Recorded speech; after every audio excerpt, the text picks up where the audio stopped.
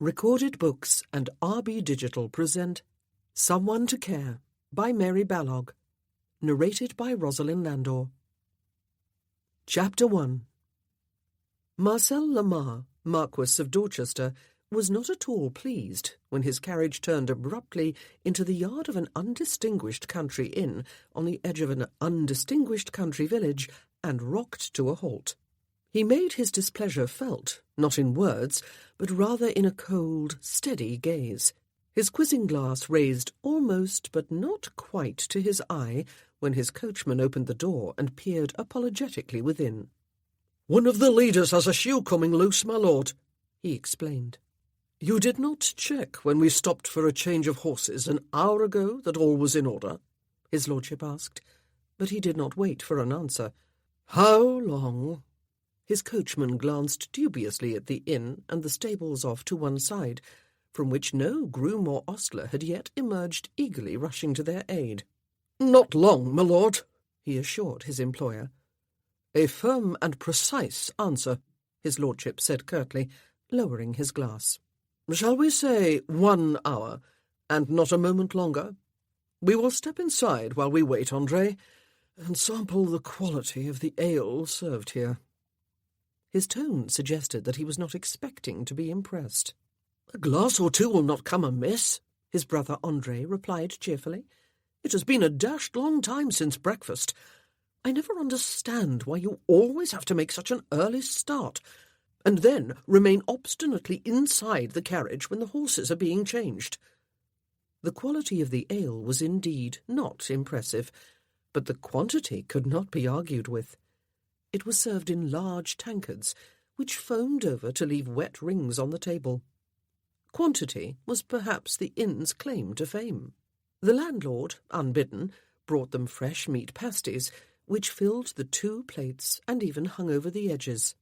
They had been cooked by his own good wife, he informed them, bowing and beaming as he did so, though his lordship gave him no encouragement beyond a cool, indifferent nod. The good woman apparently made the best meat pasties, and indeed the best pies of any and all descriptions, for 20 miles around, probably more, though the proud husband did not want to give the appearance of being boastful in the singing of his woman's praises.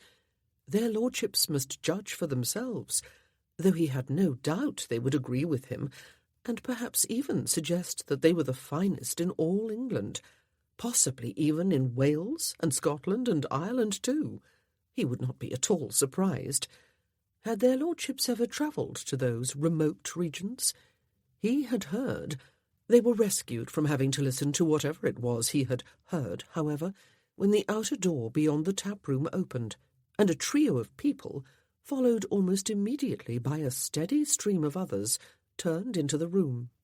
They were presumably villagers, all clad in their Sunday best, though it was not Sunday, all cheerful and noisy in their greetings to the landlord and one another.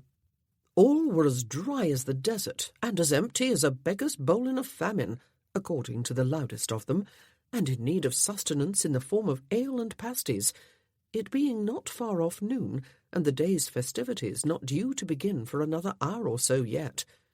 They fully expected to be stuffed for the rest of the day, once the festivities did begin, of course, but in the meanwhile. But someone at that point, with a chorus of hasty agreement from everyone else, remembered to assure the host that nothing would or could compare to his wife's cooking. That was why they were here. Each of the new arrivals became quickly aware that there were 2 strangers in their midst.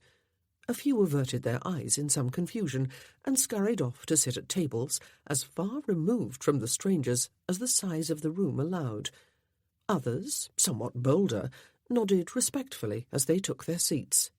One brave soul spoke up with the hope that their worships had come to enjoy the entertainments their humble village was to have on offer for the rest of the day. The room grew hushed, as all attention was turned upon their worships in anticipation of a reply. The Marquess of Dorchester, who neither knew the name of the village nor cared, looked about the dark, shabby tap-room with disfavour, and ignored everyone. It was possible he had not even heard the question, or noticed the hush. His brother, more gregarious by nature, and more ready to be delighted by any novelty that presented itself, nodded amiably to the gathering in general, and asked the inevitable question. "And what entertainments would those be?" he asked. It was all the encouragement those gathered there needed. They were about to celebrate the end of the harvest, with contests in everything under the sun: singing, fiddle-playing, dancing, arm-wrestling, archery, wood-sawing, to name a few. There were to be races for the children, and pony rides, and contests in needlework and cooking for the women, and displays of garden produce, of course, and prizes for the best. There was going to be something for everyone, and all sorts of booths, with everything one could wish for upon which to spend one's money. Most of the garden produce and the women's items were to be sold or auctioned after the judging. There was to be a grand feast in the church hall in the late afternoon, before general dancing in the evening. All the proceeds from the day were to go into the fund for the church roof. The church roof apparently leaked like a sieve whenever there was a good rain, and only 5 or 6 of the pews were safe to sit upon. They got mighty crowded on a wet day. "Not that some of our younger folk complain too loud about the crowding," someone offered. "Some of them pray all week for rain on Sunday," someone else added. Andre Lamar joined in the general guffaw that succeeded these witticisms. "Perhaps we will stay an hour or two to watch some of the contests," he said. "Log sawing, did you say? And arm wrestling? I might even try a bout myself." All eyes turned upon his companion, who had neither spoken nor shown any spark of interest in all the supposedly irresistible delights the day held in store. They offered a marked contrast to the beholder, these two brothers. There was a gap of almost 13 years in their ages, but it was not just a contrast in years. Marcel Lamar, Marquis of Dorchester, was tall, well-formed, impeccably elegant, and austerely handsome. His dark hair was silvering at the temples. His face was narrow, with high cheekbones and a somewhat hawkish nose and thin lips. His eyes were dark and hooded. He looked upon the world with cynical disdain, and the world looked back upon him, when it dared look at all, with something bordering upon fear. He had a reputation as a hard man, one who did not suffer fools gladly, or at all. He also had a reputation for hard living and deep gambling, among other vices. He was reputed to have left behind a string of broken-hearted mistresses and courtesans and hopeful widows during the course of his almost 40 years. As for unmarried ladies and their ambitious mammas and hopeful papas, they had long ago given up hope of netting him. One quelling glance from those dark eyes of his could freeze even the most determined among them in their tracks. They consoled themselves by fanning the flames of the rumour that he lacked either a heart or a conscience, and he did nothing to disabuse them of such a notion.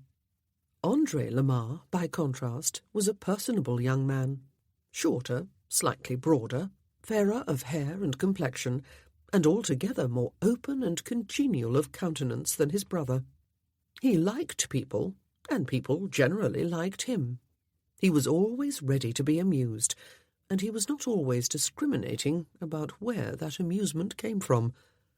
At present he was charmed by these cheerful country folk, and the simple pleasures they anticipated with such open delight. He would be perfectly happy to delay their journey by an hour or 3. They had started out damnably early, after all. He glanced inquiringly at his brother and drew breath to speak. He was forestalled. "No," his lordship said softly. The attention of the masses had already been taken by a couple of new arrivals, who were greeted with a hearty exchange of pleasantries and comments upon the kindness the weather was showing them, and a few lame flights of wit, which drew disproportionate shouts of merry laughter. Marcel could not imagine anything more shudderingly tedious than an afternoon spent at the insipid entertainment of a country fair, admiring large cabbages and crocheted doilies, and watching troops of heavy-footed dancers prancing about the village green.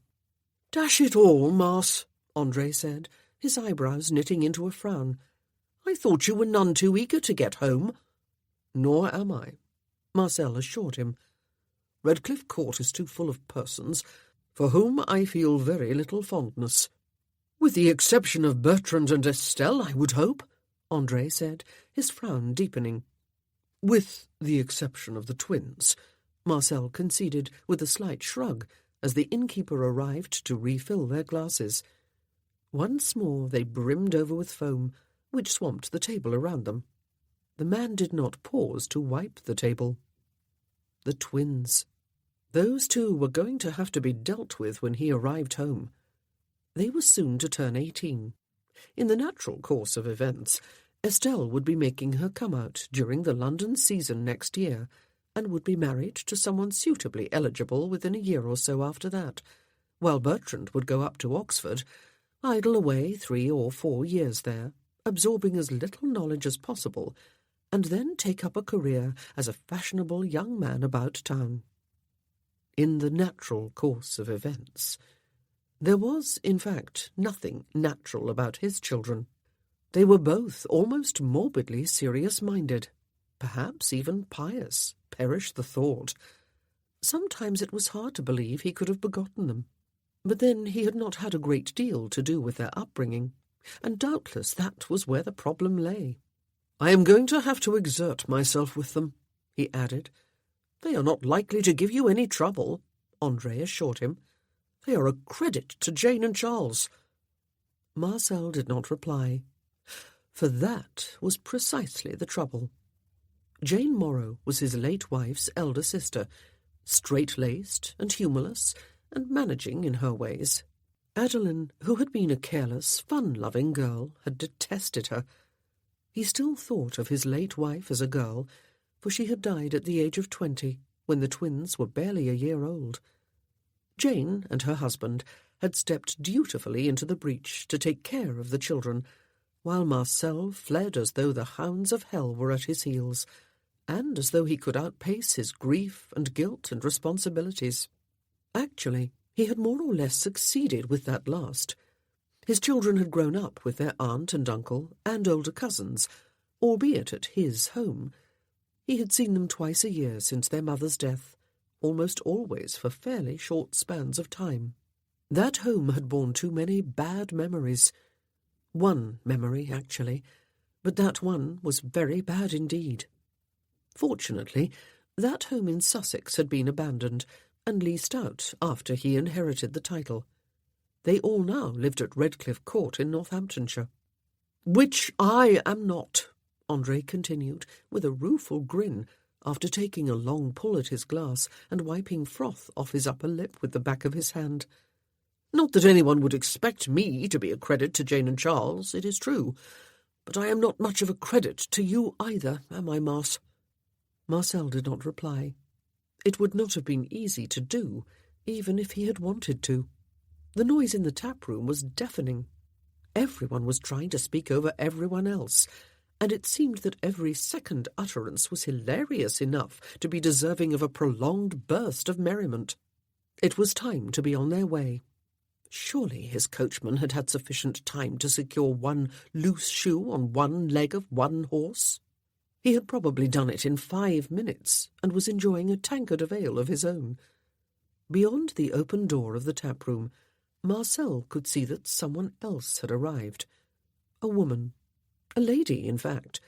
Undoubtedly a lady, though surprisingly she seemed to be alone. She was standing at the desk out in the hallway, looking down at the register the innkeeper was turning in her direction.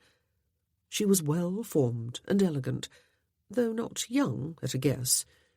His eyes rested upon her with indifference, until she half turned her head, as though something at the main doors had taken her attention, and he saw her face in profile. Beautiful, though definitely not young, and familiar. He looked more intently, but she had turned back to the desk to write in the register before stooping to pick up a bag and turning in the direction of the staircase. She was soon lost to view.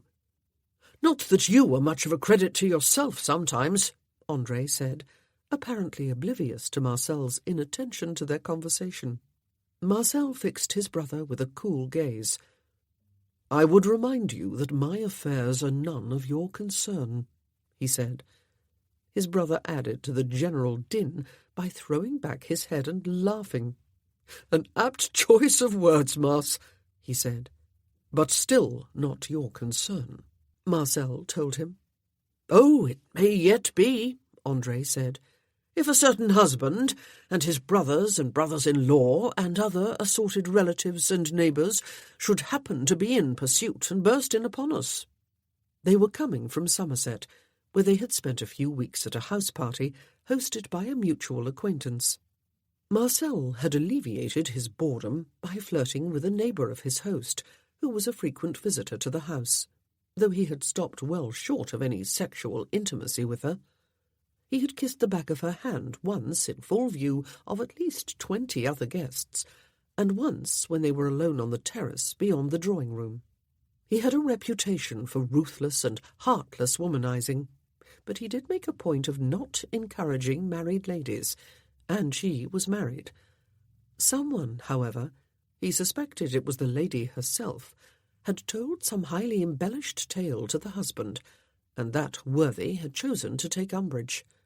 All his male relatives to the 3rd and 4th generations, not to mention his neighbours and several local dignitaries, had taken collective umbrage too, and soon it had been rumoured that half the county was out for the blood of the lecherous Marquis of Dorchester. A challenge to a duel was not out of the question, ridiculous as it had seemed. Indeed, André and 3 of the other male house guests had offered their services as his second.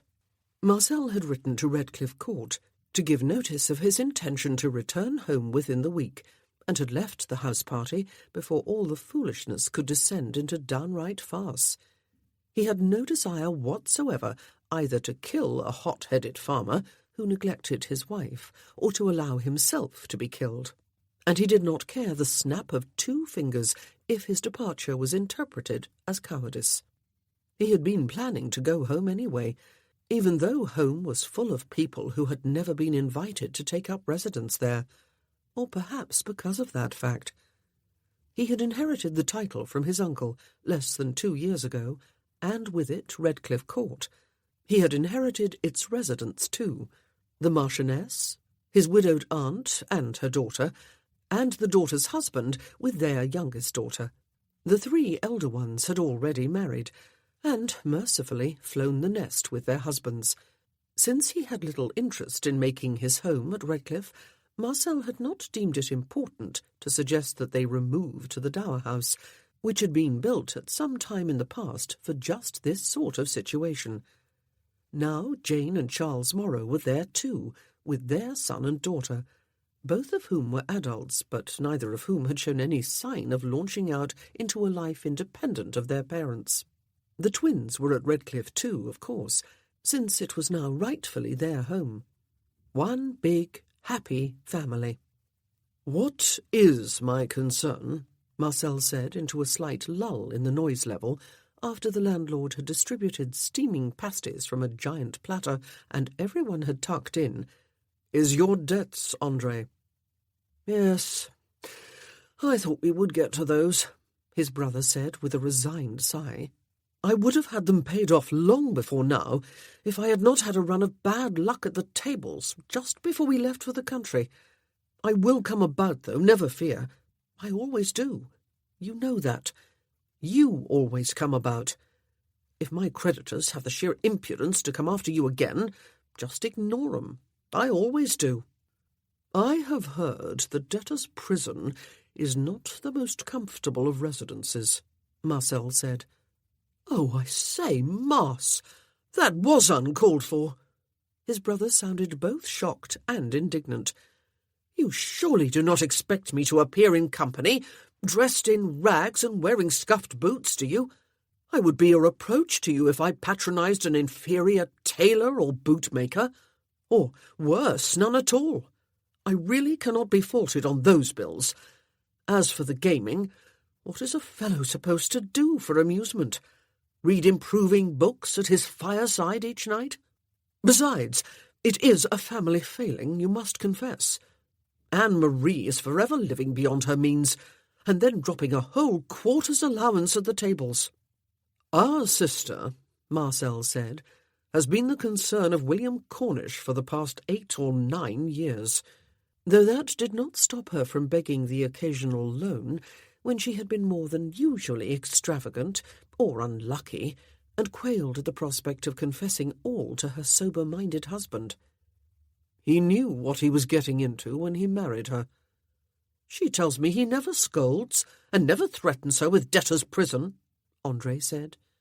Extend me a loan, if you will be so good, Mars, just enough to cover the gaming debts, and perhaps a bit extra to get the more pressing of my creditors off my back.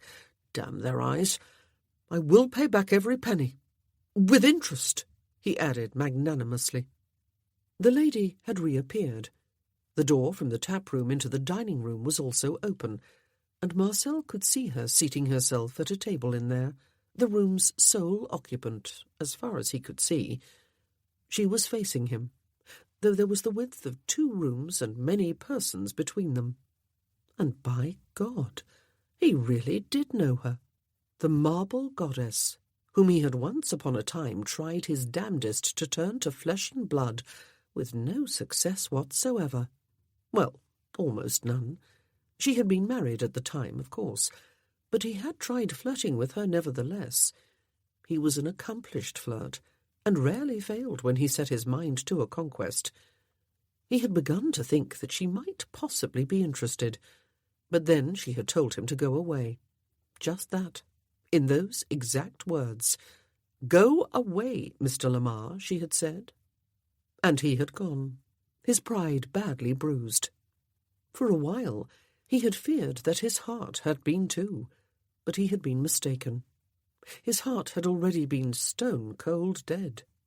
Now, all these years later, she had fallen a long way from the pedestal of pride from which she had ruled her world then, and she was no longer young. But she was still beautiful, by God. The Countess of Riverdale. No, not that. She was no longer the Countess, or even the Dowager Countess. He did not know what she called herself now. Mrs. Westcott? She was not that either. Mrs. Somebody else. He could take a look at the inn register, he supposed, if he was sufficiently interested, that was. "You do not believe me," Andre said, sounding aggrieved. "I know I did not repay you the last time, or the time before, if I am going to be perfectly honest, though I would not have lost such a vast sum at the races if the horse I bet on had not run lame out of the starting gate.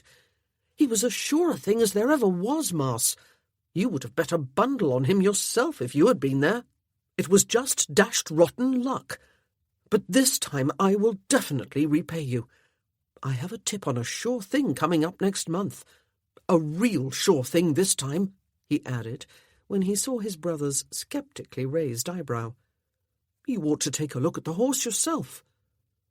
Hers was a face that had suffered, Marcel thought, and was strangely more beautiful as a result. Not that he was interested in suffering women, or women who must be close to 40, or even past it for all he knew. She was taking a look around, first at the presumably empty dining room, and then through the door at the noisy crowd gathered in the tap-room. Her eyes lit upon him for a moment, passed onward, and then returned. She looked directly at him for a second, perhaps 2, and then turned sharply away as the innkeeper appeared at her elbow with the coffee-pot. She had both seen him and recognized him. If he was not mistaken, he did not raise his quizzing glass to observe more closely. There was a flush of colour in her cheeks. "I hate it," Andre said, "when you give me the silent treatment, Mars. It is dashed unfair, you know. You of all people." "Me of all people?"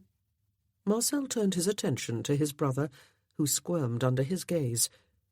"Well, you are not exactly a saint, are you?" he said. "Never have been. Throughout my boyhood I listened to tales of your extravagance and womanizing and reckless exploits. You were my idol, Mars. I did not expect that you would stand in judgment when I do only what you have always done." André was 27, their sister 2 years older. They all had the same mother, but there had been an 11-year span during which no live child had been born to her. And then, when she had given up hope of adding to her family, along had come first Anne-Marie and then André. "Someone was careless in allowing such unsavoury gossip to reach the ears of children," Marcel said, "and to make it sound like something that ought to be emulated." "Not so young either," André said. "We used to listen at doors. Don't all children? Anne-Marie adored you too. She still does. I have no idea why she married Cornish. Every time he moves, he is obscured by a cloud of dust." "Dear me," Marcel said. "Not literally, I hope." "Oh, I say," André said, suddenly distracted. "There is Miss Kingsley. I wonder what she is doing here." Marcel followed the line of his gaze toward the dining room. Kingsley. Miss Kingsley. But she had never been married, except bigamously for 20 years or so to the Earl of Riverdale. He wondered if she had known. Probably not, though. Undoubtedly not, in fact. Her son had inherited his father's title and property after the latter's death, and then been disinherited in spectacular fashion when his illegitimacy was exposed. Her daughters had been disinherited too, and cast out of society like lepers. Had not one of them been betrothed and dropped like a hot potato? Across the 2 rooms he saw her look up, and directly at him this time, before looking away, though not hurriedly. She was aware of him then, not just as someone she had recognized. She was aware of him. He was almost certain of it, just as he had been all those years ago, though her final words to him had seemed to belie that impression. "Go away, Mr. Lamar." "Well," André said cheerfully, picking up his tankard and draining its contents, "you can come and visit me in debtor's prison, Mars. Bring some clean linen when you come, will you? And take the soiled away with you to be laundered and deloused. But as for today, are we going to stay for a while and watch some of the contests? We are in no big hurry, after all, are we?" "Your debts will be paid," Marcel said. "All of them. As you know very well, André." He did not add that the debt to him would also be forgiven. That went without saying. But his brother must be left with some pride. "I am much obliged to you," André said. "I will pay you back within the month, Mars. Depend upon it. At least you are unlikely ever to have a similar problem with Bertrand or Estelle." Quite right. Perhaps it was illogical to half wish that he would. "But then," André added with a laugh, "they would not have been brought up to idolize you or emulate you, would they? If there is one person more dusty than William Cornish, it is Jane Morrow. And Charles. A well-matched couple, those two. Are we staying?" Marcel did not answer immediately. He was looking at the former Countess of Riverdale, whom he could not quite think of as Miss Kingsley.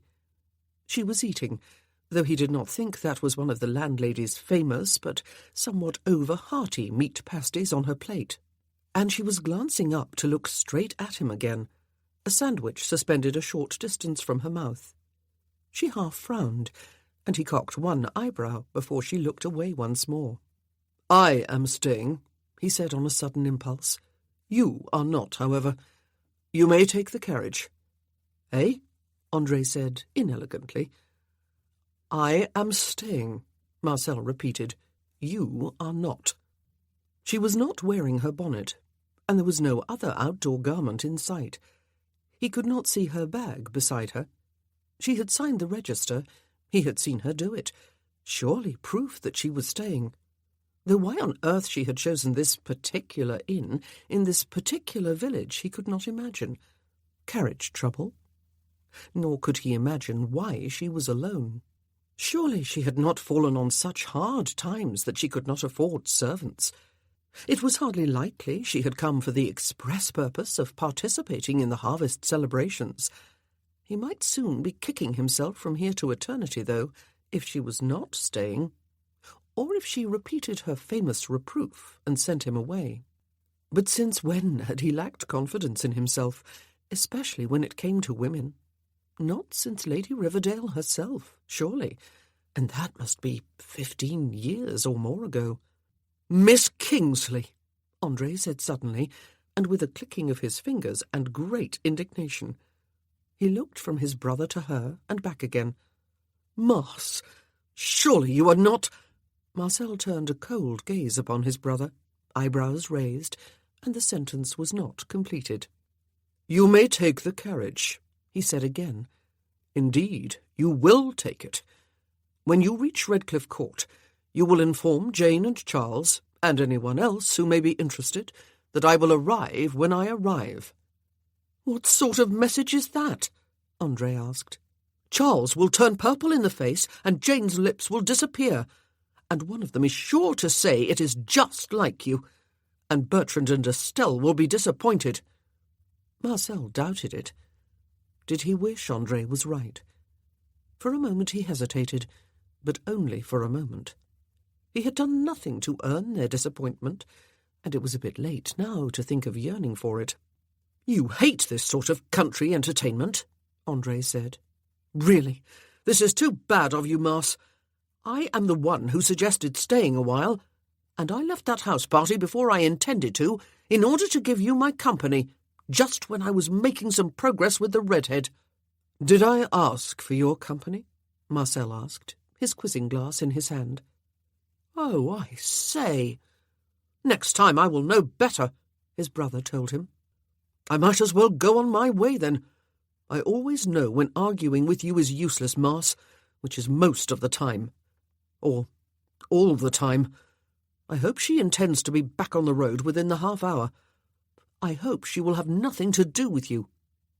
I hope she spits in your eye." "Do you?" Marcel asked softly. "Mars," his brother said, "she is old." Marcel raised his eyebrows. "But so am I, brother," he said. 40 on my next birthday, which is lamentably close. Positively decrepit." "It is different for a man," his brother said, "and you very well know it. Good Lord, Mars."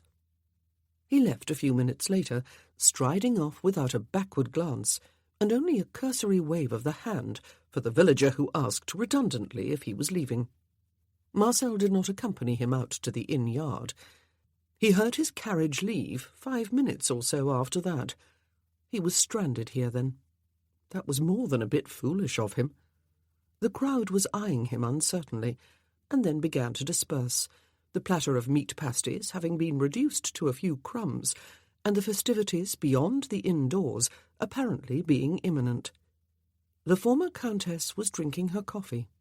Soon there were a mere half-dozen villagers left in the tap-room, and none of them occupied the tables between him and her.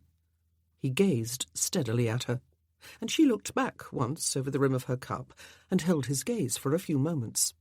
Marcel got to his feet, strolled out into the hallway, turned the register to observe that, yes, she had indeed signed it for a one-night stay as Miss Kingsley, and then strolled to the outside door to glance out.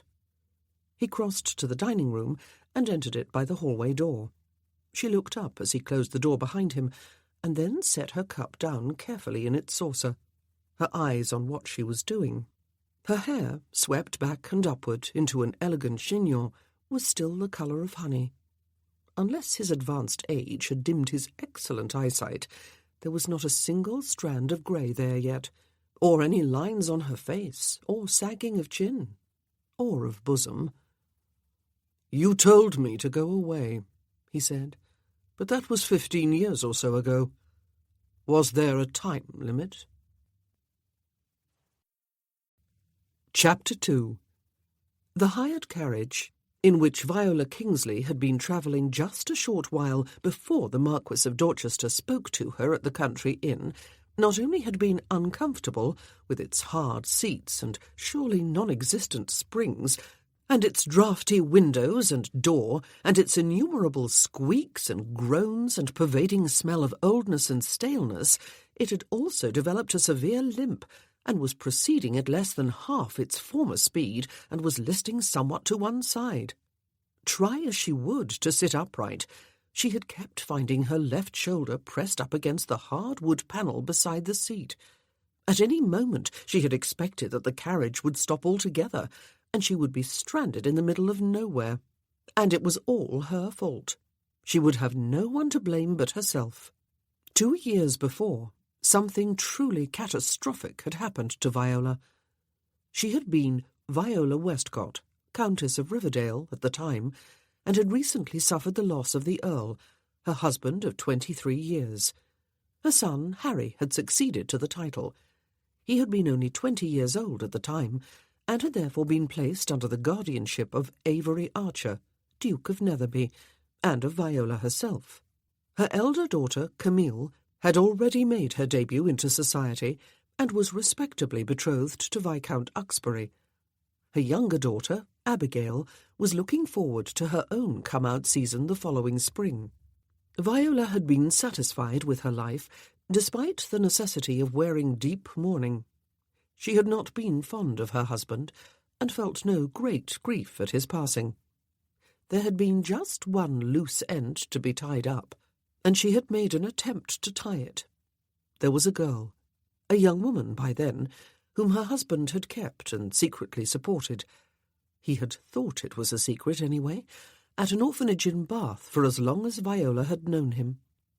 She had made the understandable assumption that the female was his natural daughter by a mistress, and had done what she had considered the right thing after his death, by sending her solicitor to Bath to find the woman, inform her of her father's death, and make a final settlement upon her. That was when the catastrophe had hit, for it had been discovered that the young woman concerned, Anna Snow, then 25 years old, and a teacher at the orphanage, was in fact the late Earl's legitimate daughter by a previous wife. By his only wife, as it happened. He had married Viola a few months before Anna Snow's mother died of consumption. Viola's marriage had been a bigamous one. Worse, her son and her daughters were illegitimate. Harry was stripped of his title and fortune. The title had passed to his second cousin, Alexander Westcott, and the fortune to Anna. All of it.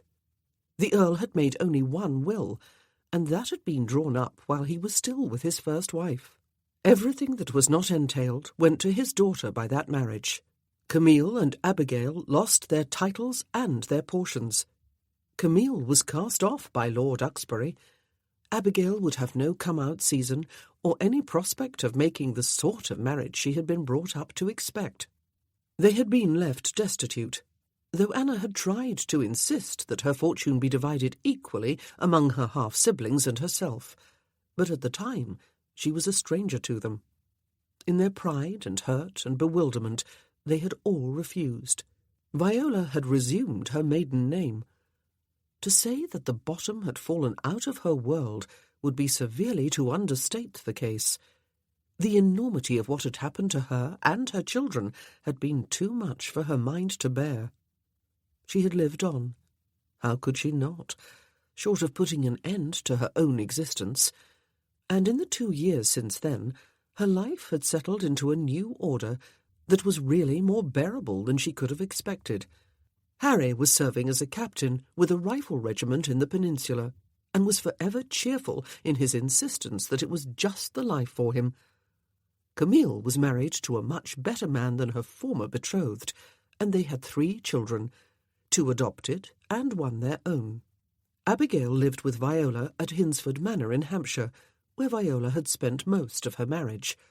What had truly been unexpected after the whole mess was that Anna Snow would end up marrying Harry's guardian, Avery, Duke of Netherby. But she had, and was a duchess now herself. She had insisted she would never live at Hinsford Manor herself, and had begged Viola not to let it sit empty. She had even written into her will that the house would pass to Harry and his descendants after her time, if he would not accept it before then. The large dowry Viola's father had given when she married Humphrey had been returned, with all the interest it would have accrued since then. Anna had insisted upon it, and taken care of it even before Viola could think of it for herself.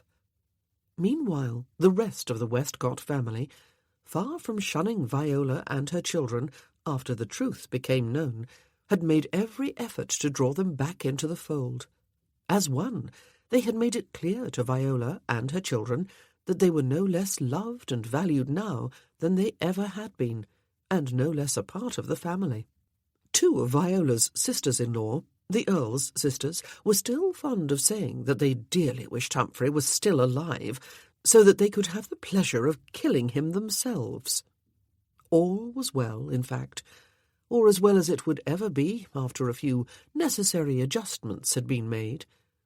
Viola, who had lived her whole adult life according to the two guiding principles of duty and dignity, appeared to be back to normal, albeit with a different name. She had convinced herself that she was back to normal anyway, until she was not. Until she snapped, unexpectedly and for no apparent reason. The trauma of what she had experienced had stealthily crept up behind her and then pounced, and she knew that she had not healed at all. She had only suppressed the pain and the hurt, and the anger. She had snapped at the worst possible time, when the family had all gathered in Bath for the christening of Jacob Cunningham, Camille and Joel's newborn son. They had all agreed to stay on afterward for 2 weeks of family activities, but 2 days after the event, Viola, the baby's own proud grandmother, had fled. She had left Bath feeling guilty and out of sorts and sorry for herself and hurt and angry and all sorts of other nasty, negative things that had no rational explanation. She had simply behaved badly, and that was something she rarely did. Through all her 42 years, she had been known for her graciousness of manner and the evenness of her temper. Yet now she had hurt and bewildered those who were dearest to her in the world, and she had done it deliberately, almost spitefully. She had insisted upon returning home to Hinsford against all reason, and against the pleadings of her daughters and son-in-law, and the protests of her mother and brother and the Westcott family. She had announced her intention of returning home, alone, in a hired carriage.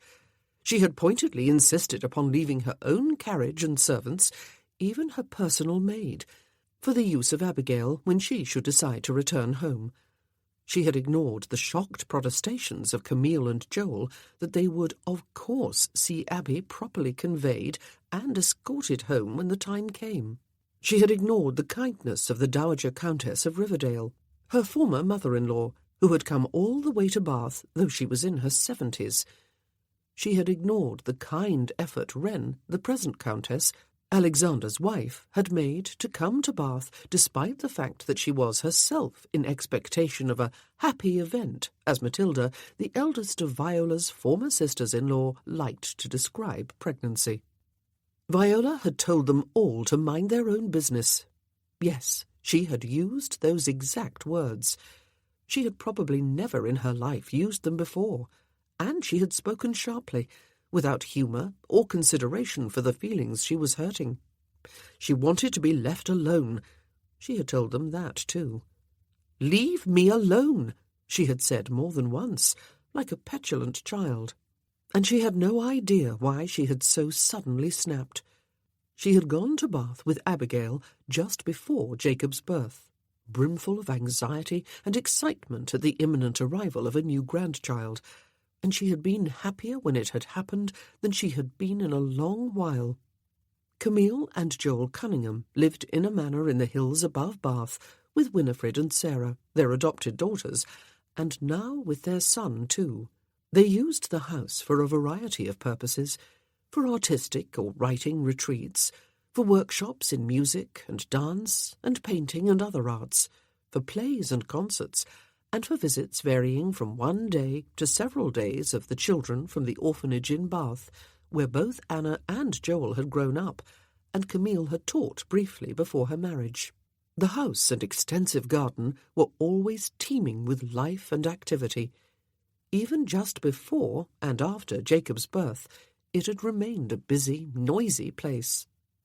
The amazing thing was that Camille appeared to be thriving. She had not yet lost all the weight she had gained when she was expecting Jacob, and she often looked slightly untidy, some of her hair fallen out of its pins, her sleeves pushed halfway to her elbows, her feet as often as not unshod, even when she stepped outdoors. She always seemed to have Jacob bundled up in her arms, while Sarah clung to her skirt, and Winifred hovered close, except when Joel was around to share the parenting, as he often was. She never seemed harried.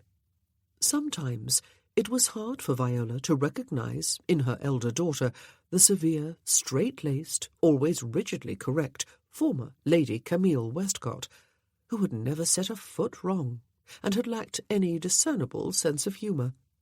Now she seemed vividly happy in a life that was as different from the one she had expected as it could possibly be. Everything had gone well with the birth, and the plans for the christening and the event itself.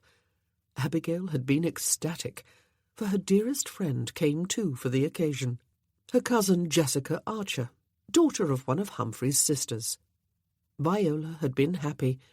She had developed a close friendship with Alexander's wife, Wren, the year before, and she was delighted to renew it this year. She was happy that her brother and his wife had come from Dorset. Dinners, parties, teas, excursions, walks, concerts, any number of family events had been planned. Viola had been looking forward to them.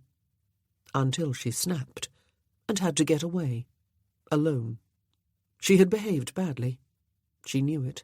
She had left at dawn before the family on both sides could gather to hug her and say their farewells and express their concern and wave her on her way. And she had held steady on her determination to travel by hired carriage, though she had had the offer of 6 private carriages and servants to go with them to give her company and protection and respectability. "Leave me alone," she had said to more than one of them.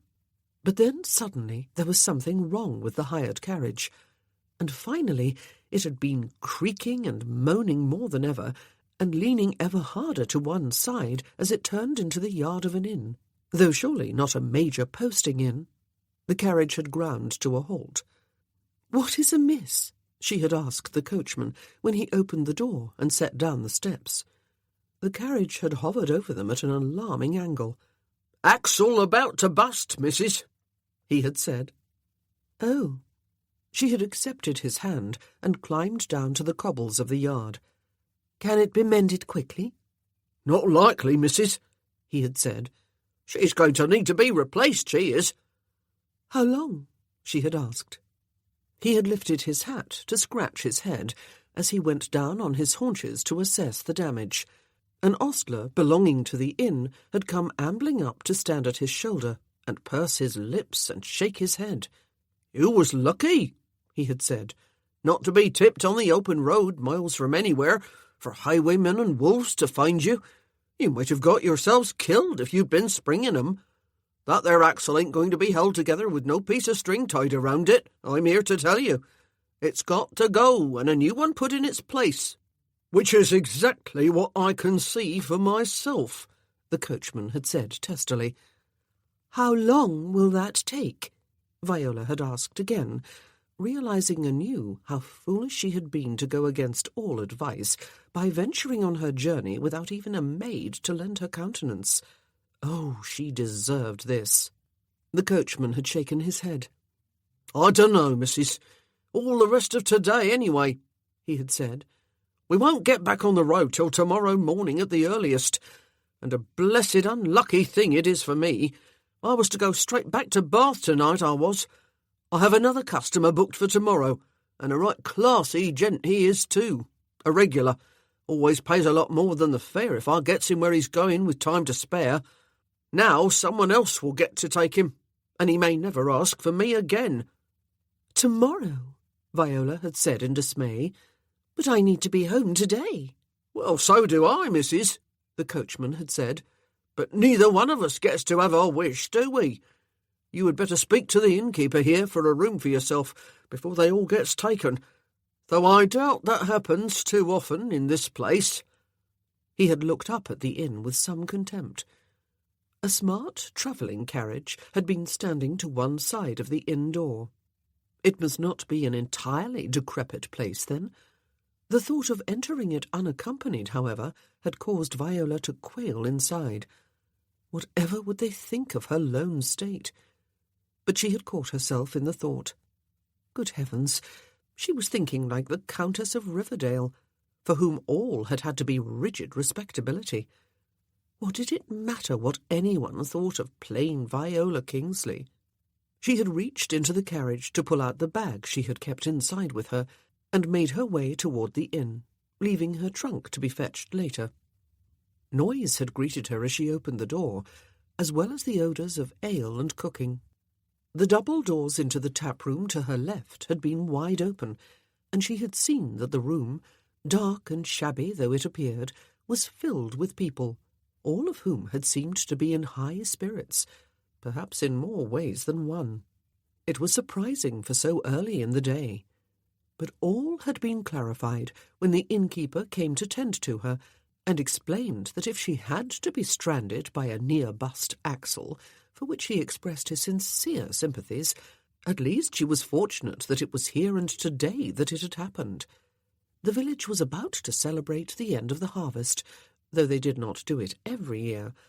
But the church roof was leaking something bad whenever it rained, and that always seemed to happen on a Sunday morning, when people were sitting in their pews trying to listen to the vicar's sermon. Someone had had the idea of organising an after-the-harvest event to raise money. What better way was there to gather funds than to give people a rollicking good time in exchange for their good, hard-earned cash? Viola had been able to offer no better suggestion, and the innkeeper had nodded at her with pleased satisfaction when she had said so. She had paid for one night's stay and signed the register before taking a large key from his hand.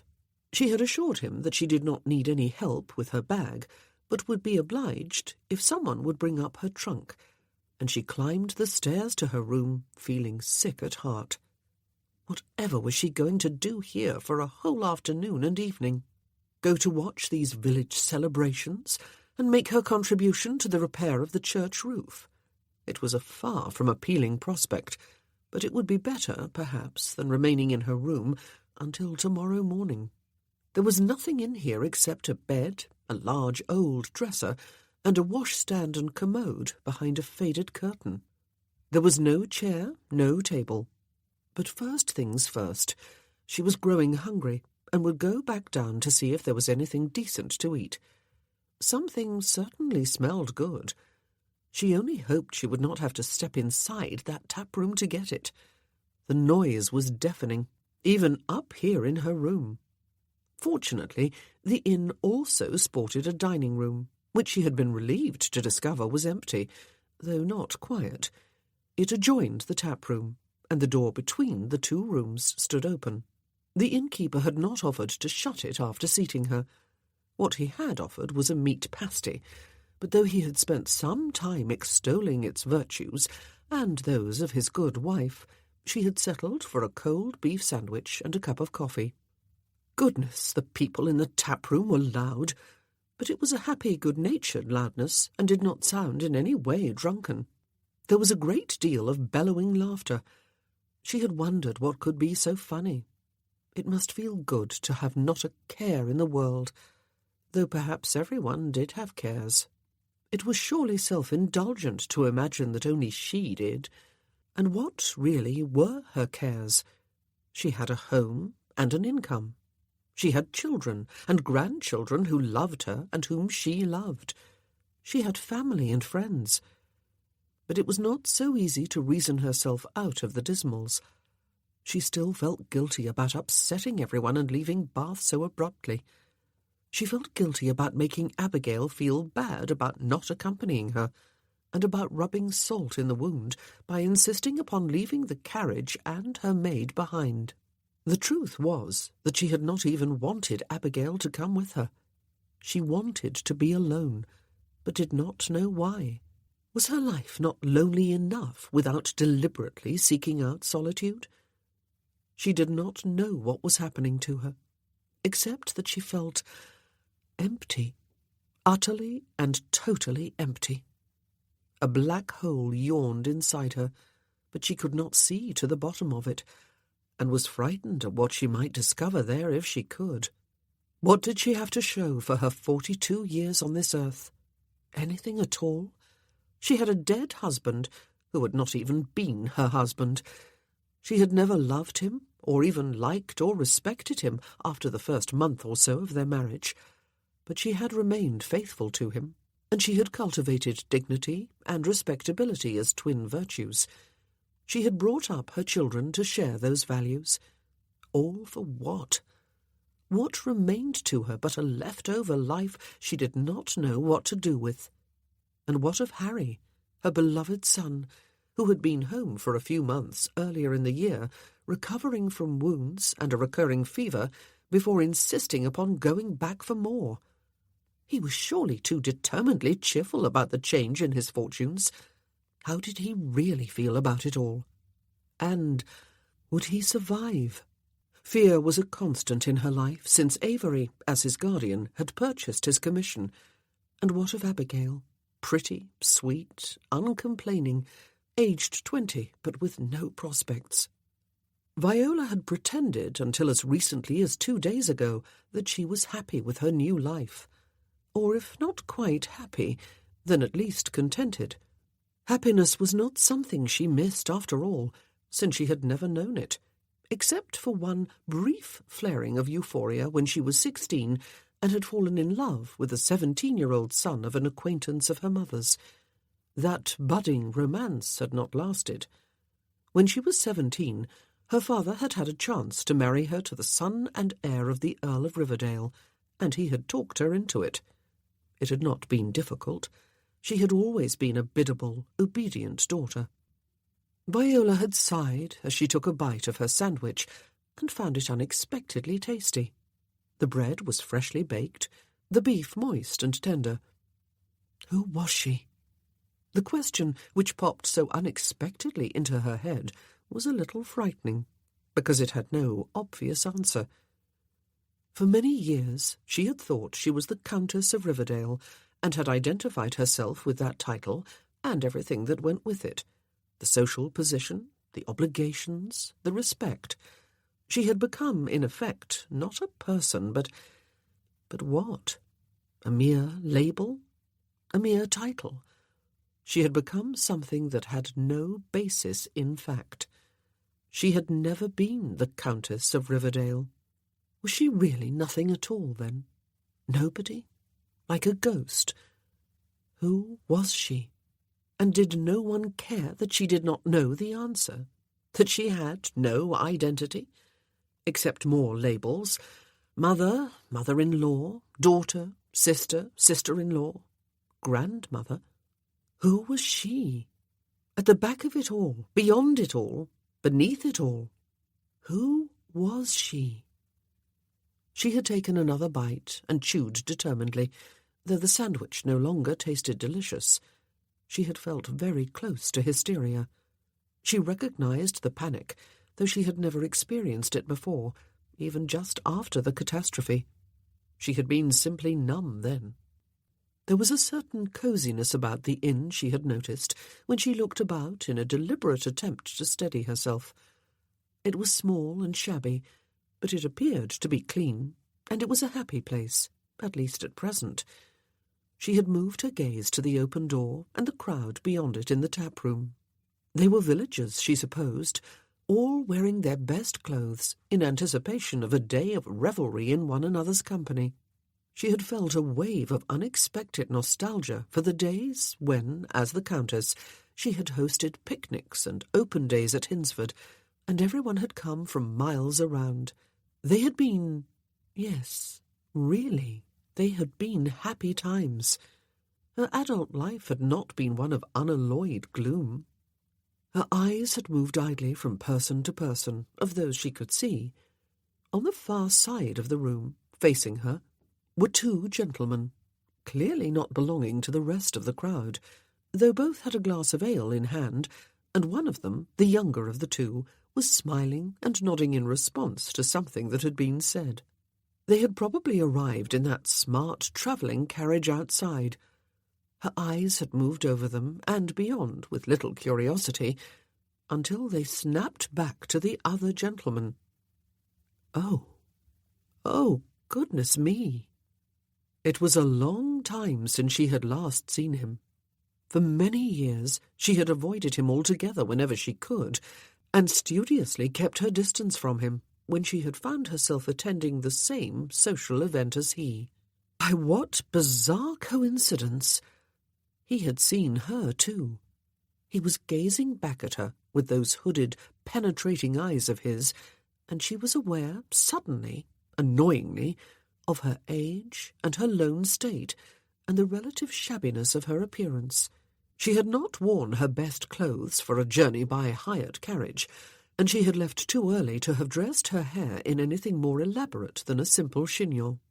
She had looked sharply away when the landlord came to refill her coffee cup, and tried to keep her eyes from straying again to that doorway. Why had she not sat at a table from which she could neither see nor be seen? It seemed unfair that men, some men at least, aged far better than women, and ended up at the age of 40 or so even more attractive than they had been in their 20s. That was what he had been when she had fallen in love with him. Oh, and she had fallen hard. It had been nothing like the joy she had experienced with her first love at the age of 16, but she had never doubted that she was in love with Mr. Lamar.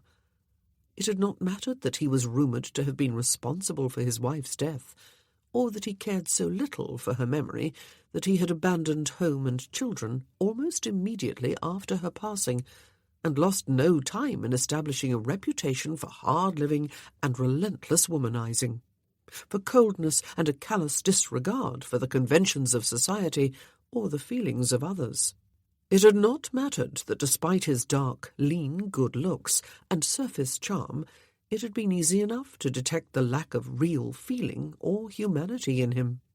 Women fell before him like grass before the scythe, and Viola had been no exception. He had singled her out for dalliance, and, she had been tempted, even though she had known perfectly well that dalliance was all it was, or would ever be. Even though she had known he would abandon her the morning after she gave in to him. She had been tempted.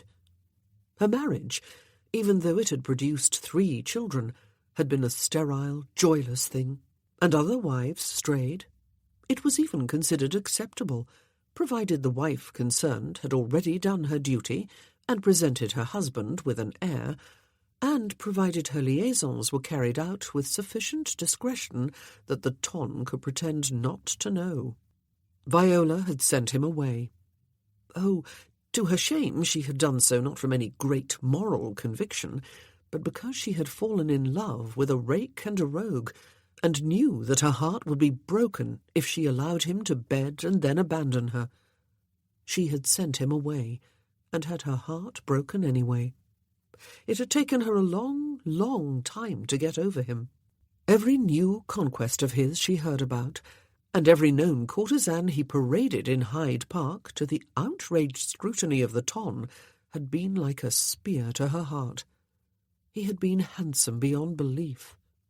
Now he was attractive beyond reason, even as he looked austere and aloof and more than a little intimidating. She could not resist stealing another look at him. His hair was silvering at the temples gorgeously. He was still looking steadily back at her.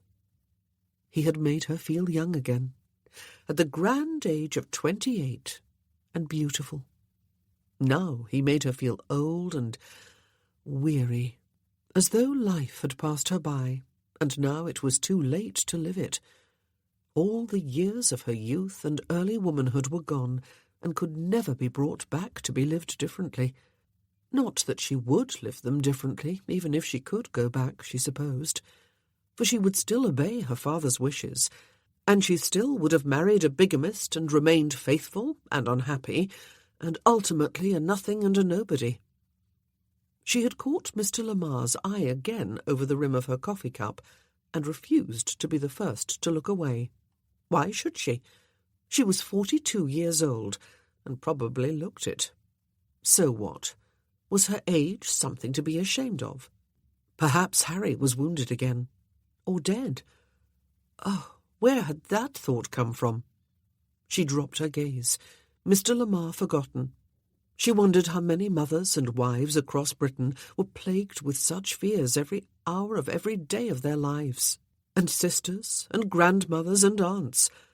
For every soldier who was killed in battle, there must be a dozen or more women who had worried themselves sick for years and might end up mourning for the rest of their lives. There was nothing so special about her, or about Harry, except that he was her son, and sometimes love felt like the cruelest thing in the world. He had gone. Mr. Lamar, that was, and his companion. They had left when she was not looking. How foolish of her to feel disappointment that he had gone without a word or a parting glance. Most of the other people in the tap-room had left too, she realized, and the noise had subsided considerably. It must be past noon by now. No doubt they had gone out into the village for the start of the festivities. Would she go out there too, wander around to see what was to be seen? Or would she go up to her room, lie down for a while and wallow in her self-pitying misery? How dreadful it was to be self-pitying, and to have had the feeling intensified by the sight of an attractive man who had once pursued her and wanted to bed her, but had gone away today without a word. She had not even had to tell him to leave this time. Then the dining-room door opened, the one into the hallway, and she turned her head to inform the innkeeper that she did not want more coffee. But it was not the innkeeper. She had forgotten how tall he was, how perfectly formed. She had forgotten how elegantly he dressed, how at ease he was in all his finery, and how harsh and cynical his face was. She had not forgotten his magnetism. She had felt it across the width of 2 rooms. Now it was palpable. "You told me to go away," he said, "but that was 15 years or so ago. Was there a time limit?" Chapter 3. 14, she said. It was 14 years ago. It felt like a lifetime, or like something from another life altogether. But here he was, 14 years older, and 14 years more attractive, though there was a greater hardness now to the handsome, austere features. She wondered, as she had wondered at the time, why he had taken her literally at her word. He did not seem like a man who took kindly to being told no, but she had told him to go away, and he had gone. His feelings for her, of course, had not run more than skin-deep, or groin-deep, to be more blunt about it. And there had been plenty of other women, only too happy to jump to his every command. "I stand corrected," he said, in that soft voice she remembered well. He had never been a man who needed to raise his voice. Was there a time limit? How did one answer such a question? Well, with a simple no, she supposed. There was no time limit. She had sent him away, and had intended that it be forever. But here she was, alone in a room with him 14 years later, and he had spoken to her again, and asked a question. He did not wait for the answer, though. "Now, how am I to interpret your silence?" He strolled to the table nearest the door, pulled out a chair, and sat on it, crossing one elegantly booted leg over the other as he did so. "Having sent me away once, you have nothing more to say to me. But you have already said something. You have corrected my defective memory. Could it be, then, that you hate to repeat yourself by inviting me yet again to go to the devil? Or could it be that you do not wish to admit that company, any company, even mine, is preferable to none at all, when one is stranded in a God-forsaken village somewhere in the wilds of England? I assume you are stranded, and have not come here with the express purpose of jollificating with the locals and helping save them from being rained upon on Sunday mornings." The mere sound of his voice sent chills up her spine, just because it was so soft, and because he spoke unhurriedly, with the absolute certainty that no one would dream of cutting him off. "Jollificating?" she said. "Is it a word?" "If it is not," he said, his eyebrows lifting, "then it ought to be. Perhaps I should give serious consideration to writing a dictionary. What do you think? Do you believe it would rival Dr. Johnson's?" "With a one-word entry?" she said. "I very much doubt it, Mr. Lamar."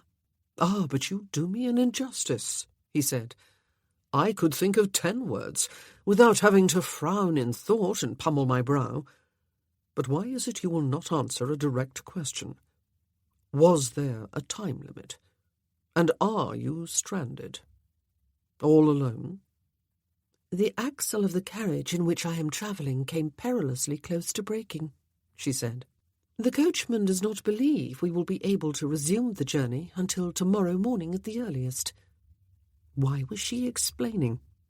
"I took a glance out into the inn yard before stepping in here," he said. "There is no sign of a private carriage. Has yours by chance made off without you? The imperilled Axel story just one big hoax to be rid of you? But that is unlikely, I must admit. You did not, surely, arrive here in that apology for a conveyance that is listing hard to the northwest and looking for all the world as though it will not be fit to go anywhere for the next eternity or two? Or did you? A hired carriage, Lady Riverdale?" "That is no longer my name," she said. "A hired carriage, Miss Kingsley?" He sounded pained. "How are the mighty fallen?" she said. "Was that your meaning, Mr. Lamar? Then why not say so?" Long, elegant fingers closed about the handle of his quizzing-glass, but he did not raise it to his eye. "Riverdale was a blackguard," he said. "If it was your idea to completely disassociate yourself from him, even in name, then I congratulate you. You are better off without the connection.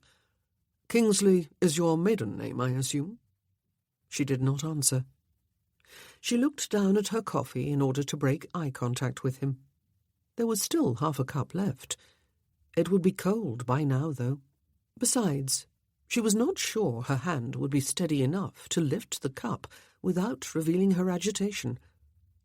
"Miss Kingsley," he said, after a few moments of silence had passed, "are you going to send me away again?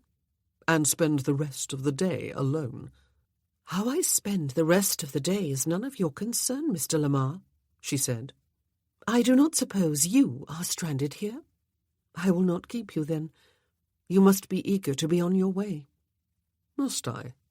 His eyebrows rose again, and he rotated the quizzing-glass in his hand a few times. "But I am stranded. My brother was eager to be back on the road, and left all of 15 minutes ago. Too eager, perhaps. One wonders how long it will be before he realizes he has forgotten me, and whether, when he does so, he will deem it necessary to turn back to retrieve me. It is doubtful. The young are ever careless of their elders, do you not find? Andre is still in his 20s, a mere puppy." "What? Whatever was he talking about?" "Your carriage has left without you." She stared at him in disbelief. If it was true, then there could be only one explanation, and the absurd story he had just told was not it. "You sent it and your brother away? Because of me?" His eyebrows rose again, and he turned his glass once more. "But yes," he said. "Why else?" Her head turned cold. For one nasty moment she thought she was about to faint.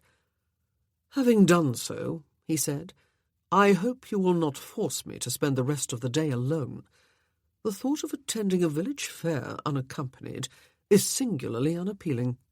The prospect of whiling away the hours by trudging along country lanes trying to identify flora and fauna has even less appeal. If you are willing to suspend your dismissal of me, even just for today, Miss Kingsley, then perhaps we may step outside together, either to jollificate or to wander, and thus save each other from a day of unutterable boredom. Assuming, that is, you do not find me unutterably boring, or worse."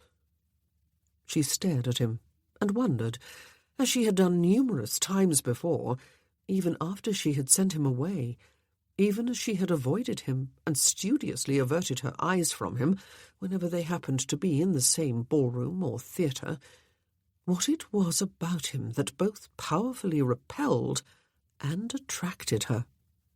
He was not a classically handsome man. His face was surely too thin and angular and unamiable. Instead, he was gorgeous, but that said almost nothing at all about him, only about her reaction to him. She had never been able to come up with quite the right word to describe him accurately, for with him it had never been just looks. It was everything: presence, charisma, power, ruthlessness, sexuality, though that was not a word very common to her vocabulary. He expected her to spend the rest of the day in his company. Yes, expected. He had gambled on her compliance by sending his carriage on its way without him, though it was altogether likely it was waiting somewhere nearby and would return for him later tonight or tomorrow. It would be madness for her to comply, especially given the mood she was in. Or perhaps it was exactly what she needed, given the mood she was in, to do something unexpected and outrageous to fill in the hours and take her mind off herself. The alternative was to hide away in her room and brood, and it was not as though she were going to be deceived or seduced or left broken-hearted tomorrow. "I will attend the fair with you for an hour or two of the afternoon," she said. He released his hold on his quizzing glass. "There is to be a feast of sorts at the church hall later," he said. "There will be nothing at all served here, alas. Both the tap-room and the dining-room are to be closed, so that mine host and his good wife may mingle and feast with their neighbours. The banquet is to be followed by dancing on the village green this evening. It all sounds quite irresistible, does it not?" "I will most certainly draw the line at dancing," she said. "Ah, but you were always so lovely to dance with," he told her. And, oh goodness, how had he done that? For with the mere dropping of a tone in his voice and a somewhat more intense focusing of his eyes upon hers, he had made it sound as if he were talking about a different sort of dance altogether from what would be performed on the village green this evening. And of course, his words had their effect, as they always had. They half robbed her lungs of breath and her mind of good sense. She got firmly to her feet. "Enough of this. I shall go and fetch a bonnet and shawl," she said, "and see if my baggage has been taken up to my room yet." He reached the door ahead of her and held it open. "And I will bespeak a room for myself, since it would appear unlikely that my brother will return for me this side of nightfall," he said. "So much for brotherly devotion. Shall we meet here again in 15 minutes? 15 minutes, she agreed, and swept by him and on up the stairs. She paused on the first landing and looked back. He was still standing in the dining-room doorway, gazing lazily after her. This, she thought, was not a good idea, but its companion thought came unprompted. Why not? It was a brisk and breezy September day, halfway between summer and autumn. The sky was predominantly blue, but white clouds scudded across it and made of the land below an ever-moving chessboard of sunshine and shade.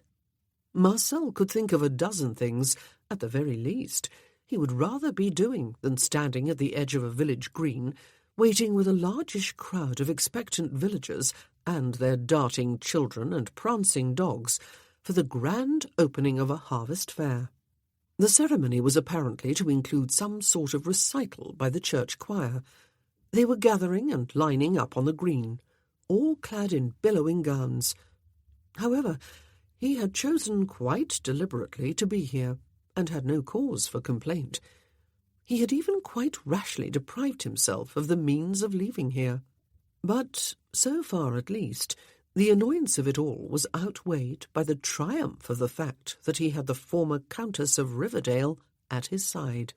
Let no one ever say that life was without its little coincidences. Actually, a giant coincidence in this case. What were the odds? She had put on weight in the past 14 years. She would doubtless be horrified if she knew he had noticed.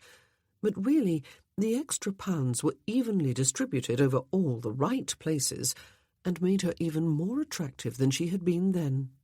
More womanly. Or perhaps it was merely that he was looking at her now through eyes and sensibilities that were 14 years older than they had been then. What 25-year-old male would look upon a 40-ish woman with lust after all? And it was certainly lust he was feeling for Miss Somebody Kingsley. Strangely, he was just now struck with the thought he did not know her first name. She was looking aloof and dignified, the very look that had so intrigued him then, for he had wondered if what he saw told the whole story, or if she was in fact a powder-keg of passion that no one, least of all Riverdale, had ever ignited. He wondered the same thing now. "What would you guess their average age to be?" he asked, nodding in the direction of the choir. 65? 70? Had no one here heard of choir boys? "Their age is surely immaterial," she said in just the cool, reproving tone he would expect of her. "The quality of voice will matter, though," he said. "I would wager upon plenty of warble and vibrato, with some off-key would-be soloist ruining the collective effect. That will be the one who has grown deaf and cannot hear the tuning fork or his fellow choristers." "That is very disrespectful of you," she said with a frown. "People cannot help being elderly." "But they can help remaining part of a church choir long after they ought to retire with some grace," he said. "Perhaps it is a younger member who will prove to be tone-deaf," she said, "if anyone is. Good heavens, we have not even heard them yet. Perhaps they will be sublime." "Perhaps," he agreed. "I will stand corrected if you prove to be right. I seriously doubt it, however." Her lips twitched, and she almost smiled. A memory struck him then of trying, and failing, to make her smile all those years ago. He could not remember ever seeing her do so, in fact, and wondered if she ever did. "Ah," he said, "the moment is upon us." A man of great self-importance, who did not introduce himself, but doubtless held some position of authority in the church, though he was not the vicar, delivered a long and pompous and repetitive speech while people grabbed their children and tried to grab their dogs and keep them more or less still and quiet. He made a point of welcoming visitors to their humble festivities, and professed himself and his fellow churchgoers honoured indeed to have them. Every eye in the village, except perhaps those belonging to the babies and dogs, turned upon the only two obvious visitors. The church dignitary was followed by the vicar, fully vested, who offered a mercifully short prayer of thanksgiving for the harvest and the fine weather and the hard work and generosity of his flock. The choir sang about Christian soldiers and archangels on high and other holy things that had nothing whatsoever to do with either harvest or church roofs. But Marcel's prediction proved undeniably correct. There were both warbles and vibrato, and one dominant male voice was off-key by a crucial half-tone.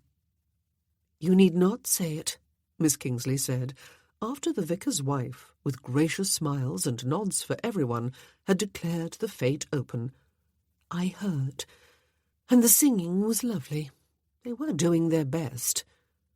"If ever I did something to please you," he said, and you told me afterward that I had done my best, I would crawl into the nearest deep hole and sulk for the next 14 years or so, Miss Kingsley." The wind had whipped some colour into her cheeks. Even so, he had a strong suspicion that she was blushing. She had thought he was making some risque remark then, had she? He had not been, as it happened, but he was perfectly willing to take credit for it. Her eyes were as blue as he remembered them. They had always been one of her finest features, a real blue, not one of the varying shades of grey that often pass for blue. "I see a booth over there that is positively spilling over with jewels," he said. "Allow me to escort you." He offered his arm. She looked at it before taking it, as though she suspected some sort of trap. He must have touched her before. Of course he had. He had danced with her on more than one occasion. But the touch of her hand on his arm now felt unfamiliar, light, neither leaning nor clinging. But it brought her shoulder close to his arm, and her dress brushed against his Hessian boots. It brought the faintly fragrant scent of her to his nostrils, not too floral, not too spicy. Just right. Perfect for her. He was glad he had sent André away. "Absolutely," she said. "The church congregation must be rescued from being rained upon. Besides, I am partial to sparkling jewels. Let us see if there are any diamonds among them. Large diamonds." The former Lady Riverdale being light-hearted, actually joking. This was intriguing. He raised his eyebrows, but made no comment. There were diamonds and emeralds and rubies and sapphires. There were topazes and garnets. There was silver and gold.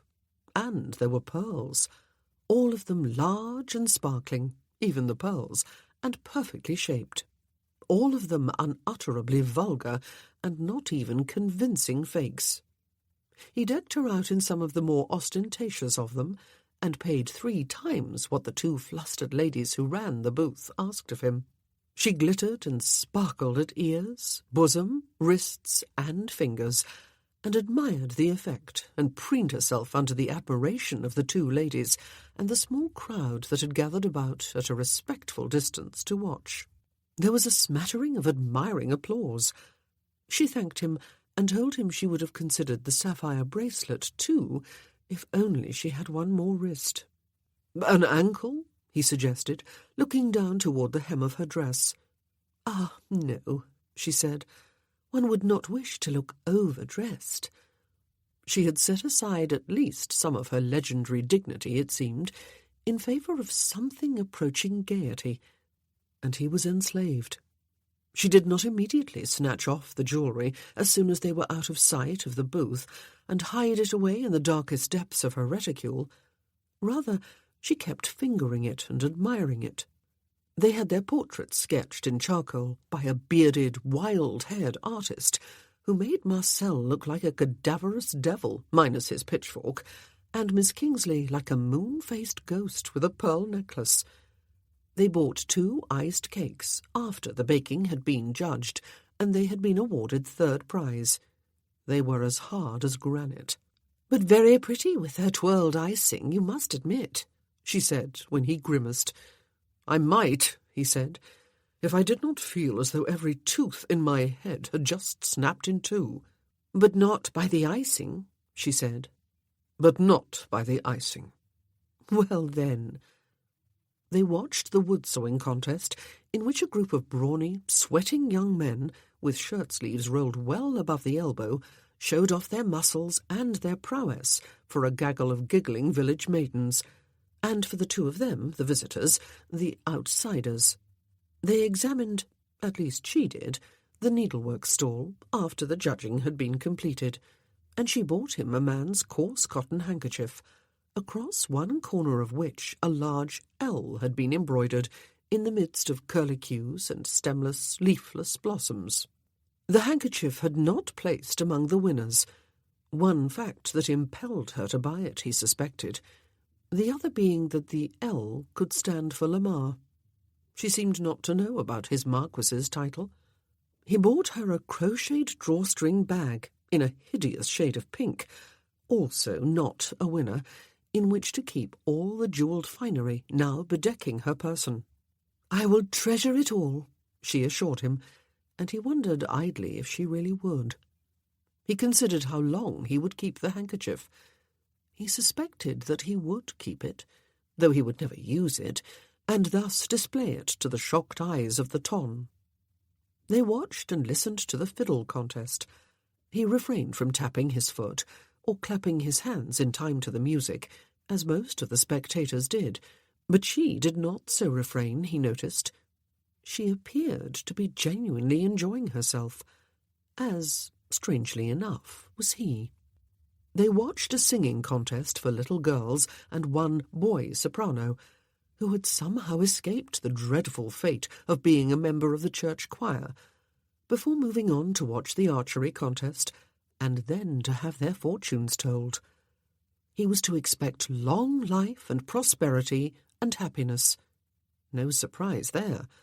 Did fortune-tellers ever predict anything different? He did not know what she was to expect. She did not tell him. They drank weak, tepid lemonade from a table run by a Sunday school class. It must be many years since he had drunk any sort of lemonade. It would be many more before he would indulge again. She became more light-hearted as the afternoon wore on, but she did not flirt with him, and that surely had been part of the attraction when they were younger, although he had wondered too about the possibility of hidden passions. Maybe he had seen in her a potentially steadying influence, as his life had careened more and more out of control, and even as he had flirted outrageously with her, and even as he had known she was married, and therefore out of bounds for anything more than dalliance. It had not occurred to him at the time that just maybe he could have made a friend of her. But he did not make friends with women, or even with men for that matter. Friendship involved a certain degree of intimacy, an opening of self to another, and he chose not to share himself with anyone. She was not married now. Ironically, she never had been. And he wanted her, still, and he wondered still. They watched a dancing contest about the maypole that had been erected in the centre of the green. 2 teams had come from other villages to challenge the dancers from this village, and crowds gathered around to cheer on their favourites and to applaud appreciatively every intricate move in which the colourful ribbons twined themselves about the tall pole in seemingly hopeless entanglement, while the dancers who held them were forced closer and closer to it and to one another, and then smoothly extricated themselves, weaving in and out as they circled to the spirited scraping of the fiddles, until each dancer held an unencumbered ribbon and the maypole was bare. "The maypole is like a symbol of life, is it not?" the former countess said at the end of one such dance, and he turned an inquiring gaze upon her. She was flushed and bright-eyed, not just from the wind, he guessed, almost as though she had been out there dancing herself. "It is?" He raised his eyebrows. "Around and around," she said, "seemingly getting nowhere, but becoming more and more entangled in troubles and cares, not all of them of one's own making." "That is a gloomy assessment of life with which to entertain yourself on a festive afternoon, Lady Riverdale," he said. "But the maypole dances do not end in chaos," she said, "and I am not the Countess. The Countess of Riverdale is married to the present Earl, and is a friend of mine." "I will not be distracted with trivialities," he said. "Complete your analogy." "Everything works out," she said. "If one faithfully follows the pattern of the dance, it all works out." She was frowning. "But what would happen," he asked her, "if just one of the dancers bobbed when all the others weaved? The whole pattern would be ruined. All the ribbons would be hopelessly tangled with one another, and all the dancers would be doomed to weave and wander in eternal befuddlement. I am afraid your analogy is a naively romantic one, Miss Kingsley. It is simplistic. It suggests that there is such a thing as happily ever after, if one but lives a virtuous and dutiful life." "Very well," she said. "It was a foolish and impulsive idea, and it has annoyed you. I am sorry." Had she annoyed him with her oh-so-simplistic suggestion that unwavering virtue was always rewarded? By God, she had. But how could anyone in her right mind believe, even for an impulsive moment, that life turned out right if one but followed the rules, especially when such a belief depended upon the companion theory that everyone else in one's orbit could be relied upon to do likewise? How could she, of all people, believe it? "Annoyed," he said. "Rather say charmed, Miss Kingsley. I am charmed by your naive optimism." He possessed himself of her hand and raised it to his lips. She was not wearing gloves, as she had not all afternoon. She was, however, wearing a ridiculously large diamond ring, which sparkled in the sunlight. "And dazzled," he added. She smiled, and he really was. Dazzled, that was. Years fell away from her face, even as lines appeared at the outer corners of her eyes. "It is rather splendid, is it not?" she said, extending her hand and spreading her fingers. "The poor emerald on my other hand is dwarfed." She raised that hand too, and shook it to make the ruby bracelet jangle on her wrist. "Optimism? Do I believe in it?" It was a rhetorical question, it seemed. She turned away rather abruptly before he could answer, in order to listen to the lengthy adjudication of the maypole dancing. She kept her face turned away from him. He had offended her, perhaps, by calling her naive. What would he do tomorrow? Hire a horse? Buy a horse?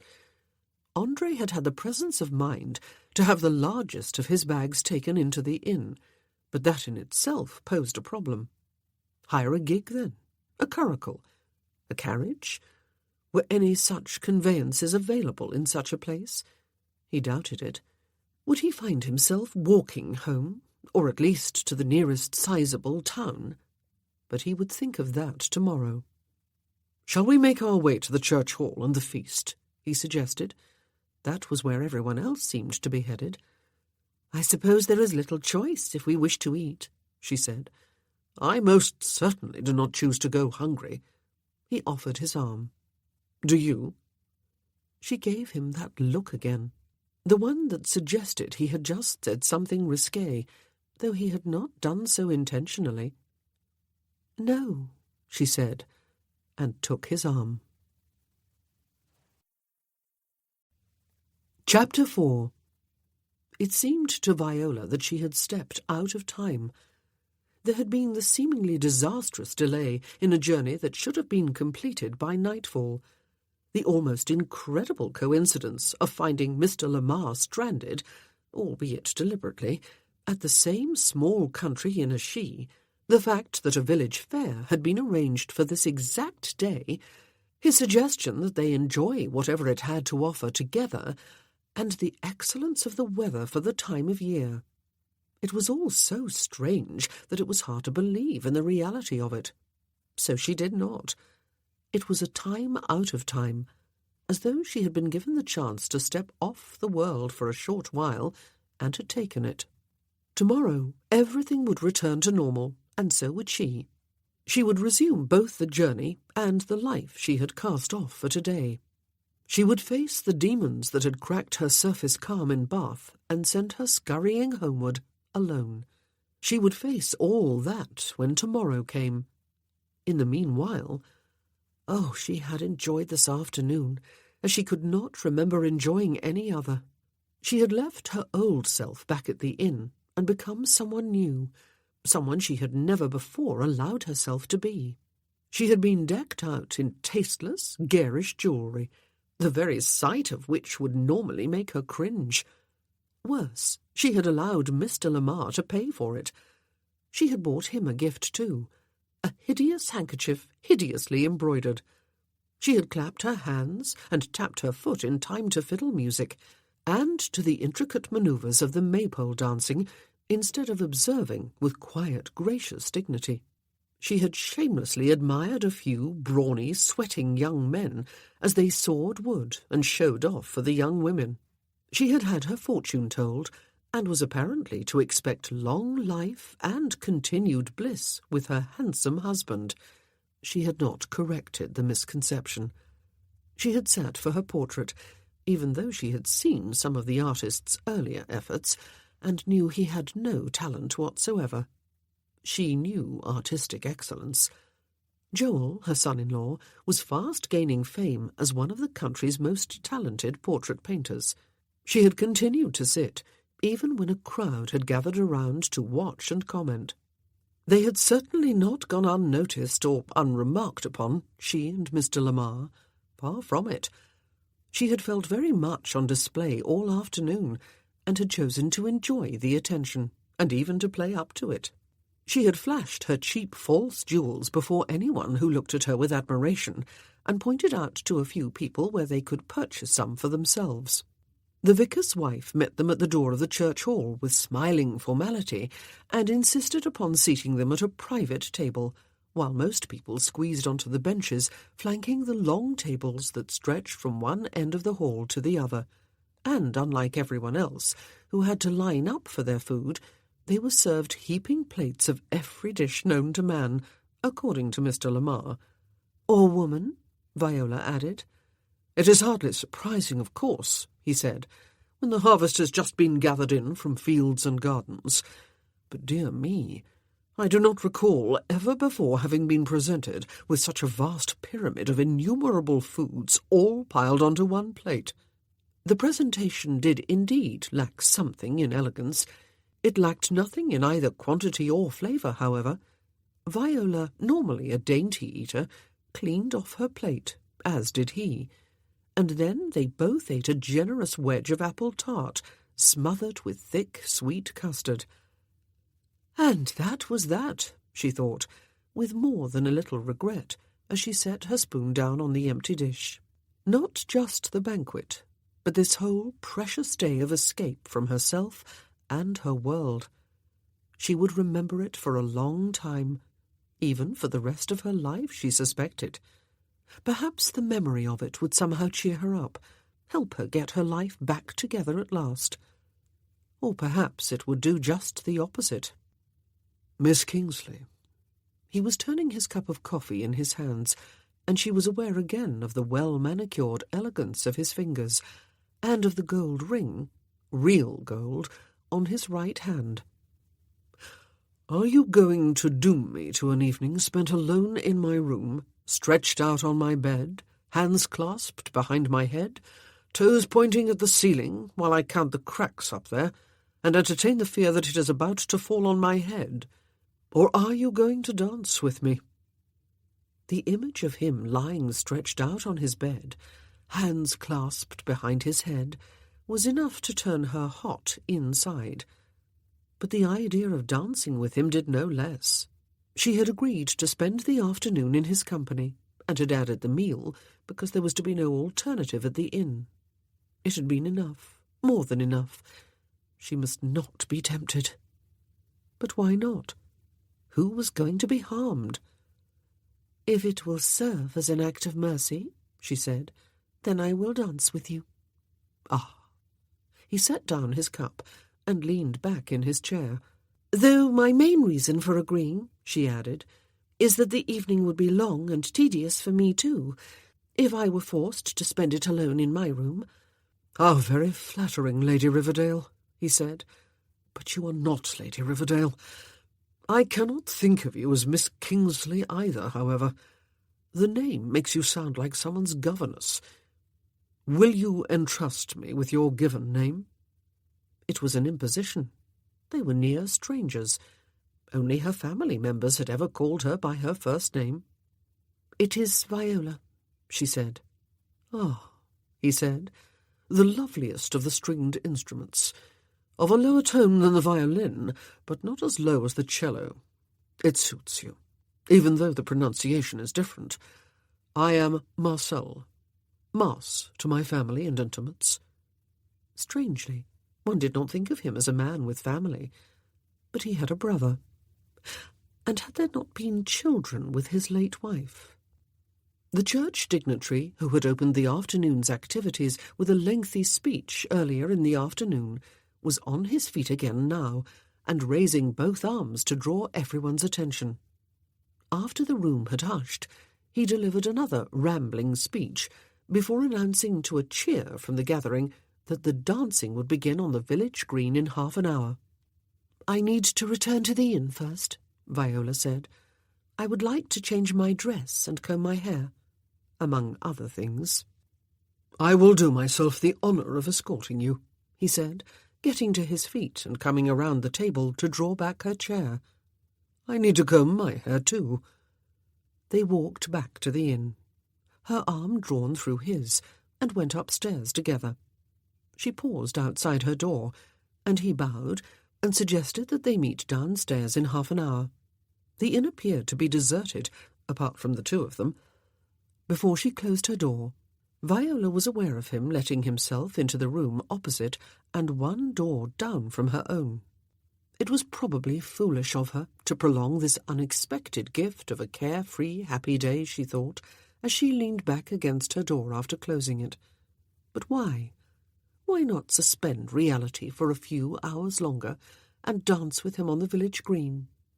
It was not as though she was going to fall in love with him and have her heart broken all over again after all. Why not snatch a little more joy from this time-out-of-time adventure with which fate had gifted her? She was no longer a young woman, but she was not old either. She was only 42. The thought made her smile ruefully. She changed into a dress that was suitable for evening wear, but was neither too flimsy nor overly elaborate. She styled her hair as well as she could, without the services of her maid. It was a little more fussy than the simple chignon in which she had worn it all day. She hesitated over her box of jewellery, but finally decked herself out in her newly acquired finery. Her family and acquaintances would be scandalized, but she actually liked it. It made her feel light-hearted, as though just the wearing of it could make her smile inside. She slid her feet into dancing slippers instead of the more sensible shoes she had worn all day, added a heavier woolen shawl for warmth, and bent to look at herself in the tarnished glass over the washstand. If the pearls of her necklace and matching earrings were real, she would surely be one of the richest women in the world, perhaps the richest. She surprised herself by chuckling aloud. She felt breathless by the time she left her room, and inexplicably nervous, as though there was something clandestine about going with him to join a large gathering of villagers on a very public village green. She had often attended ton events in the company of gentlemen who were not her husband. As far as she knew, she had never so much as raised an eyebrow in the ton by doing so. It was perfectly acceptable. But never with Mr. Lamar. He was waiting for her in the hall. He had changed, too. Like her, he had avoided donning the sort of finery he would surely have worn to a ton ball, but he was immaculately turned out even so, in black and white, with an intricately tied neckcloth, despite the fact that he did not have a valet with him. A diamond solitaire winked from its folds. A real diamond. "My diamond is larger than yours," she said, waggling her fingers at him, making a jest, because she was feeling awkward and self-conscious, even though she had spent all afternoon in his company. "And it shines brighter too," he said, his eyes gleaming at her. They were dark eyes, like liquid chocolate. "But then the giver has immaculate taste." "And is the epitome of modesty too," she said, as his eyes moved over her from head to foot, not even making a pretense of being discreet. "The pearls are a nice touch too," he said. "Viola." The sound of her name on his lips sent shivers down her spine. Again. She was behaving like a gauche girl. It felt rather good. "They do not clash with the diamond or the rubies?" she asked, displaying one wrist. "Or the garnets?" She raised the other. "Clash?" he said, all astonishment. "Certainly not. One cannot wear too many jewels. Why have them if one is not to display them? But to be perfectly frank with you, Viola, I scarcely noticed your fine jewels until you drew my attention to them. The beauty of the woman who wears them shines brighter." "Oh, well done," she said, brushing past him in the direction of the door. Foolishly, though the compliment had been too outrageous to be taken remotely seriously, she was absurdly pleased. She was only 42, after all. He caught up to her and offered his arm. Fiddles and pipes were already playing with great enthusiasm beside the village green, from which the maypole had been removed, and a vigorous reel was in progress, boots thumping on the hard ground, skirts swaying, voices whooping, hands clapping, and voices calling out encouragement. Children dashed noisily about, probably overtired after the day's unaccustomed excitement. Lamps along the street on their side of the green provided some light in the gathering dusk. They were drawing attention again, Viola was aware, and a few shy smiles, and some comments. "Are you going to dance with your lady, Gov?" someone called out boldly, and Mr. Lamar grasped the handle of his quizzing glass and raised it halfway to his eye. He did not reply. "If you aren't, I will," someone else added, to a general burst of merriment from those who heard. "I believe I can manage without assistance," Mr. Lamar said in a languid voice, "but I thank you for the offer." "That's putting you in your place, Elijah," someone shouted to another gust of laughter. They joined the lines for a country dance, less vigorous, more intricate than the reel. He was an elegant, accomplished dancer, as Viola well remembered. He also had a gift for focusing his attention upon his partner, even when he was performing some figures of the set with another. How wonderful it was, she thought, as she danced, the cool evening air on her face and arms below her shawl, to be someone's focus of attention, to be made to feel even for just a short while that she was the only person in the world who really mattered. It was not that she craved attention all the time, far from it. She never had. But oh, sometimes it felt wonderful. They were surrounded by pretty, laughing young women, several of whom were darting half-frightened, half-appreciative glances at the formidable stranger in their midst, but he appeared to see no one but her. It was all artifice, of course. It was part of his appeal, and part of the danger. But it did not matter. She was not for a moment deceived by it. When the dancing was over for the evening, or perhaps even before it ended, they would return to their rooms at the inn, and tomorrow they would be on their separate ways, and would very probably never see each other again. She did not mingle with the ton any longer. So tonight, this evening, was to be enjoyed for what it was, a brief escape offered by fate. All the sets were country dances or reels. They were what the villagers and farmers from the surrounding countryside knew and wanted. Viola and Mr. Lamar, Marcel, danced 2 of them and watched a few more. But when one tune started, he lifted a finger as though to stop her from saying anything, listened intently for a moment, and then turned to her. "One could dance a waltz to this," he said. She listened too and agreed, but no one else was waltzing. The dancers were in line, performing steps with which Viola was unfamiliar. "We will waltz." It was an imperious command. "Oh, hardly," she protested.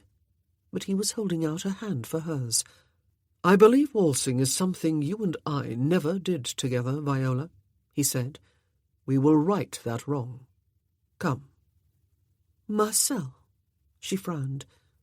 "Oh," he said, "I like it, the sound of you speaking my name. But come." He took her hand, and she did not resist as he led her about the green to the side nearest the church, where there were no people, perhaps because full night had fallen, and the light from the lamps did not penetrate this far. Here there was heavy shade, though not total darkness. It was a clear night, illumined by both moonlight and starlight. "You will waltz with me here," he said. It was still not a question. He was offering her no choice. Neither, of course, was he coercing her. "But people will see," she protested. "And?" She was aware that his eyebrows were raised. "They will see us dancing together. Scandalous goings-on indeed." "Oh, very well," she said, raising her left hand to set on his shoulder as his right arm came about her waist. How could she possibly resist? She had always thought the waltz the most romantic dance ever invented, yet there had been no such thing when she was young. There were still people who thought there was something scandalous about it. A man and a woman dancing a whole set exclusively with each other, face to face, their hands touching each other. He took her free hand in his, listened a moment, and then led her into a waltz, twirling about the uneven ground of the village green, the sounds of voices and laughter seeming far away, though they were only just beyond the shadows. She was very aware of his hands, the one resting firmly against the arch of her back at the waist, the other clasped about hers. She was aware that there was only an inch of space between his evening coat and her bosom, that their legs occasionally touched, that he was looking down at her, that she was looking back. She could not see him clearly in the darkness, but she knew his eyes were on hers. She could feel his body heat, smell his cologne, feel his magnetism. She could hear his breath. She did not know how long it went on, probably no longer than 10 minutes. The dance had already been in progress, after all, when they started. It might have been forever. Viola forgot everything, except the waltz and the man with whom she danced it in silence. "Viola," he said softly next to her ear when the music stopped. He did not immediately release her, and she made no move to extricate herself from his arms. "Let us go see what is behind the church, shall we?" A churchyard, she supposed, but actually there was a sort of meadow beyond that, sloping downward to a river she had only half noticed this morning from the carriage window. A willow tree leaned over from the bank and almost touched the water. A hump-backed stone bridge crossed the river a short way to their left. It must all be very picturesque in the daylight, but so was the rest of the village. They stood halfway between the low churchyard wall and the river, which winked in the moonlight, and listened to the slight rushing sound of water. The music began again, but the sound of it, and of voices and laughter, seemed far away now, part of some other world that did not concern them. His arm, through which her hand had been drawn, came about her waist to draw her to his side, and she wondered idly, not if she ought to allow it, but if she would. She made no move to bat his arm away, or to take a step to the side. Rather, she leaned against him. She would allow it, then, but she was in no danger. She knew what he was about. She understood. It did not matter.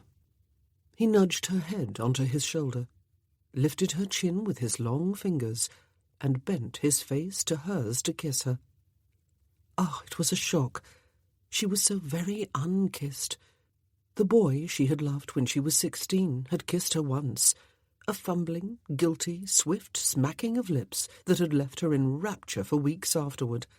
And Humphrey had kissed her a few times in the early years of their marriage when he came to her bed, but the kisses had always been a prelude to the bedding, and had never been offered with anything resembling conviction or affection or even lust. He had never lusted after her. He had married her, bigamously, for her money, because he had none with which to pay off his many debts, but her father had pots of it that he was willing to give in exchange for the titles and prestige that would come through marrying his daughter to an earl's heir. She had never been kissed with any expertise, until now. The first shock was the lightness of it, the unthreatening nature of it. He did not grab her or grind his lips against hers. He did not even turn her and pull her against him. His lips were soft, warm, slightly parted, and he teased her own until they parted too. His breath was warm against her cheek. His hand moved from beneath her chin to cup the back of her head. He took his time. There was no urgency, no hurry, no agenda, no destination, no threat. It was she who turned at last in his arms to come against him. Knees, abdomen, bosom. Her hands came to his shoulders. The second shock was that it did not end, not after a moment, not even after several moments, though he did move his mouth from hers to kiss her face and her throat, to murmur soft words her mind did not even try to decipher. Then he was kissing her mouth again, but again without urgency, teasing her lips farther apart, touching the flesh within with his tongue, reaching his tongue slowly into her mouth, stroking its tip over the sensitive roof. That was when desire stabbed through her like a raw wound, and she knew herself to be in peril. She was, she understood, an almost complete innocent. She had been married, or had thought herself married, for more than 20 years. She had borne 3 children. She was a grandmother. But she knew virtually nothing. She had not even had relations for almost 20 years. Soon after Abigail had turned out to be another girl, and not the spare for Harry that Humphrey had hoped for, he had given up on their marriage, in all but name, and even that was false. She knew nothing about desire. If she had thought about it at all, she had expected it to be a fierce thing, on the part of the man, that was, with willing submission on the part of the woman. But this was not fierce. This was expertise. This was seduction. She drew back, but only with the upper part of her body. Her hands were still on his shoulders. She could see him only faintly in the moonlight. His eyes were dark and heavy-lidded. "We ought not to be doing this," she said. "Ought we not?" His voice was low. "Why not?"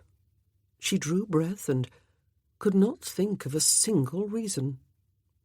"We ought not," she was almost whispering. "Then we will not," said the master seducer, and he released his hold on her, took her hand in his, laced their fingers, and strolled closer to the water with her and along the bank toward the bridge. He led her to the middle of it, and they stood by the low parapet and gazed into the dark water that flowed beneath. The sounds of merriment seemed louder from here. The light of the lamps from the street on the far side of the green was visible again. She was bewildered and disappointed. That was all. He would answer so promptly the voice of protest. But why was she surprised? When she had told him 14 years ago to go away, he had gone without argument, and without returning. She remembered now that she had been both bewildered and disappointed then, too. Perhaps this was why he was so successful. He might be a seducer, but he was not a coercer. No woman would ever be able to accuse him of tricking her, of persuading her against her will, of refusing to take no for an answer. At least, Viola assumed he approached all his conquests this same way. But their hands were clasped, their fingers laced. Perhaps because this time she had not told him to go away. Should she? Undoubtedly. But would she? Where was the harm in strolling alone with him thus, in holding his hand, in kissing him, in allowing him to kiss her? Whom was she harming? Her children? Hardly. Herself? She had been depressed for so long that she scarcely knew any other state. So she would be depressed again tomorrow, looking back upon today. So what? At least she would have a few memories of pleasure, of desire, even happiness. There had been so little happiness. "When you told me to go away," he said, almost as if he were reading her thoughts, "did you expect me to obey?" "Why would you stay where you were not wanted?" she asked. "You had plenty of other choices." "Cruel," he said softly. "Oh, nonsense," she said. "Did you want me to obey?" he asked. "Why else would I have asked you to leave me alone?" she said. "Have you noticed," he asked, "how some people will almost invariably answer a question with another? Did you want me to obey, Viola?" She hesitated. "Yes," she said. "I was a married lady, Marcel, or thought I was." "Was that the only reason?" he asked. She hesitated again. "I had young children," she said, "and a reputation to protect." "And was it worth protecting?" he asked, "at the expense of personal inclination?" "We cannot always do what we want," she said. "Why not?" he asked. "And have you noticed," she asked him, "that some people ask interminable questions and are never satisfied with the answers they are given?" "Touché," he said. 2 people, a man and woman, were approaching from the village. A couple of children darted and danced about them. They came across the bridge. "Good night, ma'am. Sir," the man said respectfully, pulling on his forelock. "Me and my missus here hope you have enjoyed your day. We are honoured to have had you with us." The woman bobbed an awkward curtsy, and the children gathered closer to her skirts and fell silent. "Well, thank you," Viola said. "We have indeed enjoyed ourselves, and it has been our pleasure to have been included in your festivities." The man cleared his throat. "And Vicar told us about your very generous donation to the roof repairs, sir," he said. "May I make so bold as to express my personal thanks?" Mr. Lamar nodded curtly, Viola saw, when she turned her head rather sharply to look at him. When had he done that? He bade the couple a good evening, and they went on their way. "Some people," he murmured, "would be unable to hold their tongues if their life depended upon it." Presumably he was talking about the vicar. "It was very kind of you to be generous," she said. "Viola." He released her hand and offered his arm, turning back in the direction of the village as he did so. "One thing no one will ever be able to accuse me of with any conviction is kindness. The cool of evening is rapidly turning to the chill of night. Do you wish to dance something vigorous and warming on the green? Or would you prefer to return to the inn?" "The inn, please." But she said it with regret. Was her day of escape finally over then? And what would tomorrow bring? Would the carriage be ready to take her home? She dreaded the possibility that she might be stranded here for another day, but she dreaded going home too. She would think about it all tomorrow. They walked back to the inn without talking, though they did have to pass numerous people as they skirted the village green, and exchanged good-night greetings with some of them. At least Viola did. At some time since they had left to go to the dance, the innkeeper had returned, and the tap-room had been opened up. It was half filled with men imbibing ale and hiding away from would-be dancing partners, Viola suspected. Everyone seemed to be in just as jovial spirits as they had been this morning, however. He escorted her upstairs to her room, took the key from her hand, unlocked the door, and stood in the doorway with her. "Thank you," she began, but he set one forefinger across her lips. "No absurdities, Viola," he said. "Has it been worthwhile to you? A blameless life of virtue and dignity and self-denial? Has it brought you happiness?" "Happiness is not everything," she said. "Ah, I have my answer," he told her. "And has it been worthwhile to you?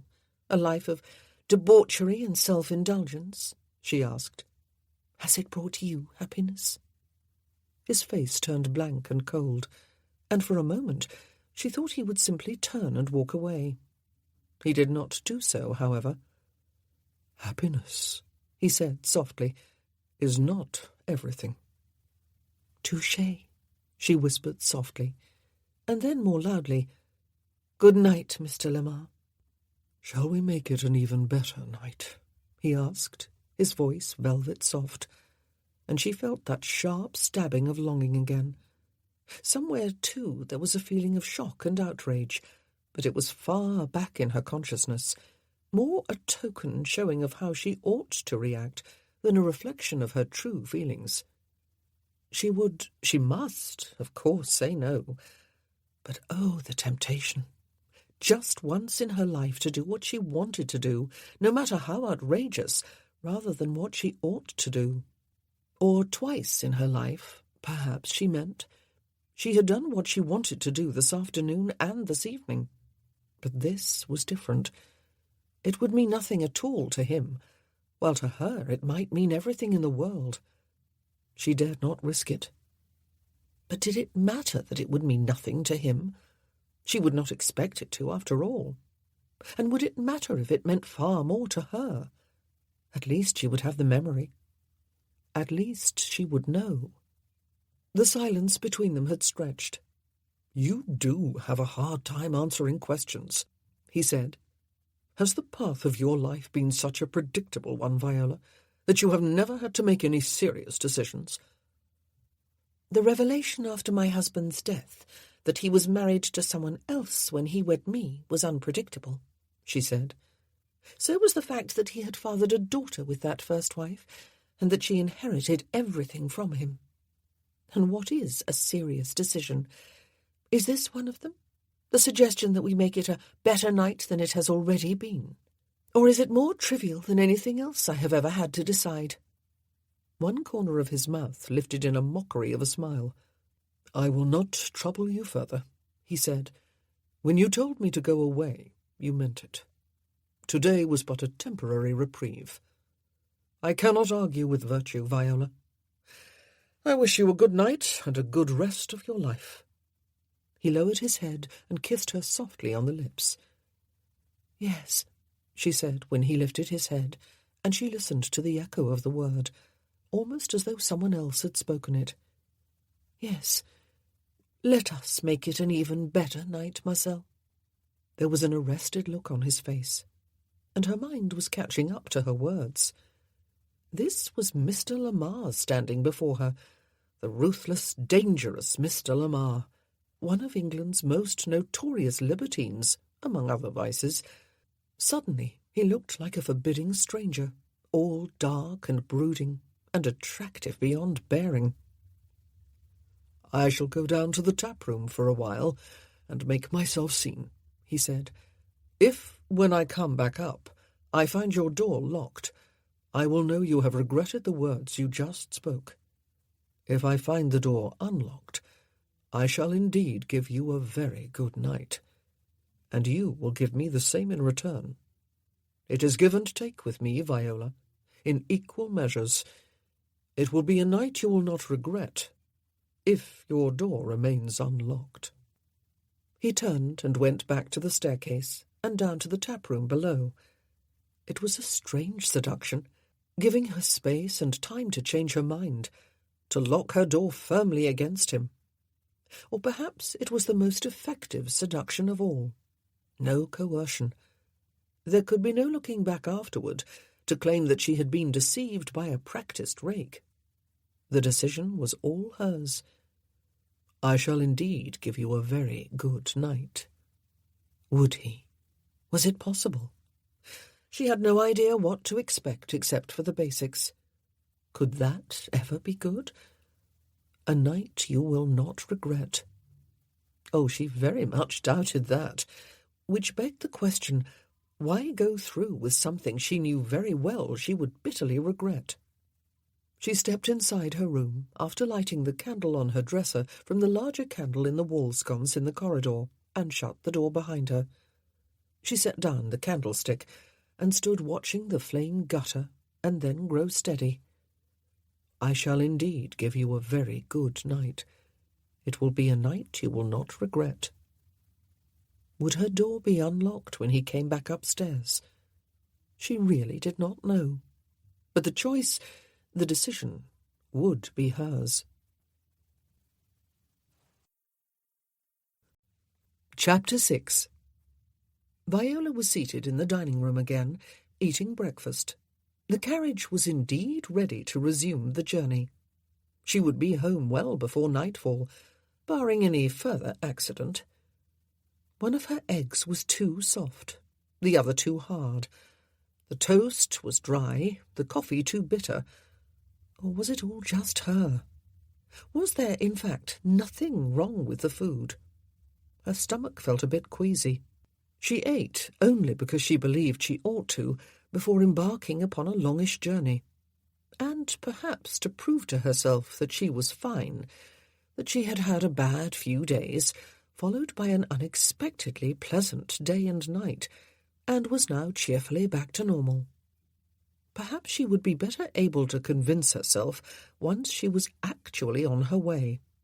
She did not know if she would see him again before she left. He had gone from her room an hour ago, without giving any indication of whether he intended seeing her on her way or not. She would not press the issue. She would not linger in the hope that he would come down, and she would not knock on his door. When she was ready to leave, she would simply go. She set down her coffee cup with a grimace. She had added more milk to counter the bitterness, and now it was too weak. "It is all quite sufficient to make one want to run away and hide, is it not?" she had said earlier, before they made love for the last time. She supposed she would continue to hide, as she had done all her adult life, deep inside herself.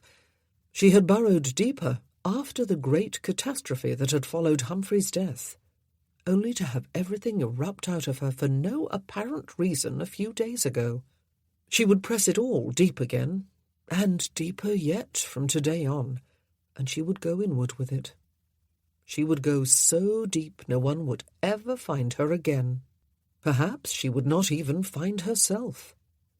The thought made her bite her upper lip to stop herself from crying or laughing, and for a moment she thought the panic was going to return. But the dining-room door opened and saved her. "Good morning," he said, all elegant formality. "Or have I already said that?" "Good morning," she said. The innkeeper came hurrying in behind him and indicated a table a little removed from Viola's. "Perhaps, Mr. Lamar," she said, "you would care to join me?" "Thank you," he said. "I would." The innkeeper went to fetch more toast and coffee. "Nothing else," Marcel said firmly, when the man tried to suggest eggs and beefsteak and kidneys. They spoke of the weather until the innkeeper returned and had gone again. Viola was not sure if she was glad Marcel had come down, or if she would have preferred him to stay in his room until after she had left. Her stomach was clenching about the little food she had eaten. She hated goodbyes, especially when they were forever. "Well, Viola." He was leaning back in his chair, the fingers of one hand playing with his quizzing glass, a habit that was becoming familiar to her. He was making no effort to butter his toast. "Well." She made the effort to smile. There was never anything to say, when there was all the world to say. She had to remind herself that there was nothing unusual about this to him.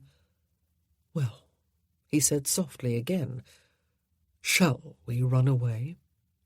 The absurdity of the suggestion struck her at the same moment as a great wave of yearning washed over her. Oh, if only life were that simple.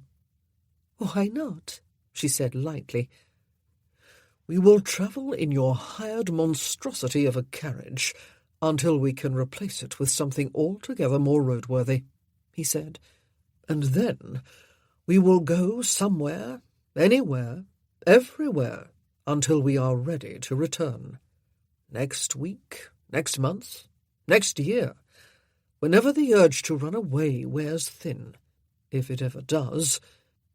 "Well, I would like to see my grandchildren again before they grow up," she said.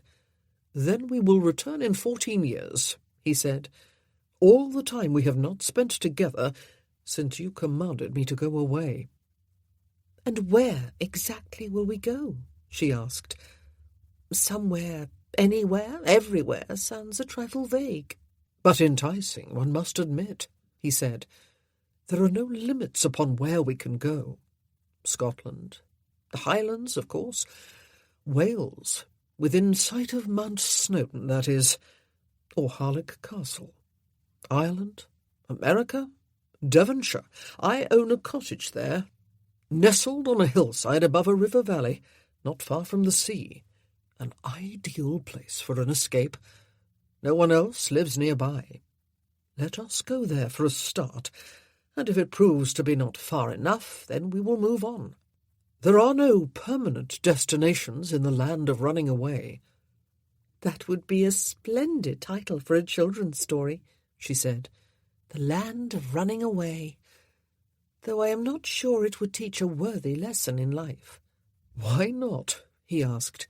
"Do not all people, especially children, need to escape from their lives now and then, or all the time, even if just through their imagination? Why else do people read, or listen to music, or travel? Or dance?" He had still not touched his breakfast or even his coffee. "Do you read?" "I am better at running away," he told her. "That can be done through reading," she said. "You've just said so yourself." "But it is all too easy to be intruded upon when one is reading," he said, "or listening to music, or travelling according to a planned itinerary one has shared for the convenience of all one's relatives and friends who may wish to join one or call one back on some flimsy excuse." "Ah, we would send no notice of our intent to our families, then?" she asked. "Nothing to allay their anxieties, should they miss us?" "That is exactly why it is called running away," he said. "My family will not think of the Devonshire cottage, even supposing they think at all, which is highly unlikely.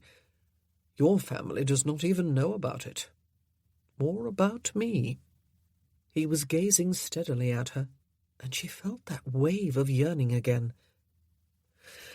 "How very tempting you make it sound," she said with a sigh. "But?" His eyebrows rose. "Yes, but," she said, "it is time for me to leave. Time to go home."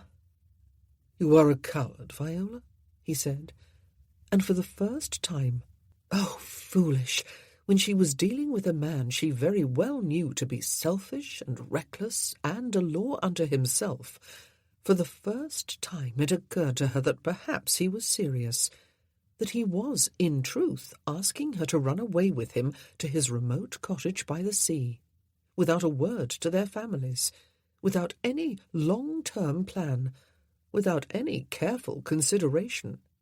He was seriously suggesting that she do the most irresponsible thing she had ever done in her life. "You are serious," she said. "About your being a coward," he said. "What would you call yourself, Viola? A virtuous, dutiful woman? What end does your virtue serve? And virtuous by whose standards? Dutiful to what or to whom? To a family that has allowed you to leave Bath alone when you are clearly in deep distress?" "I am not in distress," she protested. Oh, surely she had not shown any outer sign.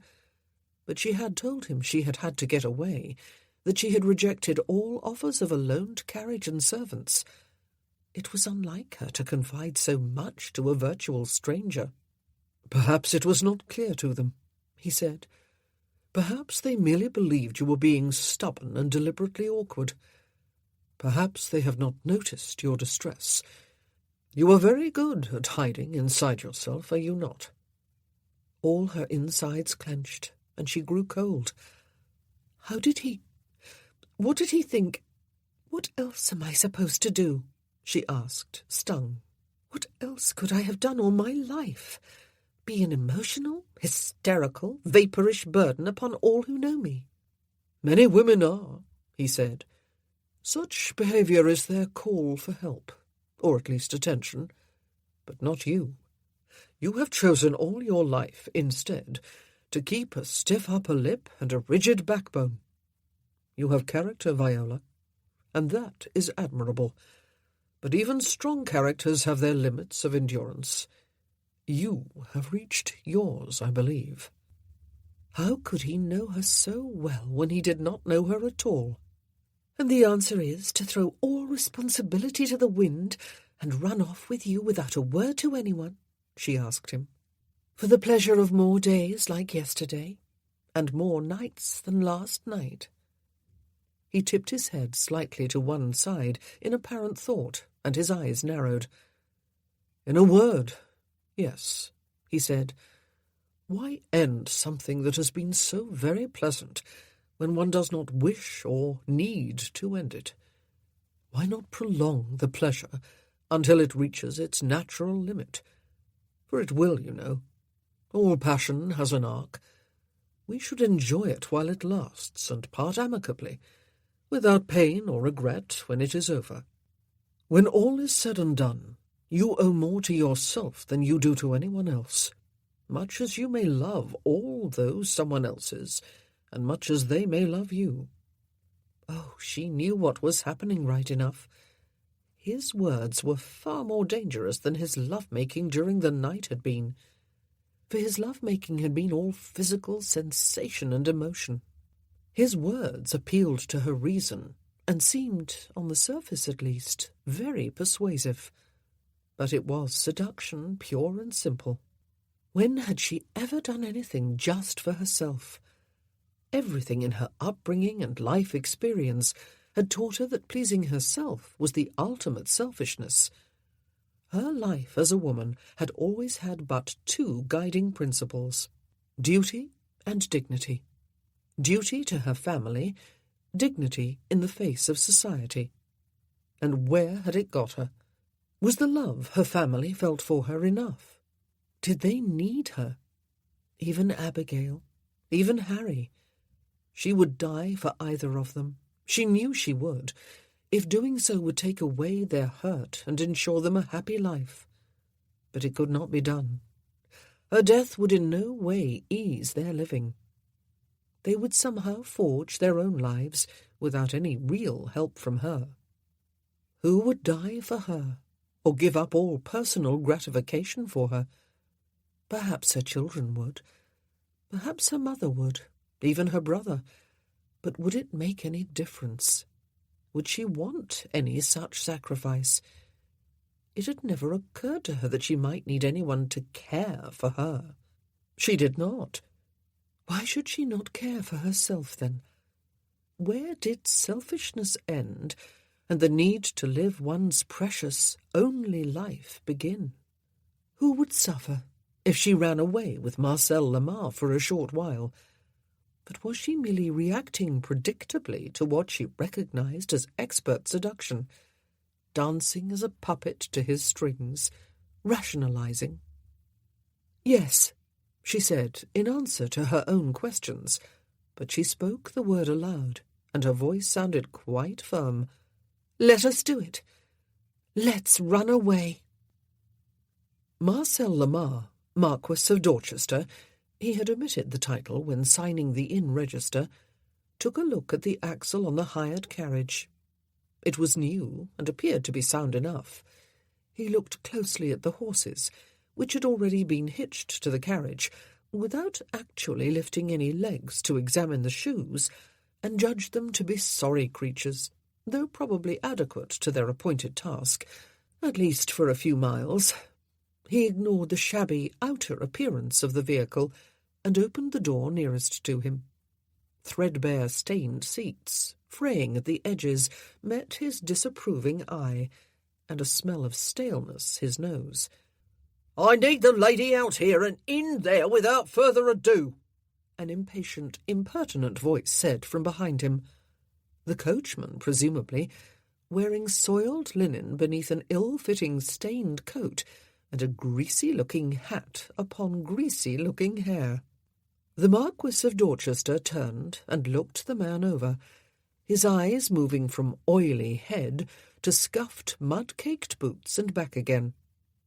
Indeed, he said. The coachman had frozen in place, and Marcel had the satisfaction of seeing fear in his eyes as he snatched off his hat and held it to his chest with both hands.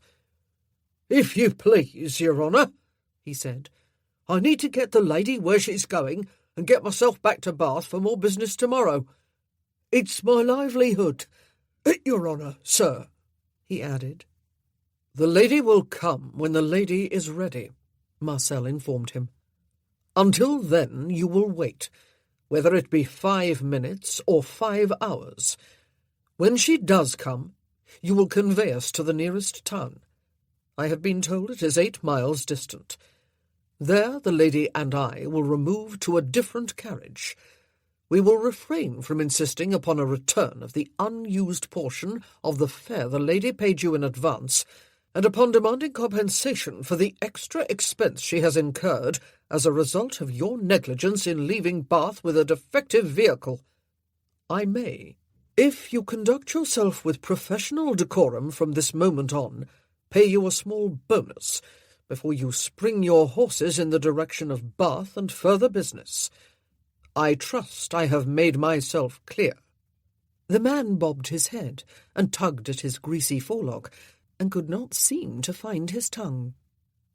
"I thought so too," his lordship murmured, and strolled back inside the inn to give instructions that his bag be loaded onto the hired carriage and that someone be sent up to carry down Miss Kingsley's bags. He hoped his nose would survive the 8-mile journey ahead, not to mention his spine and every other bone in his body.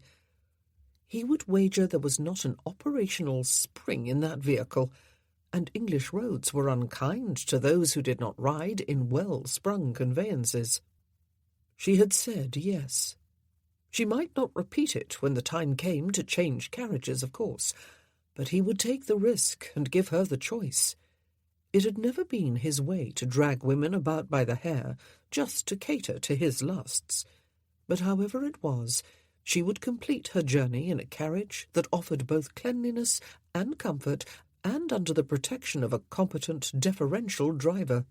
If she chose to return home alone, he would also send a maid with her. Her family had obviously not insisted. He would. He was both surprised and gratified that she had said yes. It was a long time since he had had an extended affair with any woman. He had never run away in order to enjoy one. He had never taken a woman to the Devonshire cottage. He had not spent much time there himself. It had belonged to a childless great-aunt, upon whose lap he had apparently climbed unbidden when he was 3. She had adored him ever after, and left him everything when she died. It was indeed a remote location, a fact that had not endeared the place to him until now. Had he not been inherently lazy about such matters, he would doubtless have sold the property long ago. But now he was glad he had not done so. He rather fancied the idea of escaping there with a lover he thought might hold his interest for a week or two at the very least. It would be up to him, of course, to make sure that he held her interest for as long as she held his. They were on their way less than half an hour later, seated side by side on the appallingly hard seat, as much space between them as she could possibly contrive by clinging to the fraying strap beside her head. "Has the coachman agreed to take us all the way to Devonshire?" she asked. "Heaven forbid! I believe I might end up with a permanent case of the shakes if I were to allow any such thing," he said. "You must be made of stern stuff to have come all the way from Bath in this, Viola. We will find something better to hire as soon as we possibly can. If you put too much trust in that strap, you know, it may let you down and snap and catapult you across the seat to collide with me." "This all feels very strange," she said by way of explanation. Yes, it did. Even for him it felt strange. She did not relinquish her hold of the strap, or relax the tension in her body, or attempt to make any further conversation. He rather suspected that in another hour or so they were going to be going their separate ways. She in one carriage to her home, he in another to his. Except that last night she had left her door unlocked. They stopped at a reputable-looking posting-inn in a bustling country town.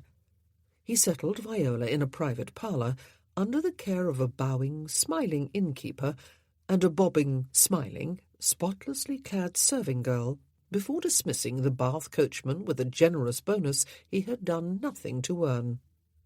Soon after that, He joined her for a cup of coffee. She was looking rather pale and grim. "There is a carriage here for hire," he said. "It is plain, but it is also clean and looks serviceable. It even has a few springs. There are also horses of decent quality for a stage or two. I suspect there are more and better elsewhere in town. You must tell me your wish, Viola.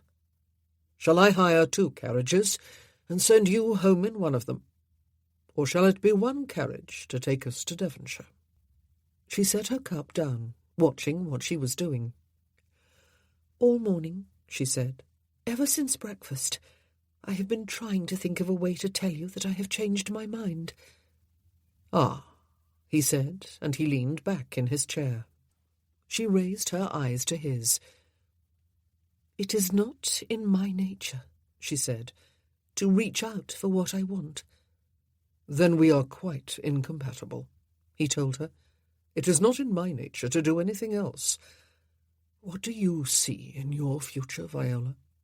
What will your life be like?" "Safe," she said. "Respectable. I have friends and neighbours at Hinsford. I have my daughters and son-in-law and grandchildren. Perhaps there will be more. Abigail will surely marry in time. And perhaps Harry—" "Your son," he said when she stopped abruptly. "Perhaps he will survive the wars," she said. "Perhaps he will come home and marry, and— But I must not say perhaps. He will come home." "And will you marry again?" he asked. "Oh, goodness, no," she said. "Though the word again does not apply, does it? Another marriage, even a real one, this time, is the very last thing I want. Besides, who would have me?"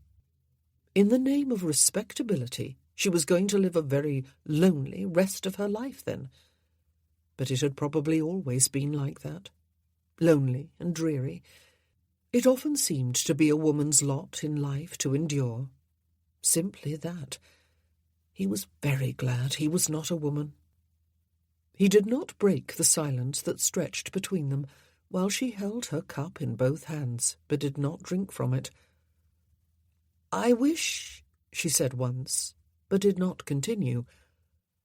"I wish," she said a minute or so later, "I could be selfish like you." She looked up at him and flushed. "I beg your pardon. I was thinking aloud." Still he said nothing. She looked back down into her cup. "I would want to come back." She set the cup down in its saucer and looked up at him again. "I would not want to run away forever. But it would not be forever, would it? We would tire of each other after a while. You said so yourself. A week, perhaps. 2. Some women believed in permanence, in happily ever after and all that nonsense. He had believed in it himself once upon a time, and look where that had got him. He always made clear to any woman with whom he was embarking upon a liaison that it would not be forever, or even for very long. It was not cruelty. It would be cruel to promise forever and not be able to deliver more than a few weeks. "It would be good while it lasted," he said. "Like yesterday and last night?" she asked. "I cannot promise you jewels every day," he said. "I would be beggared." "Not even pearls?" she asked, and smiled. He might, he thought, fall in love with that smile. Again. He had fallen in love with it 14 years ago. Strange. Yesterday he could not remember her having ever smiled. But she must have. He had fallen in love with her smile. And with her. There must still have been traces of his old self left when he met her, that he had used that phrase in his own mind. "Perhaps a single pearl every second day," he said. "A bracelet to match my necklace and earrings," she said. "How many pearls do you suppose? 12? 24 days, then. Will we have tired of each other by then?"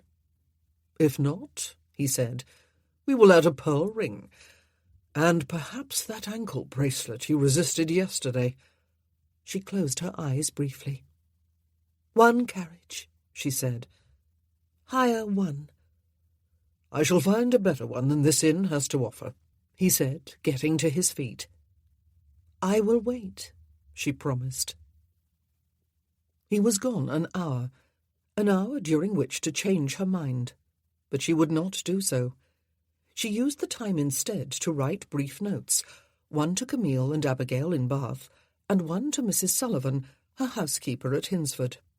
She could not, after all, reconcile it with her conscience to disappear without a word to anyone. She told her daughters that she was going away somewhere private for a while, perhaps for a week or 2, and they were not to worry about her. She would write again as soon as she returned. She informed Mrs. Sullivan that her return to Hinsford had been delayed indefinitely, and that she would write again before she came home. She apologized for the inconvenience she must have caused when she did not arrive yesterday. She gave the letters with money to cover the cost of sending them, and an additional tip to the maid who had been serving her. The girl put them in the pocket of her apron, and promised with a warm smile to set them in the bag for outgoing mail right away. And so Viola waited to run away, to disappear when no one would find her, to do something just for herself. She was not going to think any longer about whether she was being selfish and self-indulgent. She was not going to think about the moral implications of what she was doing and had done last night.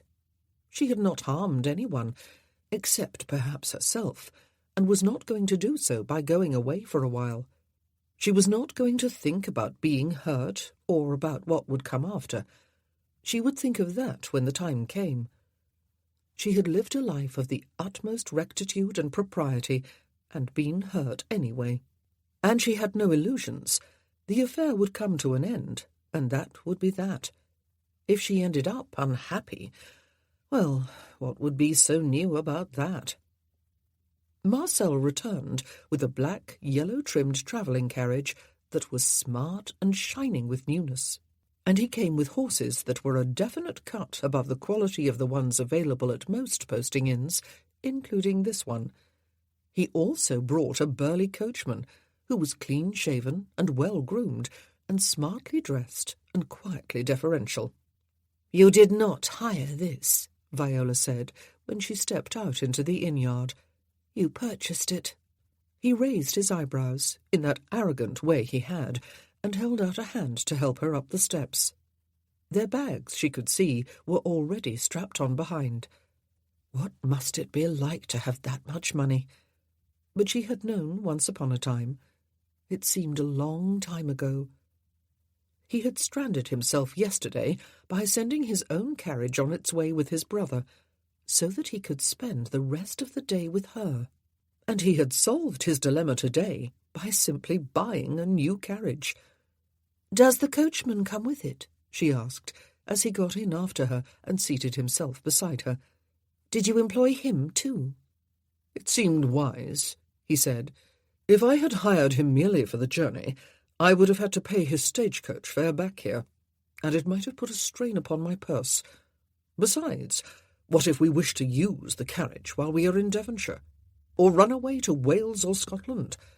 Would you ride up on the box with me if I were forced to take the ribbons myself? I might die of loneliness if you would not." "Very well," she said. It was a foolish question. A stagecoach ticket might put a strain upon his purse, but a coachman's salary for an indefinite length of time would not. The coachman had put up the steps and shut the door.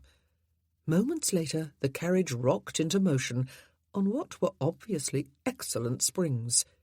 There was the pleasant smell of newness inside, wood and leather and fabric, and there was instant luxurious comfort. He took her hand in his and laced their fingers, as he had done last evening before they returned to the inn, and he dipped his head and kissed her. "The strap beside your head looks far more reliable than the one in the other carriage did," he said, "but I hope you will not find it necessary to use it. I am the same man I was last night, the same man I will be tonight." They were deliberately seductive words, and of course had an immediate effect upon her body. She felt the ache of wanting, as he had known very well she would. His head was still turned toward her, his dark, apparently lazy eyes boring into hers. But she no longer had to fight the seduction.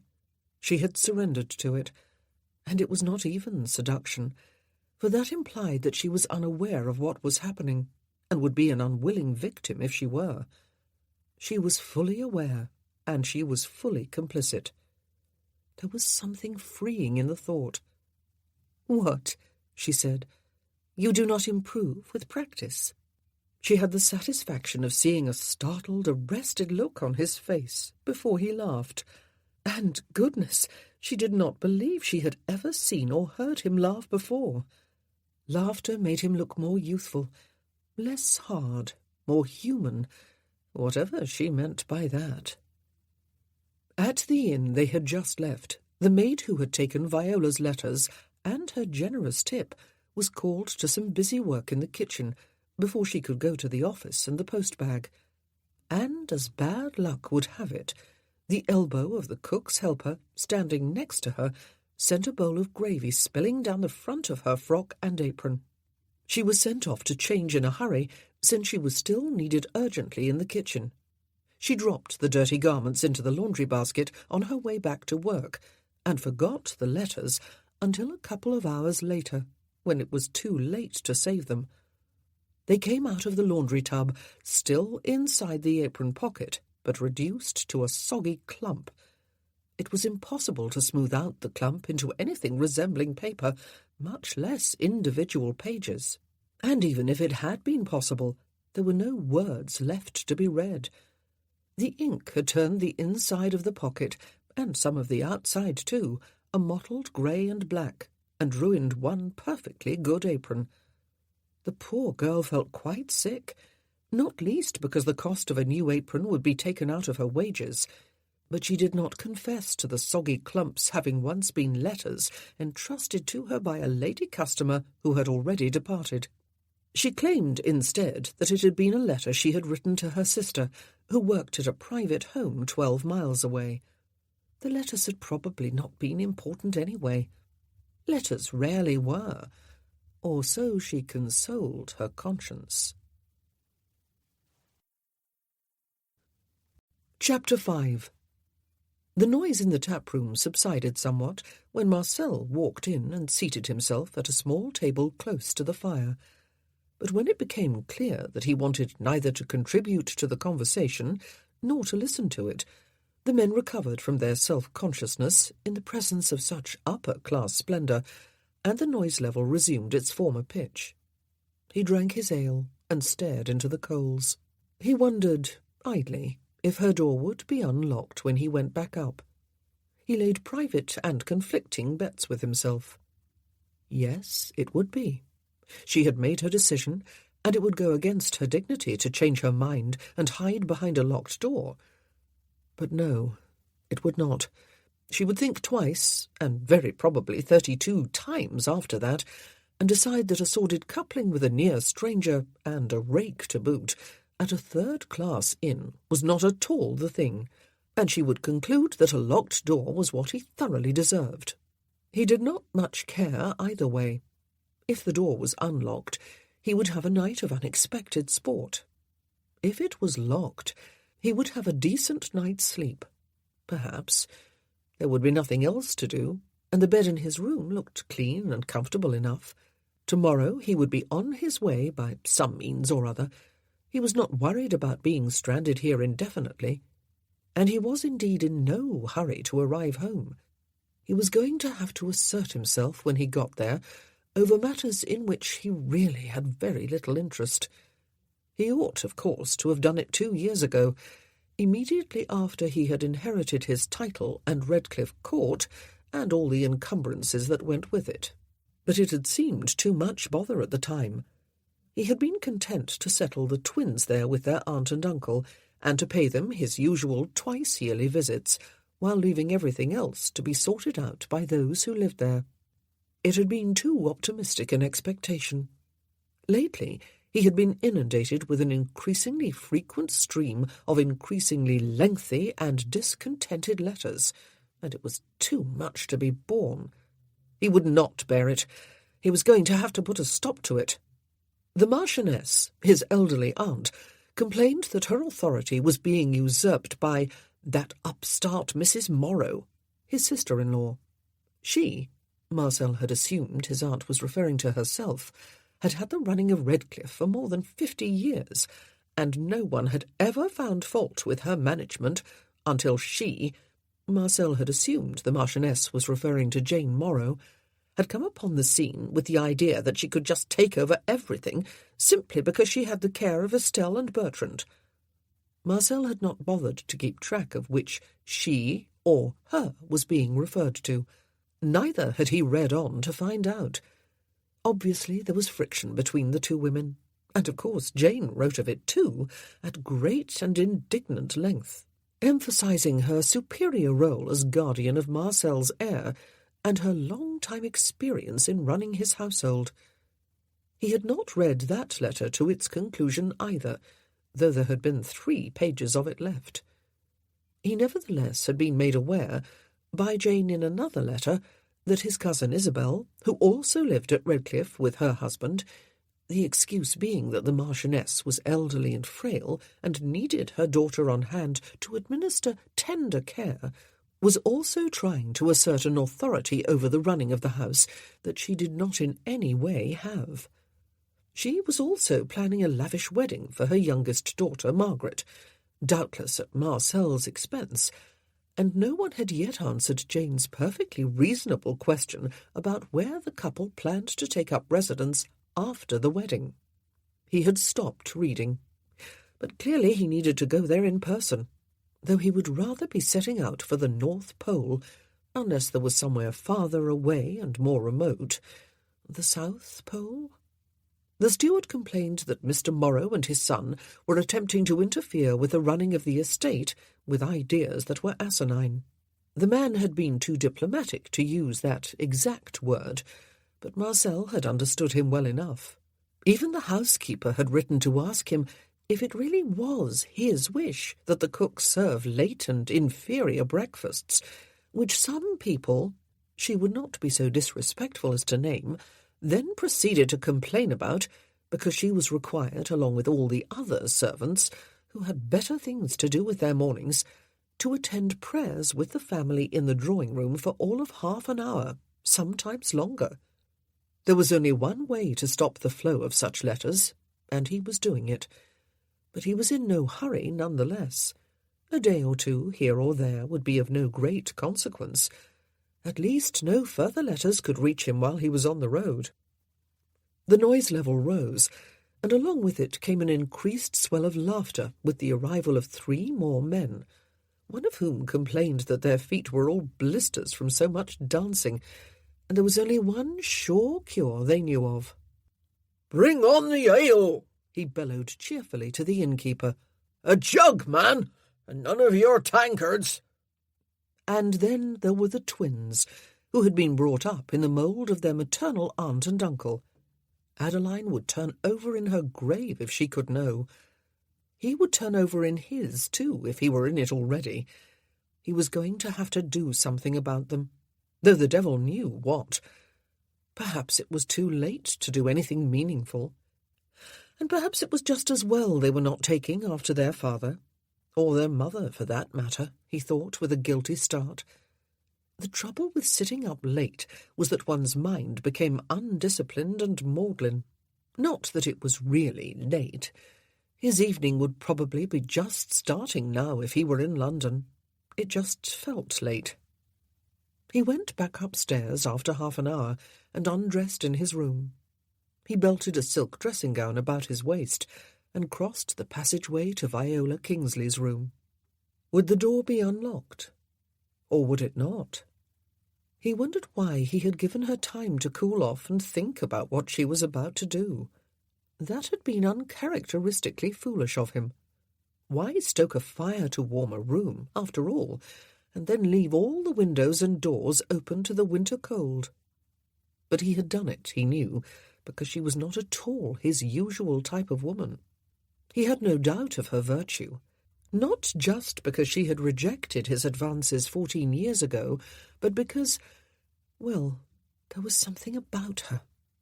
She was a virtuous woman, all right, a fact that would normally depress any spark of interest he might have in her. And then there was her age. She could not be more than a year or two younger than he. She might even be older. He was not a cradle-snatcher, but very few of his women were ever much above the age of 30. Had he been in love with her 14 years ago? It seemed highly improbable, and quite unlike him. His pride had been hurt, though. There was no denying that. Perhaps that would explain today, and tonight. Perhaps he wanted the satisfaction of having his way with her without exerting any sort of coercion. If the door was unlocked, she would have made the decision herself with the cool head half an hour alone would have induced. But was it unlocked? He turned the knob slowly, and, he hoped, silently.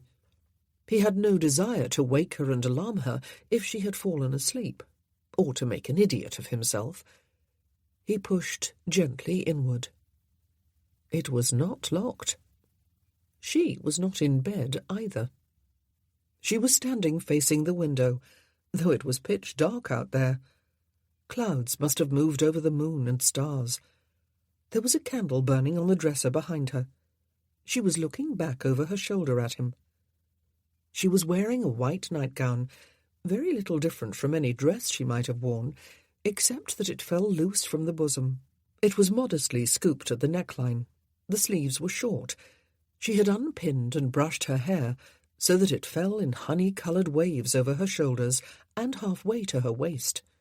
Lust, which she had kept in check lest the door be locked, surged. He closed the door and locked it before strolling toward her and reaching beyond her to draw the curtains across the window. He dipped his head and kissed her. She took a step toward him, as she had out on the river-bank, and twined her arms about his waist as she held the kiss and deepened it. It was different this time. There were no stays beneath her nightgown to mask the soft curves of waist and hip or to push up her breasts, and he had no layers of garments beneath the thin silk of his dressing-gown.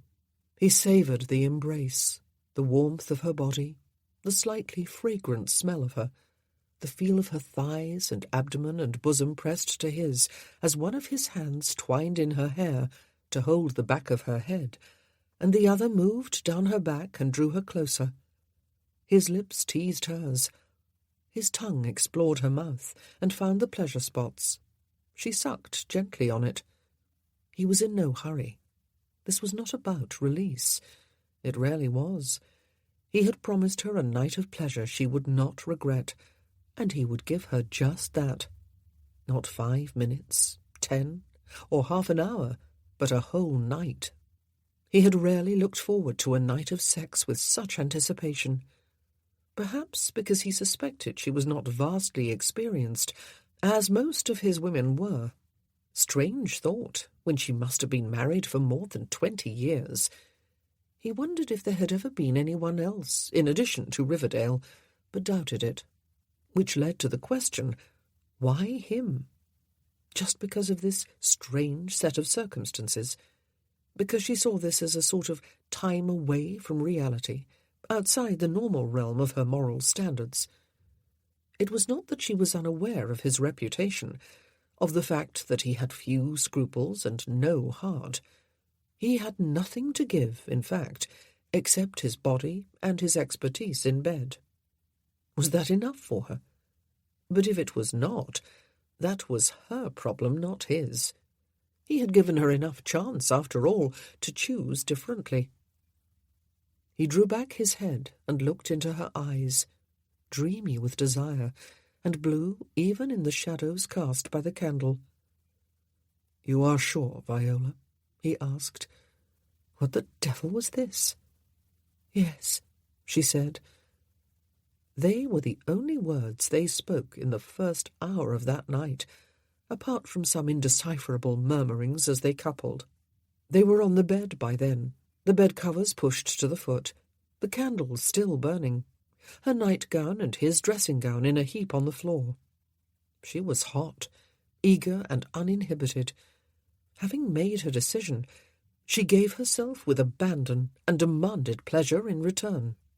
He slowed her down, showing her that the pleasure given and taken with hands and fingertips and mouth and tongue and even teeth was as sexual as the final feast, and seeking out pleasure points on her body and guiding her to pleasure points on his. When he finally mounted her, turning her onto her back first and coming between her thighs as he covered her, she was slick and ready, and he was hard and eager. But even then he slowed them, thrusting with measured strokes, avoiding too great a depth until the final moments, sliding his hands beneath her as she lifted herself toward him and matched his rhythm. And then the final drive toward the shared and ultimate pleasure of release, and the little oblivion that always followed upon the best of couplings. This was surely the very best. He lay on her for several moments, his weight pressing her to the mattress, while his heartbeat slowed and consciousness returned. She was warm and relaxed, and sweaty beneath him. He moved off her and reached down for the covers, before settling beside her and sliding an arm beneath her neck. The Countess of Riverdale, Viola Kingsley. He still could not quite believe it. She had been worth the 14-year wait.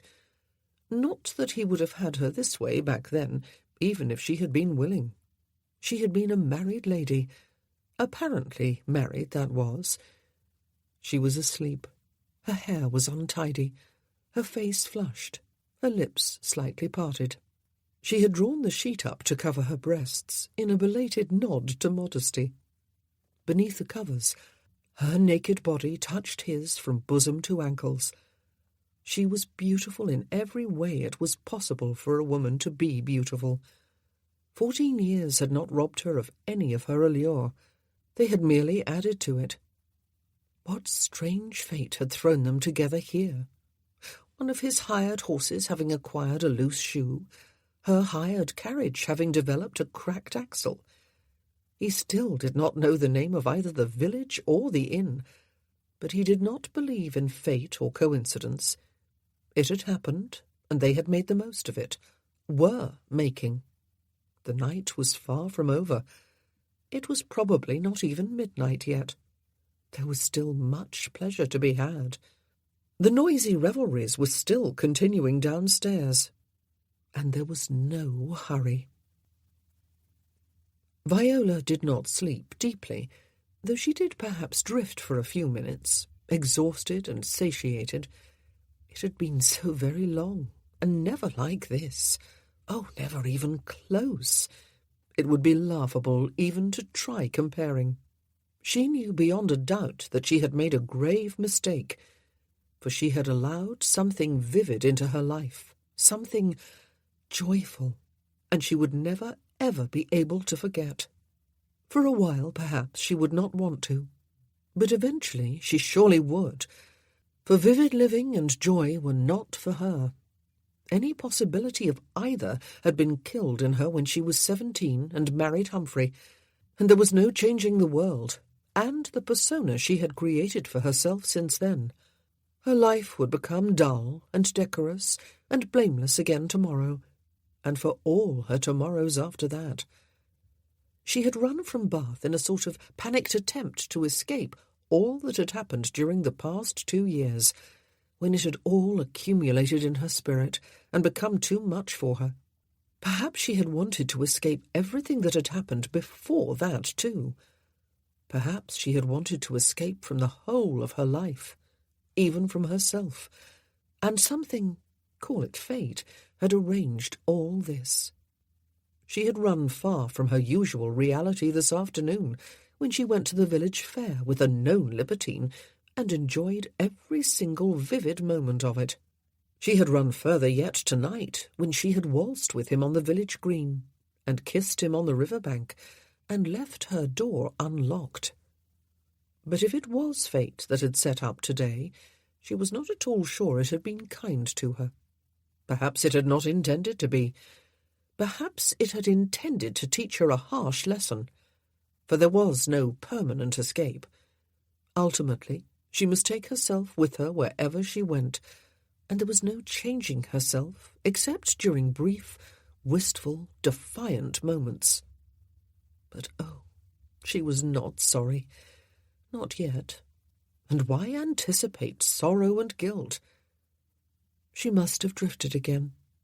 She awoke to the touch of his hand, moving feather-light up her body, between her breasts, over one of them, beneath it.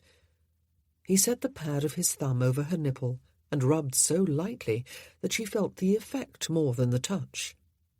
Desire stabbed down inside her and upward, so that both her womb and her throat ached.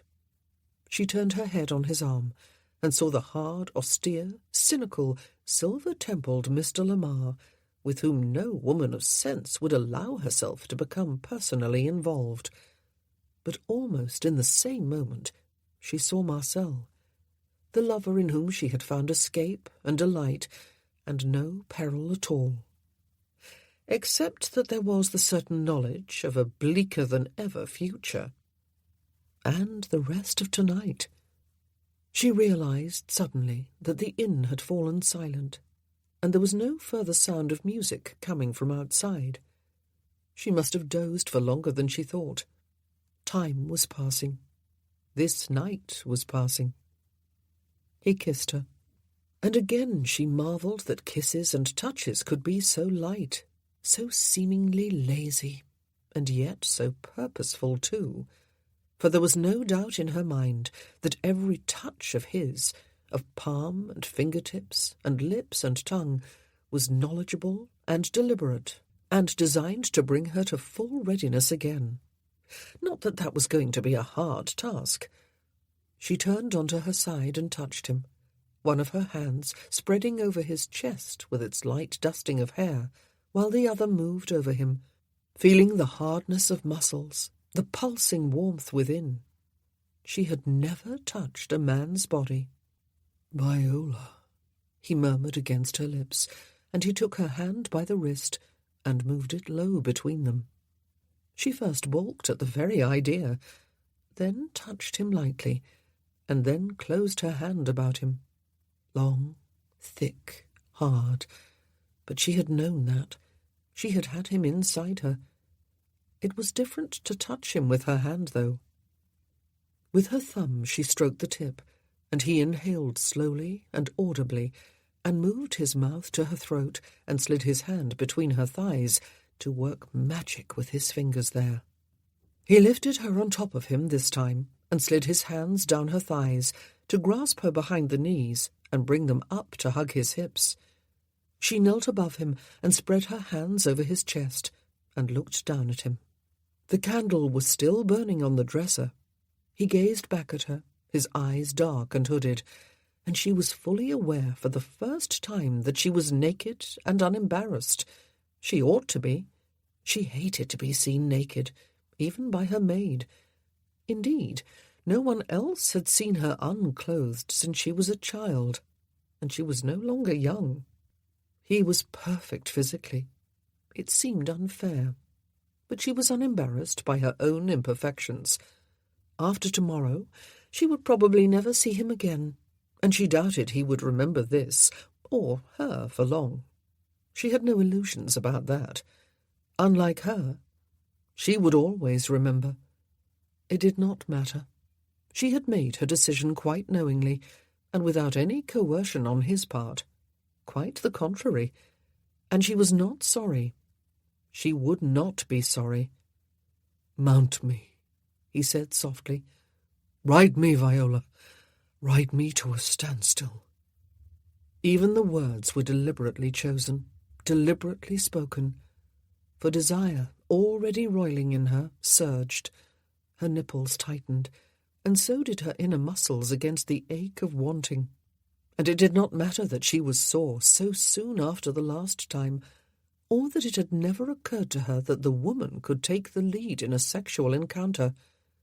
She lowered herself until she could feel him, and she circled about him until he was there at her opening, and she lowered herself onto him, slowly, savouring every moment, every sensation, until she was filled.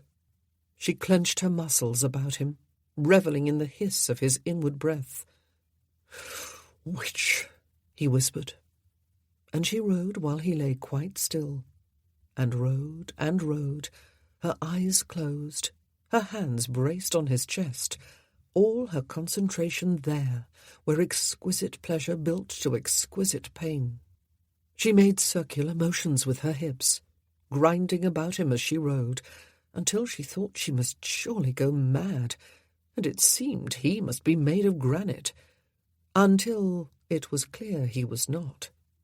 His hands came to her hips and pulled hard downward, holding her still while he pressed deeper than it seemed possible to come, and the pain burst into something that would surely be unbearable until it was not. Her mind had a vivid image of a rose bursting open in the sunlight to reveal all the glory of its inner beauty, and then the image was gone with every other coherent thought. He relaxed beneath her, his chest damp with sweat, his breathing ragged and audible. He was looking up at her with lazy eyes. "The magnificent Lady Riverdale," he murmured. "The dangerous Mr. Lamar." But she did not speak the words aloud, or correct him for wrongly naming her. She stretched out on him, turning her head on his shoulder while he hooked the bed-covers with one foot and brought them back up over them. They were still coupled. How strange that life could be this way, and she had never known it. Not really. She had imagined, perhaps, what passion must be like, but imagination was inadequate. One had to experience it. Did some people live all their lives like this? Alive? Did he? A night like this one must, of course, be not very different for him. There must be nothing so very unusual about it. It was just a part of his normal way of being. But she did not want to dwell upon that. It was not as if she had not known. There was no point now in lamenting the fact that she had got herself involved with a man who would never be involved with her. But she would never forget. Even when she wanted to, she never would. They loved the night away. She tested his stamina as he did hers, but they both lived up to the challenge. Tomorrow was moving inexorably toward them, however. Indeed, tomorrow was already today. Hardly had he noticed that the candle had burned itself out than he was aware of dawn greying the window behind the curtains, and then of daylight illumining the room. It was a damnable apology for an inn-room. The wallpaper was faded almost to extinction, and there were indeed cracks on the ceiling. Cracks involving only the paint up there, and not the structure he hoped. The room smelled faintly of oldness, and less faintly of sex. It had been good. Very good indeed. Perhaps the best. He had had no more than a couple of winks of sleep. Why waste a night that had offered and delivered such pleasure? She was inexperienced, he had discovered early. There was no real surprise there. She was also without inhibition. That had been a bit more of a surprise when he had sometimes thought of her, after her rejection, and rather spitefully he had to confess, as an ice queen. But of course he had often wondered if her unfailingly cool dignity was a mere veil over a powder-keg of passion. It was. She was curled onto her side, facing away from him, and he turned too and curled about her, spoon-fashion, with one arm over her waist. She had slept more than he had. Today they would go their separate ways, and next spring, more than likely, he was going to have Estelle in town with him, making her come out during the season. And if Estelle was going to be there, then so, perish the thought, was Jane Morrow as her official sponsor and chaperone. He was going to have to be far more circumspect about his own behaviour. He would not be able to continue his accustomed way of living when it might affect his daughter's chances of making a good marriage. Viola would not even be in town next spring. Through no fault of her own, she had fallen out of favour with some members of the ton, and was no longer accepted, as unconditionally, as the Countess of Riverdale had been. She had not been seen in town since soon after the death of Riverdale, or if she had, he had not heard of it. She was unlikely to return, so there was no chance of an ongoing affair with her. Perhaps it was just as well, however. He doubted she knew the unwritten rules of dalliance. Its inevitable ending might be messy, and to be quite honest with himself, he was not sure he could treat an affair with her as lightly as he did with other women. He was not sure what he meant by that, and he was certainly not going to puzzle over it at this precise moment. She drew a deep breath and let it out on a low, self-satisfied sigh. Her hand came over his about her waist. "Daylight," she muttered a few moments later. She did not sound too pleased. "It is an abomination, is it not?" he agreed. She turned to lie on her back, the better to look at him. "How are you going to get home?" she asked. "Ah, we are looking ahead to the day, are we?" he said.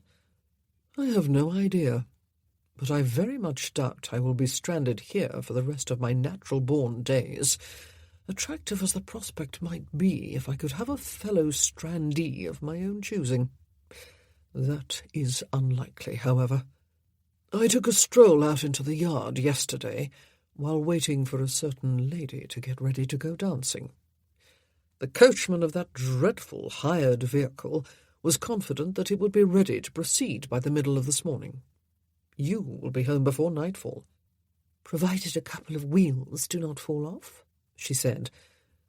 "Do you look forward to being at home?" he asked. "Of course," she said, and looked unutterably bleak. "And who is awaiting you there?" he asked. "No one," she said. "Only peace and quiet. I left behind all my family in Bath, except my son, who recently returned to the peninsula to rejoin his regiment. I left behind my daughters and my son-in-law and grandchildren. I left my mother and my brother and his wife.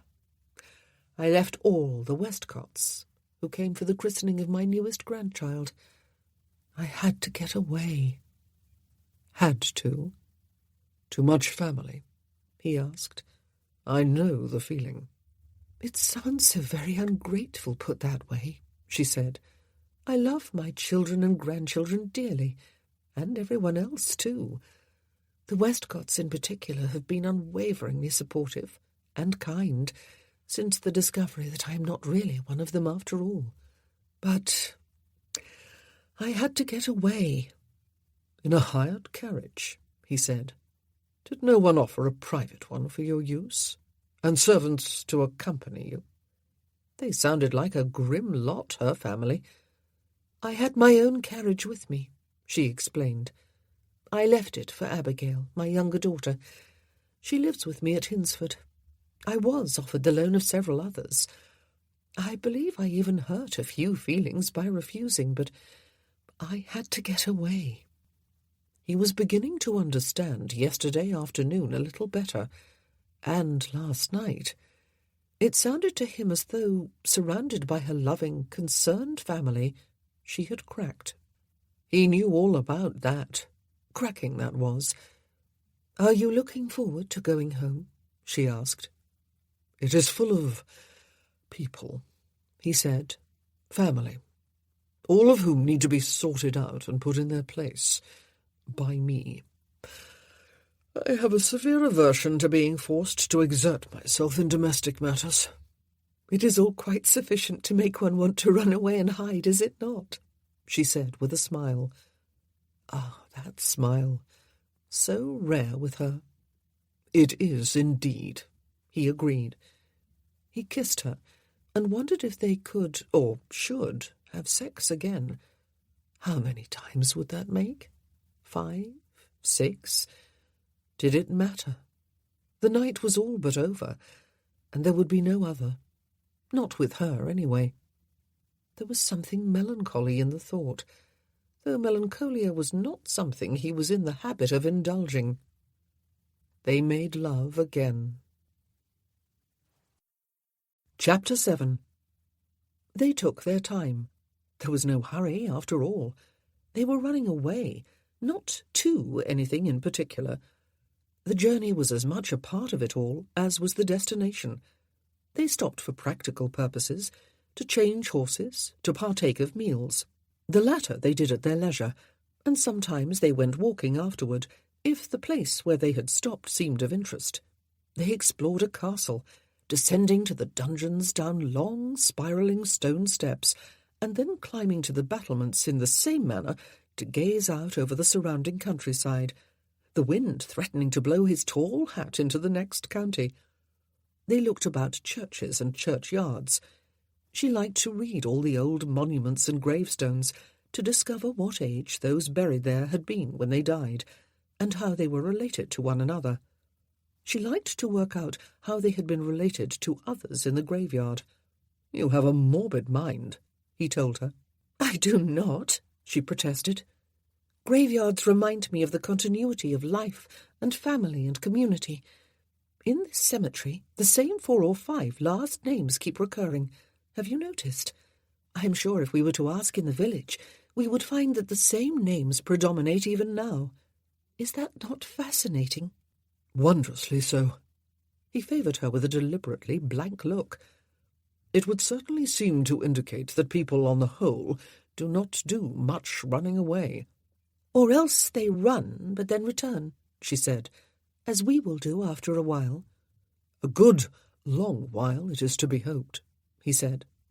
He was in no hurry to think about returning. After a few days and nights in her company, he was still enchanted by her.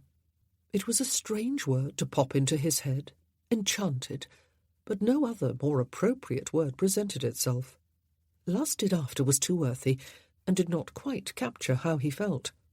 Sometimes they wandered through markets, and often bought cheap frivolities that would have repelled him, and probably her too, in a more rational frame of mind. He bought her a pea-green string bag to hold their purchases, like the ones other women were carrying, and a sky-blue cotton sunbonnet, with a wide, floppy brim and a neck flap. He suggested that they look for a 3-legged stool to go with it, and a pail and a milking cow, but she called him silly, and pointed out that they would be unable to squeeze the cow into the carriage, and it would be unreasonable to expect it to trot behind and still be ready to fill the pail with milk whenever they stopped. He conceded the point. She bought him a black umbrella with hideous gold tassels all around the edge that dripped water everywhere, mainly down the neck of the holder when he tried to keep it over himself and his companion on a rainy day. She suggested that he keep it for future use as a sunshade. He suggested that he cut the tassels off, but did not do so. He bought himself a gnarled and sturdy wooden staff with which to trudge about the hills of Devon like a seasoned countryman. It snapped in 2 with a loud crack when he put the smallest amount of weight upon it in their inn-room later that evening.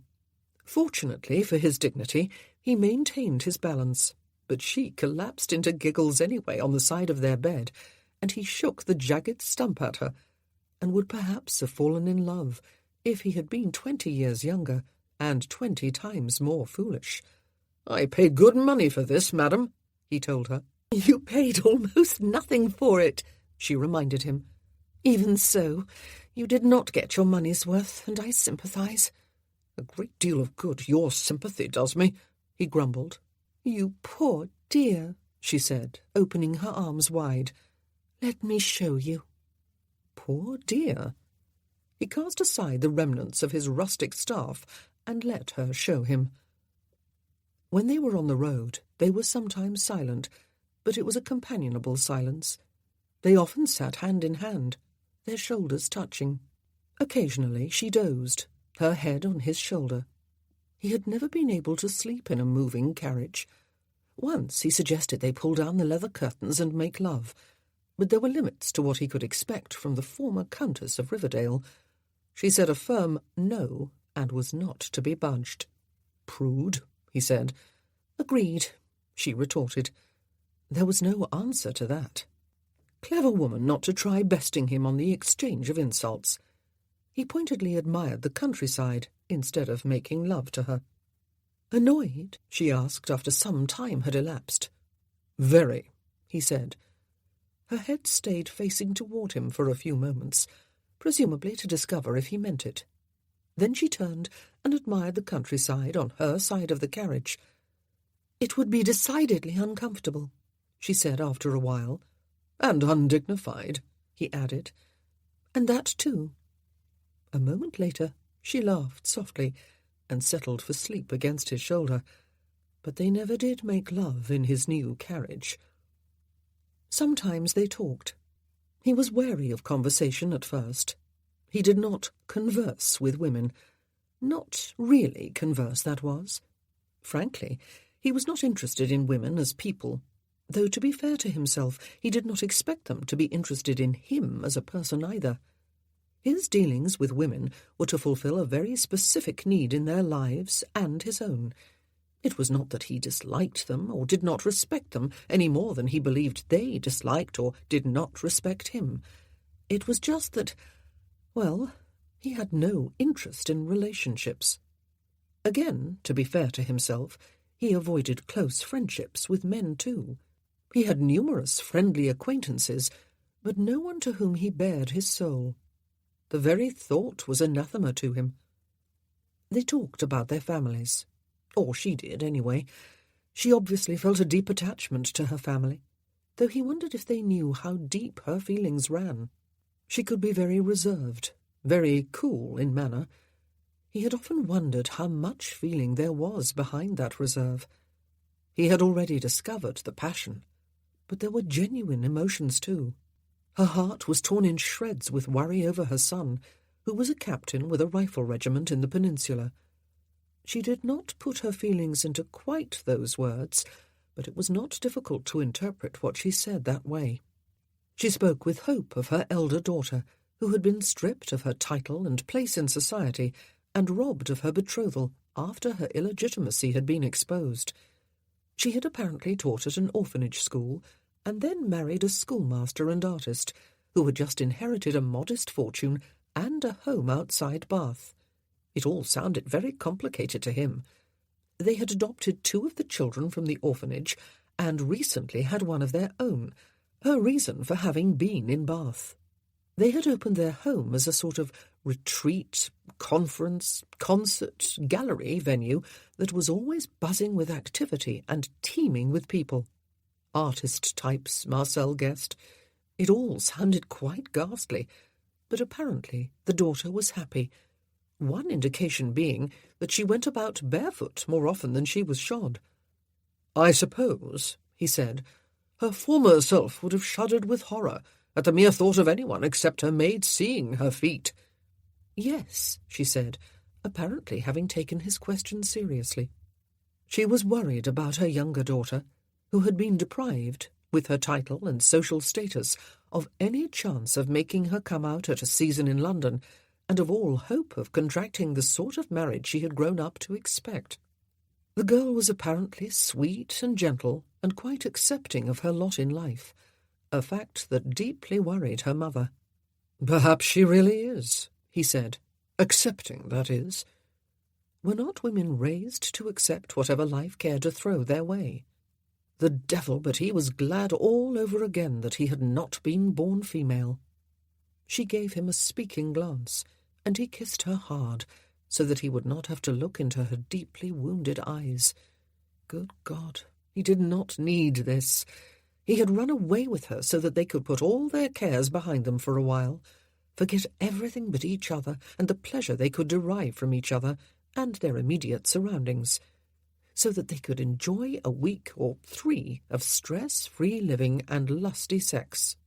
Yet when he had finished kissing her and had sat back beside her again, he took her hand in his and settled it on his thigh, turned his head to look into her face, and so tacitly encouraged her to go on talking. He sensed that she needed to talk, and it struck him that no one ever seemed eager to talk to him, unless they were peppering him with complaints, that is, and please that he do something to put matters right. She had gone to London earlier in the year to attend the wedding of the new Earl of Riverdale. He had not heard of her being in town. She had gone at the specific invitation of the Earl himself, the very one who had usurped her son's title, though that had not been his fault, and of his mother and sister. The bride had also written to urge her to go, though the woman was about to assume the title that had been Viola's for more than 20 years. Had she been taunting Viola? He had not met the new Countess, but he was instantly biased against her. Why had Viola gone? Duty? Dignity? Pride? Good God! "That must have been painful for you," he said. "Sometimes," she said, "doing what is most painful is the only thing to do." "Is it?" he asked, looking at her in some astonishment. "I have always thought it is the very last thing to do. Surely pain is to be avoided at all costs." "I tried that for a while," she said. "I fled. I fled London, and then Hinsford Manor, which was no longer either mine or Harry's. I even fled my daughters, with the explanation that it was for their own good that they live with my mother in Bath rather than with me. I fled to Dorset to stay with my brother. He is a clergyman, and was still a widower at the time. But fleeing was not enough, for I took myself and my pain with me. Finally I had to go back and face at least some of it. I still sometimes find it difficult to look into the eyes of my daughters, and my son. He was home for a few months this year, recovering from serious injuries." "I suppose," he said, "you felt guilty. Correction. I suppose you feel guilty." "I suppose I do occasionally," she admitted, "as though I ought to have known. But mainly I feel helpless. I would die for them if by doing so I could ensure their happiness. But even that would not be enough. There is really nothing I can do for them." "Except love them," he said. Now, where had that come from? "Love never seems to be enough either," she said. "It is said to be everything, but I am not sure I believe that." He felt a bit chilled. This was not the first time she had run away then. She had carried all her bewilderment and pain and guilt with her the first time. And this time? The very fact that she was talking about it suggested that she had not come unencumbered as he had. Did he really want to be doing this? Yet he made no effort to stop the flow of her words. He lifted their clasped hands and set his lips to the back of hers. He kept his eyes on her face. She was telling him that she had gone to London and made friends with the new Countess of Riverdale. What the devil?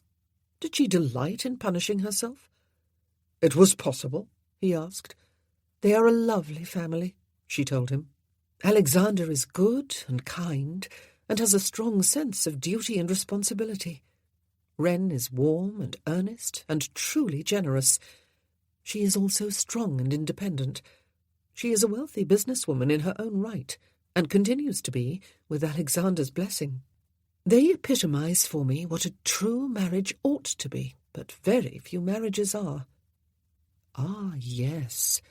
He remembered now, reading about it. Riverdale had married the Hayden China heiress, said to be fabulously wealthy. "You must find both of them impossible to hate, then," he said. "That must be a severe annoyance."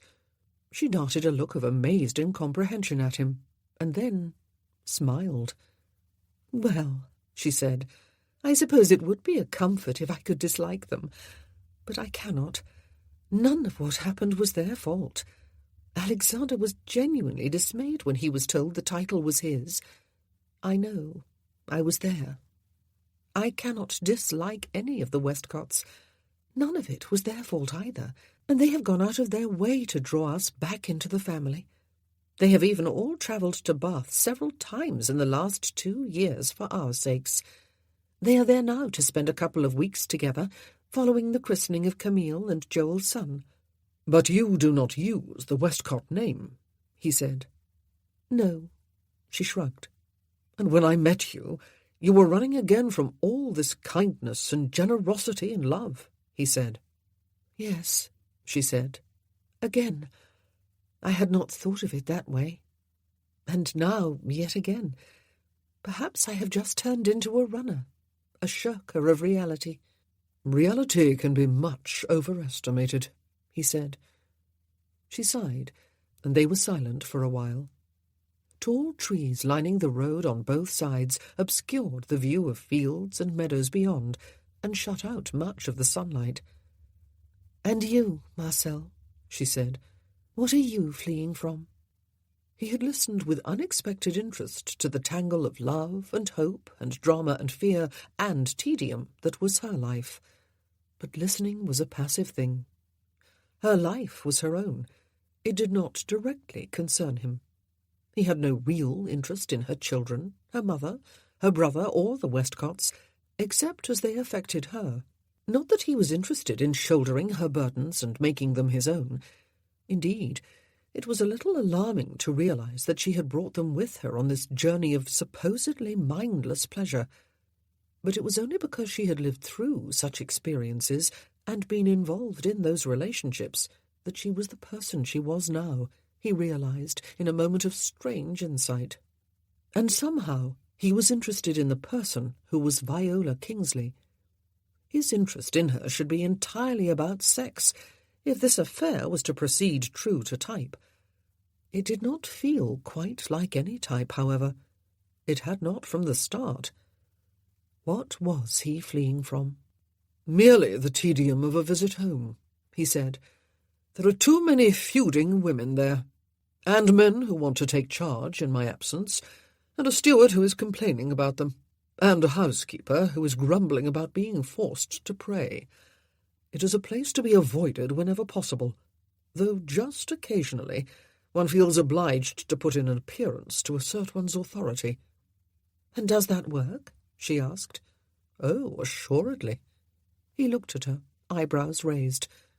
"I do not suffer fools gladly, or at all, in fact." "Your family and servants are fools?" she asked him. He gave the matter some thought. "I can see," he said, "that I am going to have to choose my words carefully with you, Viola. No, they are not fools. At least not all of them are. They are merely tedious. Is that a more acceptable word?" "I do not know the people concerned," she said. "Are they all your family? Do you not have children? Surely your own children are not tedious?" He sighed and settled his shoulders across the corner of the carriage seat, putting a little distance between them. He folded his arms over his chest. "They are not," he said, "but those who have the charge of them would make them tedious if they could." "But can they?" she asked. "Do you not have the charge of them yourself?" "Perhaps," he said. "I am tedious, Viola." "How old are they?" She was not to be deterred, it seemed. 17, almost 18, he said. "All of them?" It was the turn of her eyebrows to shoot up. 2, he said. "Twins, male and female." "And are they not—" She got no further.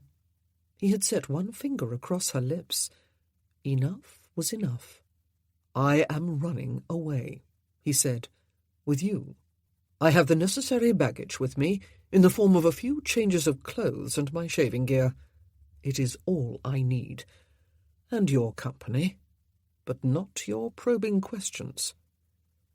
"Just my body," she said, drawing back from his silencing finger. "That," he said softly, refolding his arms, "was uncalled for." "Was it?" she asked. "I suppose that now we are embarked upon a thoroughly satisfactory affair, you want more," he said. "Like most women."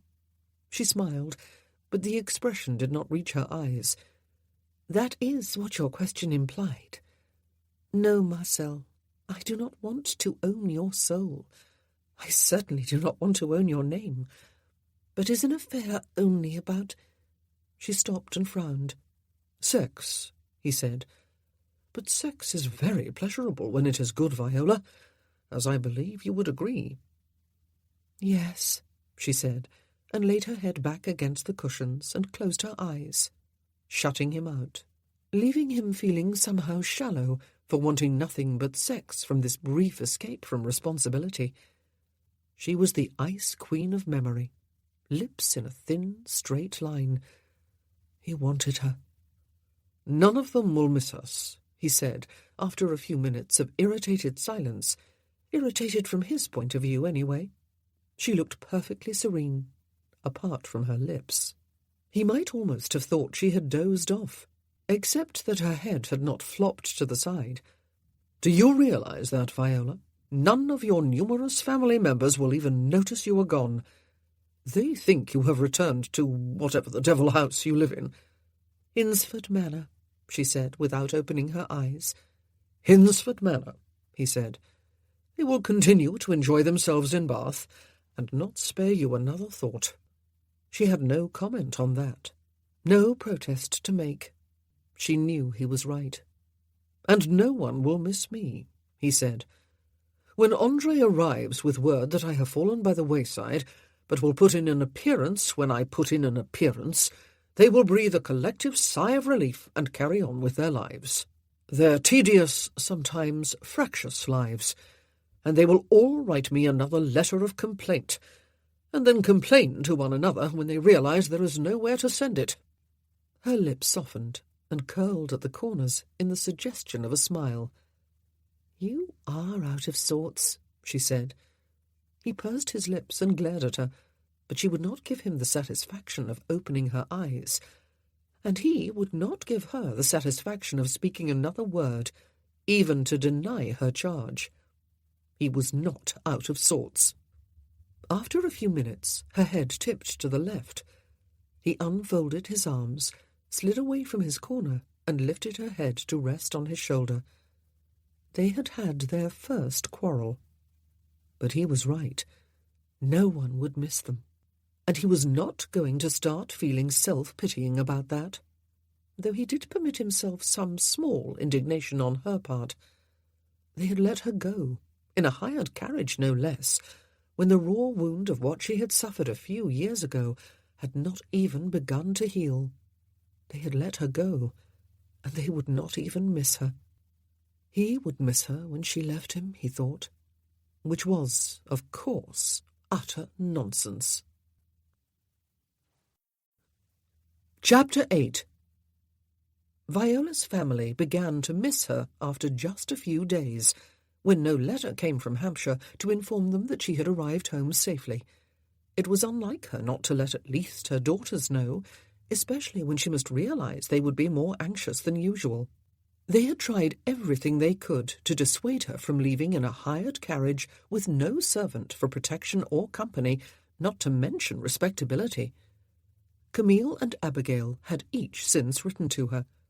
So had their maternal grandmother, and Viola's sister-in-law on the Kingsley side, and two of her erstwhile sisters-in-law on the Westcott side. They discovered when they mentioned the matter during a family dinner at their grandmother's home on the Royal Crescent. And so had Wren, the Countess of Riverdale, and Elizabeth, Lady Overfield, Wren's sister-in-law, Alexander's sister. One of a lady's daily duties, after all, was to write letters, and they had all been concerned about Viola and her abrupt decision to return home so soon after the christening of her grandson. A little more than a week after her departure, a letter finally did arrive from Hinsford, addressed to both Camille and Abigail. It was beside Camille's plate in the breakfast parlour when they arrived there together, having come directly from the nursery. It was not from their mother, however, but from Mrs. Sullivan, the housekeeper, who explained that she had got in a whole pile of provisions in expectation of her ladyship's return home. She had flatly refused to stop addressing Viola thus, even after the title was no longer hers. She had given most of the food away after a couple of days, before it could go bad, as she was sure her ladyship would have wished her to do. It was unusual for her ladyship not to let her know she had changed her mind about coming. But Mrs. Sullivan had not been too concerned until a number of letters started arriving for her, all from Bath. Her question for Mrs. Cunningham and Miss Westcott, then, if she might make so bold, was this: If her ladyship was not either in Bath or at Hinsford, where was she? The realization that their mother had neither arrived home nor written to explain why was alarming indeed to the sisters. Joel Cunningham found them severely agitated when he strolled into the breakfast parlour 5 minutes after them, with a cheerful smile on his face and good-morning greetings on his lips. "Mamma has disappeared," Camille told him without preamble, the letter open in her hand, her face ashen. "She has not arrived home yet, and she has not written either to us or to Mrs. Sullivan." "I knew I ought to have gone with her," Abigail wailed. "She was behaving very strangely. We all noticed it. How could we not? She was abrupt and even rude with a few of us, and she is never either of those things. It was selfish of me to remain here and let her go alone." "It was no such thing," Joel assured her. "I think she actually wanted to be alone for a while, Abby. Now where would she have gone if not home? To stay with some relative?" Both ladies gazed at him in incomprehension. "But everyone is here in Bath," Camille said. "Right." He rubbed his hands together. "Some particular friend, then?" "There is no one who does not live within a couple of miles of Hinsford," Abigail said. "There is nowhere she could have gone." "Well, clearly," he said, "there is somewhere. She cannot just have disappeared off the face of the globe." "But she has not even written." Abigail covered her mouth with one hand, while tears welled in her eyes and threatened to spill over. "Perhaps she has arrived by now," Camille said, handing the letter to her husband and making a visible effort to pull herself together. "Perhaps there was carriage trouble and she was delayed. I dare say she is home by now. But for a whole week! And if it was that, why did she not write?" Abigail asked. No one could think of an explanation. Camille set an arm about her sister's shoulders, while Joel read the letter, a frown on his face. There was no further enlightenment to be found from that single page, however. "I tell you what I will do," he said, folding it as he spoke. "I will go down into Bath and see if the hired carriage that took her has returned. If it has, I will talk to the man who drove it. He is bound to know where she went." "Oh, yes," Camille said with visible relief, while Abigail gazed hopefully at her brother-in-law. "Of course he will. Let us go and find him." An argument ensued about whether he would go alone, as he wished to do for the sake of speed, or if his wife and sister-in-law would accompany him. As he pointed out, if Camille went, she would have to take Jacob with her, since it was impossible to predict how long they would be, and if Jacob was going, it would be difficult to leave Sarah and Winifred behind. In the end, they all had their way. Joel went ahead on horseback, and the rest of the family followed in the carriage. For, as Abigail pointed out, their grandmother would want to know about their letter, and about what Joel discovered, as would the rest of the family, who were staying at the Royal York. Joel rode down the long hill into Bath, and left his horse at a livery stable before striding off on foot. He passed Bath Abbey on the way, and was hailed by someone in a group of people standing and conversing outside the pump-room. He recognized Anna, his dearest friend when they were growing up together at the orphanage, and for a number of years afterward. She was now the Duchess of Netherby. The Duke was with her, as were Camille's Aunt Louise, the Dowager Duchess of Netherby, and Elizabeth, the widowed Lady Overfield. He hesitated for a moment, but then turned in their direction, and returned Anna's hug when she stepped forward to greet him. "You look as if you're in a vast hurry over something," she said. "Is anything amiss, Joel?" Elizabeth asked, a frown of concern on her face. "One of the children?" "Camille and Abby are worried sick," he said. "There was a letter this morning from the housekeeper at Hinsford. She wants to know where my mother-in-law is. She still had not arrived there." "Hired carriages are an abomination," the Dowager Duchess of Netherby said. "You may depend upon it that it broke down somewhere. She should have accepted the loan of my carriage. I have no use for it while I am here, as I was at pains to explain to her. But dearly as I love Viola, I have to say she is one of the most stubborn women of my acquaintance. She was bound and determined to do it her way." "But why has she not written to say so?" Anna asked. "I dare say," Avery, Duke of Netherby, said that before we delayed him, Joel was on his way to demand answers of the coachman who drove her. I was, Joel said. I still am. If the carriage has returned, that is. If? Anna's hand crept to her throat. I shall come with you, Avery said. If you will excuse me, that is, my love. Oh, yes, do go, Avery, Anna urged. We will return to the hotel and wait to hear what you discover. Oh, what on earth could have happened? Camille and Abigail are on their way to the Royal Crescent, Joel said. They were too worried to wait at home. Then we will go there too and wait for you, the Dowager said. The coachman who had driven the hired carriage was not present when they arrived at the company's office. He was out on a call, but it was a local one, and he could be expected back at any moment. Any moment proved to be an hour long. When he finally arrived, the man removed his greasy hat in order to scratch his greasy hair after Joel had hailed him and explained why he was there.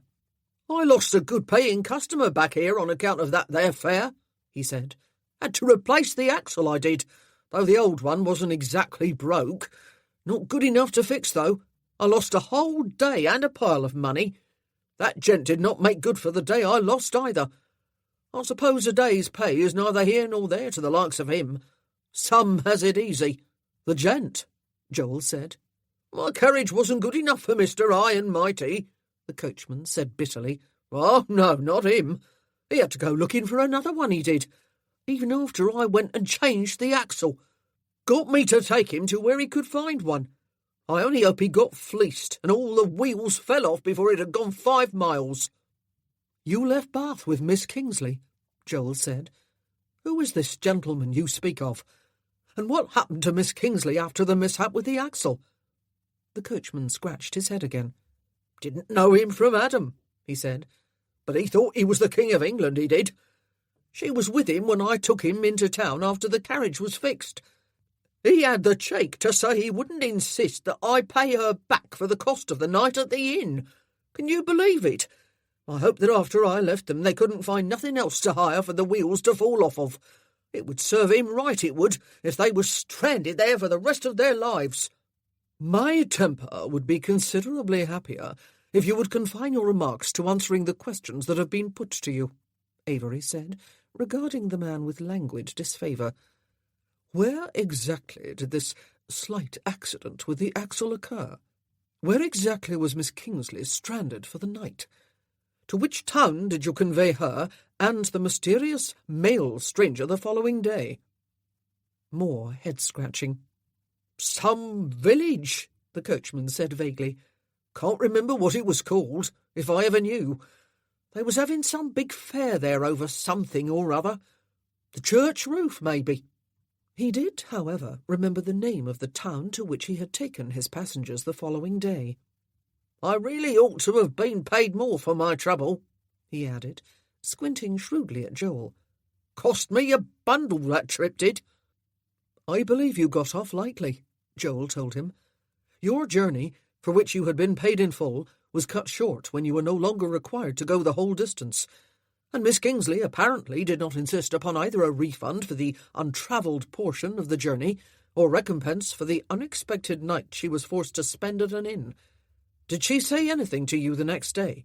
About who the gentleman was, or where she was planning to go in another carriage?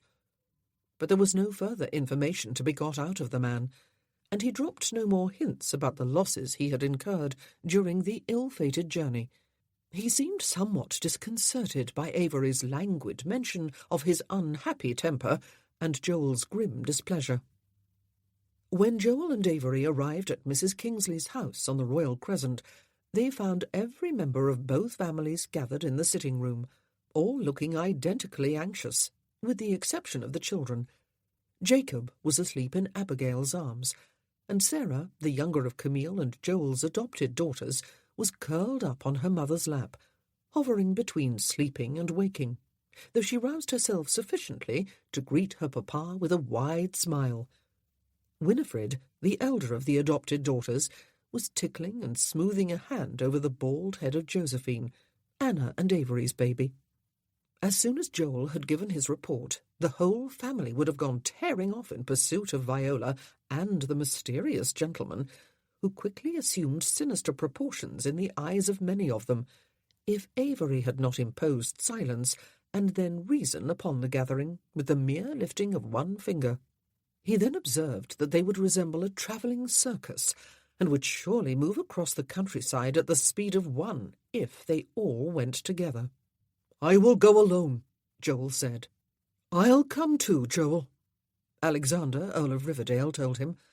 "I am head of the family after all, and you may need some assistance. This man is an unknown quantity." "You are not going without me, Joel," Abigail announced, with a voice that quavered slightly. "I blame myself for all this. If I had gone with Mamma, everything would have been different." "If she had taken my carriage and a few hefty servants and a maid," her Aunt Louise, the Dowager Duchess, said, "everything would certainly have been different. They would have dealt with the pretensions of that man, whoever he is, and sent him packing in some disarray." "I am going with you," Abigail said again. "And I will accompany you to give you countenance, Abby," Elizabeth, Lady Overfield, said. "Oh, do not look at me that way, Alex. Of course Abby wants to go search for her mamma, and of course another lady must go with her. Wren cannot go in her condition. Why not your sister, then?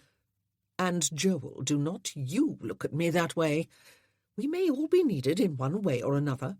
"I do think that is sensible, Elizabeth," Lady Matilda Westcott, the eldest of Viola's former sisters-in-law, said in her strident voice. "It would be most improper for two gentlemen to go alone, even if they are Viola's relatives. What would they do when they find her? And it would be out of the question for Abigail to accompany them without a chaperone." That settled the matter. All four of them would go in pursuit, though it was very possible the trail would run cold at the town where Viola had last been seen. Where she had gone, no one could begin to guess, or with whom. That was the question that loomed largest. They set off before mid-afternoon in the Earl's carriage, waved on their way by the other family members gathered outside the house on the Royal Crescent. Some of them were tearful, including Camille and Winifred. Sarah clung to Camille's skirts, looking soulful after her father had hugged and kissed her and climbed into the carriage without taking her too. Jacob was asleep again, in his great-aunt Mary Kingsley's arms. Marcel, Marquis of Dorchester, was not missed at first. Andre arrived duly at Redcliffe Court, bringing with him the explanation that his brother had been unavoidably detained, but would follow shortly. No one peppered him with awkward questions. No one was particularly surprised. That did not mean they were all happy. Jane and Charles Morrow, as Marcel had predicted, were more relieved than chagrined over the delay. They were not fond of their brother-in-law. Worse, they had strong moral reservations about his possible influence over his children. If Adeline had not been such a silly ninny-hammer, they often assured each other, she would have married someone of altogether stronger moral fibre, and there would be no danger of her children backsliding into sin and debauchery. However, she had been both silly and a ninny-hammer, and they could only hope that their brother-in-law's visits remained both brief and infrequent, and that the strength of their own moral influence over their niece and nephew would prove stronger than the effect of heredity. The Marchioness, Marcel's elderly aunt, and Isabel, Lady Orte, her daughter, were more divided in their feelings. On the one hand, they were disappointed that they must wait longer for the Marquis's return, and the blistering set-down he was sure to deal the upstart Morrows, who behaved for all the world as though they owned Redcliffe, and every one and everything in it. The two ladies detested the couple heartily. Lord Orte merely stayed out of their way, and had no known opinion of Marcel, whom he avoided even more diligently when they happened to be beneath the same roof. On the other hand, the Dowager and her daughter were deeply immersed in the planning of an increasingly elaborate wedding for Margaret, Isabel's youngest daughter, and both entertained a gnawing anxiety that the Marquis, without saying a word, but with a mere lifting of his eyebrows, in that way he had of expressing displeasure, might spell doom to their carefully laid schemes. Andre was reasonably content, at least at first, to hide out from his creditors, and from the shame of his gaming debts, until his brother should choose to amble homeward. It was the normally placid, biddable twins who were the problem. All the ladies had been in the drawing-room when Andre arrived, all usefully employed with needlework or tatting or knitting. Lord Audiobook was there too, his head hidden behind a newspaper, and Bertrand Lamar, Viscount Whatley, was reading a book, until the sound of an approaching carriage caused them all to raise their heads. He got to his feet and went to look out the window. "Is it he, Bert?" Lady Estelle Lamar asked eagerly. "It looks like his carriage," he said. "Yes, it is." Estelle would have run downstairs to greet her father on the terrace, but she looked toward her aunt first, and that lady shook her head slightly and smiled fondly. It was not seemly for a young lady to go dashing about the house, displaying unbridled emotion. Estelle looked at Bertrand, who had turned from the window, and a silent message passed between them, as it often did. They were not identical twins, of course, so there was not that almost psychic bond that many identical twins shared. Nevertheless, they knew each other very well indeed, having been almost inseparable since birth.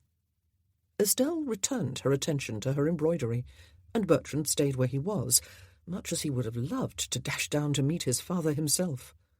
Lord Audiobook slipped from the room unnoticed, and then their Uncle Andre strode into the room, alone. "Father is not with you?" Estelle asked in clear dismay.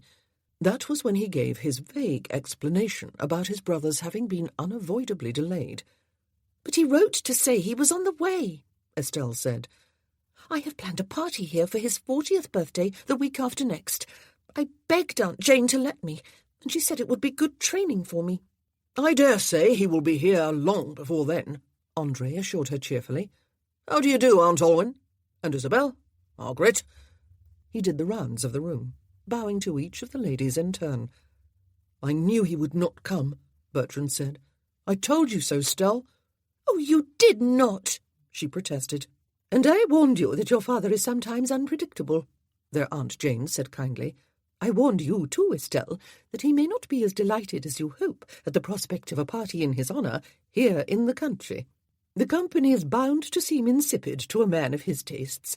It will probably be just as well if he does not come in time, though I hate to see you spurned and disappointed." "Yes, Aunt Jane," Estelle said, as she resumed work on her embroidery. "He has never spurned us," Bertrand said, but he spoke quietly enough that his aunt either genuinely did not hear or wisely chose not to comment. Their father had still not come after a week had passed, or sent word to say when he would be there, if he came at all. Estelle grew steadily unhappier, as the hope that he would arrive in time for his birthday grew slimmer. Bertrand, unhappy on his own account, but even unhappier on his sister's, tackled their Uncle Andre about the true cause of the unavoidable delay, and then reported to his sister in her room. By the time he had finished, Estelle had grown unaccustomedly angry. She had been taught that a lady never allowed strong feeling to rob her of a calm dignity. "I suppose," she said, "that if he set off with Uncle Andre, and then decided to stay in some god-forsaken village— were those his exact words, Bert? I suppose that if he did that, and even deliberately stranded himself there without his carriage, there can be only one of two explanations." "He found a card game or a cockfight or some such thing," he said. "Or a woman." She spoke with great bitterness. "I say, Stell, Aunt Jane would have a fit of the vapours if she could hear you say that," he said. Her eyes were swimming with tears when she lifted her face to his. "I think it was a woman," she said. "Are you thinking what I'm thinking?"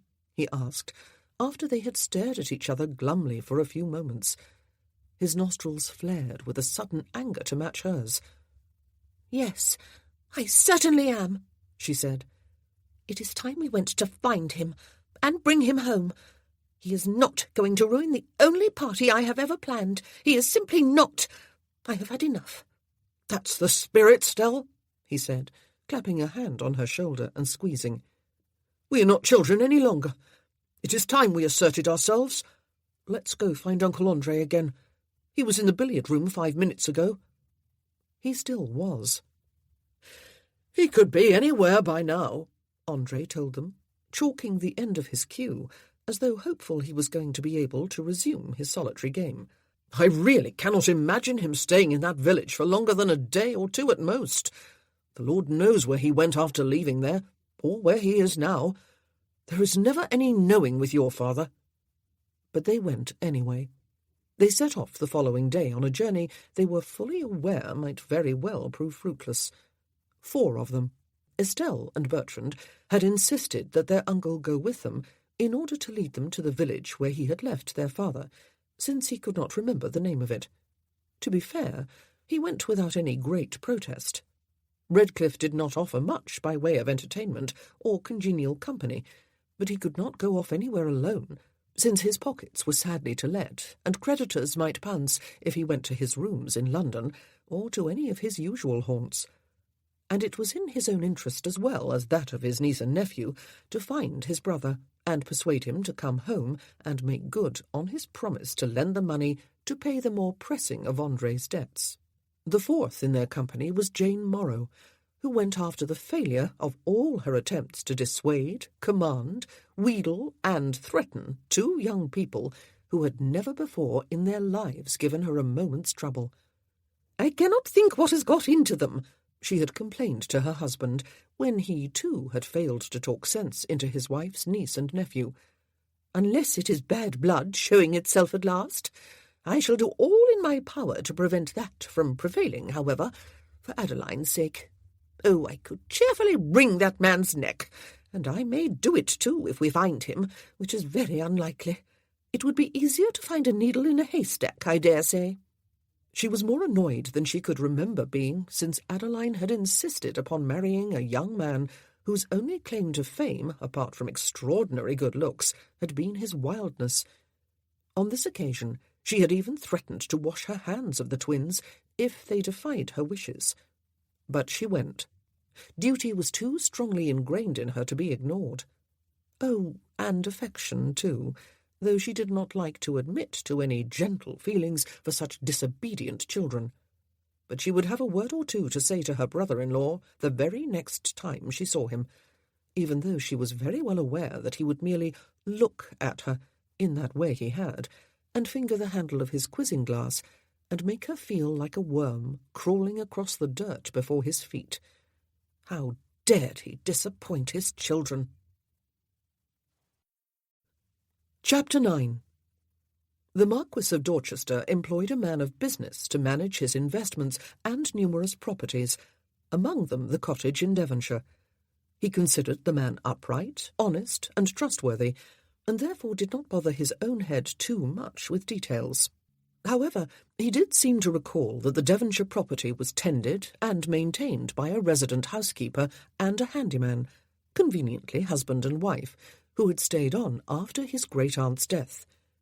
He could not remember their name when he sent a letter notifying them of his imminent arrival with a guest, and of his intent to remain there for a couple of weeks or so. He addressed the letter simply to the housekeeper. As far as he remembered from a few boyhood visits, there were no other dwellings close by, and the nearest town was several miles to the west. Reaching it entailed either a lengthy and tedious journey northward by carriage to a ford and a sturdy bridge across the river, or a more direct descent of the steep hillside below the cottage by foot, or on horseback, to a narrow stone bridge, and a steep ascent of the hill on the other side. In either case, one did not simply dash into town to purchase an item or two whenever the whim took one. It would not seem wise, then, to arrive unannounced to the discovery that there was virtually no food in the house or other essential supplies. They arrived on a warm, sunny afternoon, though there had been a hint of autumn in the air earlier. It was much as Marcel remembered it, though he had forgotten the small village on the eastern side of the valley, closer to the house than the town on the other side. The village was really little more than a church and a tavern and a cluster of houses, however, in a slight dip of land with a view out to sea. What the people who lived there did for a living and for entertainment was anyone's guess.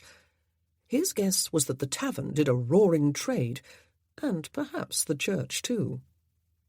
The valley itself was obscured for the beholder by a slight rise, and a few clusters of trees, until one came upon it suddenly, a wide swathe of greenery sliced into the land, with a river flowing through the bottom of it. Its long slopes were carpeted in rich green ferns and shaded by trees, some of which were beginning to show signs of autumn. The cottage, just as he remembered it, was on the near hillside, far enough down the slope to be invisible until one could see the whole valley plunging beneath one's feet. It had no private garden, though its stone walls were festooned with ivy and other climbing plants. The valley was its garden. There was a way down to it, even for the carriage. A wide dirt laneway approached it from some distance to the north, rather than from directly above, in order to minimize the slope. It really was quite impressive, if one favoured remote rural living, or if one was seeking out a cosy love nest where one was unlikely to be distracted or disturbed. For his purposes, it was perfection itself. "Oh, my goodness!" Viola sat forward in her seat as the carriage topped the rise and began its careful descent to the house. "This is magnificent, Marcel." She was looking from side to side through the windows, trying to see everything at once. And it really was. Calling the house a cottage was somewhat misleading, for it was no hovel. Neither was it a mansion, however. There were 6, or was it 8, bedchambers above stairs, and an equivalent number of rooms downstairs, variously designated in his great-aunt's time by names like parlour, sewing-room, morning-room, and writing-room. It was built of yellowish stone with a tile roof, in which there were dormer windows, presumably belonging to the servants' quarters. The plants that grew on the walls looked well tended. A thread of smoke rose straight into the sky from a wide chimney. There was a stable block off to one side, and a chicken coop. "What a beautiful house," she said. "But it must surely have been built originally by a recluse. There is no other building in sight." "Or by a romantic," he said. "Perhaps by a man who wished to escape the bothers of life with a woman of his choosing." She turned her head to look at him. There had been a strange tension between them all day, with the knowledge that they were approaching their destination. He had been thinking that perhaps he ought not to have suggested this place, or any specific destination. For the very nature of running away surely implied no fixed direction, but rather a constant wandering onward, as inclination led. They had had a taste of the pleasures of it on the way here. "Perhaps," she said, "we are being disrespectful to your great-aunt's memory." "Family law has it," he told her. "Whispered behind hands, I might add, but children have ears at full attention when they hear whispers. Family law has it that she lived here for years and years with another woman, euphemistically known as her dearest friend and companion, until that other woman died. And then she lived on here, solitary and doubtless lonely, and respectable enough once more to be visited by family members. Respectable and rich. It was during those later years that I was brought here, and climbed onto her lap, and into her heart, and her will." The carriage had drawn to a halt, and a buxom, red-cheeked woman in a mob cap and spotless white apron tied about a voluminous dress was standing on the stone doorsill outside the open front door, smiling and bobbing curtsies while the coachman opened the door and set down the steps. "Good day to you, sir," she said when Marcel had descended to the hardened dirt terrace before the door. "I had your letter, and I sent you me into town yesterday with a list as long as your arm. I have a meat and vegetable stew bubbling away on the hob, and ready whenever you are hungry, and fresh baked bread to go with it. And I took the liberty of hiring Maisie from the village, Jimmy's niece's girl, to help me put clean linen on the beds, and beat the rugs, and dust the furniture, and polish the brass. Though I always do that once a fortnight anyway. With your permission, I will keep her on while you are here to help with the extra work. Jimmy has fixed the door on the carriage house and mended the leak in the roof. And he has mucked out all the stalls for the extra horses and got in plenty of fresh straw and feed for them. And how do you do, ma'am? I dare say you are ready for a nice cup of tea and some of my fresh scones. Jimmy got some more tea yesterday, and I have filled the caddy, so there will be plenty whenever you fancy a pot." Marcel groped for the handle of his quizzing glass. "Good afternoon," Viola said. "I am Viola Kingsley." "Edna Pruitt, ma'am," the housekeeper said, curtsying again. "And pleased I am to make your acquaintance, and to have someone staying at the house again. It has been too long a time, as I am always saying to Jimmy. Maisie can give you a hand if you do not have a lady's maid with you. She does her a treat, and she doesn't chatter all the time, which I dare say ladies don't always want to listen to." Marcel had his glass half-way to his eye. "A cup of tea would be very welcome, Mrs. Pruitt," Viola said, "and perhaps a scone or two. No more, though. We would not wish to spoil our appetites for your stew, which smells quite heavenly from here." "It smells better from inside," the housekeeper said. "And what am I doing keeping you standing out here when you must want to be settling in your rooms and washing your hands? Jimmy always says I talk too much, but I wanted to welcome you properly and make you feel at home, even though it is your home, isn't it, sir? You haven't been here for so long, though, that I felt I needed to—" "Thank you, Mrs. Pruitt," he said. "We would indeed like to wash our hands." Good God! She bustled upstairs ahead of them, and indicated one room for him before taking Viola into another. They were side by side, both rooms facing out over the valley. "I will have Maisie bring up 2 pitchers of hot water, Mrs. Kingsley, ma'am," he heard her say, before she bustled back downstairs. "It is all ready. I always keep plenty on hand, because you never know when you're going to need it, and if there is one thing I hate, it is having to wash in cold water and do dishes." Marcel went into Viola's room after the woman had left. She was standing at the window, looking out. "She did not seem offended," she said. "Offended?" He went to stand beside her at the window and dipped his head to look into her face. "Offended, Viola? Why should she be? She is a servant." She did not withdraw her gaze to look back at him. "Is there a colour more soothing than green?" she asked. It sounded like a rhetorical question, and he did not attempt to answer. "Flowers would be superfluous here, would they not, when nature is so prolific with greenery? They would look almost gaudy. This is all far lovelier than I imagined." Marcel had heard the girl going into his room. Now she came into Viola's and set a pitcher of water on the washstand before bobbing a curtsy. She did not launch into a chat, however, which was something of a relief. "Thank you, Maisie," Viola said, turning toward her, and the girl bobbed another curtsy before leaving. She looked like a younger version of her great-aunt, even down to the rosy cheeks. A silent version of her great-aunt, though, come to think of it, she was not a blood relative of Mrs. Pruitt's, was she? She was Jimmy's great-niece. It must be a wholesome country look they shared. "Viola," he asked, "are you regretting this?" She glanced at him before turning back to the window and opening one half of it to let in fresh air and birdsong and the distant sound of flowing water. She closed her eyes and inhaled slowly. She had been generally light-hearted during their journey, willing to enjoy herself and enjoy him. "I have never done anything like this before," she told him.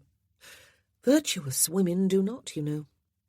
We are taught that our happiness is to be found in virtue, and in doing our duty with cheerful dignity. Only men are allowed to do what they want, while their women look the other way and endure." "Why do more women not simply shoot themselves?" he asked. "Because we know no different," she told him. "You believe you have become an unvirtuous woman, then?" he asked. "Oh, I more than believe it," she said. "I have quite knowingly abandoned virtue and stepped into the unknown. All this is normal to you, Marcel. It would not occur to you to regret it, or wonder about the moral implications of what you are doing, or the effect it will have on your character for the rest of your life. It is not at all normal to me. I do not regret what I have done, neither do I applaud my boldness, but I do not deceive myself. I am doing this for myself. The future will decide how I will be affected by it all. I will not think of it until I reach that future.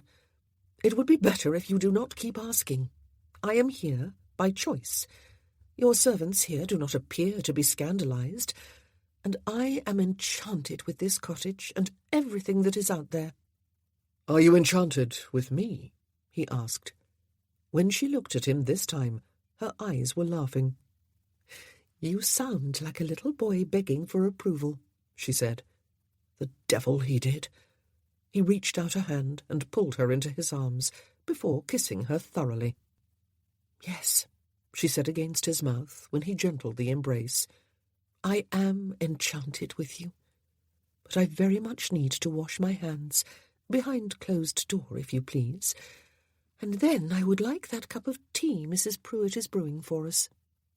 And thus dismissed, he withdrew to his own room until she was ready to go back downstairs. "You sound like a little boy begging for approval." Good God! The window of Viola's bedchamber had been ajar all night. Now she flung it wide and stood before it, breathing in the crisp autumn air as she drew her shawl more closely about her shoulders. There were trails of mist in the valley and pale blue sky above. It was surely impossible to get closer to paradise than this while one still lived. She allowed her heart a conscious welling of happiness, and wondered if there was a letter from Harry awaiting her at home, or a letter about Harry.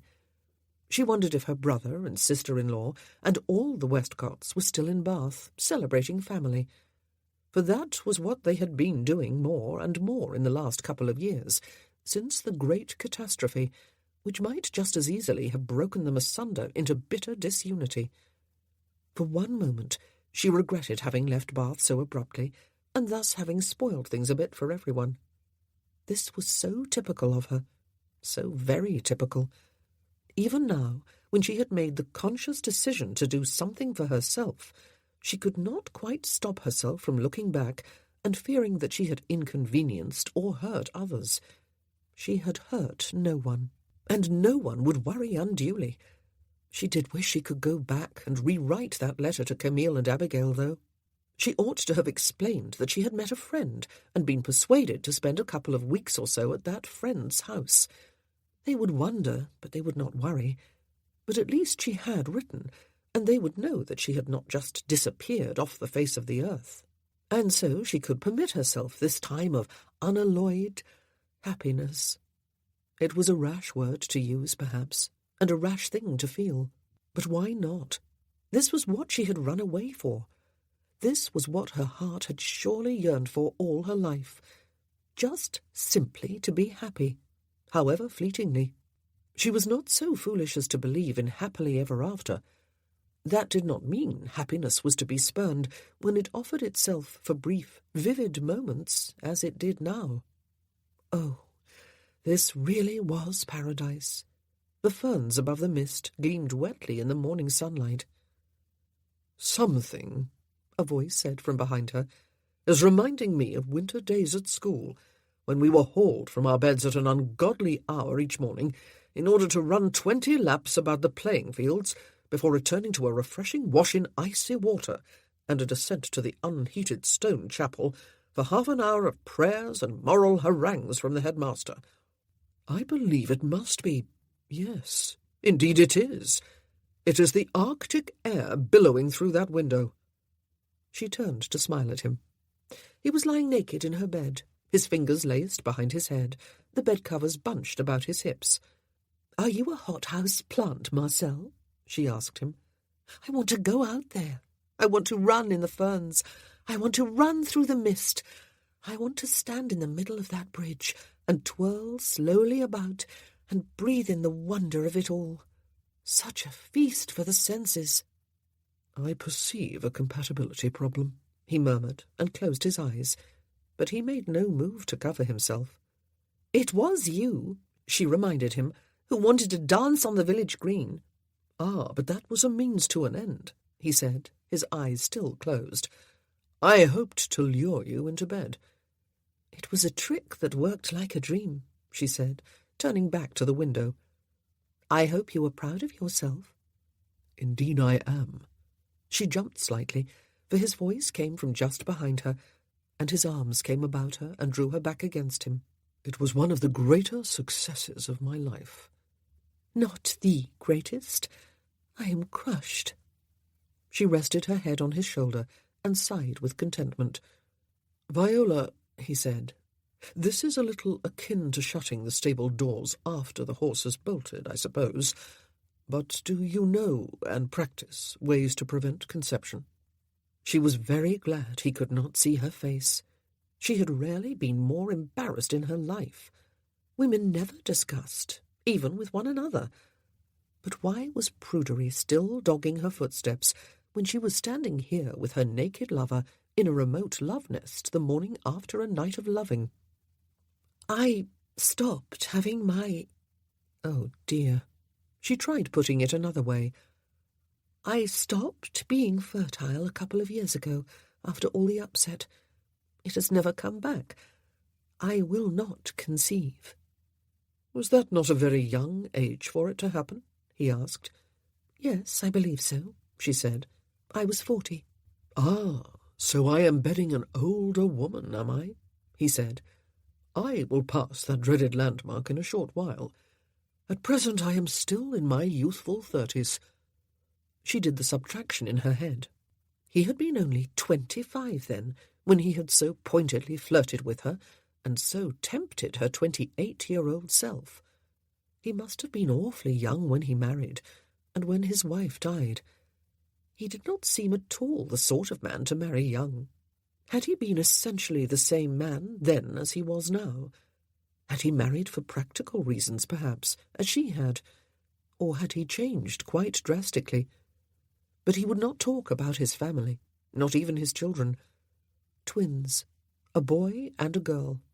It was strange how someone she had always summed up with a single label, libertine, and the assumption that there was nothing else to know had become a person, though she still knew hardly anything about him. He was a man of mystery, of depths she suspected were dark, though she could be wrong. But she did not need to know him, except in this way, as the lover with whom she had run away from her dreary life for a short spell. It would be as well if she did not probe deeper. The point of this idyll was not to get to know each other, but to enjoy each other. It sounded very shallow put that way. Did it matter? Sometimes the human spirit needed the shallows. Sunshine danced on the shallows, but was absorbed beyond trace by the depths. "Those ferns are going to be wet," he said, "and knee-high. They are going to slap about you from all directions and in all their cold wetness, and splash your hands and face and cause you unutterable discomfort." "Coward," she said. "I have boots," he said. "I will wager you do not." "I have stout shoes," she told him. "They and the hems of my clothes will dry. So will my person. I am going out there. If you would prefer to remain here, nibbling on your toast—" 10 minutes, he said, snatching up his dressing gown from the floor and striding toward the door. "I will meet you downstairs. Just be warned, I do not want to hear any whining or complaining for the next hour or so." She poked her tongue out at him, something she could never remember doing before, even as a child. But he did not turn back to see. 10 minutes later, she watched him come downstairs, all elegant practicality, in a greatcoat with too many capes to count at a glance, and top boots that gleamed with polish and reached almost to his knees. She hoped he would expire from the heat before they returned to the house. She hoped his boots would be ruined beyond repair. She smiled at him and felt that welling of happiness again. "A punctual woman," he said. "No, a woman who is early. A rarity indeed." "You were never a woman in my household, Mr. Lamar," she said. He made her a courtly bow, unlocked and opened the door, and offered his arm. They walked sedately along the dirt terrace that would take them onto the driveway to the top of the valley if they continued, but she did not want to go up to the top. She had seen the view from there yesterday. She slipped her hand from his arm and stepped off the path among the ferns. They did indeed reach her knees, some of them even higher than that, and yes, they were beaded prettily with moisture, as she had seen from her window. The moisture did not feel nearly as pretty when transferred to her dress and cloak, and even her stockings and legs, however. There was still a chill in the air, but there was warmth in the sun too, and the promise of another lovely afternoon. "Are you satisfied, ma'am?" he asked, all righteous and smug inside his top boots. "Shall we go back in for breakfast?" She smiled dazzlingly at him and turned back to the valley. She spread her arms wide, lifted her face to the sky, whooped with delight, and began to run downhill. It did not take long to discover that it was not as easy as it looked. The carpet of the ferns suggested a smooth slope, but the ground under them was anything but. It was also spongy from the mist and the dew. The slope was a lot steeper than it had looked from above, and certainly longer. After a few moments, she needed both hands to hold up her skirts so she would not trip over them. With her eyes, she tried to map out a path ahead, but it was virtually impossible to see all the dips and rises and rocks and mud patches. Even the trees were dripping water. She found herself laughing helplessly. It was either that or scream. Somehow she kept her feet under her all the way down, but she was very thankful that the slope levelled off to a grassy bank for a few yards this side of the river. She was able to slow down in time to save herself from the shock of an early morning swim. Good heavens, she did not even know how to swim. And when had she behaved with such little regard for dignity and propriety and even safety? Probably never. There were hills aplenty in Bath. She had never run down any of them as a child, or spread her arms, or whooped or laughed helplessly. He was still standing on the terrace where she had left him, his arms folded across his chest, looking handsome and virile and disapproving. Oh, goodness, when had she ever felt so free? When had she ever felt so happy? There had been fleeting moments. Her first love when she was 16, the births of her children, Camille's wedding, Jacob's christening. For the life of her, she could not recall any other such moments until she had waltzed on the village green. Every day since had been crammed with such moments, and every night too. He was descending the slope with measured steps and great dignity. "You ruined my morning," he said when he was close enough to be heard. "I was waiting for the giant splash and the shriek as you dashed into the water." "And you would have rushed to the rescue like a knight-errant," she said. "I must caution you, ma'am," he said, "against making a gallant hero of me in your imagination." She had the satisfaction of seeing that his buff-coloured breeches were wet above his boot-tops, as well as the lower third of his coat. She was soaked almost to the waist, and there was nothing remotely warm about the moisture. Her feet, half frozen, were squelching inside her shoes. "You still wish to do your ecstatic pirouette on the bridge, I assume?" he asked, offering his arm. It was some distance away. "Perhaps we ought to keep that treat for another day," she said.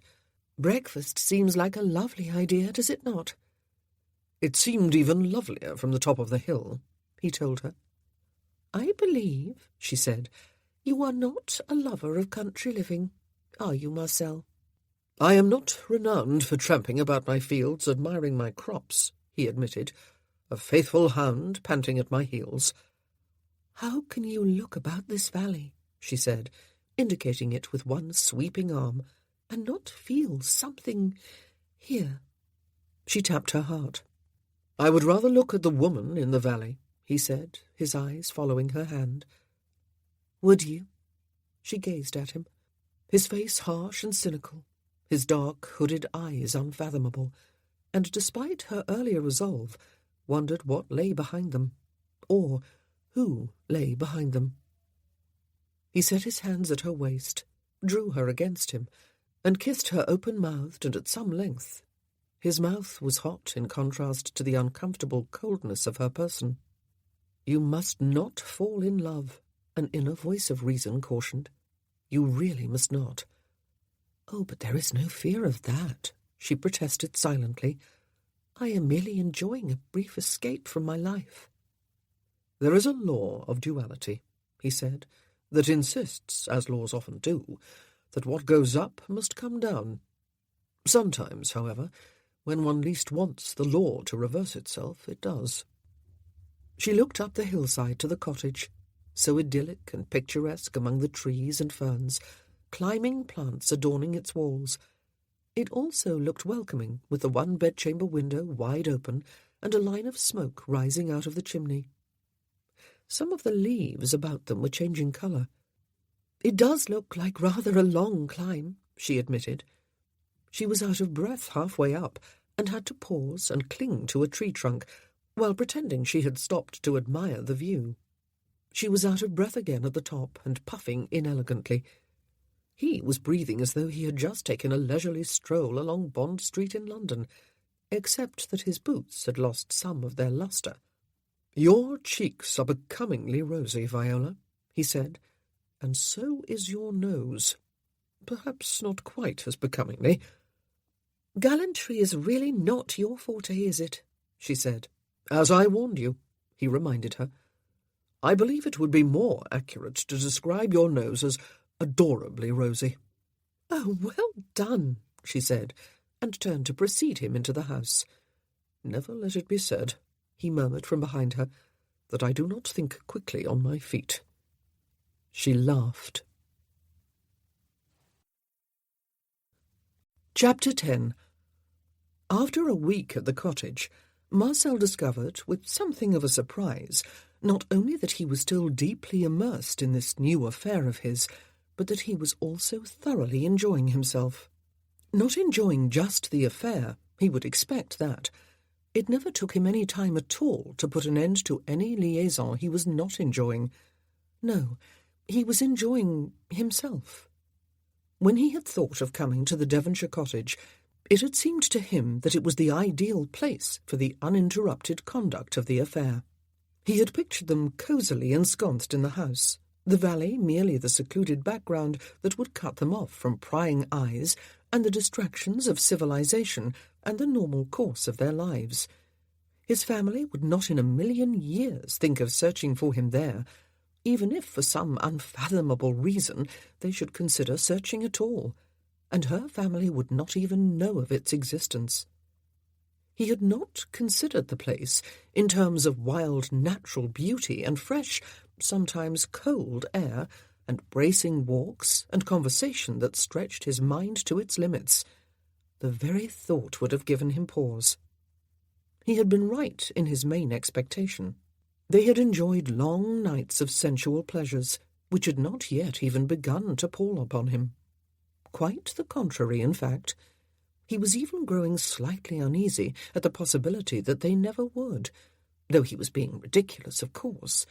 Any day now he was going to grow restless, not just to return to civilization, but to regain his freedom, so that he could look about him for some new source of pleasure. The sexual delights, however, had been confined to the nights, while their days had been filled with almost nothing but the bracing outdoors, God help him.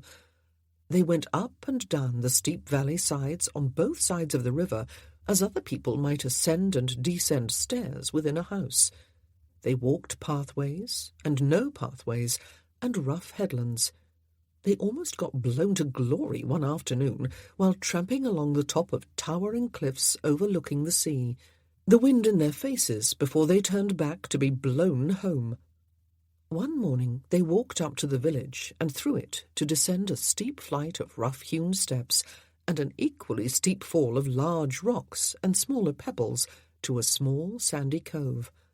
All they got for their pains on that occasion was sand inside her shoes and caked on the outside of his boots, and sand inside every piece of clothing on their persons and even in their hair.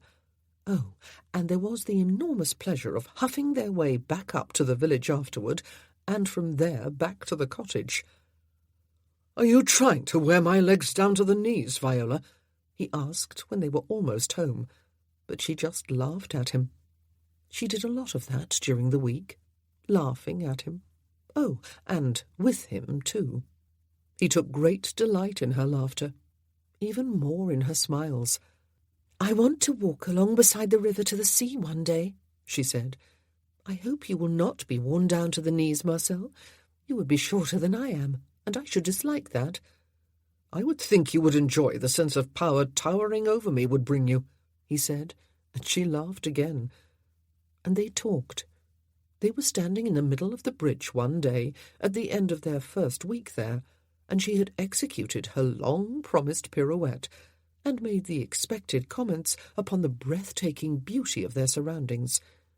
Actually, he agreed with her, though he did not fling his arms wide, an ecstatic look on his face as he turned once about. He would have been quite content to stand there in silent companionship with her, with all his senses alive.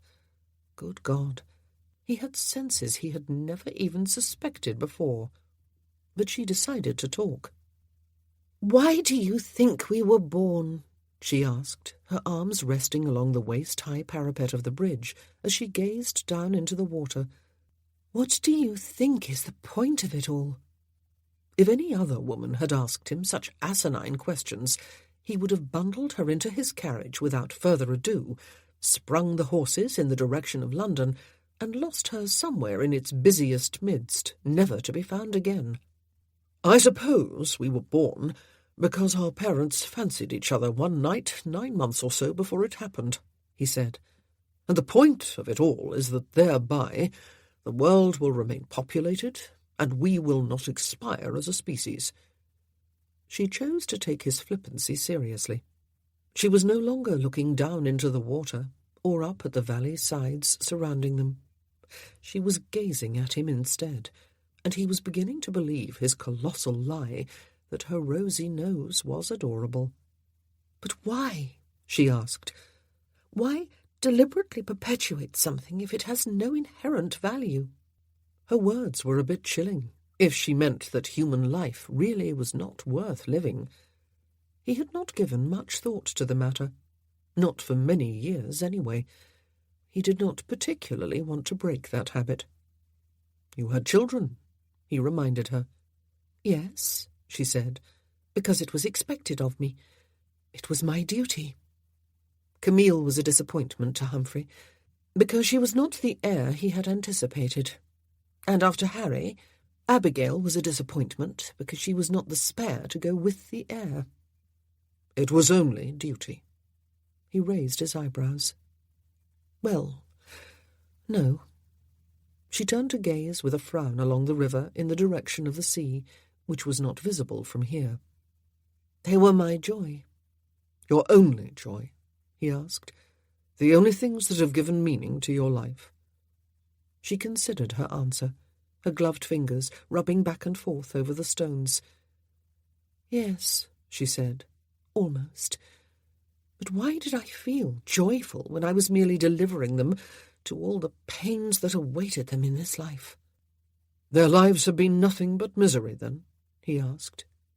"Camille was an unhappy child," she told him. "She wanted what she could not have, her father's love and approval. She is happy now, so happy that I almost fear for her. Harry insists that being in the peninsula, being constantly shot at, is a great lark, while I wait at home in constant fear of what the news might be when I next hear from him, or of him. Abigail is sweet and quiet and serene, and I fear what lies beneath it all and what the future holds for her." With that, she turned to him abruptly. "Why did you have children, Marcel?" "Because I was young and married, and it happened in the natural course of what young married people do," he said, and he had been so fiercely joyful that he still could not bear to think about it. "Do you ever feel weighed down by the burden of fatherhood?" she asked him. "Not because you do not love them, but because you do." He really did not want to be talking about this. This was not why he had come here. He had run away with her for a week or 3 of pleasure. Mindless pleasure. He had come because he did not want to go home and see evidence of his own failure as a father and as a human being. They were almost grown up, Estelle and Bertrand, those much adored babies. They were almost grown up. He stared back at her, resentment mingling with something else he did not try to analyze. She lifted both hands and cupped his face with them. She brushed her gloved thumbs over his cheeks. For one moment he feared they were wet, but they were not. "Sometimes," she said, "your face turns hard, and your eyes turn opaque, and I am almost frightened." "Of me?" he said. "Of not being able to see you," she said. He did not ask what she meant. He did not want to know. "I was not fit to raise my children," he told her curtly. "I still am not, though there is not much raising left to do. They are 17. "Who does raise them?" she asked. "Their aunt and uncle," he told her. "My late wife's sister and her husband. And yes, they were fit and are fit, and my children are fine young people who will be fine and worthy adults." It was not often he admitted that Jane and Charles had been good for his children. "Do you love them?" Her voice was a mere breath of sound. He grasped her none too gently by the wrists and removed her hands from his face. "That is a typical woman's question," he said. "I fathered them, and have seen to it that they have the proper care. I have provided a home and the means for them to grow up according to their station in life. I have visited them twice a year since they were 1 year old. I will see to it that they are suitably established in life, and then my job, such as it has been, will be done." He was still gripping her wrists. "You were on your way to see them." Her eyes, damn it all, had filled with tears. "They will still be there when we are finished," she said, when he stopped abruptly. "I resent this, Viola," he told her. "We came here to escape, to put our everyday lives behind us, to enjoy each other's company, not to bare our souls." "I have enjoyed your company," she said softly. Past tense? It had not occurred to him that perhaps she would tire of him before he tired of her. Arrogant of him, that, and alarming if it was true. "No," she said, "not past tense. When I asked about the purpose of life, I was not really expecting an answer. I asked because sometimes one can be happy, so vividly happy that there seems a point to everything, so happy that one is fiercely glad one was born. Happiness that intense never lasts, of course, and even what there is of it often comes at the expense of conscience and responsibility. I have been very happy with you." He felt that unease again, and released his hold on her wrists. She was still using the past tense. "Oh, you must not fear," she said with a fleeting smile. "I have just admitted that I know it cannot last. But are fleeting moments enough anyway, Marcel? Are times like these sufficient to make the whole of life worth living?" He sighed and set his hands on her shoulders briefly before gathering her loosely into his arms. "Up and down, down and up, light and shade, happiness and unhappiness," he said. "They are life, Viola. Why we are so seemingly helpless in the face of these opposites, I do not know. I am no philosopher, but seeking happiness or pleasure while avoiding pain is human nature. There is nothing selfish about it." "Happiness and pleasure are the same thing to you," she said. "Is seeking them never selfish? What about duty?" "I suppose," he said. "Indeed, I know that you spent more than 20 years of your life ignoring the fact that Riverdale was a scoundrel of the first order and keeping up appearances before your family and the ton. Doing your duty, being unselfish and unhappy." "Foolish, was it not?" she said. "I ought to have had an affair with you. I wanted to, you know." She rested the side of her head against his shoulder. He was arrested for the moment by her admission. "No, you would not have," he said. "That was not who you were, Viola. And it was not who I was. You would not have had an affair with me because you were married, apparently married, and had young children. I would not have had an affair with you because you were married. I would have done no more than flirt." "You would not?" She drew back her head to look into his face. She sounded surprised. "You did have some principles, then?" Something in him turned cold. "Precious few," he said. "Principles are tedious, Viola. They interfere with personal gratification." "But sometimes they are part of who a person is," she said. "You have never seduced a married woman?" He raised both eyebrows. "I have never seduced any woman," he said. "It just happens, for some reason I have not quite fathomed, that a flatteringly large number of them wish to share my bed without having to be seduced there. No, I have never bedded a married woman, except my wife." She smiled fleetingly again, but did not take the opening he had unwittingly offered her. She did not ask about Adeline. "It may seem strange," she told him, "but I do not believe I was actively unhappy during all those years of my marriage. Not all the time, anyway, or even most of the time. It was only afterward, when I knew what an empty shell the whole fabric of my life had been, and when my children had been irreparably hurt, that I saw the emptiness of those years. I was 40 years old, more than half my life gone in all probability.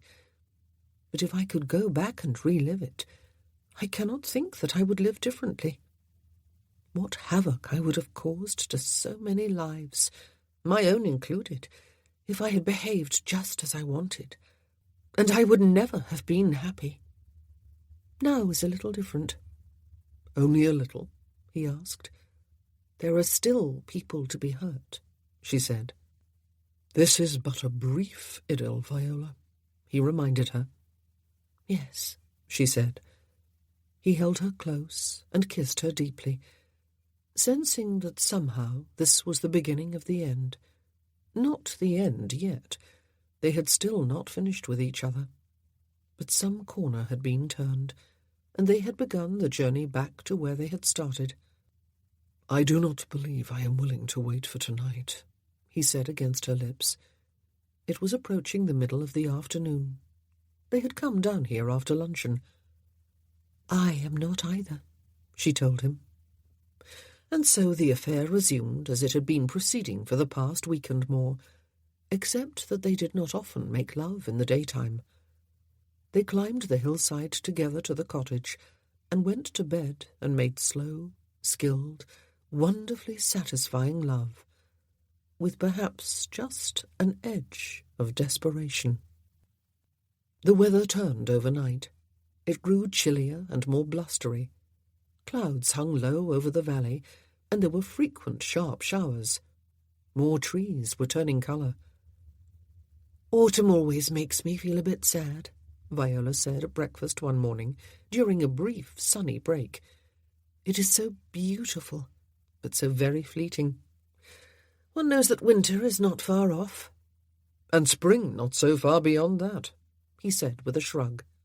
"True," she said, "but sometimes it seems very far off." "Viola," he said, reaching across the table to take her hand in his, "there is much to be said for winter. Rainy days, snowy days, cold days." He grinned suddenly, and her heart turned over. "Nothing to do but remain indoors and love." He meant make love, of course. He did not know much, if anything, of love, though that was perhaps unfair and not necessarily right. She would have said it of him a week or so ago with some confidence. Now she was not so sure.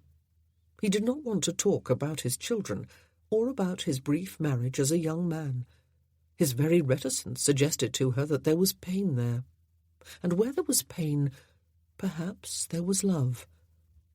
He had neglected his children since they were infants, not materially, but in ways that mattered.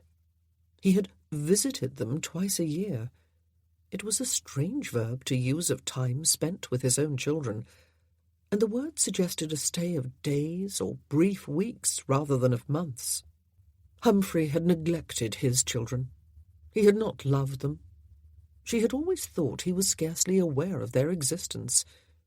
Sometimes, when she and they were at Hinsford and he was elsewhere, London, Brighton, or wherever he went during his frequent absences, he would not return home or even write for weeks on end. He missed first steps and first teeth and birthdays. She wondered if Marcel's neglect of his children was of that nature, but suspected it was not. Perhaps that was because she did not want to believe that his neglect stemmed from indifference. She wanted to believe that there was a person hidden behind the handsome, harsh, often cynical exterior that had so captivated her. Perhaps it was just that she needed to believe there was, for her own sake. Perhaps she needed to believe that he was not without all heart, as she had always thought. She had flung aside everything she had believed of herself in order to come here with him for a few intense weeks of love. Nothing to do but love. There are always things to do, she said. Reading, painting, sketching, making music, conversing, writing, taking the air, sewing, embroidering, and making love, he said. And making love. She smiled. Oh, how was she going to do without when this was over? How had she done without for most of her adult life? Taking the air? He shuddered. Is it not enough that you insist upon sleeping with an open window? Or is that what you meant by taking the air? No, she said. I meant walking or riding or driving out. Yes, even in winter, perhaps visiting neighbours and friends. And yet, he said, you say the thought of winter's approach makes you sad. It would be many times worse this year. She would be without him. Was she just needy? Or was she in love with him? Well, of course she was in love with him.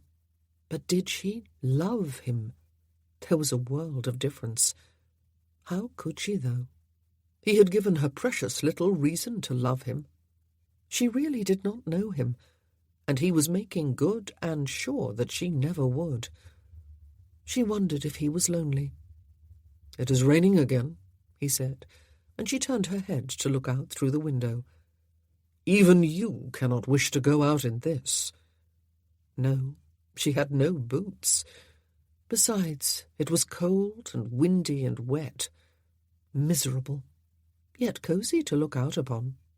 Your silence is ominous, he said. Please do not tell me the ferns are calling to you again, Viola. My instinct for gallantry would be put severely to the test. I suspect I would feel compelled to follow you out there. He removed his hand from hers in order to finish his breakfast.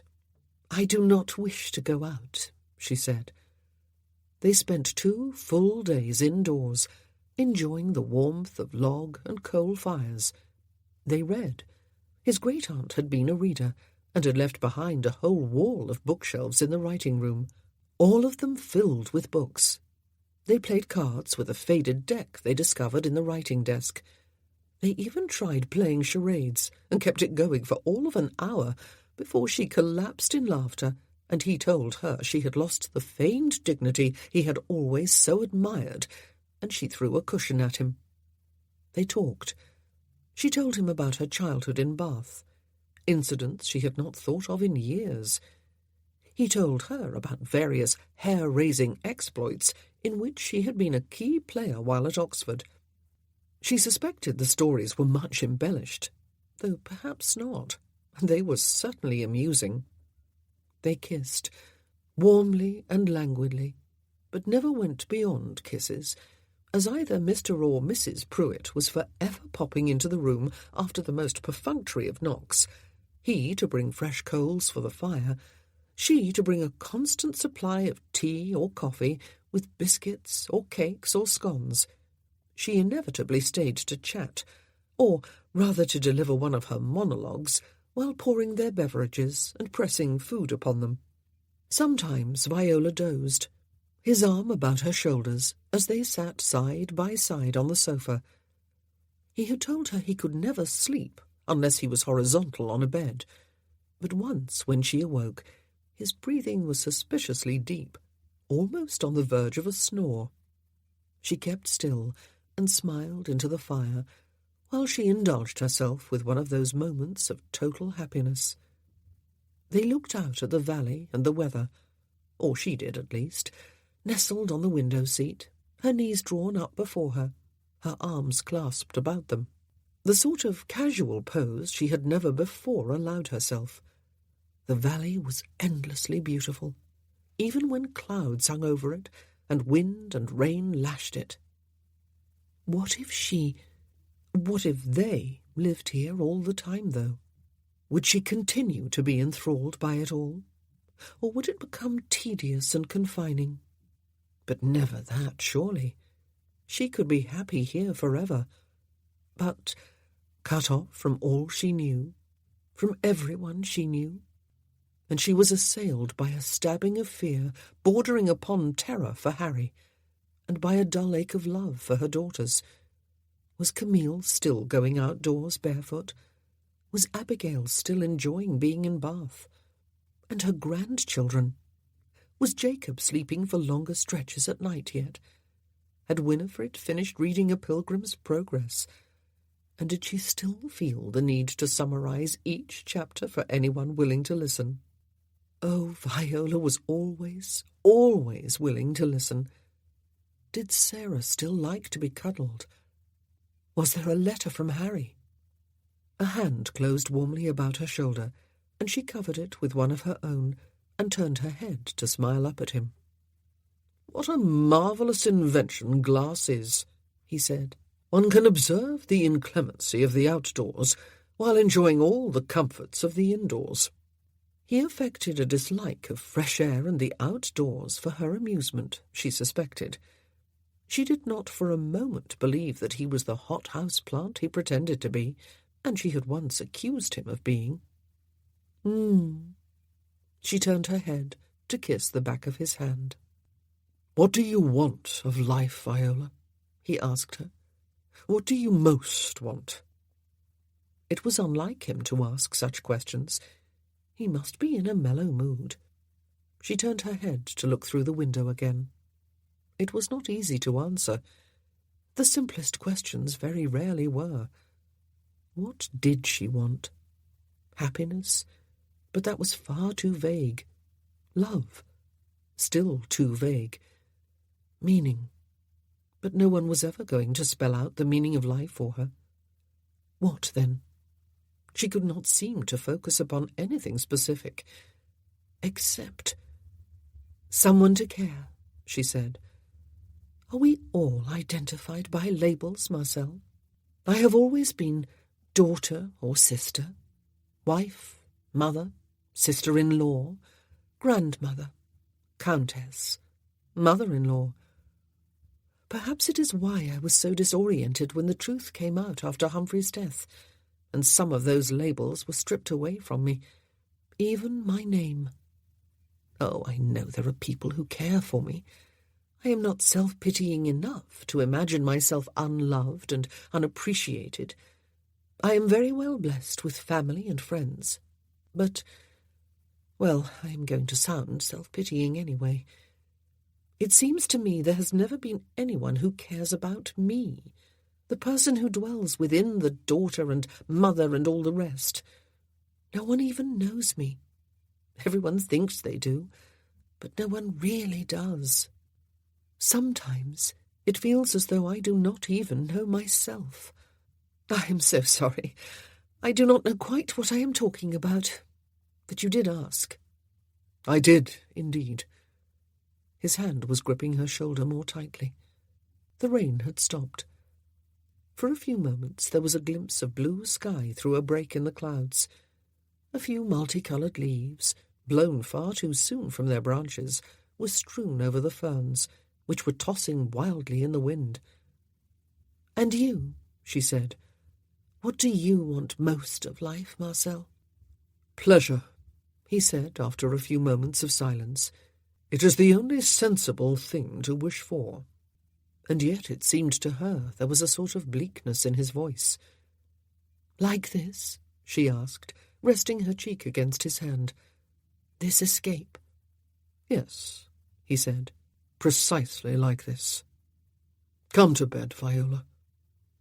It was the only time they went to bed during those 2 days, though they retired early both nights. He made love to her in silence, and more swiftly than usual, without the lengthy foreplay at which he was so skilled. Yet she came to a shattering climax a few moments before he did. He always waited for her. He rolled off her almost immediately, but kept his arms about her as he drew the bedcovers warmly up about them. He settled her head on his shoulder and laid his cheek against the top of her head before they both pretended to sleep. She was sure it was pretense on both sides. There was so much pleasure, so much vividness in these days of physical passion she was living through. She was nowhere near having had enough of him. She never would be. She knew that now beyond any doubt, and he was not done with her yet either. She would know if he were. She would sense withdrawal, loss of intensity and interest. He was not done with her. But there was something. An edge of melancholy had crept into their affair with the autumn. She suspected, no, she knew that they had arrived at the beginning of the end. Chapter 11. The Earl of Riverdale's carriage made excellent progress after it left Bath, and arrived without incident at the town where Viola had last been seen. They did not have the name of the inn at which the hired coachman had set down his passengers, it was true, but it did not take them long to find it. They were there by the middle of the evening. The innkeeper remembered the 2 passengers concerned, a lady and a gentleman. He did not remember their name, however, if he had ever heard it. They had not taken a room, and therefore had not signed the register. The reason he remembered was that the gentleman had made inquiries about the hire of a carriage, and there had been one here, a perfectly decent one, far more decent than the one in which they had arrived, that was for sure. But the gentleman had gone off into the town anyway to look for something better, and had come back with a spanking new carriage and horses, and even a coachman to drive it. The gentleman's wife had remained at the inn, drinking coffee in the private parlour. The innkeeper had no idea where they had gone once they left. Perhaps one of the ostlers who had been on duty then would remember, or perhaps the maid who had served the lady had heard something. But she was off duty now. The group from Bath took rooms for the night, and after an early breakfast the following morning, Joel and Alexander went into the town, while Abigail and Elizabeth had another cup of coffee in the private parlour and questioned the serving girl who had been sent in by the innkeeper. She was looking pale and saucer-eyed as she curtsied. "Yes, I do remember her, my lady," she said, addressing herself to Elizabeth. "She was waiting for the gentleman to return, but I do not remember their name. I don't think she said." "She left no message?" Elizabeth asked hopefully.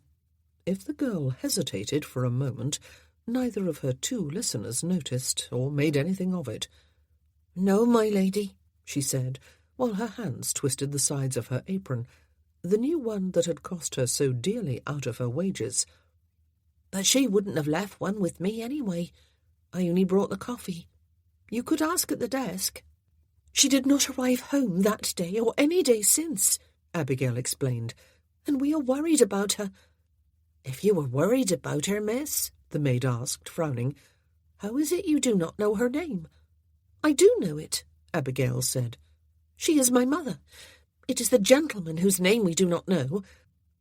"Oh," the girl said, as understanding dawned, and with it gossip for the kitchen when she returned there.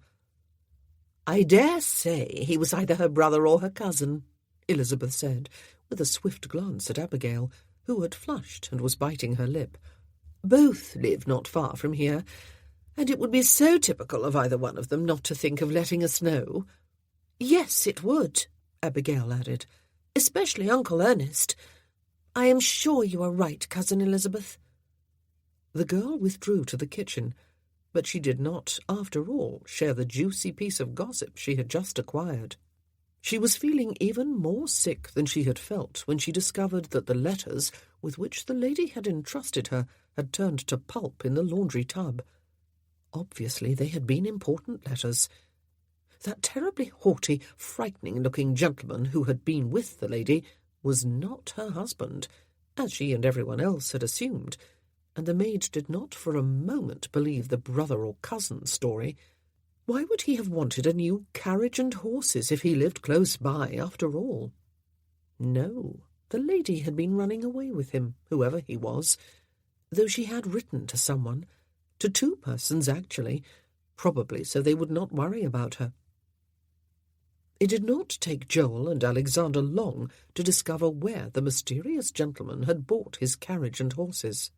He had offered employment to his new coachman at the same place, but even the seller of the carriage did not know the gentleman's name or where he had been intending to go with the carriage. No one at the inn knew the answer to either question either, though none of the ostlers thought to mention the one who was absent because it was his day off. No one could recall even the direction the carriage had taken when it left the inn. "North, south, east, or west," Alexander said, when he and Joel had returned to the parlour. "We can take our pick." "And all points in between," Elizabeth added, while her brother grimaced. "Who was he?" Abigail set her elbows on the table and cupped her hands over her face. "Who is he? And why was she with him? Where were they going? Why did she not write? Why has she not written since?" They were rhetorical questions. She did not expect an answer. None of them would have had any to offer, even if she had. Joel patted her shoulder, while he exchanged grim glances with Alexander. "London seems the most likely destination," Alexander suggested. "Oh, do you think so, Alex?" Elizabeth was frowning in thought. "It would seem to me the most unlikely place Viola would agree to go. She has shunned it for 2 years, except for that brief visit earlier this year for your wedding, and she could not leave fast enough afterward, even though we all tried to persuade her to stay longer." "Where, then?" he asked, but she had no better suggestion to offer. "She was the same in Bath after Jacob's christening," Joel said. "She could not leave fast enough. She has been smothered in love ever since Anna was summoned to London and everything changed for so many of us." "Smothered?" Abigail lowered her hands and turned a pale, frowning face on her brother-in-law. "Yes, I think it is the right word," he said. "All anyone has been able to think to do is reach out to her, and to you and Camille too, Abby, with assurances that you are all still loved and still an integral part of the Westcott family. Perhaps I can see a bit more clearly than any of you, because I came from the outside quite recently. You did not all react the same way. Camille steeled her nerve and marched off to the orphanage to teach where Anna had taught, determined to remake herself and her world. Anna steeled her nerve and stepped into the world of the ton, so alien to a girl who grew up in an orphanage. She even had the courage to fall in love with Avery and marry him. I am not sure about you, Abby, but unlike Camille and Anna, your mother has not charged forward to best these changes. She has kept herself to herself. She has been stifled. I have seen it. The whole family has been concerned about her, but everyone's answer has been simply to love her more." "Which has stifled her instead," Abigail said quietly. "Love is not enough," Elizabeth said with a sigh. "Oh, how wretchedly complex life is. It ought to be simple. Love ought to solve all problems. But of course it does not. The trouble is, what else is there except love?" "There is giving her some space," Joel said. "Space," Alexander repeated, pouring himself lukewarm coffee from the pot, which was still on the table. "You mean anywhere in the world that is not Hinsford or Bath, Joel?" Abigail moaned and set a hand over her mouth. "Oh, we certainly need to find her, For our own peace of mind, Joel said. But once we do, and can assure ourselves beyond any doubt that she is safe and where she wishes to be, then we ought to allow her to remain there untroubled. Don't you all agree? The man she met only the day before she fled with him, Alexander said, his voice unusually harsh. Abigail moaned again. Perhaps she knew him, Alex, Elizabeth said. Does that make the situation any more acceptable? He asked. Alex! Abigail was gripping the edge of the table and gazing steadily at him from a face that was even paler than it had been before, but was set in stubborn lines now. I will not allow anyone to stand in judgment upon my mother, not even you. You may be the head of the Westcott family, but strictly speaking, Mamma is not, and never has been a Westcott. And even if she were, I agree with Joel. Joel gripped her shoulder again, and Elizabeth patted her hand. I am sorry, Abigail, Alexander said, running the fingers of one hand through his hair. You are perfectly right. So is Joel. I am sorry. Wren would say I am reverting to my natural self. I always want to manage and protect those close to me, especially the women. Wren has been good for me, though I often need reminding. But let us go and find your mother. Where? She asked.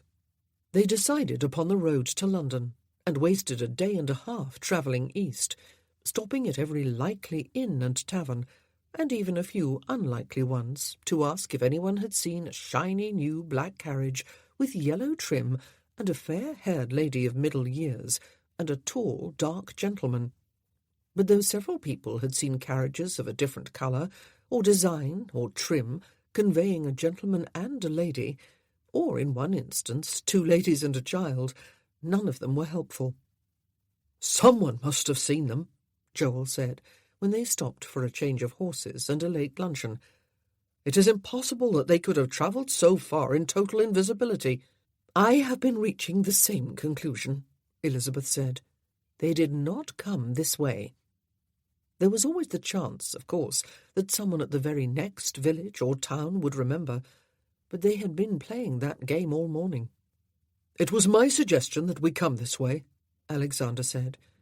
Now it is my suggestion that we go back and take a different road. Does anyone disagree? No one did. It took them less time to return to the town where Viola had last been seen, but even so, it seemed an endless journey. This time, when they arrived there, though, they had better luck. The ostler, whose day off had coincided with their last stop there, was on duty again, and he recalled the coachman of the new rig, saying that they were headed for the West Country. The coachman had made a particular point of it, because he had hoped they were not going to London, a noisy, filthy, smelly place he had been to only once, and hoped never to go to again. And so Alexander's carriage set off at last in the right direction, though West Country was a vague enough description of a destination. It could be Somerset, or Devonshire, or Cornwall, or Wales, or even Gloucestershire. They had to proceed, as they had before, by stopping far more frequently than they would have liked, asking about the carriage and its occupants. At least this time, though, their questions bore results.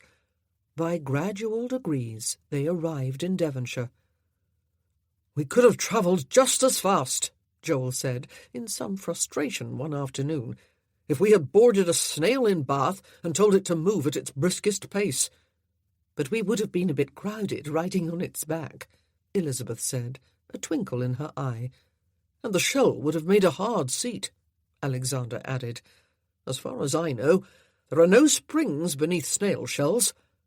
"I have never seen any for hire in Bath anyway," Abigail said. "You would have had to go hunting for one, Joel." But in truth, it was hard to retain their sense of humour when they seemed to have been travelling forever, and still did not know when or whether they would reach their journey's end, or what they would discover when or if they got there. "She has run away with a man," Abigail kept thinking. "Whatever will Camille think, and Harry if he ever finds out? Harry would kill the man, twice over." The carriage from Redcliffe was several days behind the Earl of Riverdale's to start with, though it did gradually narrow the gap. At first the search was slow, and Andre regretted not having insisted upon bringing his brother's carriage, or at least his coachman. He did not find it as easy as he expected to recognize the place where he had left Marcel. Most villages looked essentially alike to him, and he had not observed scenery and landmarks with the sort of attention he would have paid them if he had known he would have to find his way back. When they finally reached the right one, however, he recognized it with some relief, and knocked on the front panel to signal the coachman to stop outside the inn at the end of the street. The Marquis of Dorchester was no longer there, of course, and never had been there under that name. But the innkeeper recognized Andre, and was able to inform him that Mr. Lamar had indeed stayed there, and had left the next morning with Miss Kingsley. Andre wished he had settled the ladies, and perhaps Bertrand too, in the dining-room before he asked his questions. "What?" Jane Morrow said. "And who, may I ask, is Miss Kingsley? Bertrand, take your sister into one of these rooms behind us, if you will. She will be ready for some refreshment." But it was too late to shield them from looming scandal. Neither twin moved. "She is an acquaintance of his," Andre explained, "and of mine. A perfectly respectable lady, Jane. I dare say she gave him a ride to somewhere where he could hire a carriage for his own use, since I had taken his." Jane was not about to question her brother-in-law's ramshackle brother while the innkeeper was an interested spectator, or in the hearing of her niece and nephew. But her mind reeled. Why exactly had Dorchester sent his brother and his carriage out of the way? And who exactly was this woman Andre insisted was respectable? Was it respectable to take a man who was not one's husband up into one's carriage? And had they both spent the night at the inn? In separate rooms? Oh, she ought to have locked the twins in their rooms at home and embarked on this journey with Charles and Andre. The innkeeper was able to direct them to the town where Miss Kingsley's hired carriage had been bound. "But where did he go from there?" Estelle asked of no one in particular. "Why did he not come home as he had promised he would?" Jane could think of one excellent reason, but she held her peace. Andre rubbed the side of his nose with one finger and held his peace too. "I dare say something happened to make him change his mind, Stell," Bertrand said. "Maybe we will find out what that is when we reach that town." Jane Morrow looked at Andre with narrowed eyes, while the twins climbed into the carriage again. "You knew about that woman," she said, quietly enough not to be overheard by her nephew and niece. "You ought not to have brought them here. I suppose it did not occur to you that it was highly improper to do so. You were no better than your brother." "Oh, I say," he said indignantly, "I did not bring them here. I had no wish to come here at all. It stood to reason that Marcel would be long gone. They brought me." "We really have no choice now," she said, raising her voice to address the twins inside the carriage, "but to return home and wait for your father there. He will come in his own good time. He always does." "But the party," Estelle protested. "We do have a choice, Aunt Jane," Bertrand said. "We can go and find out where he went, or at least try. We have come this far. Why go back now without at least making an effort to track him down?" Jane could have offered a very good answer, but how could she speak bluntly to her two young charges? "He is probably busy and will resent the intrusion," she said. "You think he is with that woman, Aunt Jane?" Estelle said. "Well, what if he is? I dare say it is not the first time, and will not be the last. But I want him to know that I have arranged a birthday party for him. I want to tell him to his face that he has inconvenienced me." Her aunt stared at her in some exasperation. It was so very unlike Estelle to be stubborn. What a shame it was that children had to grow up. "Onward with the search, then?" Andre asked cheerfully, offering his hand to help Jane into the carriage. "Yes," Estelle and Bertrand said in unison. After that, the pursuit was relatively easy. They found the inn at which Miss Kingsley's hired carriage had set down its passengers, and they found out about the newly purchased carriage without having to leave the inn. They spoke with the ostler, who knew which direction the carriage had taken, with both the lady and the gentleman.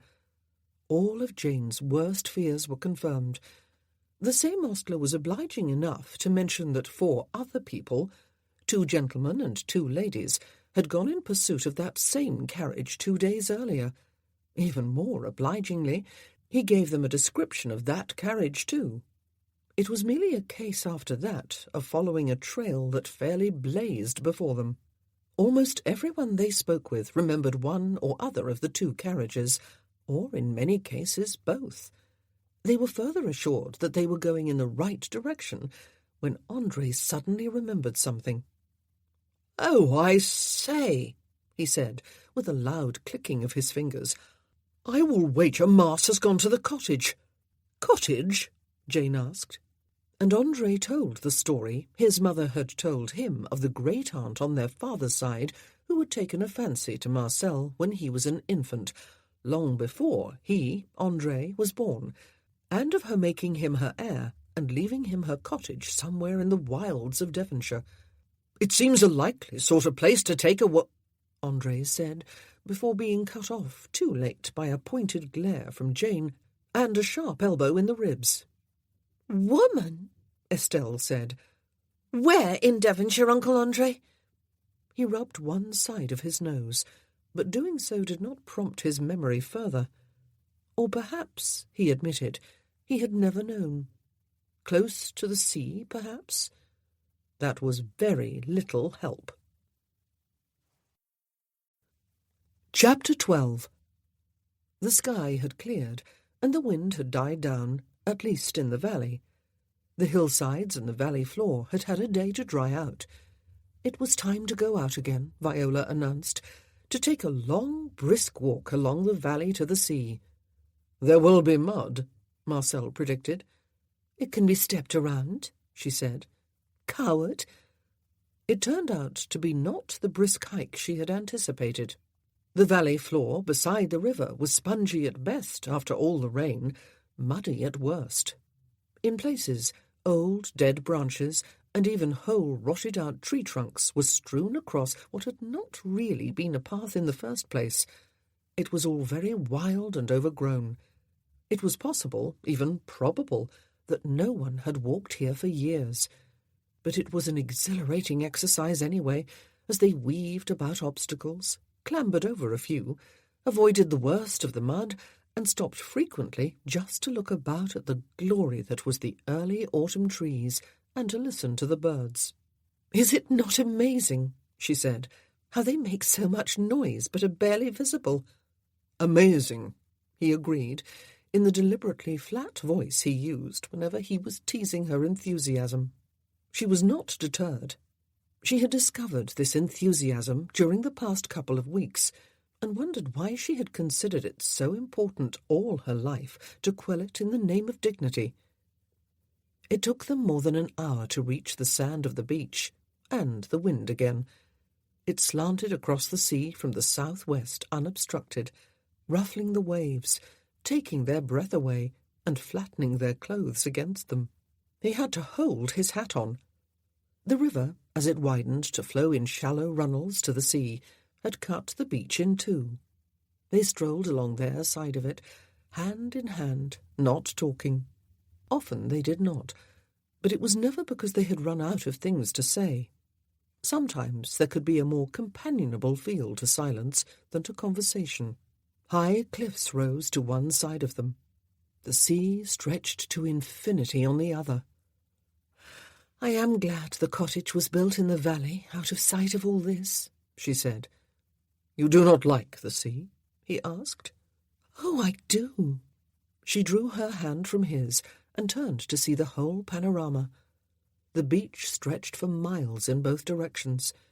Endlessly long waves were breaking in foam and flowing onto the wet sand some distance away before being sucked back into the deep. The air was cold and salty. A lone gull, buffeted by the wind, cried mournfully, or so it seemed. She must not ascribe human feelings to other creatures, though. But I do not believe I would like to live close to it. It is too elemental. On that, at least, we are agreed. He came to stand in front of her and dipped his head to kiss her. She leaned into him and kissed him back, seeking comfort and forgetfulness from him, as well as warmth. They had been so very good these weeks. The best of her life. Oh, by far the best. Why, then, had there been a thread of melancholy dragging at her spirits for the last few days, like a faintly throbbing bass note in an otherwise light and joyful melody?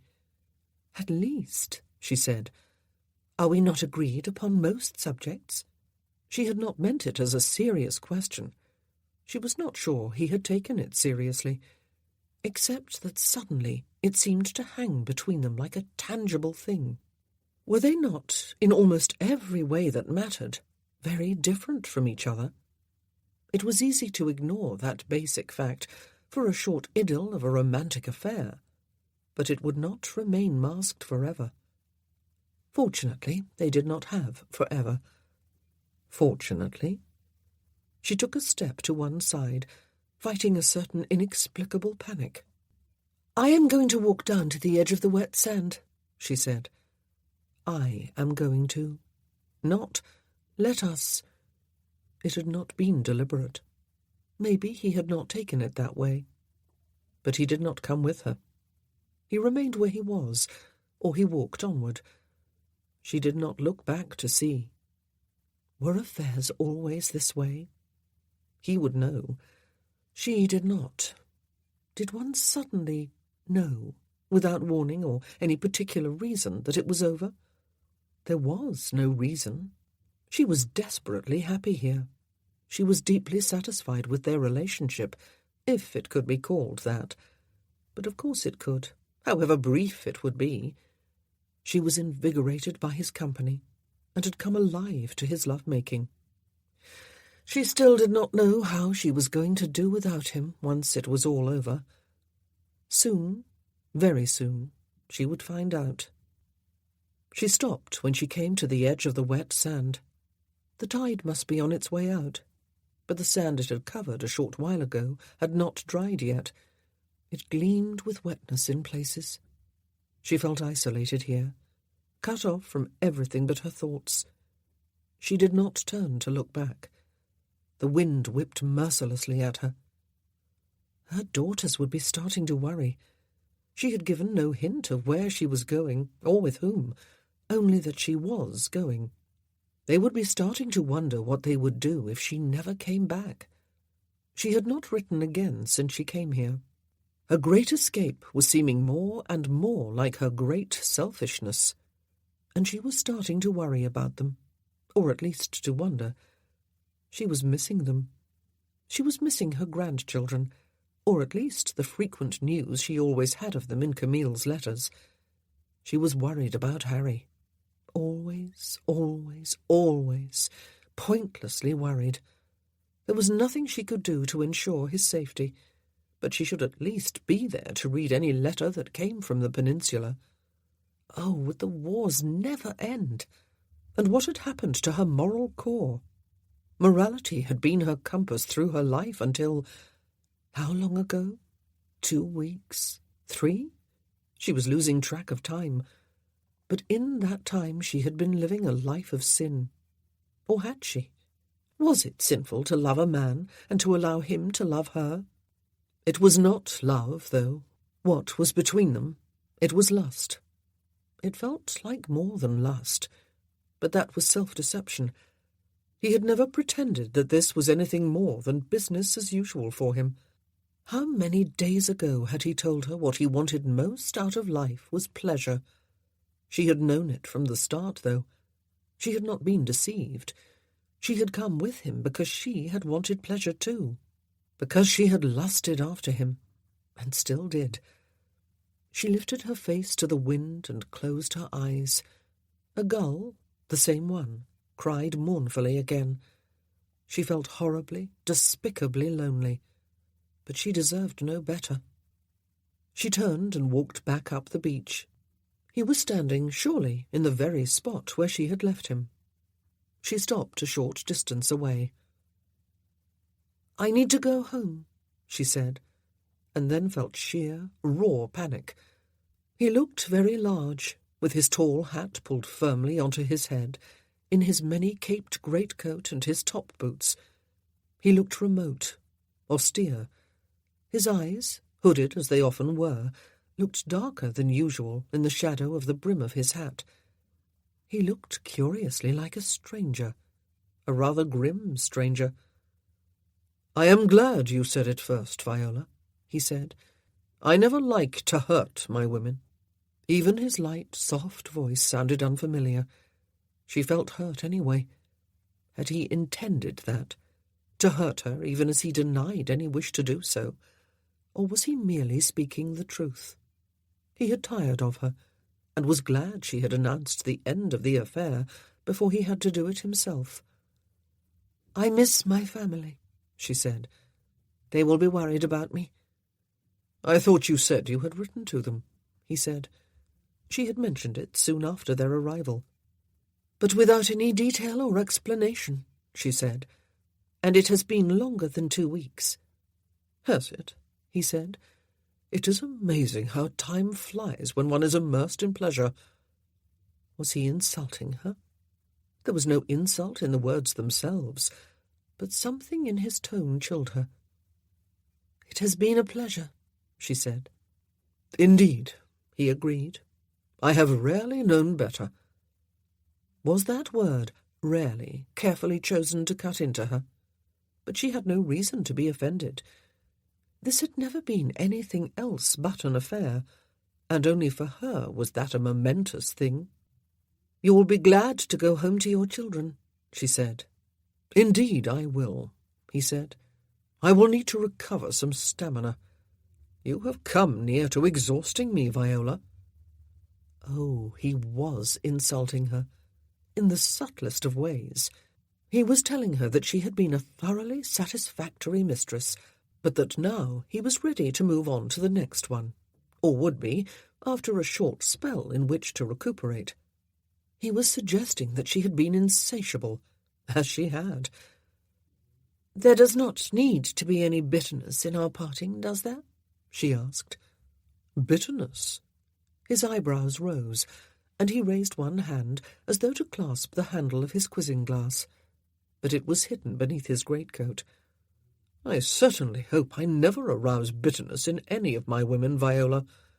We will part as friends, and it will be my hope that you will have fond memories of our liaison after you return to the respectability of your life." Any of my women. He made no mention of any fond memories he would have. In a month's time, he would probably have forgotten all about her. She had known that from the start. "Tomorrow," she said. "We will set out for home tomorrow." He did not reply for a few moments. His face looked a bit like granite, his eyes hard and opaque. And, fool that she was, she hoped he would beg for a few more days. "With these longer nights, I suppose it would be wiser to wait until tomorrow," he said. "Yes, we will leave early." It felt like a slap to the face. He would have preferred to leave today. It took them less than an hour to make their way back up the valley. They did not stop to look around, or listen to the birds, or catch their breath. They skirted muddy puddles, and scrambled over fallen tree branches without fuss, and without touching. The only time he stopped to help her over a tree trunk, she pretended not to notice his hand. The next time he did not offer it. They spoke not a word to each other. They had not quarrelled. There was no reason in the world why they should not still converse amiably and be easy with each other. There was the rest of the day to live through, after all, and the night, and then however many days it would take them to travel back. She would have him take her to Bath, rather than all the way to Hinsford. It would surely not take many days to get there. They would not be travelling in anything like the leisurely manner they had when they came here. But every hour was going to seem an eternity. She had not thought ahead to this. When she had thought of the end of their affair, she had envisaged herself back at home, alone and lonely, and picking up the threads of her life. She had not thought of the actual getting from here to there. She wondered if she should suggest travelling by stagecoach from the town on the far side of the valley, but it would seem like an insult on her part.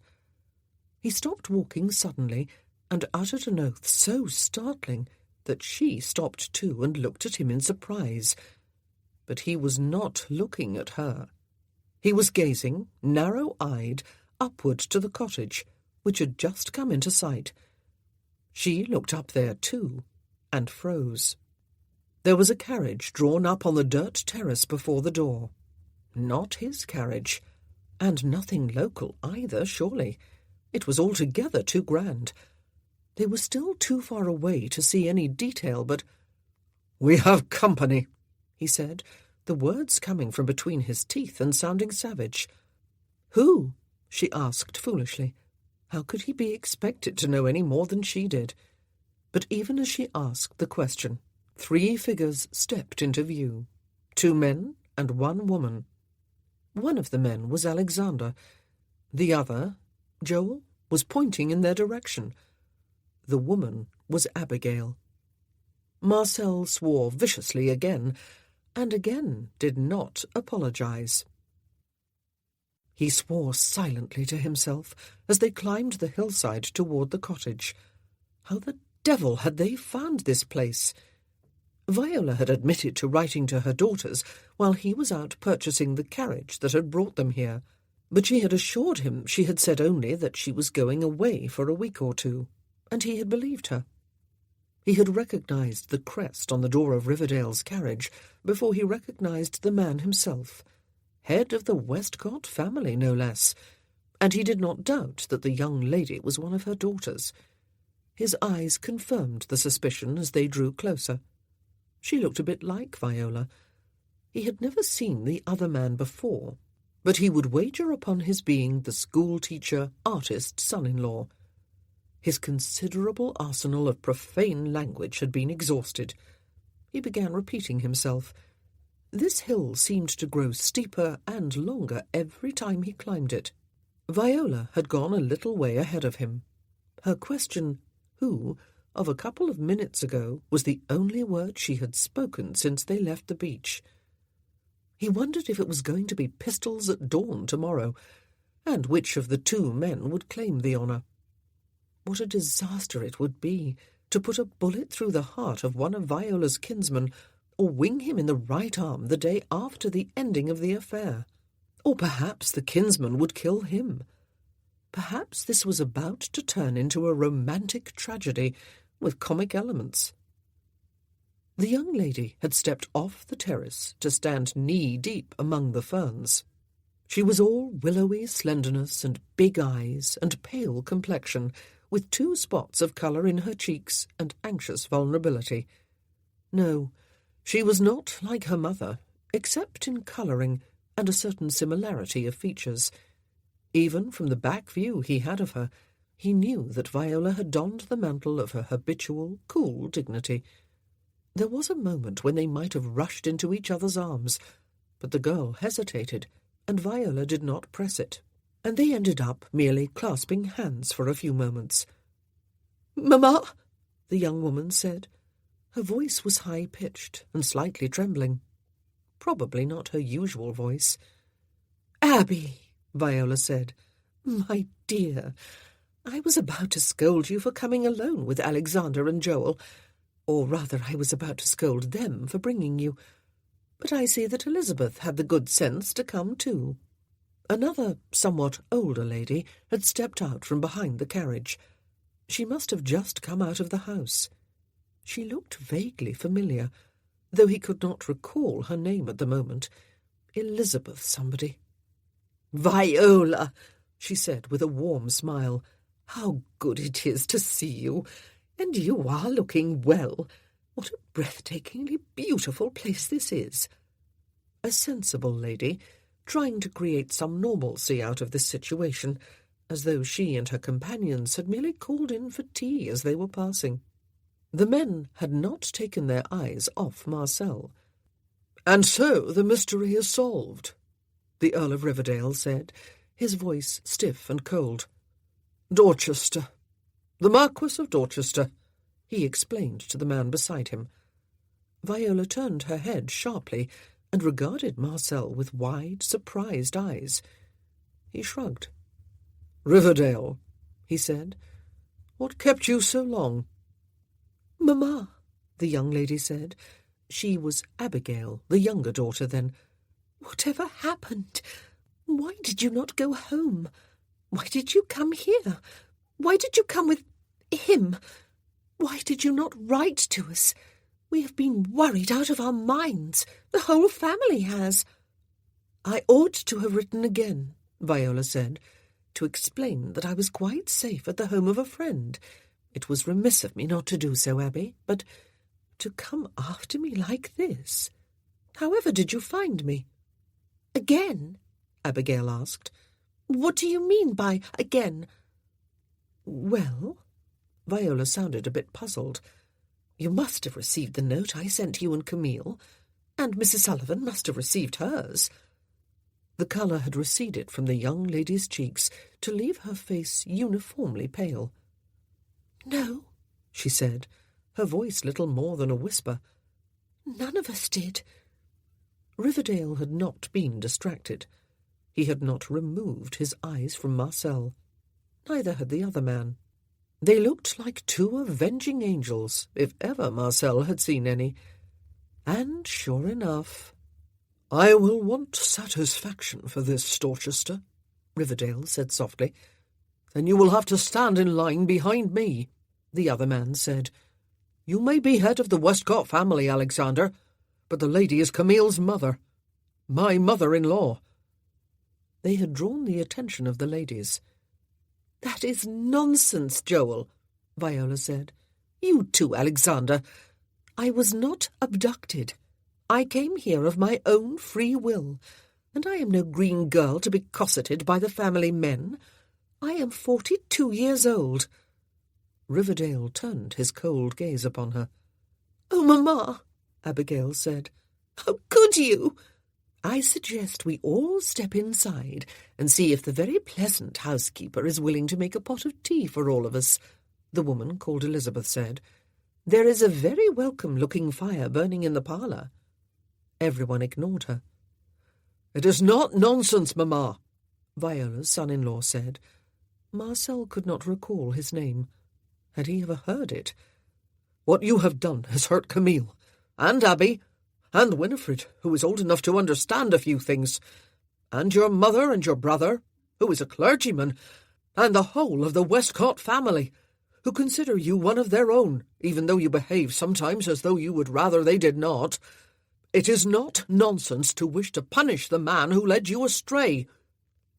"Joel," Viola began, and her voice was cold now too. "I believe," Marcel said, in the rather soft voice that he knew always commanded attention.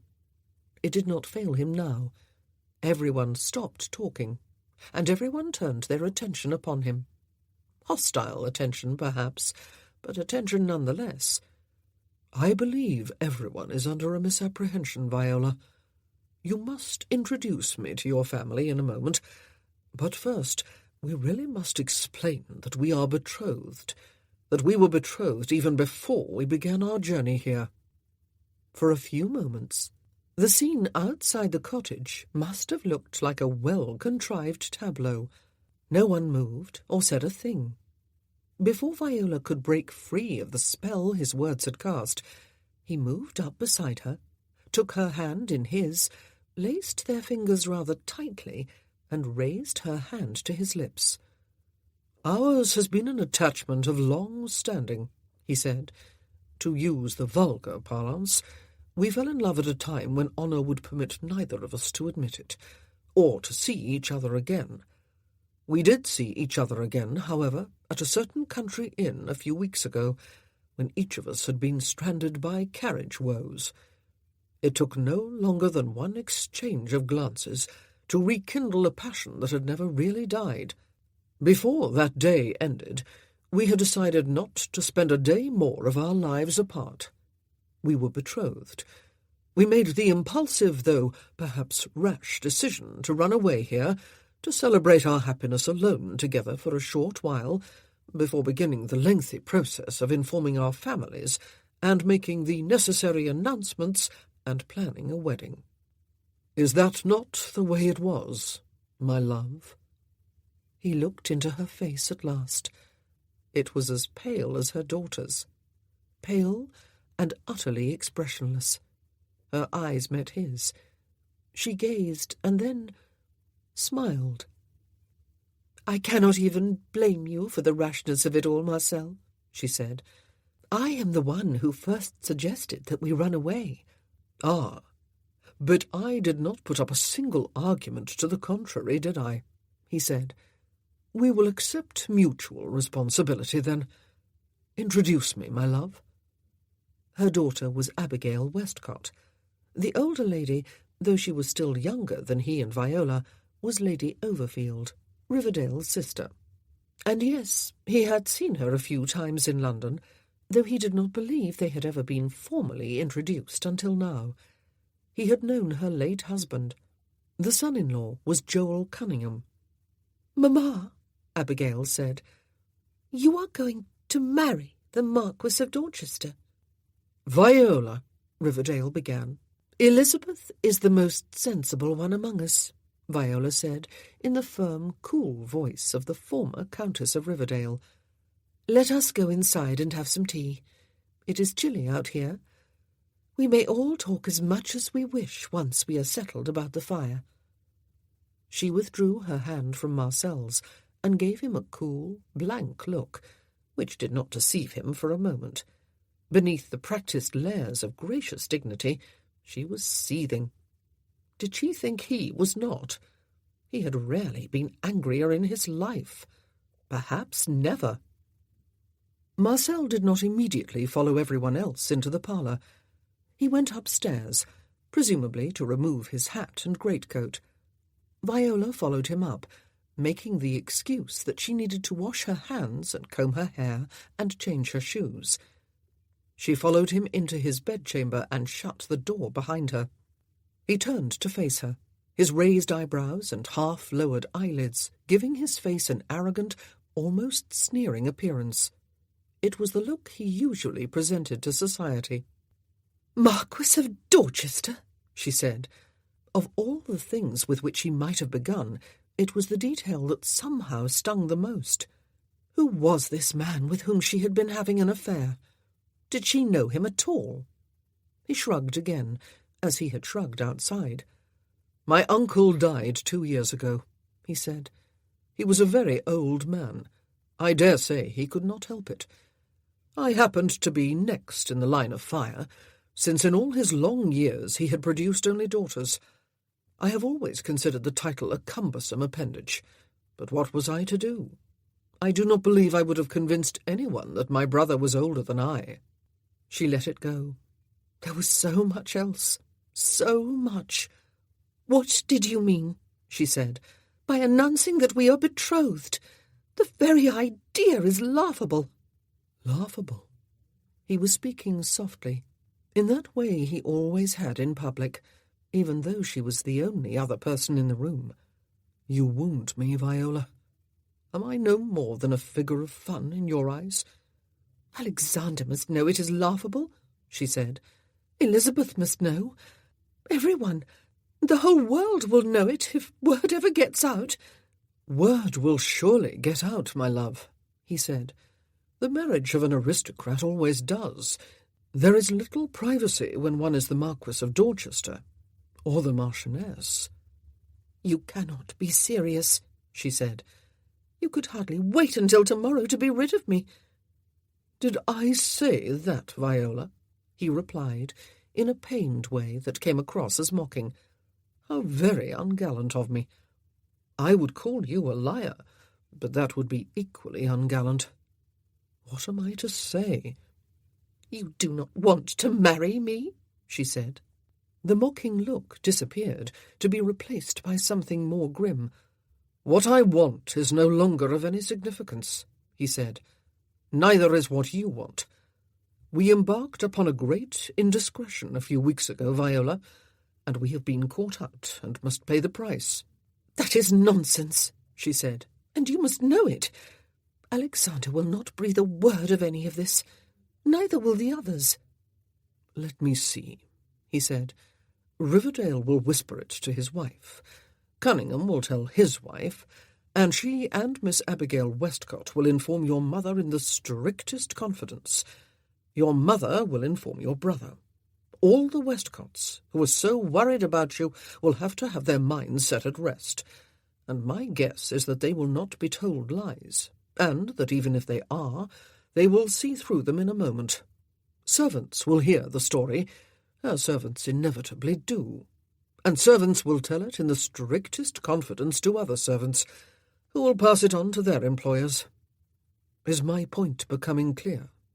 Your virtue has been compromised, Viola, and I am the compromiser. I must, then, as I occasionally manage, do the honourable thing and marry you. You have no cause for complaint. I did not write to my family. My family has not put in an appearance here, breathing fire and brimstone, have they?" They both heard it at the same moment. It would have been hard not to, despite the fact that the window was closed. The valley was normally so very quiet. Viola hurried to look out, expecting to see that it was just Alexander's carriage being moved out of the way. But it was still outside the doors of the house, no orders having been given for its disposal. No, what they had heard was the arrival of another carriage. It came to a halt on the driveway, still partially on the slope. Marcel had stepped up beside her. He swore, as he had down in the valley.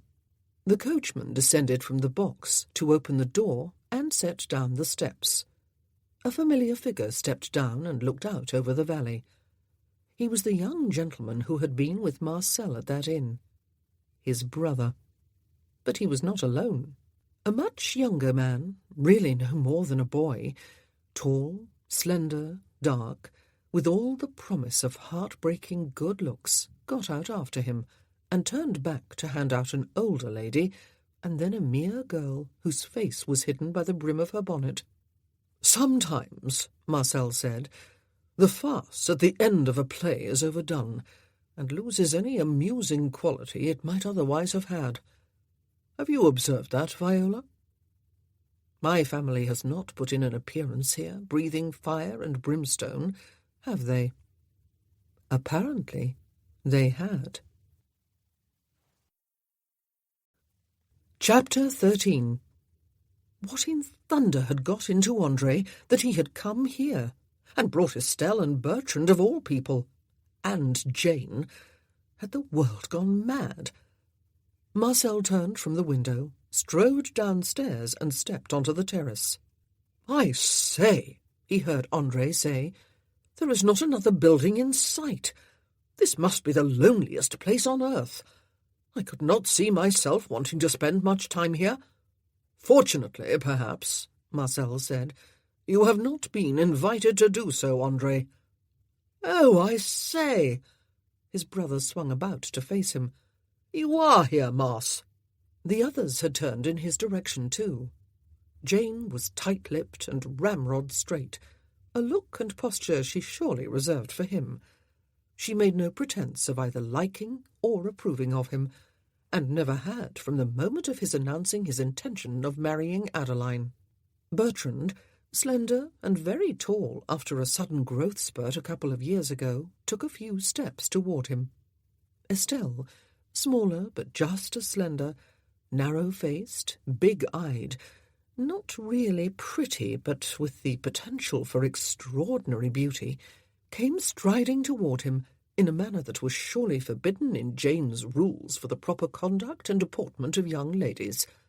"Father!" she cried, and he realized in some surprise that she was furiously angry. "You have ruined everything. You said you were coming home, and I believed you, fool that I was. I ought to know by now that you never do what you say you are going to do. I believed you because it was going to be your special birthday. and I thought you would want to spend it with us. I organised a party to surprise you. My first ever. I planned everything down to the finest detail.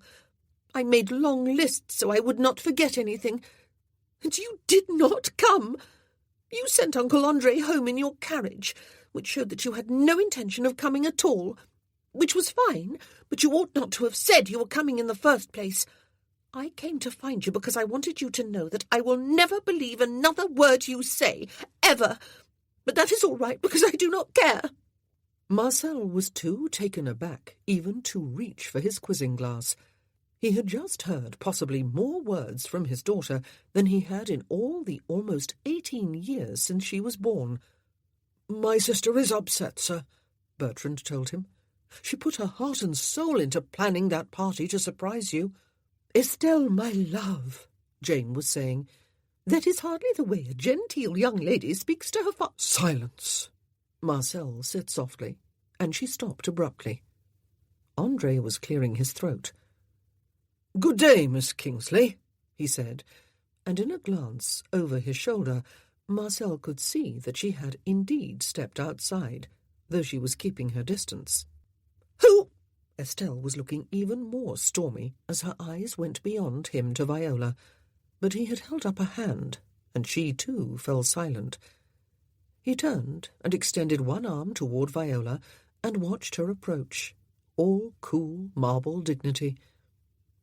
"My family, too, has found us," he said to her, just as we were about to set off to find them. "Mrs. Morrow is my late wife's sister, and has had the chief care of my children since her passing. Andre is my brother. Estelle and Bertrand are my daughter and son." Andre nodded genially.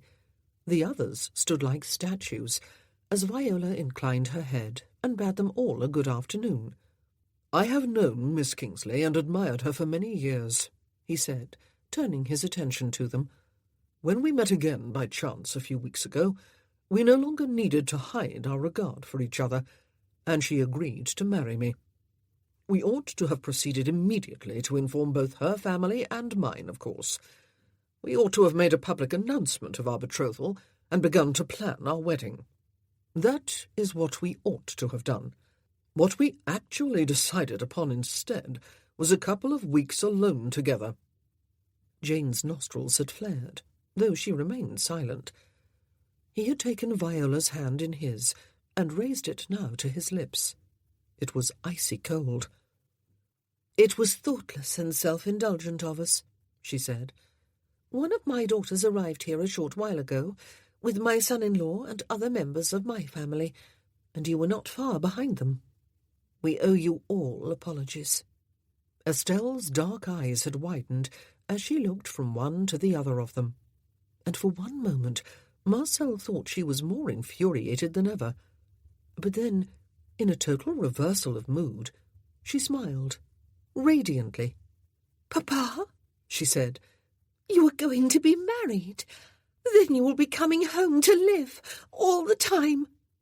At first Marcel thought she was going to launch herself at him, but she merely swayed where she stood and clasped her ungloved hands to her bosom. They were white-knuckled. He could not remember a time when either of his children had touched him voluntarily. He could not remember a time when he had hugged them or kissed them, except during that first enchanted year before Adeline died. He could not remember either of them calling him Papa. Bertrand was bowing stiffly. "Congratulations, sir," he said. "Congratulations, Mum." "Oh, I say," Andre said. Jane still said nothing. "It is a chilly day," Viola said. "Do come inside. We are all about to have tea in the parlour. There is a fire in there. Mrs. Morrow, let me show you the way." "Miss Kingsley," Jane said without moving. "You have a daughter?" "2 of them, and a son," Viola said, "and 3 grandchildren. There is a story behind it all that I will gladly share with you after I have set a cup of hot tea in your hands. Do come. Marcel, bring your children and Mr. Lamar."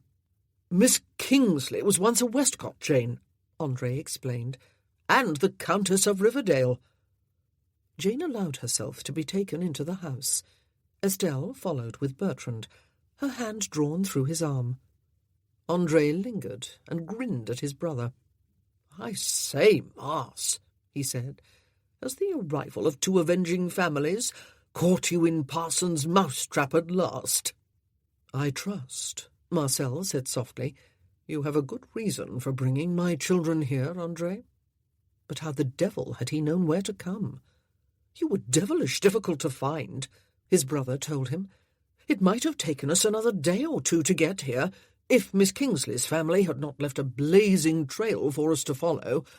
Which of them have come in addition to one of her daughters and her son-in-law?" Marcel ignored the question.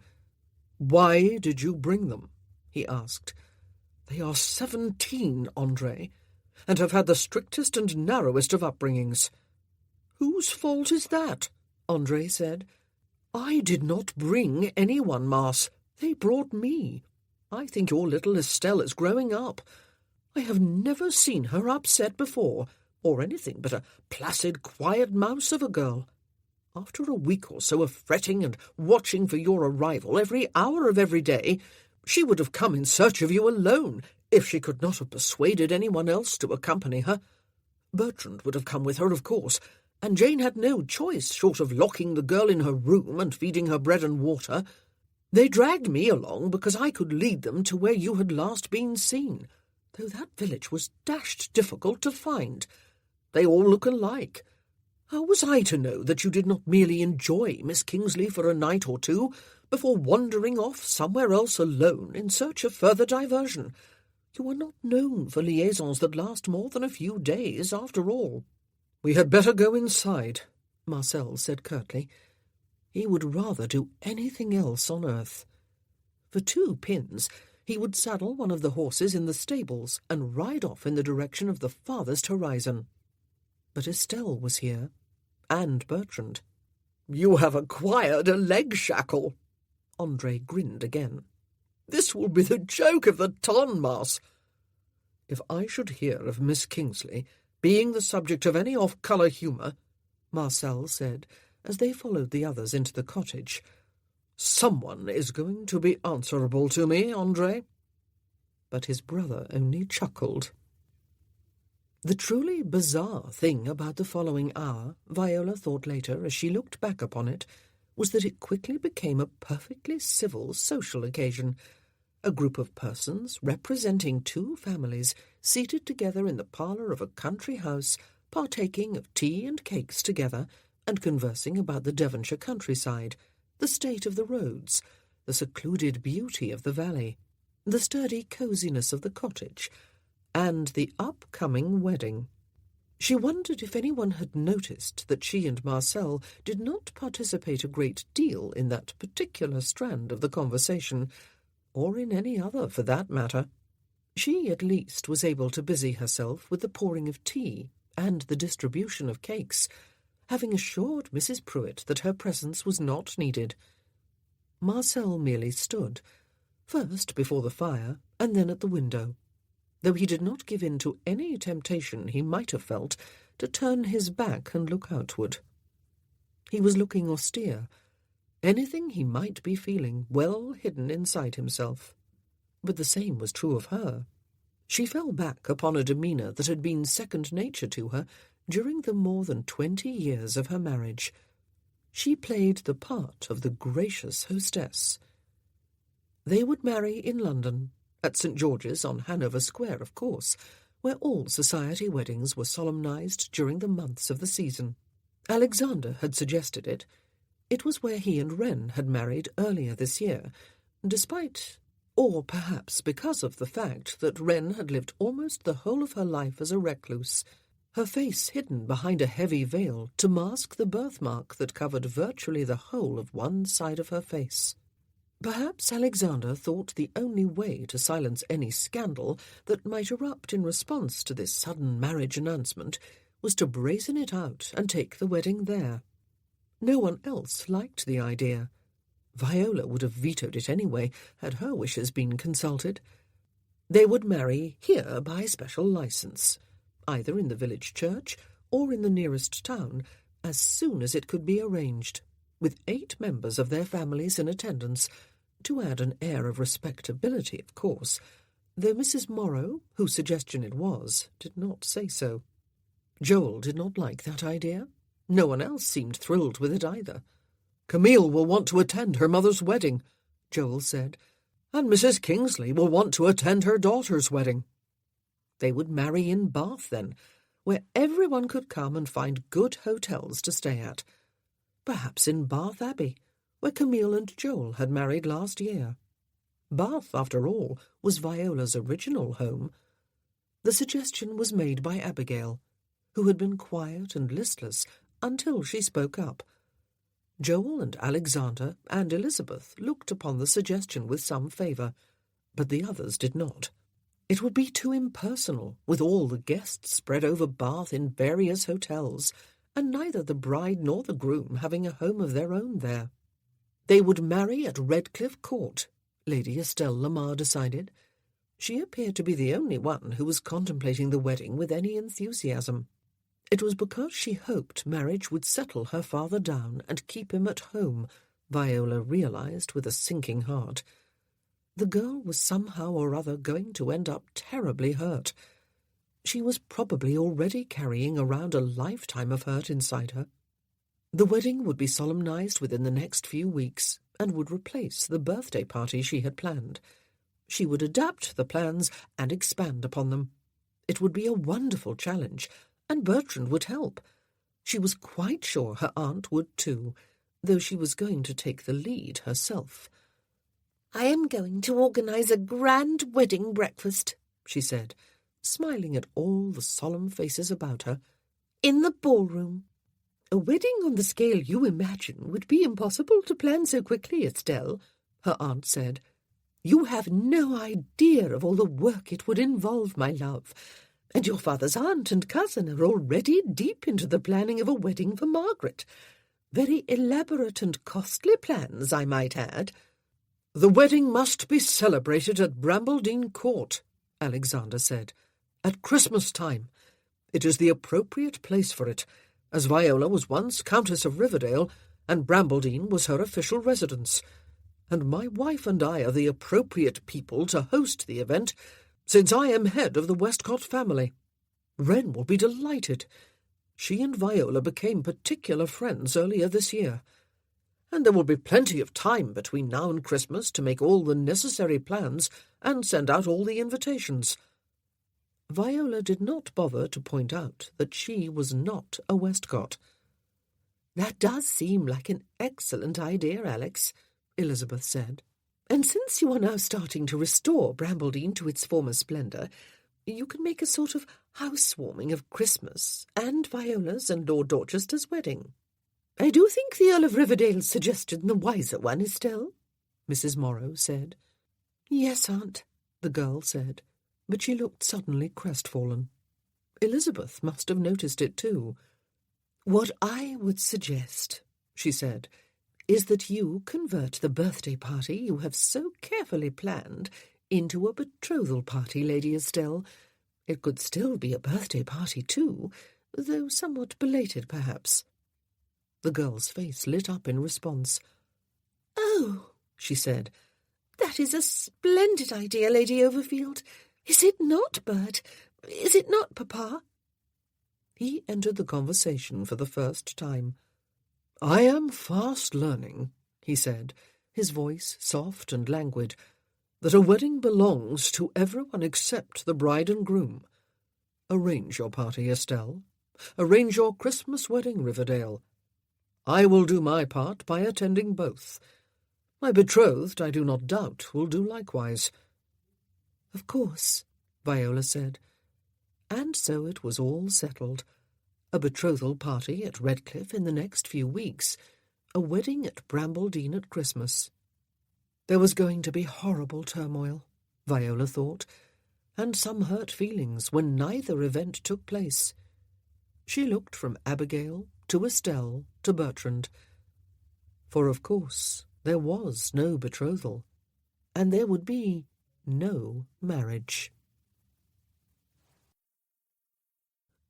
It was evident to everyone that despite the fact that the cottage boasted 8 bedchambers, and they could all conceivably have squeezed into them, it was really not a practical idea for everyone to spend the night there.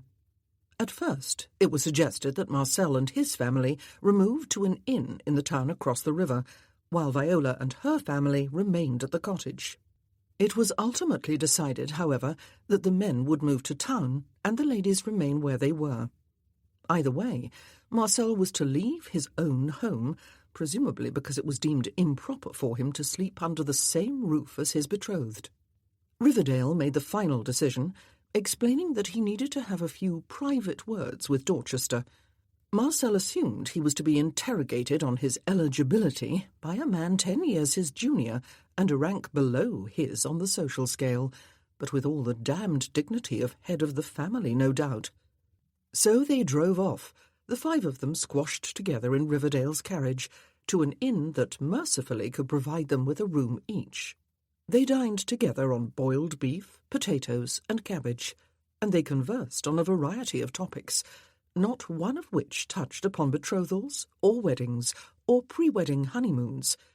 It was all very amiable and very civil, but after they had finished their suet pudding, with something drizzled over it that was not custard, but was not anything else recognisable either, Andre got to his feet and clapped Bertrand on the shoulder.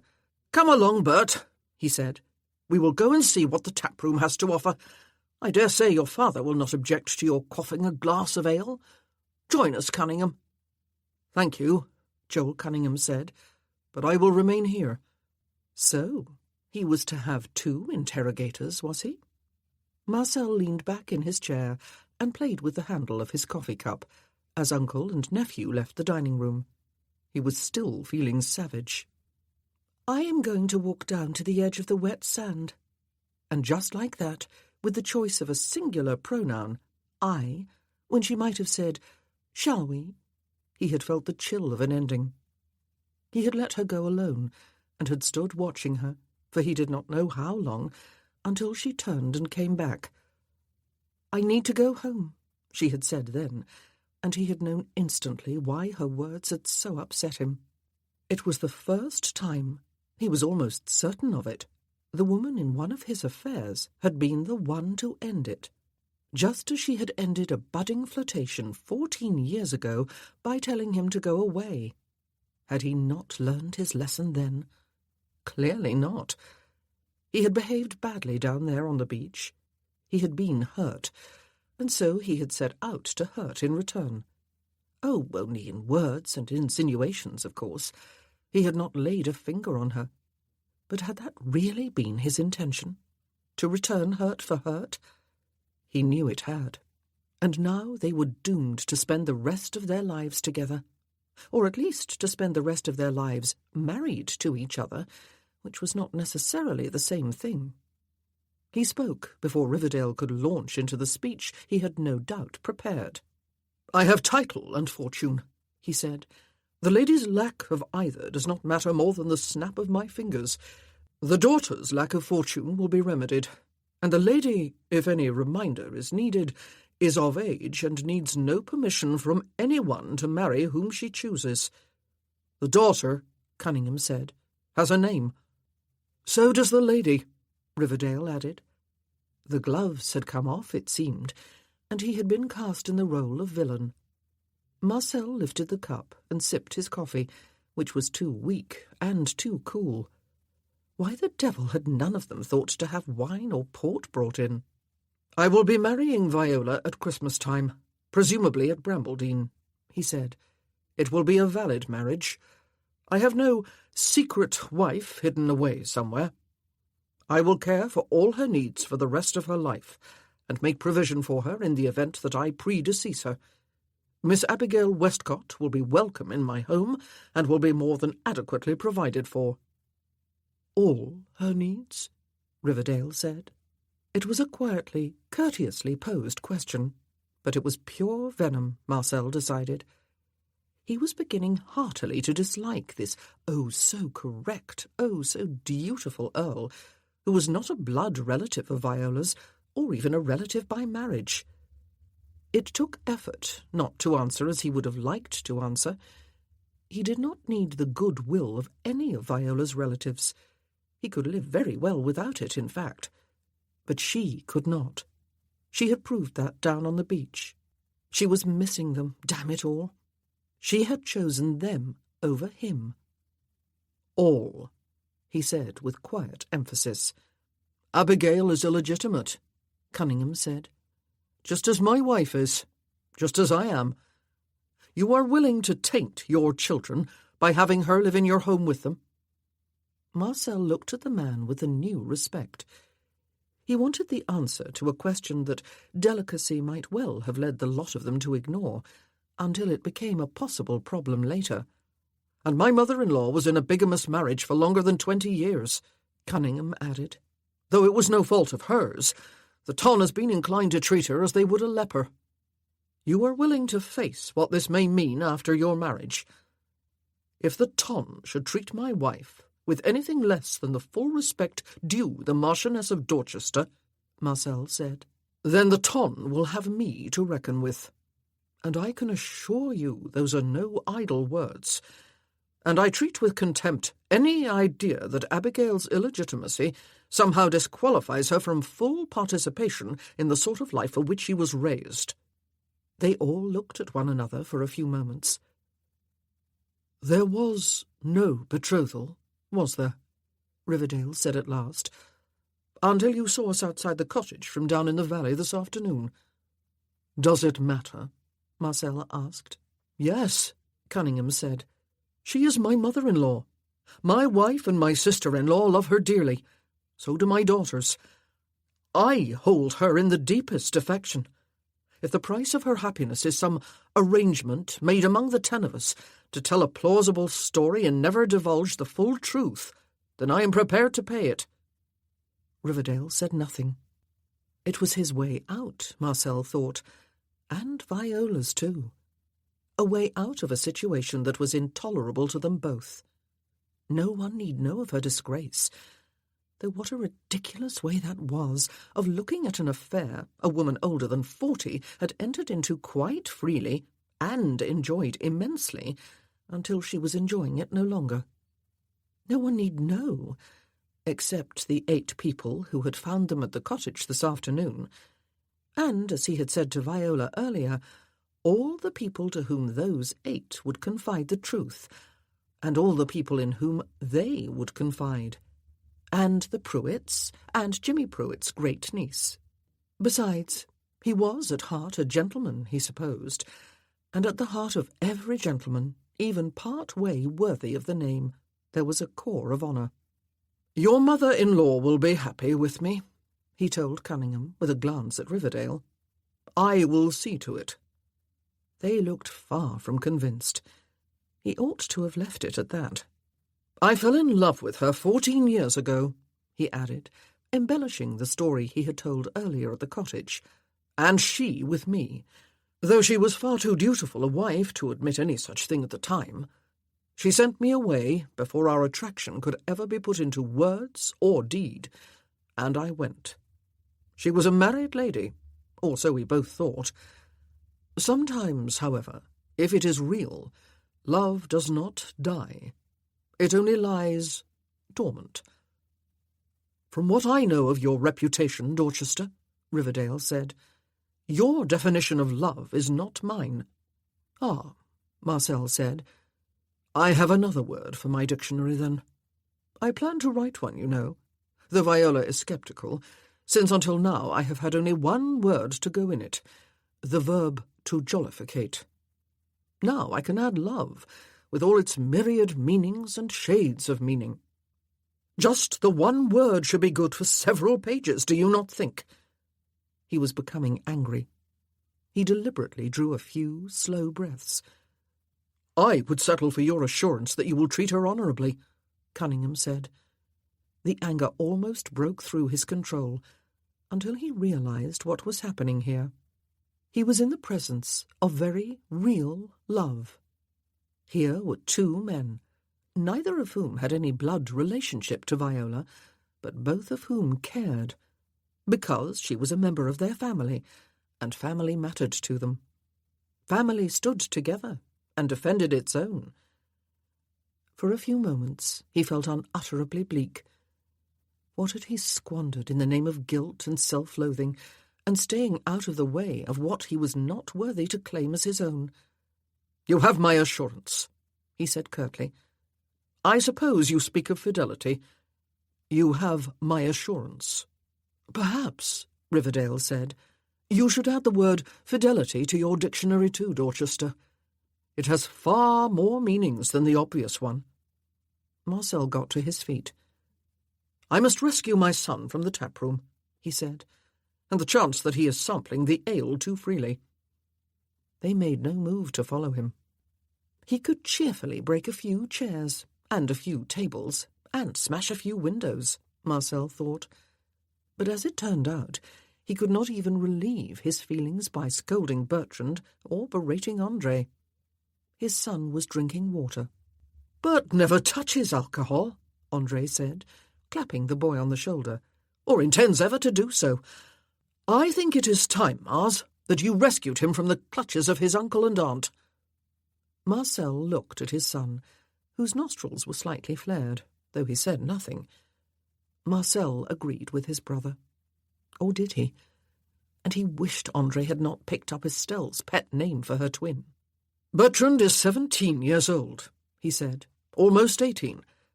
Old enough, I believe, to make his own decisions." His son flashed him an indecipherable look before picking up his glass. He must have looked just like Bertrand when he was 17, Marcel thought. And yes, old enough to make his own decisions, good or bad.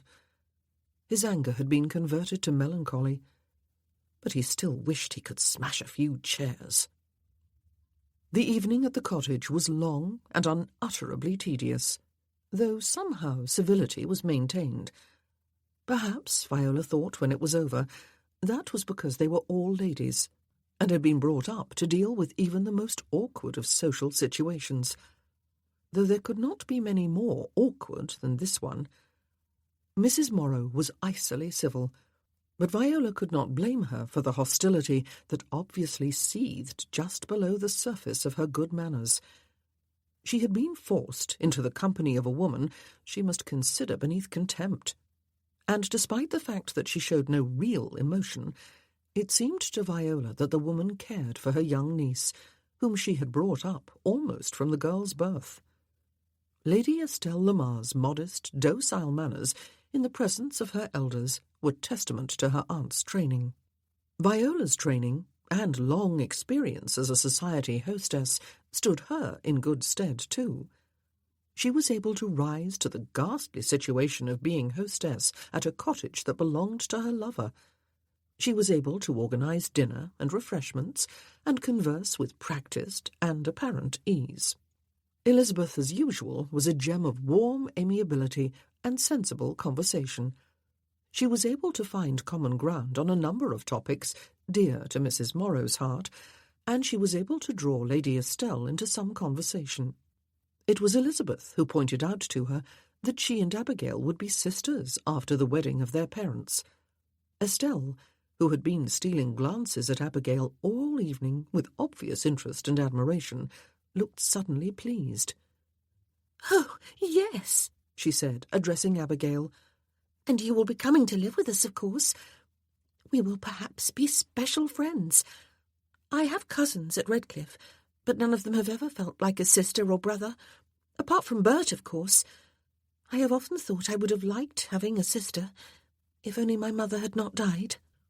Abby was kind, though she was obviously very unhappy. "It is lovely having a sister," she said. "I have always been close to Camille, my elder sister, but she is married now, to Joel, whom you met earlier, and I do not see as much of her as I would like. And I have a half-sister, whom I met for the first time only a couple of years ago. She is Anna, the Duchess of Netherby.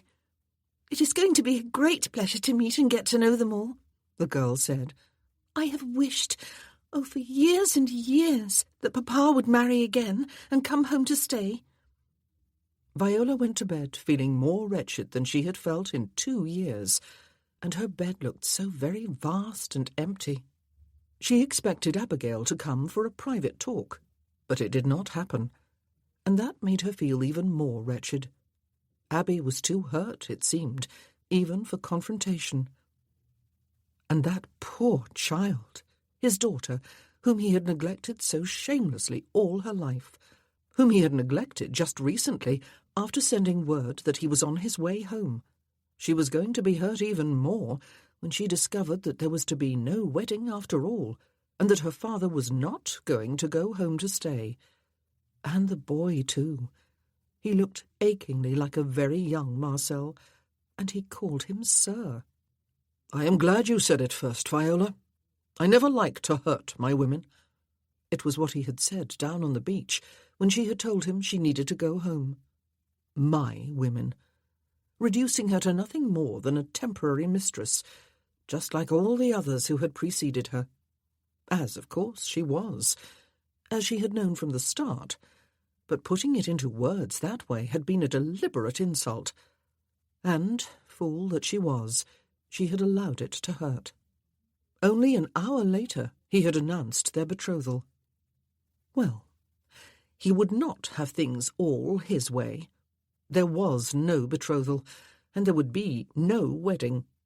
She would be very clear on that, and quite immovable. She would put a dent in his pride, perhaps, even though he would also feel an enormous relief. He did not want the marriage any more than she did. It was the last thing she wanted. Chapter 14.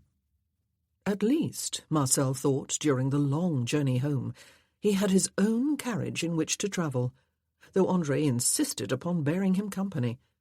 "It is dashed trying to be confined to close quarters with Jane Morrow," he explained. "A more Friday-faced female it would be hard to find, Mars. Every time she so much as glances at me, it is with a look that says I am no better than a toad about to wriggle out from under a stone, and that if she had her wish, I would stay under it for the next eternity or so. How Estelle and Bertrand stand it, I do not know." "They have been given no choice," Marcel said curtly. "You are in a blue mood," his brother observed cheerfully. "Feeling lovelorn already, are you, Mars, after being parted from your lady for all of an hour?" He grinned. "Or are you merely feeling the noose tighten about your neck?" "Let me make one thing clear," Marcel said. "You may talk about the weather, if you must talk at all, or about your own health, or that of any or all your acquaintances. You may talk about politics, or the war, or art, or religion, or all the books you have never read, or the man in the moon. You may even talk about my betrothal, and the state of my heart, if, that is, you enjoy talking to yourself as you trudge along beside an empty road, or dash along it to try to catch up to the other carriage. What you may not do is talk upon either topic inside this carriage, or anywhere else within my hearing. And I have excellent hearing."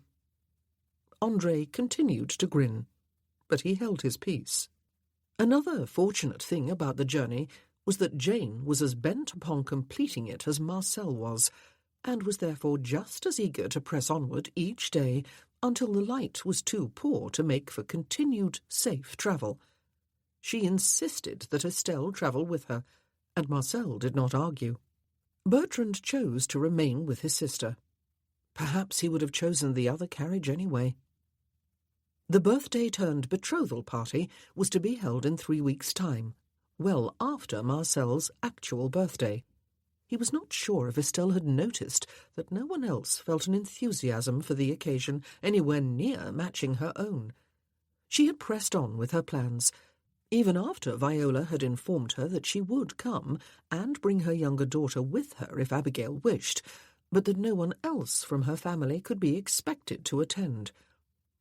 "They have all recently spent a few weeks in Bath for my grandson's christening," she had explained gently enough. "Christmas will be upon us before we know it, and they will all wish to go to Brambledene. It would be too much to expect them to travel to Redcliffe Court, too." Estelle had been disappointed, though she had brightened when Abigail assured her that she would indeed accompany her mother. "I will have you all to myself for a short while then," his daughter had said, "and we'll have a chance to get to know you better before we become sisters." Marcel knew very well what Viola was up to, of course.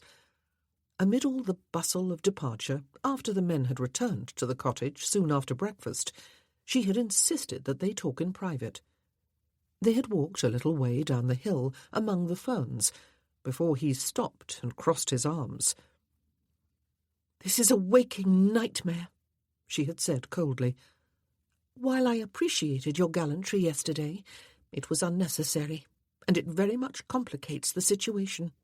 It was an embarrassment to be found here together, especially by our children, but no one was going to make a fuss. Oh, there were rumblings from Alexander and Joel about a duel, but I would have put an end to that silliness in a matter of moments. Good heavens, the very idea! None of these people were going to spread the story, and if any of them did, so what? I have no great reputation to lose, and you have a reputation that would only be enhanced." "You believe that you lost your reputation along with your marriage 2 years ago, then?" he had asked. She had made an impatient gesture with one hand. "It does not take much when one is dealing with the ton," she had said, "and when one is female. I do not care. And if my family, and even the Westcotts, who are not my family, cannot accept the fact that at the age of 42 I am free to take a little time for myself and to spend it in any manner I choose and with whomever I choose, then they have a problem. It is not mine." "I believe, Viola," he had said, "you deceive yourself." "If I do," she had said, "it is none of your concern. I am none of your concern. I am not going to marry you, Marcel. It would be kinder, especially for your daughter, if everyone were informed of that fact now before we leave." Yet she had not threatened to go and do it herself. He wondered if she had realized that, and he wondered why he had not stridden back up the hill to do exactly what she demanded. He had no wish whatsoever to tie himself down in matrimony again, after all, and to live in tame domestication at Redcliffe for the rest of his life, pretending to himself that she had not grown tired of him even before they were betrothed. "The horses are champing at the bit," he had said, "and so are all the humans in the cottage. We will resume this discussion, if we must, at Redcliffe." "It will be too late then," she had said. "It will be general knowledge that we are betrothed, even if no official announcement has been made. Estelle will have planned her party and invited guests. Do you not care that her feelings will be more terribly hurt then than they would be now?" "It is because of my daughter and my son," he had said, "and because of your daughters and your son too, that we must do the decent thing, Viola, regardless of our own feelings on the matter." "Since when?" she had asked him, all incredulity. "Have you cared one iota for your children's feelings?" It was a good question. Since Estelle had called him Papa the day before, perhaps. She had only ever called him father before that, and all her life had rarely raised her eyes to his or spoken to him beyond largely monosyllabic answers to any direct questions he had asked her. He had often wondered if she was actually afraid of him, or if she simply disliked him. He had almost always cut his visits shorter than he had planned. Bertrand was still calling him sir, and was still behaving with stiff good manners. "It is a fair question," he had said, forcing himself to speak with cool arrogance, instead of allowing himself to lash out in bitterness. "Call it the autocrat in me, then, this insistence of mine upon not having my will thwarted. You will marry me, Viola, for your own sake and for that of your children. You may not care about the loss of your own reputation, though I am not at all sure I believe you, or even that your reputation has been lost, but I am very sure you care about your children's. Do you want them to have to deal with yet another scandal to pile upon what they dealt with not so long ago? Do you wish them to hear their mother called a slut?" He had heard the sharp intake of her breath. "How dare you?" she had said. "You see?" He had raised his eyebrows. "I rest my case." I will see you in Northamptonshire, Viola. Every day between now and then will seem like a week." "You do mockery awfully well." She had not done as well as he. She could not hide the bitterness from her voice. He wondered what had happened to the man he had been just 3 weeks ago, the man who did not care a tinker's damn for what anyone thought or said of him, the man who looked upon the world and its rules and conventions and judgments with cynical indifference. But his mind shied away from any answers that might have presented themselves. If only there had been a few more days, and a few more nights, he would surely have worked her out of his system, and would no doubt have taken a different course upon the arrival of the search parties. He would have thought of every argument there was, and a few there were not, to avoid having to marry her. Or perhaps he would have used no argument at all. That would have been more like him. If he had been forced into a duel with either Riverdale or Cunningham, he would have shot contemptuously into the air and taken his chances on what they chose to do and on the accuracy of their aim. Had he broken with his usual practice then, and insisted upon marriage because of some leftover lust? He had missed her like a gnawing toothache since their last night together, and it kept occurring to him that the last time he had travelled this road, she had been beside him, her hand often in his, her head sometimes upon his shoulder, the whole of their glorious escape ahead of them. He felt vicious. It was a feeling that was threatening to become habitual. Everyone had remained in Bath. It was the final humiliation. Even Michael, Viola's brother, had stayed, though he had had to make hurried arrangements to have another clergyman carry out his duties in his parish. For those staying at the Royal York Hotel, it was a huge extra expense they had not planned for. The carriage stopped at Joel's house first, before making its descent into Bath, and Camille, who must have been watching for it, came dashing out in her thin slippers despite the cold, Sarah balanced on one hip, Winifred close behind her. She grabbed her mother in a one-armed hug as soon as Viola's feet touched solid ground. "Mamma!" she cried. "Oh, Mamma, I have been sick with worry. Oh, Mamma, I have been so worried. Wherever have you been?" "Papa!" Sarah was exclaiming as she held out her arms and leaned away from Camille. And this was the daughter who had outdone her mother just a couple of years ago in very correct, icily controlled demeanour. There was a cluster of strangers out on the lawn, huddled inside warm cloaks before their easels as they worked on their paintings. "She did right, Cam!" Abigail cried, scrambling down from the carriage unassisted, as Joel had been distracted, first by Winifred, who wrapped an arm about his waist and raised a beaming face to his, and then by Sarah, who clasped her arms tightly about his neck and gave him a smacking kiss on the lips. "To us and to Mrs. Sullivan. Somehow both letters were lost.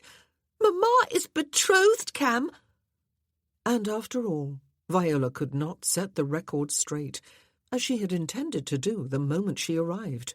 Neither Camille nor the rest of the family, when they all came to the house within the hour, was thrilled by the announcement, especially when they knew the identity of her betrothed. But none of them protested loudly, or demanded, or even suggested that she change her mind before it was too late. For there was no hiding the fact that she and the Marquis of Dorchester had lived together for a few weeks before Alexander and the others had found her, though no one spoke of it. Everyone believed, or pretended to believe, the story that they had been betrothed before they decided to go to Devonshire for some time alone together, and that therefore their behaviour was less scandalous than it would otherwise have been. It was, after all, impossible to tell the truth, though she had steeled herself throughout the journey home to do just that, for these were decent, much-loved, respectable people. Her mother, well known for most of her life in Bath society, her brother, a man of the cloth, and his wife, the Dowager Countess of Riverdale, her former mother-in-law, who at the age of 71 had made the effort to come all the way to Bath, her former sisters-in-law, Avery, Duke of Netherby, who had once been Harry's guardian, and his Duchess, Anna, who was Humphrey's only legitimate child. Jessica, Avery's half-sister, and Abigail's dearest friend. And her own daughters, and her grandchildren.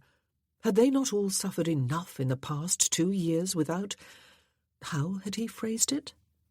But it took no great effort of memory to remember. Had her children not suffered enough without having their mother known as a slut? She hated him. She hated him. She hated him. She believed she really did, and she would not marry him. But now was not the time to announce that. When would be the time, then? Oh, she was being justly punished. She had no one to blame but herself for her own unhappiness. The trouble was that one sometimes dragged innocent people down into one's own misery and guilt. Marcel. She closed her eyes for a moment, while the noise of conversation proceeded about her in Camille and Joel's drawing-room. Why had they had to be stranded at the same country inn? What were the chances? Why did you stay instead of leaving with your brother? Why did you speak to me? Why did I reply? She felt a shoulder pressed to her arm and opened her eyes to smile down at Winifred and set an arm about her thin shoulders. "I finished A Pilgrim's Progress, Grandmamma," she said. "It was very instructional. Are you proud of me? Will you help me choose my next book?" While they were still at the cottage in Devonshire together, Estelle had asked Abigail for a list of all her family members and where they lived. Abigail and her mother were to come for the party, and Estelle's father had told her that that would be quite sufficient to make the betrothal aspect of the party a grand occasion for their neighbours. Bertrand had agreed that it was all she could reasonably expect when the wedding itself was to follow in just a couple of months, and involve everyone from both families in travelling all the way to Brambledene in Wiltshire. Aunt Jane had reminded her niece that this was the first party she had organised, and was a remarkably ambitious undertaking even as it was. "Anything on a grander scale would simply overwhelm you, my love," she said, kindly enough. "You have no idea." Estelle dutifully took the guest list she had made for her father's birthday party and added Miss Kingsley's and Abigail Westcott's names. She would have added her Aunt Anne-Marie and Uncle William Cornish, who lived a mere 20 miles away, if she had not noticed that, of course, their names were already there. If everyone came, as surely they would be well over 30 in number. That included the 13 people who were already living at the house, it was true, but even so, it was an impressive number for a country party in October. It was all very exciting.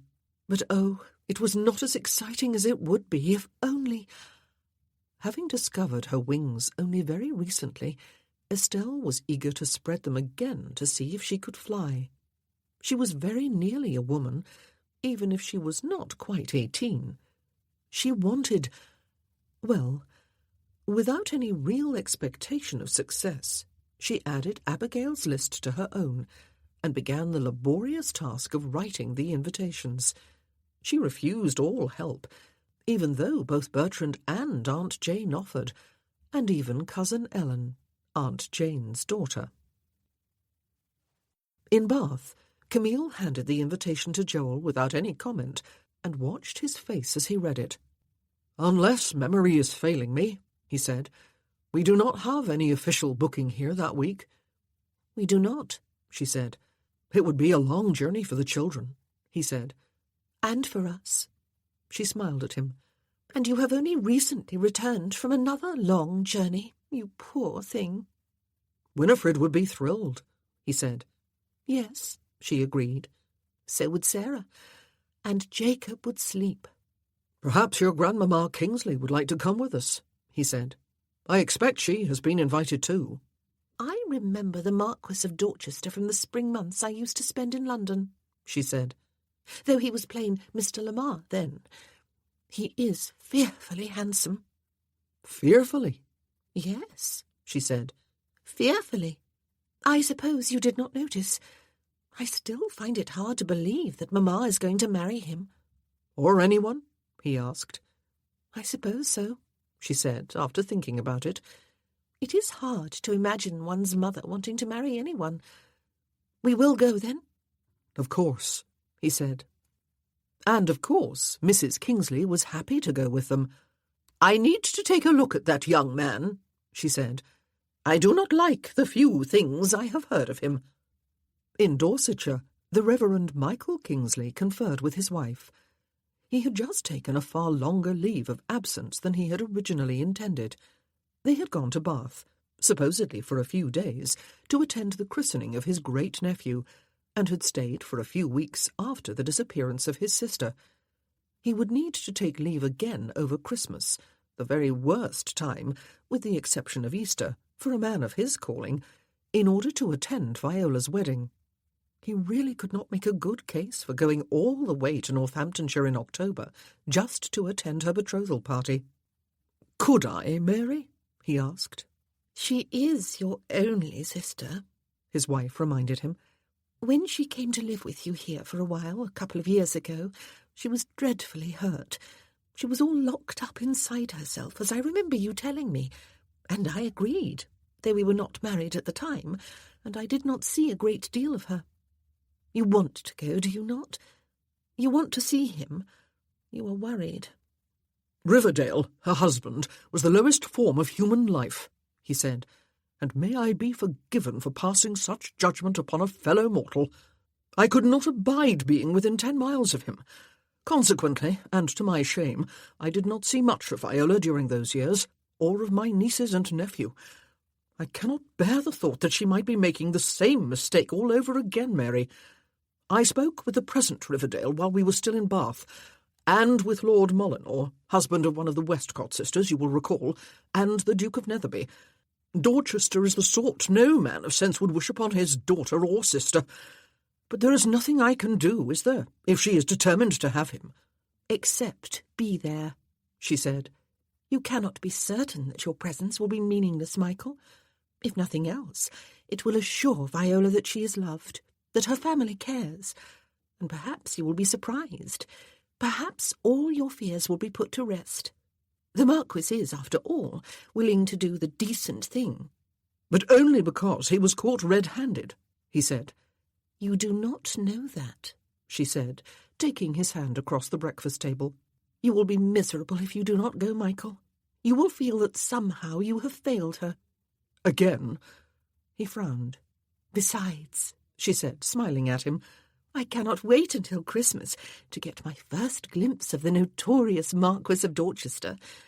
Camille told me he is fearfully handsome." "Fearfully?" "Her very word," she said. It was she who sat down a little later to write an acceptance, while her husband stood behind her chair. His hands were clasped at his back, a frown on his face as he resisted the inappropriate temptation to lean down to kiss the back of her neck. At Moorland Abbey, country seat of the Duke of Netherby, Louise Archer, née Westcott, the Dowager Duchess, waved her invitation in the air as the Duke and Duchess joined her and her daughter Jessica at the breakfast table. "You have one too," she said, indicating the small pile of mail that had been placed between Anna's plate and Avery's.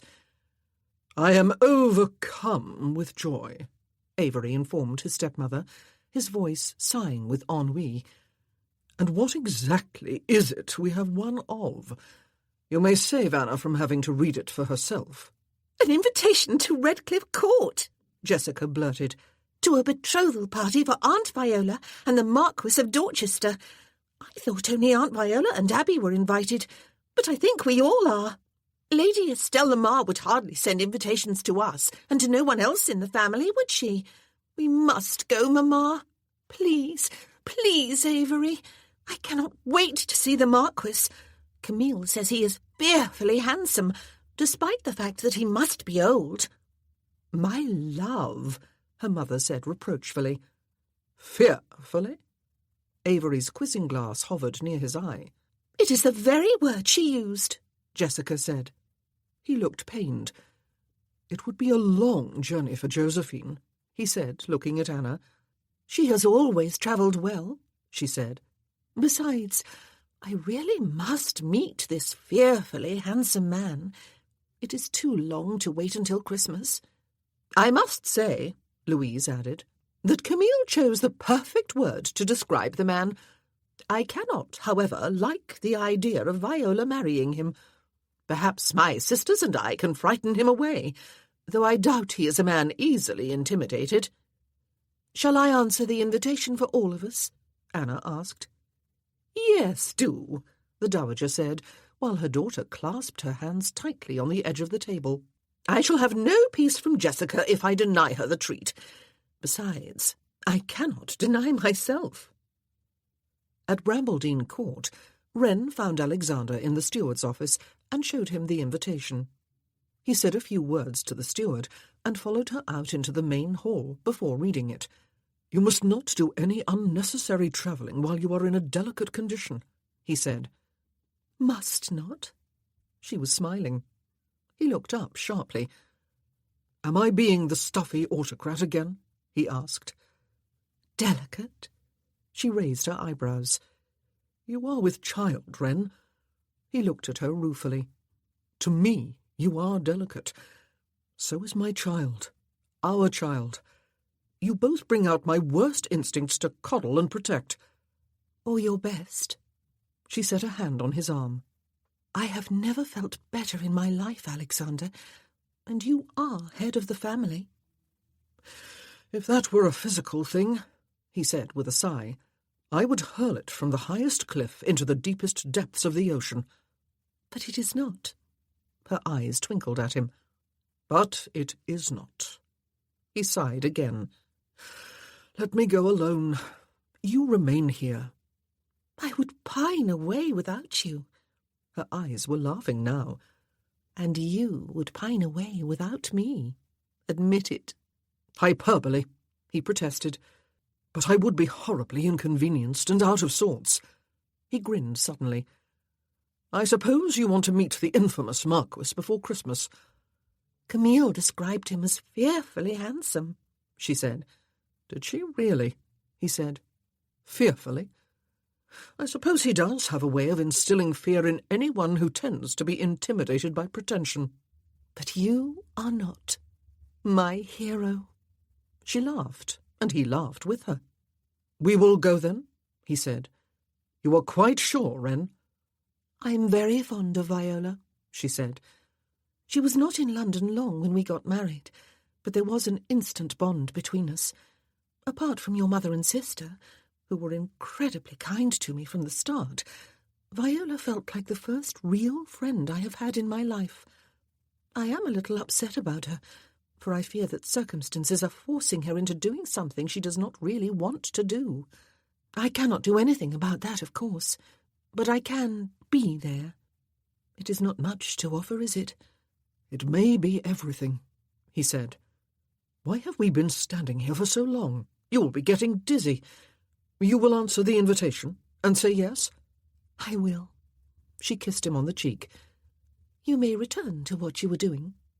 I have your permission, do I? He asked. You do, sir, she said. You may have noticed that I can be a stuffy autocrat too. At Riddings Park in Kent, Alexander's home until he inherited the Riverdale title and Brambledene with it, Mrs. Althea Westcott, his mother, read the invitation aloud to Elizabeth. I must have seen the Marquis of Dorchester 100 times over the years, she said, but I cannot for the life of me put a face to the name. Even though Camille describes him as fearfully handsome, Mamma, Elizabeth asked, her eyes twinkling. And she is right, too. I have to agree with her. He is both handsome and fearful. I would not like to cross his will. And he was not the Marquis of Dorchester until a couple of years or so ago. He was plain Mr. Lamar before that. Is Viola out of her mind agreeing to marry him? Her mother asked. Elizabeth thought about it. No, she said, though there was some hesitation in her voice. Although the marriage has undoubtedly been forced upon them. Good gracious, his young son and daughter and her daughter were among the 8 of us who came upon them there. It has been forced upon them, but I am not at all sure they would not have got there on their own, given time. There is something, call me a romantic if you will, there is just something. Words have deserted me this morning. They are in love? Her mother asked. Oh, Elizabeth said, I am not at all sure about that, Mamma. He is definitely not the sort of man one would expect to fall in love. It is widely believed, on good evidence, that he is a man without a heart. And I am not sure Viola is the sort of woman to fall in love. She is far too disciplined, something that has been so forced upon her all her adult life that it may well have become ingrained, I fear.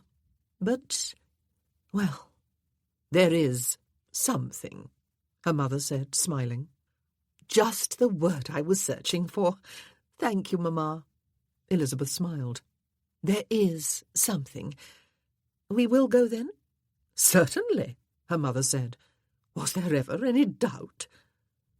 In the north of England, Mildred Wayne, née Westcott, was still in her dressing-room, having the finishing touches put to her morning coiffure, when Lord Molyneux, her husband, came in with their invitation dangling from one hand. He waited until his wife had dismissed her maid. Dorchester's young daughter is inviting us to a betrothal party for Viola and her father at Redcliffe, he said. We have just returned home from Bath, with the boys away at school, perhaps behaving themselves, perhaps not. We have more than 2 months of quiet conjugal bliss to look forward to before we all take ourselves off to Brambledene for Christmas and the wedding. But I suppose you will insist upon going to Redcliffe as well.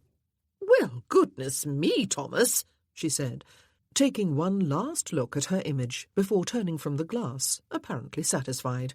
Of course. Of course, he said with mock meekness, and offered his arm to escort her downstairs for breakfast. And you may answer the invitation, Mildred. Of course, she said again. Don't I always? He thought about it during the time it took them to descend 5 stairs.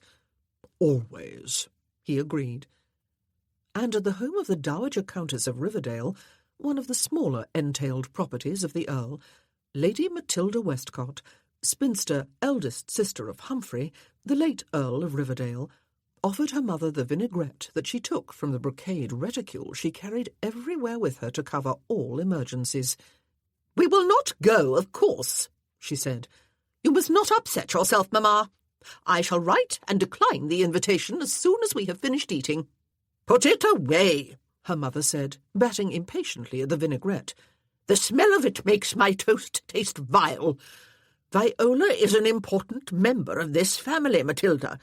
She was married to Humphrey for 23 years before he died. It was not her fault the marriage turned out to be irregular. I have loved her as a daughter for 25 years, and I will continue to do so until I go to my grave. What I need to know is whether she is making a foolish mistake. Again. I understand this young man has a reputation every bit as disreputable as Humphrey's was. I would not know, Mamma, Lady Matilda said, holding the vinaigrette over her bag, reluctant to let go of it. I have always been assiduous about avoiding him, and gentlemen like him, who really do not deserve the name, and he is not so young either. But Viola has no choice, you know. She flushed deeply. They were caught, living in sin together. Ha! The Dowager said. Good for Viola. It is about time that girl kicked up her heels a bit, but I am concerned about her marrying the rogue. Why should she, when all she did was kick up her heels?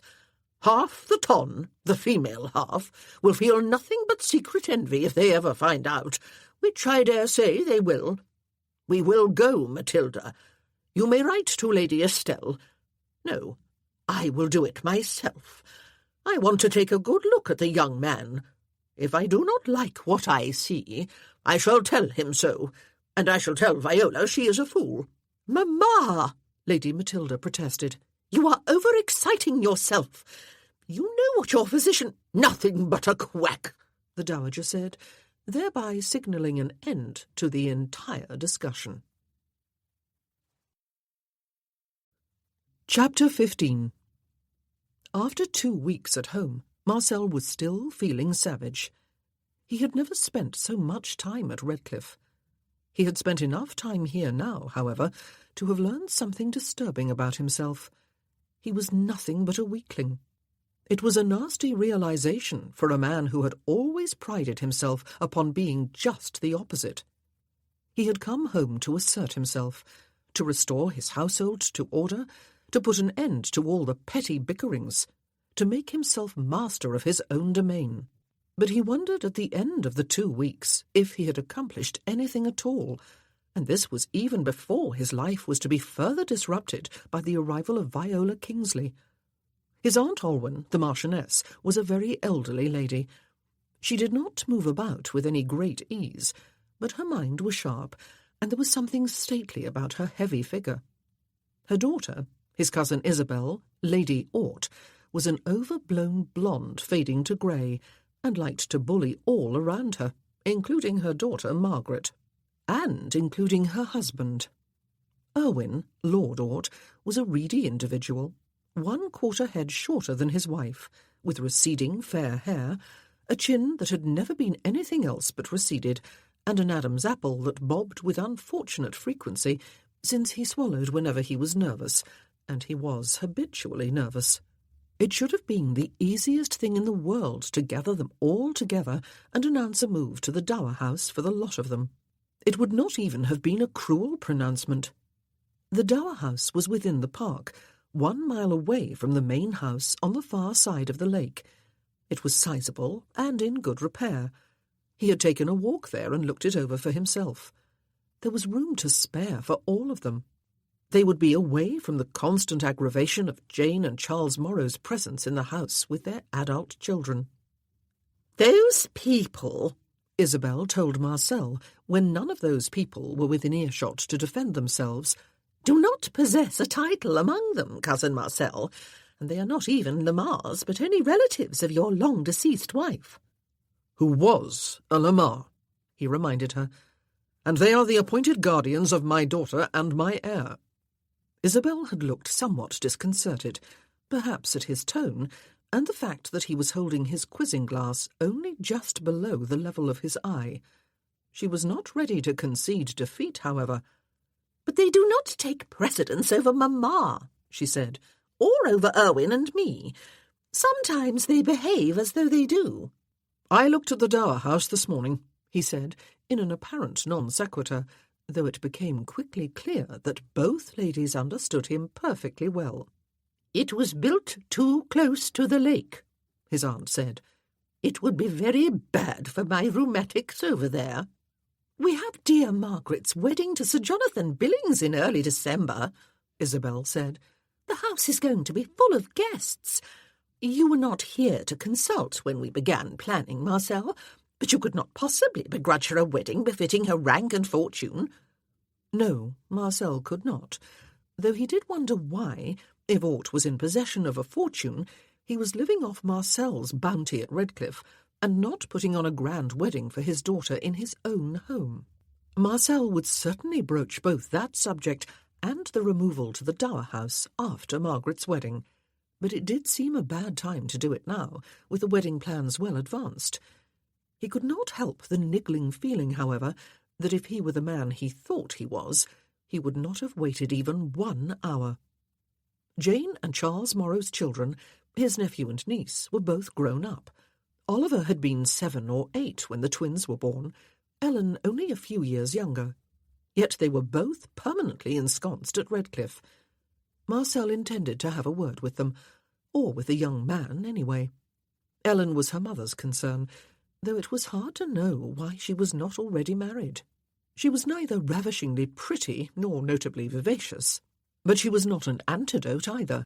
Charles Morrow, though not poverty-stricken, was not a notably wealthy man. His son could surely not afford a life of permanent idleness, unless he continued living at Redcliffe, that was. That was out of the question. Marcel was going to be living here himself, with his wife, upon which topic his mind preferred not to dwell. Oliver liked to trail about the estate with Marcel's steward. giving unsolicited opinions and suggestions and advice, which on more than one occasion Charles had tried to convert into orders, which the steward resented, as was to be expected. The matter ought to have been easy to resolve. Marcel ought to have backed his steward, counselled Charles not to interfere where he had no business interfering, and given his nephew his marching orders. However, nothing was easy these days, for the truth was that after some long talks with his steward, and a bit of tramping about the farms, and after a close look at the books, all of which activities went severely against the grain, Marcel could not help coming to the conclusion that his nephew had a point. The steward was an elderly man, not doddering exactly, but certainly past his prime, and set in his ways, and unaware of the fact that his domain was no longer running as efficiently, or even as sensibly, as it ought. What he really needed to do, Marcel realized, was sack the steward and hire a new one, and then give his nephew his marching orders. He would write to his man of business in London when he had a moment. He was half aware, of course, that he had any number of moments. Life in the country was not exactly characterized by its hectic schedules. He would do it after this infernal party, then. Meanwhile, he noticed that Bertrand was rather fond of his older male cousin, and looked up to him with some admiration. And Charles, though more than a bit on the stuffy side, was a decent sort, and doubtless meant well. André had remained at Redcliffe, despite the fact that there was nothing there to entertain a man of his tastes. Marcel had paid off all his debts and increased his allowance from the estate, but he had done nothing to force a permanent solution to the problem of his brother's extravagance and gaming. As André had pointed out, it was a family failing, though Marcel had got his own habit under control. Damn it, he had been given no choice. He had had 2 children to support long before he inherited his title and fortune. His income, though more than adequate, had not been limitless. The housekeeper, closely backed by the cook, complained that too much was expected of them by too many people. Lady Ort's wedding plans for her daughter were becoming more and more demanding, even though she was not and never had been the mistress of the house. Mrs. Morrow consistently refused to hear of extra help being taken on, as those who worked there already never seemed very busy. And Mrs. Morrow demanded that they all attend morning prayers in the drawing-room before breakfast every day. And now there was this party Lady Estelle was planning. Their problems, at least, Marcel was able to solve. "There is only one person in this house with the authority to give orders," he said, regarding them in some amazement, his eyebrows raised. "You are looking at him. If you need extra help in the house, Mrs. Crutchley, then you must get it. If you need any extra help in the kitchen, Mrs. Jones, then you will inform Mrs. Crutchley, and she will provide it. And from this moment on, attendance at morning prayers is to be voluntary." He had voluntarily absented himself from the daily ordeal since his return. "I shall inform Mrs. Morrow. Will that be all?" It seemed it was. Both women bobbed curtsies, thanked his lordship, and went on their way, looking vindicated. It was a small success among too many weaknesses. And now this. He came across Jane and Estelle in the morning-room one day 2 weeks after his arrival. He had gone in there looking for a book he had put down somewhere, but now could not remember where. They were both standing, Jane close to the window, Estelle not far inside the door. He could see her in only partial profile, but she was the picture of docile dejection. Her aunt, in contrast, was looking majestic and annoyed. She was waving a letter in one hand while she held 2 or 3 more in her other hand. She stopped mid-harangue when the door opened. Estelle, significantly, did not turn. "I really do not know what has got into Estelle lately," Jane said, as he stepped into the room and closed the door behind him. "She has always been the most obedient and biddable girl. She has never given me a moment's trouble. But first she insisted upon pursuing you all the way to Devonshire, a decision she has no doubt regretted bitterly ever since. Then she insisted upon this party, which even you must admit is excessive, Marcel." "Must I?" he asked softly. "And now," she continued, without perceiving the danger in his tone. "She has gone beyond the pale. I am at a loss to know what to do. A simple punishment seems inadequate, though a few hours, or even a full day of quiet reflection in her room would certainly do no harm. But all this—" She waved the letter that was still suspended in one hand, and then waved the others too. "All this is irreparable, Marcel. She did it entirely on her own, without seeking anyone's advice, and she did it on the sly, too, without anyone noticing. I am extremely vexed. Charles will be infuriated when I inform him. You, doubtless, will be too." "Will I?" He strolled farther into the room and stood facing his daughter, positioning himself between her and her aunt. "And what have you done, Estelle, that is so heinous?" "She has—" Jane began, but he held up one hand without turning. "Estelle?" She did not raise her eyes to his. "I am sorry, father," she said. "I wrote invitations I did not have permission to write." She was back to calling him father. She had been doing it ever since they arrived home. "To your party?" he asked. "Why would you need permission when it is your event?" "Marcel," Jane said. "Estelle is still a child. You seem to forget that." "I forget nothing," he said. "Her mother was the same age when she married me." A loud silence from behind assured him that his sister-in-law did not think that much of an argument. Estelle raised her eyes to his face for a moment before she lowered them again. "I wanted them all to come," she said. "I wanted it to be a proper betrothal party, a real celebration. Abigail gave me all their names that evening at the cottage. I did not expect that they would all accept the invitation, though. I only hoped that a few of them would. Abigail's sister, perhaps, with Mr. Cunningham. I would not have been at all surprised if none of them had come, or even answered." "Good Lord!" "And some of them are coming?" he asked. "I sent 9 invitations," she said. "I had 5 replies yesterday, and the day before. 4 more came today. Aunt Jane saw them before I came down this morning. I was delayed when one of the tapes at the back of my dress snapped." "I see," he said. "And how many have accepted?" He scarcely heard her answer, but she repeated it a little more loudly. "All of them," she said. "All?" He held up a hand again when he heard Jane draw breath. "And when," he asked, "did you intend to reveal this information?" It was some time before she answered. He waited. "I do not know," she said. "I was a little frightened." But she looked up suddenly, and she looked more like the angry little daughter who had all but launched herself upon him outside the cottage in Devonshire. "I am not sorry I did it, Papa. If I had asked, Aunt Jane would have said no.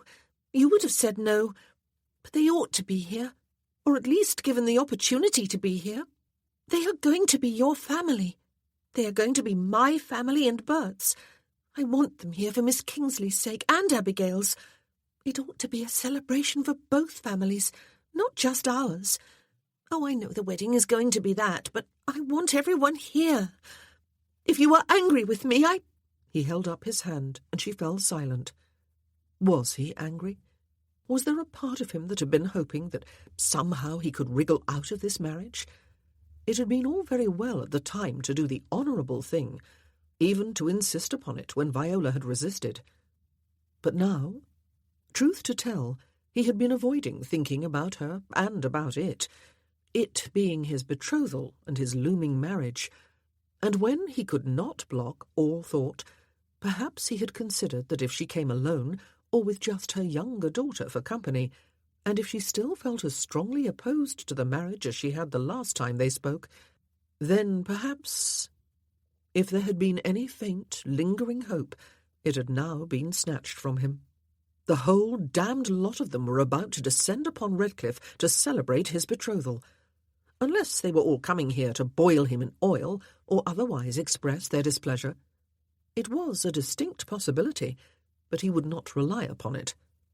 Either way, he had lost control over his life and the conduct of his business. Again. "Why would I be angry with you?" he asked.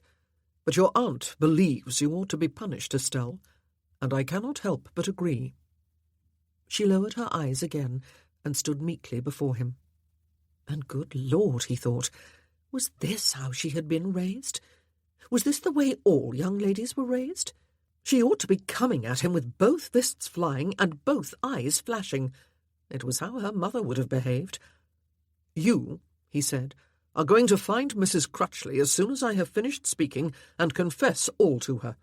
And then you are going to find Mrs. Jones and confess all to her. And then you are going to wear your slippers into holes and your fingers to the bone, helping them prepare for this houseful of illustrious guests we are expecting, even if it means getting down upon your knees and scrubbing a few floors." "Marcel!" Jane protested from behind him. He ignored her. Estelle's eyes had flown to his again, and she smiled radiantly, transforming herself into a considerable beauty, the little minx. "Yes, Papa," she said, and whisked herself out of the room before he could draw breath to say more. He strode out after her before Jane could launch into speech. His mind was reciting every blasphemy and swear word he had ever heard. Again. He even made up a few extras. And, yes, he was an abject weakling. When Viola had returned home to Hinsford, in her own carriage and with her own servants this time, she had urged Abigail to remain with Camille and Joel and the children.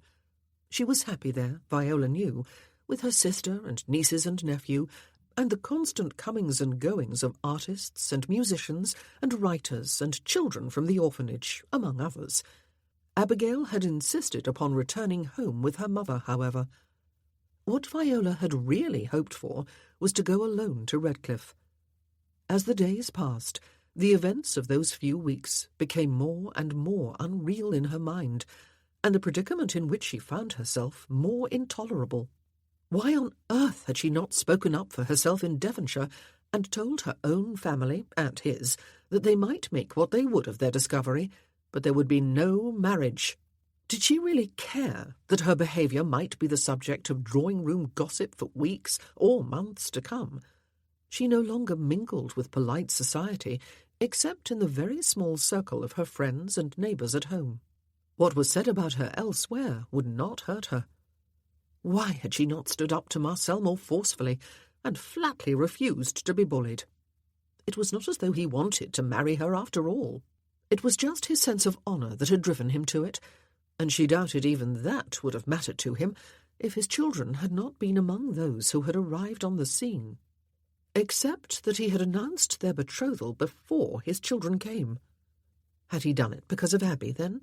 It certainly would not have been because he feared a challenge from Alexander or Joel. But of course, the reason she had not spoken up was precisely the reason he had. Their children had discovered them, and their children must be protected from the sordid nature of what they had seen. They must be persuaded that it was all in fact very nearly respectable, as their parents were betrothed, and had been even before they came there. That they must now end the charade of the betrothal was, of course, imperative. But they must find a way of doing it that would cause the least pain to their children. Whatever pain she caused herself would be fully deserved. It was one thing to snap after years of discipline and general unhappiness, and 2 years of intense misery, and to make the impulsive decision to run away for a short spell with a man notorious for his womanizing. It was another to be caught and thereby to pass on her misery to her children, who had suffered enough, and to his children, who seemed to her to be very innocent and therefore vulnerable. She was not, alas, alone in this world. Who was it who had said— she had read it somewhere— William Shakespeare? John Milton? No, John Donne. He had written something to the effect that no man is an island, that everyone is a part of the mainland, that everyone's suffering affects everyone else. She wished she could remember the whole passage. There was something about a bell tolling, and someone sending to ask for whose death it tolled. It tolls for thee. She could recall those exact words at least. He had been quite right, Mr. Dunn. Her great adventure had also been her great selfishness. But she would extricate herself. She must. She must not compound one wrong with another much worse wrong. She wished, then, that Abigail had chosen to remain in Bath with Camille, so that she could do it alone. It was not to be, however, and so she must make the best of the situation. There had been 2 weeks of almost relentless rain after they returned to Hinsford, but at last the sky had cleared, and ever since they had been enjoying glorious, crisp weather, with the trees in the full glory of their autumn colours. It was the perfect time to be travelling, Viola thought. It was just a pity she dreaded the end of the journey. She was troubled by her brief acquaintance with his children. Lady Estelle Lamar, with the wildly varying emotions of a very young lady, and the obvious hurt she felt at her father's unpredictability, was particularly vulnerable to anything that might bring her pain. Her twin seemed, on the surface, to be quite the opposite, a quiet, dignified, controlled young man. Viola suspected, however, that he was far more like his sister than had been apparent. It was Estelle who was organising the betrothal party. Viola hoped the plans were not too elaborate, or the guest list too large, though neither was likely for a country entertainment. Fortunately, very fortunately, it was also to be a slightly belated birthday party for her father. It could still proceed as that, then, even after the ending of the betrothal. The girl would be disappointed, though.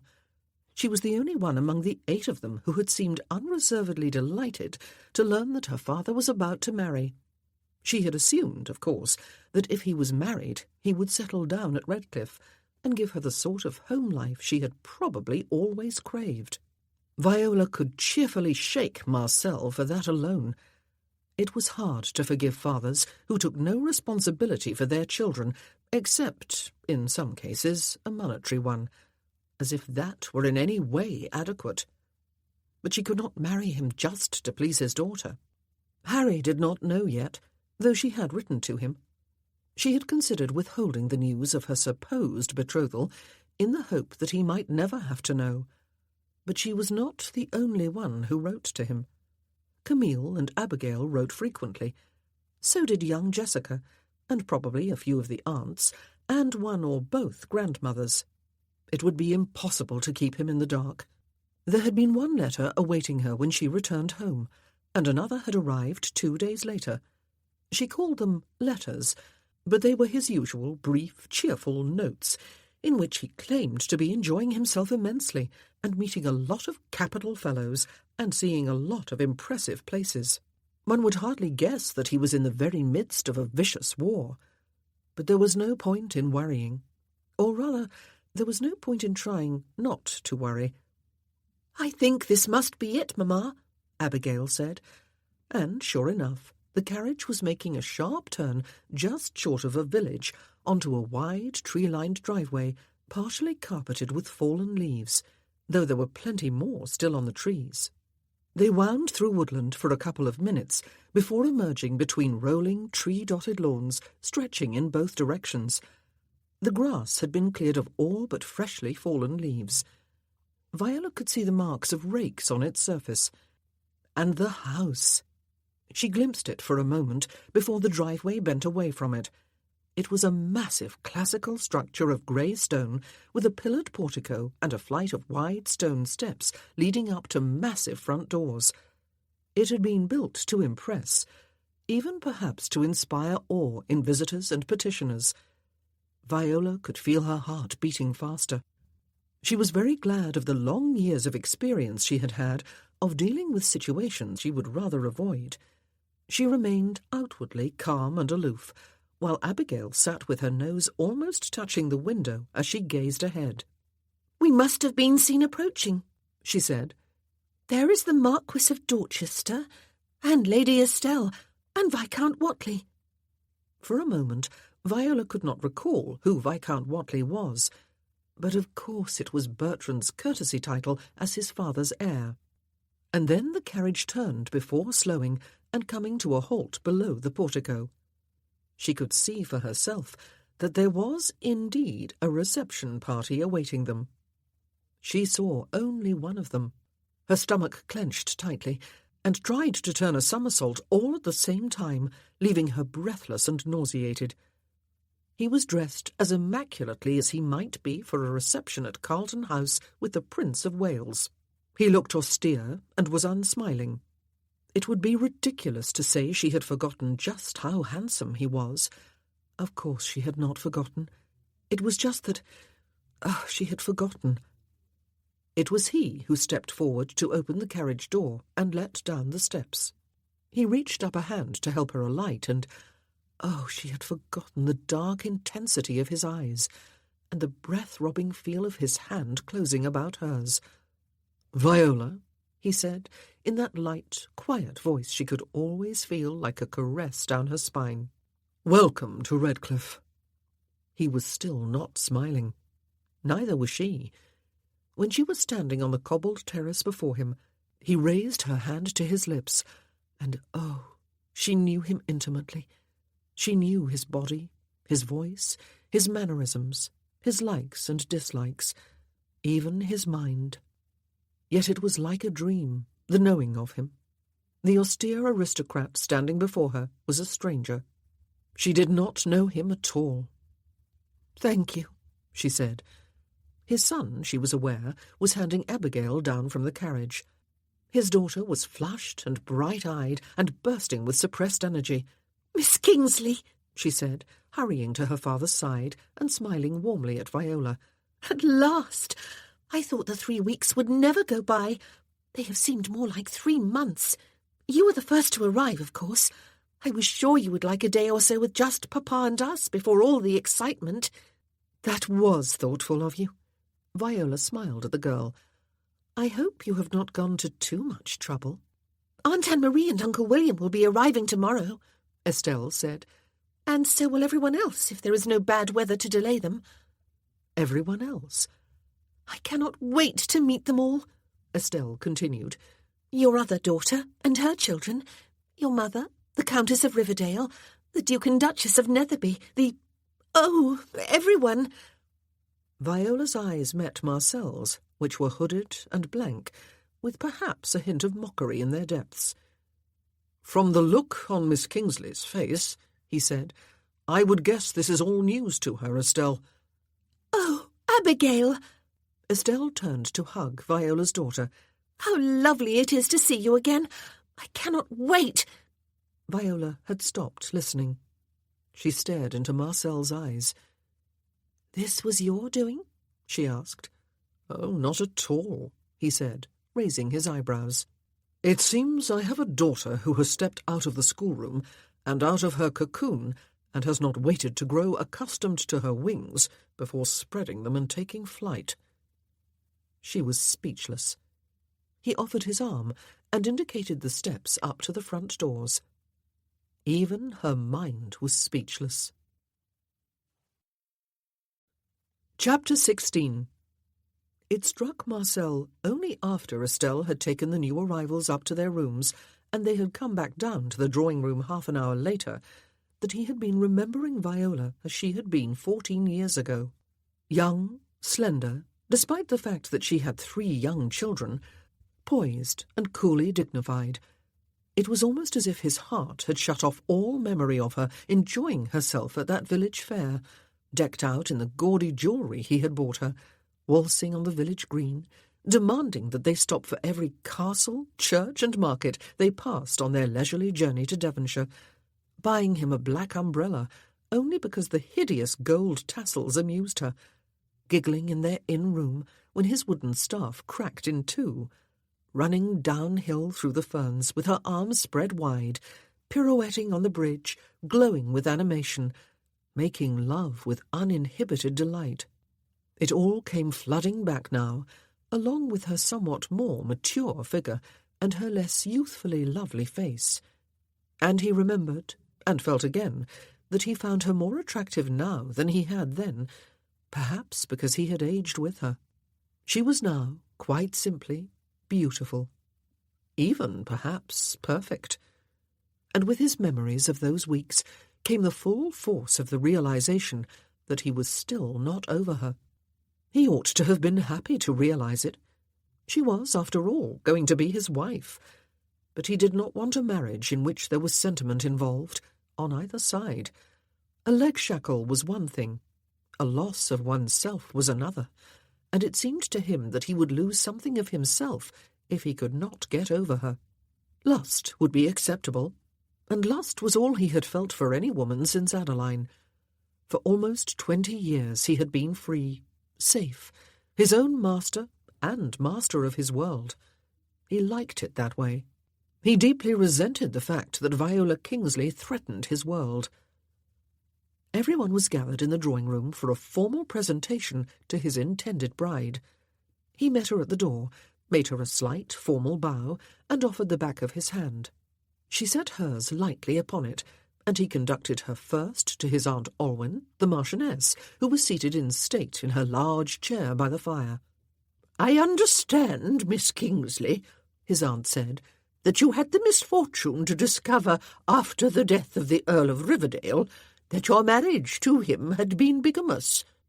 "It was a distressing thing to discover, ma'am," Viola said, "for my children more than for me." That was all she, or anyone else, said on the subject. She did not wade into explanations and assurances that she had been an innocent victim. She was, in fact, and to her very fingertips, still the Countess of Riverdale as he had known her. She appeared perfectly relaxed as he continued to take her about. She repeated the name of everyone to whom she was introduced, a device for remembering, of course, and said everything that was proper. Her manners were impeccable, her demeanour poised. After all the introductions had been made, she seated herself between Charles Morrow on one side and Cousin Isabel on the other, accepted a cup of tea from Ellen Morrow with a nod of thanks, and proceeded to engage both her neighbours in polite conversation.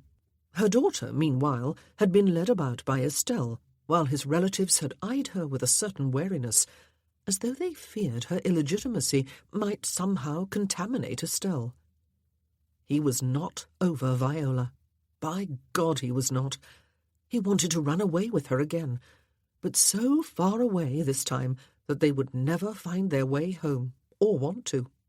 He longed for those days and nights back when there had been nothing to think about, nothing to brood upon, except each other. There was no point in wanting, though. He had felt her gradual withdrawal during their last day or two at the cottage, even before that final confrontation on the beach. Pleasure had become less enjoyable to her. He had become less enjoyable. She had told him it was over, that she was going home. He was not over her, but she was over him. The atmosphere in the drawing-room was stifling, the chatter intolerable. Margaret had joined her mother, and was telling Viola about the plans for her wedding to Sir Jonathan Billings in early December. The other young people, the twins, Abigail Westcott, Oliver and Ellen Morrow, were in a group together, and talking rather loudly, and not always one at a time. Andre was holding a conversation with Erwin, Lord Ort, and Jane's tight-lipped silence, as she sat behind the tea-tray, even after everyone had been served, and most had even had a second cup, was somehow as loud as any of the actual sounds in the room. Marcel got to his feet rather abruptly. "Viola," he said, "come for a stroll outside with me." She looked up at him in some surprise, before her eyes strayed to the window. "It is almost dark out there, Marcel," Jane pointed out. "It is only early dusk," his aunt said, for the mere sake of contradicting Jane, Marcel suspected. He ignored them both. "Thank you." Viola got to her feet. "I shall go and fetch a cloak and bonnet." "Do dress warmly," Isabel advised. "Once the daylight goes at this time of year, it can feel like the middle of winter out there." "I shall," Viola promised, and she left the room without another glance at Marcel. He followed her out without paying any attention to Andre's grin. She was wearing half-boots when she came back downstairs 5 minutes later, and a long grey cloak of winter weight and a bonnet and kid gloves. Her eyes met his, but she did not smile. Neither of them spoke until the footman on duty in the hall had opened the door for them and shut it behind them. It was actually lighter outside than it had appeared to be from the drawing-room. He gestured to the path on their left as they came down the steps. It meandered across lawns and among scattered oak and beech trees on its way to more dense woodland and the lake and the dower house beyond that. They would not go as far as the woods today, though. Darkness came rather early this late in the year, and darkness in the country could be quite total. He searched his mind for something to say after she had taken his arm and they had set out along the path, but he could not think of a blessed thing. It was quite unlike him, and he resented it. He resented her, which was quite illogical and even more unfair. He almost hated her, at the same time as he was not over her. If he was not careful, he thought, he would be having a childish tantrum, throwing himself to the ground and drumming his heels and his fists on the path, and that would be more than a little alarming. She took the responsibility for choosing a topic of conversation from him. "It is insufferable," she said, and he could hear that her voice was vibrating with anger. "It." There were a number of "it's" to which she might be referring. "All my family, and the Westcotts coming here tomorrow," she said. "All? My mother, my brother, the Dowager Countess, my former mother-in-law, who is in her 70s. All of them are coming?" "If their replies to their invitations are to be believed," he said. "It is intolerable," she said again. "You ought to have forbidden it." "The invitations were sent, and the acceptances received before I got wind of it," he said, "or anyone else for that matter. Jane was puce in the face when I came upon her. She had just intercepted a few of the replies. I am not sure Estelle told even Bertrand, which would be most surprising." "Then you ought to have put a stop to it as soon as you did know," she said. "Have you no control over your children?" He was getting a mite annoyed now, too. "I imagine it would be beyond the pale even for the notorious Marquis of Dorchester to uninvite house guests when they had already written acceptances," he said. "And Estelle did it with the best intentions, you know. She wished to please you. Strange as it may seem, she actually likes you." She appeared not to have been listening to those last words. "Why did you not tell me you were the Marquis of Dorchester?" she asked. Had they not dealt with this matter before? Perhaps not. "For some reason I have not quite fathomed," he said, "people treat the Marquis of Dorchester rather differently from the way they treat Mr. Lamar. I thought you might treat me differently." "You thought I might be frightened away?"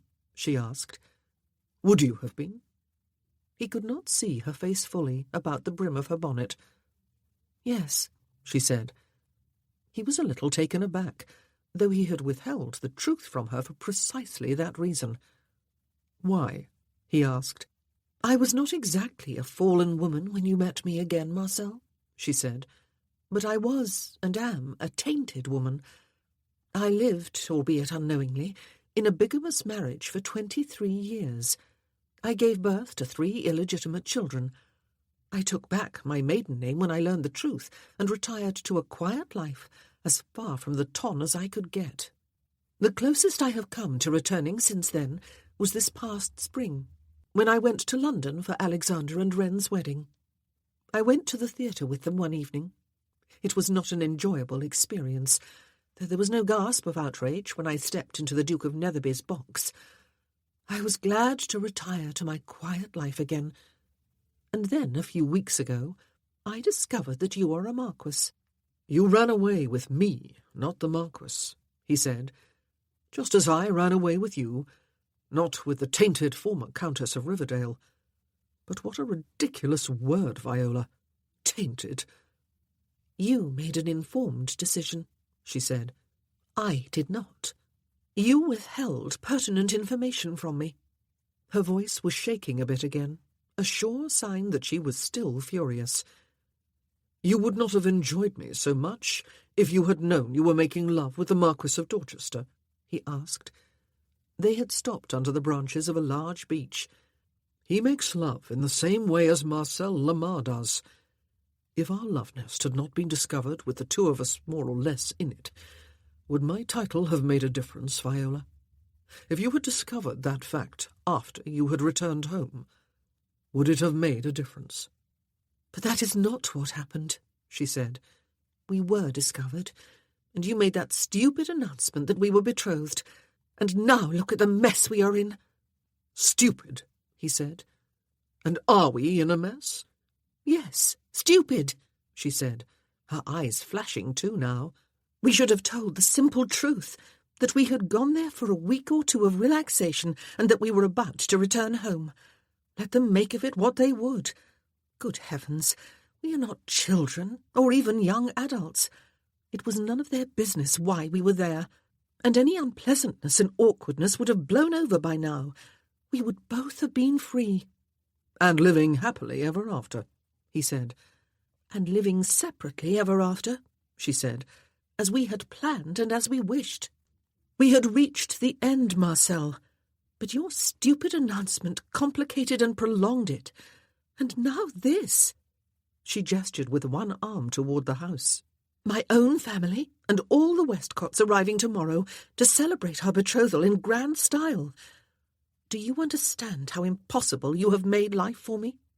He gazed at her with narrowed eyes and a cold heart. You would take pleasure from sleeping with me, he said, but not from marrying me. Oh, stupid, she said. Stupid! It seemed to be today's favourite word. You will probably survive the ordeal of marrying a marquis, he said. It is actually quite a coup for you, or so the ton will be sure to say. Dusk really was gathering about them now. Compounded by the shade of the old tree, it made any clear sight of her face difficult, but every line of her body suggested outrage. You arrogant! She could not seem to find a cutting enough noun to slap up against the adjective. Bastard, he suggested. Yes, she said, her voice colder than the air was getting to be. You arrogant bastard! He wondered if that word had ever passed her lips before. For wanting to marry you, he asked. Am I so inferior to you then, Viola, that I cannot aspire to your hand? She stared long and hard at him, and then turned back to the house in obvious exasperation. But before she could take one more step, he reached across her to grasp her arm. Am I? He asked her again, and he could feel her fury recede. Marcel, she said, it is impossible. You saw the reaction of your own family toward me, not to mention Abigail in the drawing-room. Can you imagine taking me to London? During the season? It cannot be allowed to happen, and for more personal reasons, it cannot be allowed to proceed. We are going to have to think of some way out, and it is not going to be easy, especially now. We both need to think. I am perfectly well aware that you do not want this marriage any more than I do. I can think of one reason why I might find it very tolerable, he said. Oh, life is not all about that, she snapped. Sex? Yes, she said. Life is not all about sex. But an important part of it is, he said. Monogamous sex? She asked him, and even in the half-light he could see that her eyes were looking very directly into his. It was something he had committed himself to once upon a time, once upon a long time ago. It was something he had assiduously avoided since Adeline's death. It was something— I thought not, she said curtly, and this time, when she moved off in the direction of the house, he did not try to stop her. He fell into step beside her after he had caught up, but they did not speak another word. The next morning after breakfast, Bertrand Lamar, Viscount Whatley, offered to show Viola and Abigail the lake, which he explained was among the trees to the east of the house. His manner was stiff and formal, and Viola suspected he made the offer out of duty rather than inclination. But appearances must be preserved, at least for now. She said she would be delighted. His father, he told her, would be busy for an hour or so with his steward. Lady Estelle decided to come too, as none of the guests could be expected to arrive until the middle of the afternoon at the earliest. The two young ladies walked ahead, arm in arm. It looked as if Estelle was doing most of the talking, though Abigail was smiling. Viola did not really know how her daughter felt about this whole situation. Strange as it might seem, they had somehow avoided the topic of Viola's betrothal and what had led up to it during the 3 weeks prior to their coming here. Outwardly, their relationship had not changed, but there had been a certain constraint between them. Bertrand and Viola followed behind. He did not offer his arm, but held his hands behind him. He walked close beside her, however, matching his stride to hers and bending his head politely toward her when she was speaking. And he had conversation at the ready. Some details about the park, questions about Hinsford, a hope that she found her accommodations here satisfactory. He was perfectly willing to answer her questions. They had lived at Elm Court in East Sussex until 2 years ago, when they had moved here. He had had a tutor there, a retired scholar, who had lived close by and given him excellent instruction in all subjects, particularly in the classics and classical history. Having to leave his tutor behind was what he had most regretted about coming here. Since then, he had shared his sister's governess, a worthy lady who had forced him to spend more time and effort on his least favourite subject, mathematics. "I will be forever grateful to her for that," he added in all seriousness. "Children, and adults too, I believe, should always be willing and eager to stretch the limits of their minds in uncomfortable directions as well as in comfortable ones." "Most people," Viola said, with a twinkle in her eye, "are not comfortable with any stretching of the mind, Lord Whatley." "Oh, please," he said, "call me Bertrand." They walked past the beech tree, where she had quarrelled with Marcel last evening, and on toward the woods, and then among them. The path was wide, though at present it was almost obliterated by fallen leaves, which crunched underfoot. There was a lovely feeling of seclusion. Bertrand was going up to Oxford next year, and was looking forward to it immensely, even though he had never been away to school, and would doubtless be quite nervous at first. And it would mean leaving Estelle behind. "You are very close to your sister?" Viola asked. "We have been constant companions all our lives," he explained. "There have always been our cousins, of course, but they are older than we are. Not by many years, it is true, but I have been told an age gap seems far wider to children than it does to adults. Estelle and I are the same age. We are twins." "Which of you is the elder?" she asked. "Estelle, by 35 minutes, he said. "I have never been allowed to forget that fact, and never will be, I dare say." He flashed her a grin, and for a moment he looked the handsome boy he was, and very, very much like his father. Was she seeing Marcel as he had been at the age of 17? But no father was quite replicated in his son, and she doubted Marcel had ever had the gravity of mind and manner that his son had.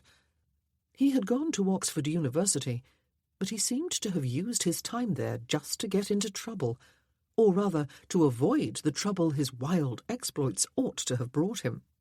She doubted he had ever taken his studies seriously, though he was a reader, she remembered. They came upon the lake suddenly and unexpectedly. It was surrounded by woodland, a large kidney-shaped body of water, very calm today, its still surface reflecting the myriad colours of the leaves on the trees. There was a sloping stretch of sandy soil ahead of them, which was probably used as a beach during the summer, and a boathouse off to their right. The woodland did not completely surround the lake, however. On the far side, some of it had been cleared for a house with large windows and a garden that sloped down to the water. It was not at all like the cottage in Devonshire, but something about it was similar. Its size, perhaps. Its secluded location, perhaps. There was no other building in sight apart from the boathouse. "The Dower House," Bertrand said. "I love it. It always makes me feel a bit homesick." "For Elm Court?" she asked. "Yes," he said. "Aunt Jane believes Great-Aunt Alwyn ought to move here, and drops frequent hints to that effect. That is what it was built for, you see, as a dower house for older members of the family after a new Marquess moves into Redcliffe." "But she does not want to live here?" Viola asked. "No," he said.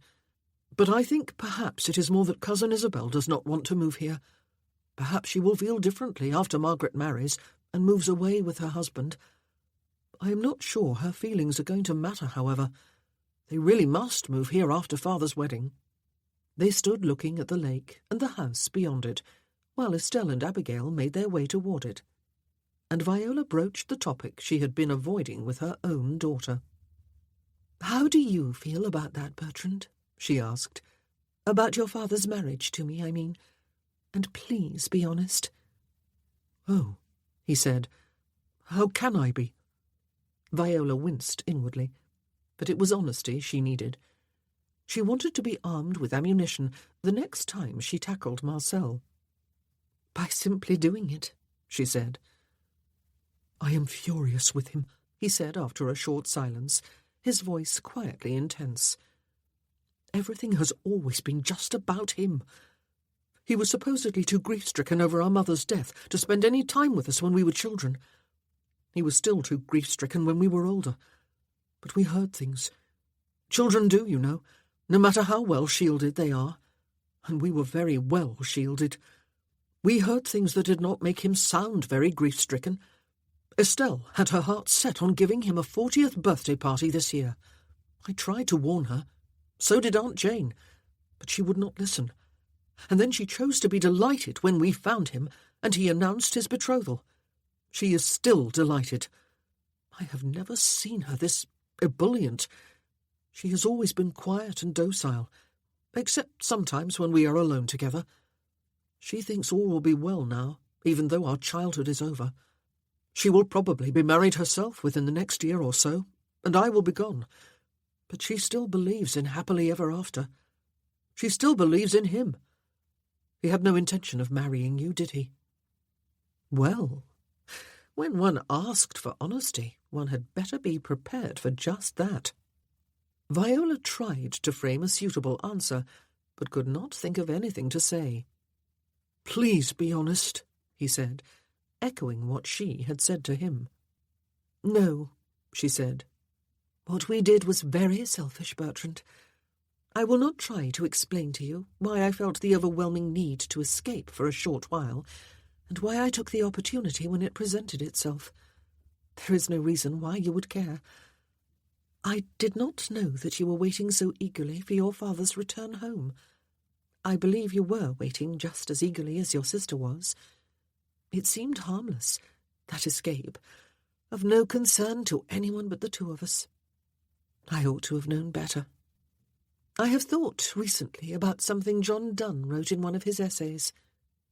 "No man is an island?" he asked, surprising her. "Yes," she said. "I ended up hurting my family, and your father ended up hurting his. He is not entirely selfish, Bertrand. As soon as he saw Abigail outside that cottage, he believed he must make reparation. And as soon as he saw you and your sister, his resolve was hardened. It was not for himself he made that announcement, and not for me. I thought at first it was for me, to protect my reputation. But I do not believe he would have said it if Abigail had not come with my son-in-law and the others. He did it for your sake, and your sister's and Abigail's. I am sorry. No, that is too easy to say. Apologies usually are." "He said that you fell in love with each other years ago," he said. "Was that true?" She hesitated. "Yes," she said, "but I was married then, or thought I was, and we both respected that marriage bond. Both of us.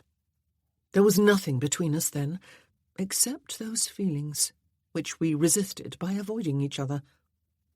"Thank you," he said after a short silence. "Would you like to walk around to the Dower House?" Abigail and Estelle were wandering about the outside of it. Should she tell him, Viola wondered, that she was not going to marry his father? Or would that be unfair to Marcel, before they had worked out how it was to be done? "Yes," she said, but before they could resume their walk, they both turned at the sound of footsteps crunching on the leaves behind them.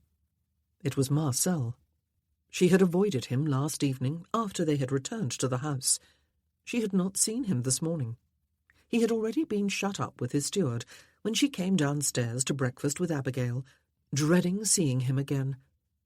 He looked as he had in Devonshire, dressed warmly in his many-caped greatcoat and top-boots, his tall hat pulled firmly onto his head, and her insides turned over, even as she despised herself for the pleasurable awareness the mere sight of him aroused in her. No, it was not pleasurable. Not when it was something that involved only her body, while her mind and her very being told her otherwise. If she was in love with him, then being in love was mindless, and not at all something to be desired and revelled in. His eyes held hers before moving to his son, and in that look, unguarded for the first moment, she read something that pulled at her heart and shook her resolve yet again, though she could not put a name to it. Pride? Love? Longing? Did he see something of himself in the boy?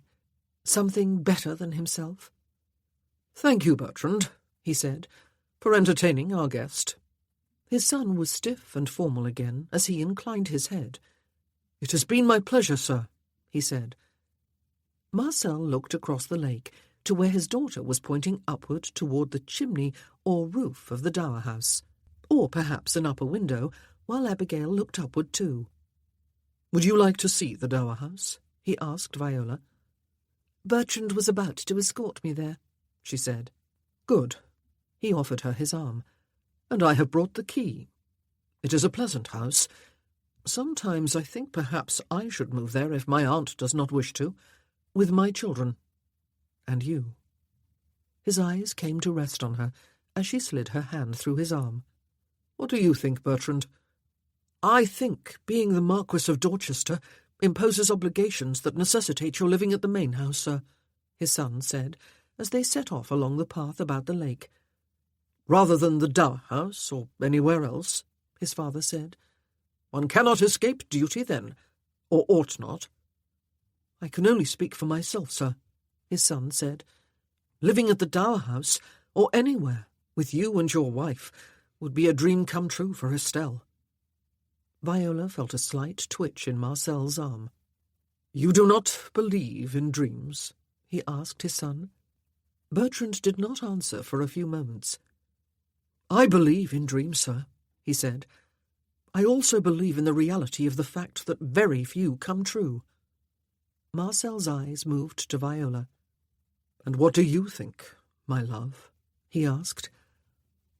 "Dreams cannot come true if the dreamer does not have the resolve to make them reality," she said. "The resolve," Marcel said. "Is it enough?" No one ventured a reply, and the question hovered like a tangible thing over their heads. Chapter 17. Viola had gone upstairs with the young people to see the bedchambers. Marcel could hear them talking up there, all four of them. He had missed that time when his son's voice had changed from a boy's to a young man's, and he had missed the change in his daughter from demure, rather colourless girl to eager, forceful young lady, though he suspected that change had been far more recent. Indeed, perhaps he had not missed it at all. Perhaps it had begun with her disappointment that he had not come home when he had said he would come, and the resulting anger had propelled her into adulthood. He had remained downstairs in the drawing-room, if the room in which he stood could be dignified with so grand a name. It was a large sitting-room, but cosy too, or would be if a fire were burning in the hearth. As it was, he was glad he had kept his greatcoat on when he removed his hat and gloves after stepping inside. He stood gazing through the large window upon woodland and the lake and the boathouse and more woodland beyond. Something about it all reminded him of the cottage where he had been so happy. Happy? That was a strange word to use. He had enjoyed himself there, enormously. He could have stayed for another week at least without being bored or restless, if she had not grown both, and if their families had not descended upon them when they had. He had also been happy there, damn it all. He pushed his hands into his pockets for warmth and listened to the voices, though he could not hear the actual words coming from above, and he felt like crying. What the devil? What the devil had he done with his life? He had enjoyed it, that was what. Living at the Dower House, or anywhere, with you and your wife, would be a dream come true for Estelle. I believe in dreams. I also believe in the reality of the fact that very few come true. Dreams cannot come true if the dreamer does not have the resolve to make them reality. It was strange how one seemingly insignificant decision could cause turmoil and upset the whole course of one's life. Less than 2 months ago, he had decided, quite upon the spur of the moment, to send André home with the carriage, while he stayed to speak with a former Countess of Riverdale, to persuade her to spend the afternoon with him at the village fair, to coax her into spending the night with him. One small decision, quite in keeping with what his life had been like for the past 17 years. It had led to this. If he had decided differently, and been content merely to nod civilly to her across the width of the tap-room and dining-room before leaving with his brother, he would have come home, suffered through the unspeakable horror of the birthday party Estelle had planned, and been gone from here already in search of new amusement. He would have been safe. "I cannot understand why Great-Aunt Olwyn does not want to come here to live," Estelle said from behind him. "I would in her place. I could be very happy here, Papa. It is not really small, is it? There are 8 bedchambers, but it is cosy." He turned from the window. "And what would you do for amusement?" he asked. She looked blankly at him before shrugging her shoulders. "What do I do now?" she asked. "I could read and paint and embroider and write in my diary and pay visits and receive visitors just as easily here as I can there. But it would be peaceful here. It would feel more like a home." "The Dower House is not quite as cut off from civilization as it may appear to be," Bertrand explained to Viola and her daughter. "Just through the trees behind here there are stables and a carriage house. Empty now, of course, but still quite serviceable, and a wide pathway that connects with the main drive." "Come and see the stables," Estelle suggested, and she led the way from the room. Abigail and Bertrand followed her. Marcel did not move, and neither did Viola. The front door opened and closed. They gazed at each other for several silent moments. "Does it remind you?" he asked, nodding toward the window and the view beyond. "Even just faintly." "Of Devonshire?" she asked. "Yes, but we were alone there." "It was good," he said. "Was it not?" She turned her head to gaze out the window. "It was," she said. "It was exactly what it was intended to be, Marcel. A brief escape from our lives. It was never intended to be converted into anything permanent. Neither you nor I wanted that. And it had run its course. You told me on the beach that my telling you I wanted to go home saved you from having to hurt me. You told me that you hated hurting your women." Good God! Had he really said that? But he knew he had. Could I possibly have been so unmannerly? He asked anyway. "You were merely being honest," she said. "I know you have other women, Marcel, and always have, and always will, I dare say. I had no illusions when I decided to run away with you. It was a temporary arrangement, and I was contented with that. I am not contented with this." "The always will part is unjust," he said. "When I marry Viola, it is for all time, until death do us part." She turned her head away from the window to frown at him. "What happened?" she asked him. He raised his eyebrows and felt a chill about his heart. He knew what she was asking. "What happened with your marriage?" she explained. with your wife. How did she die?" He did not want to talk about this. He did not want to think about it. The air in the room suddenly felt too thin to breathe. "She fell out of an upstairs window to the terrace below," he said curtly. "She died instantly." He swung about to face the window, though he was unaware now of the view beyond it. He willed her to go away, to follow the young people. But he could not hear her go. So he added the final detail. "I killed her." Silence, except for the dull thudding in his ears of his own heartbeat. He wished he was sitting down. He wished he were alone. He wished he were dead too. He wished— "You cannot possibly leave it at that," she said from behind him, and he swung about again to glare at her, fury almost blinding him. "Why not?" he asked her. "What happened is none of your damned business, Viola. Unless, that is, you think I may do the same thing to you when I grow tired of you or when you annoy me. Go away, or I may do it now." Her frown was back. "I am sorry," she said. "I am so sorry to have ripped open such a deep wound. But you must tell me." "Why?" he asked. "You are determined not to marry me, it seems. And even if you change your mind, you have no business prying into my first marriage. I do not pry into yours." "How can I believe you killed her?" she asked, "when you did not hang or even spend time in prison?" "It was ruled an accident," he said. "A tragic accident. Leave it alone, Viola. I will not speak of it, ever. As for now, you tired of me in Devonshire before I had quite tired of you. You did not want to be saved from scandal when we got back to the cottage. You would have preferred to brazen the situation out, rather than betroth yourself to me.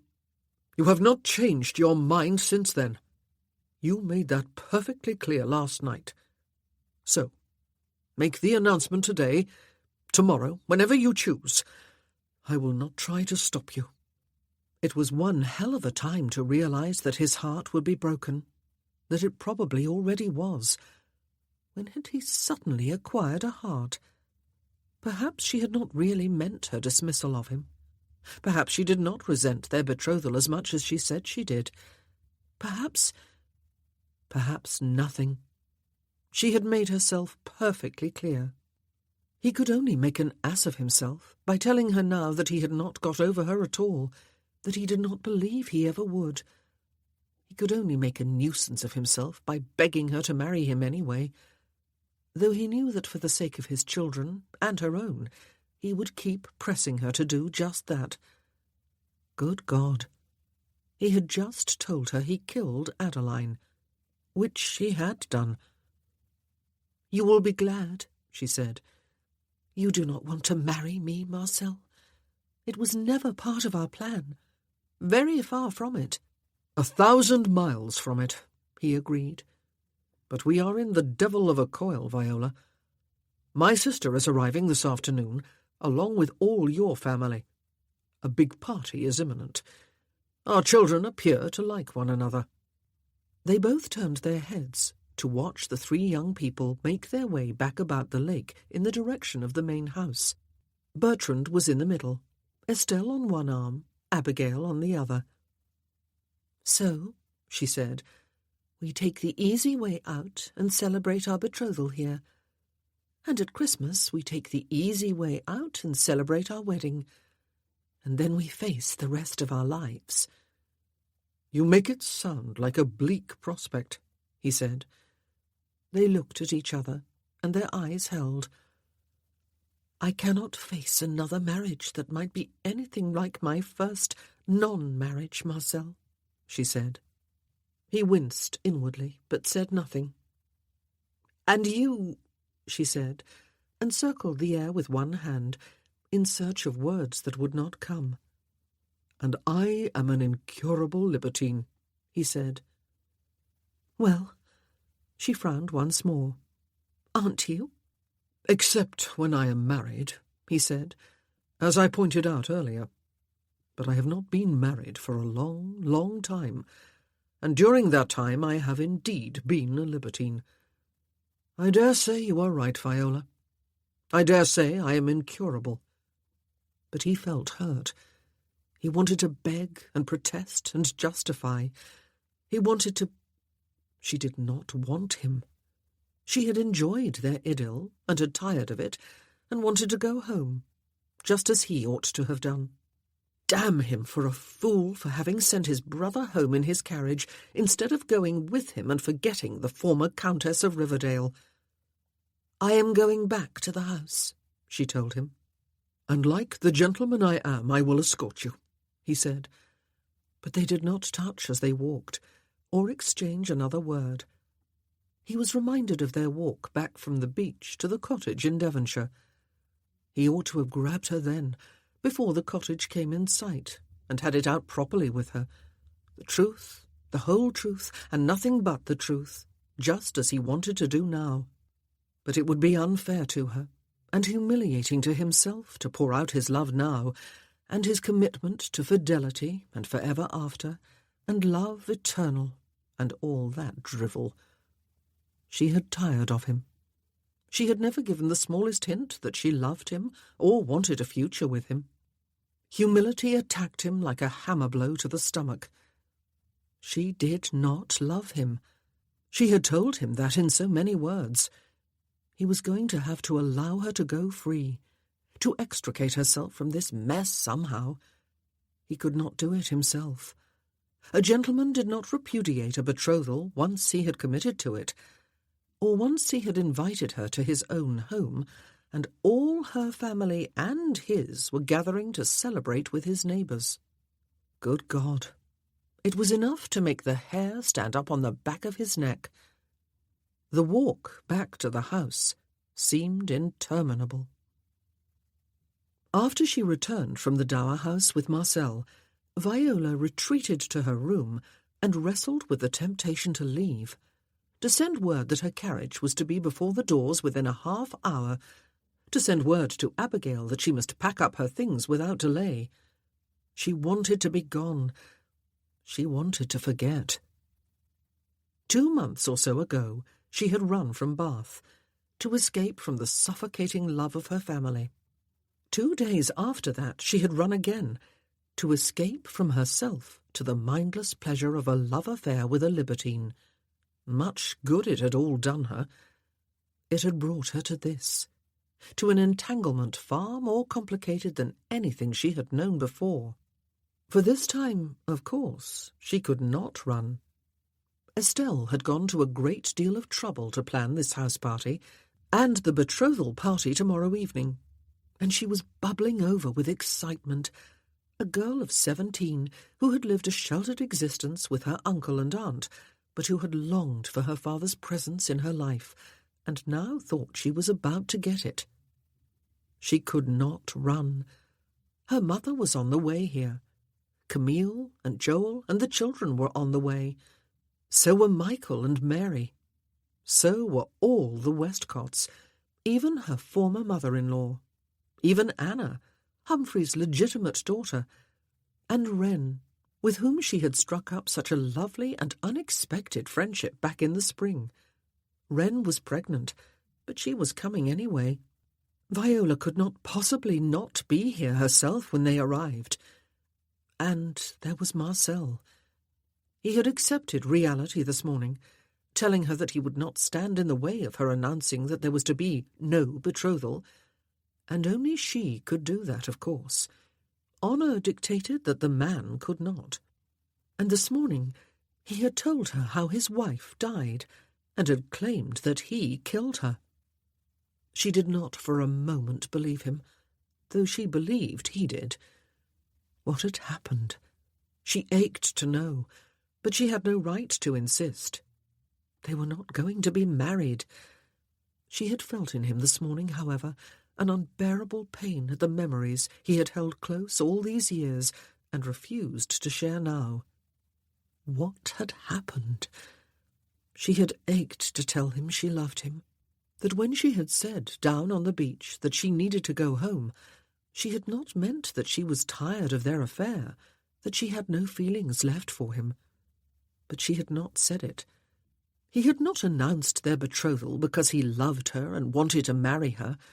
She could be absolutely sure of that, having known him and his reputation for many years. He was not a settling man. He had told her he was glad he had not been forced to speak up first. He had told her he did not like to hurt his women. His women, plural, as she had always known, as she knew when she agreed to run away with him. She could not run then, but she could not stay either. She could not marry him, but she could not break the betrothal either. She could not love him, but she could not stop loving him either. She stayed. Of course she did. And she prepared for the arrival of his sister and her own family. She drew about her the long, familiar mantle of the Countess of Riverdale, and waited. But what was she to do? She could not marry Marcel. What was she to do? Anne-Marie and William Cornish were first to arrive, early in the afternoon, bringing their 2 young children with them. Marcel and the twins met them on the terrace. Estelle hugged the children, aged 7 and 5, while Bertrand shook William's hand, and Marcel found himself being hugged tightly by his sister. "I am so very happy that you are to remarry at last, Mars," she said, "and not before time either. I have hardly stopped talking about it, have I, Will?" Cornish exchanged a sober glance with his brother-in-law, but said nothing. As usual, Anne-Marie filled the drawing-room with her presence as soon as they stepped inside it. She hugged everyone gathered there, including Abigail and Viola, talking the whole while. "I was just telling Mars how delighted I am," she told Viola. "Marriage will be good for him. It is high time he settled down. Gracious, he is 40, just imagine. And you will be able to bring Estelle out during the season in London next spring, and your daughter will be good company for her. They will be stepsisters. It will be a dream come true, I am sure, for Estelle to have her own stepmother sponsoring her." William cleared his throat, and she looked at him inquiringly before wheeling about to smile at Jane. "I am perfectly sure you were willingly and selflessly prepared to take Estelle to London yourself, Jane, but I am sure that now you must be eager to resume your own interrupted life at last."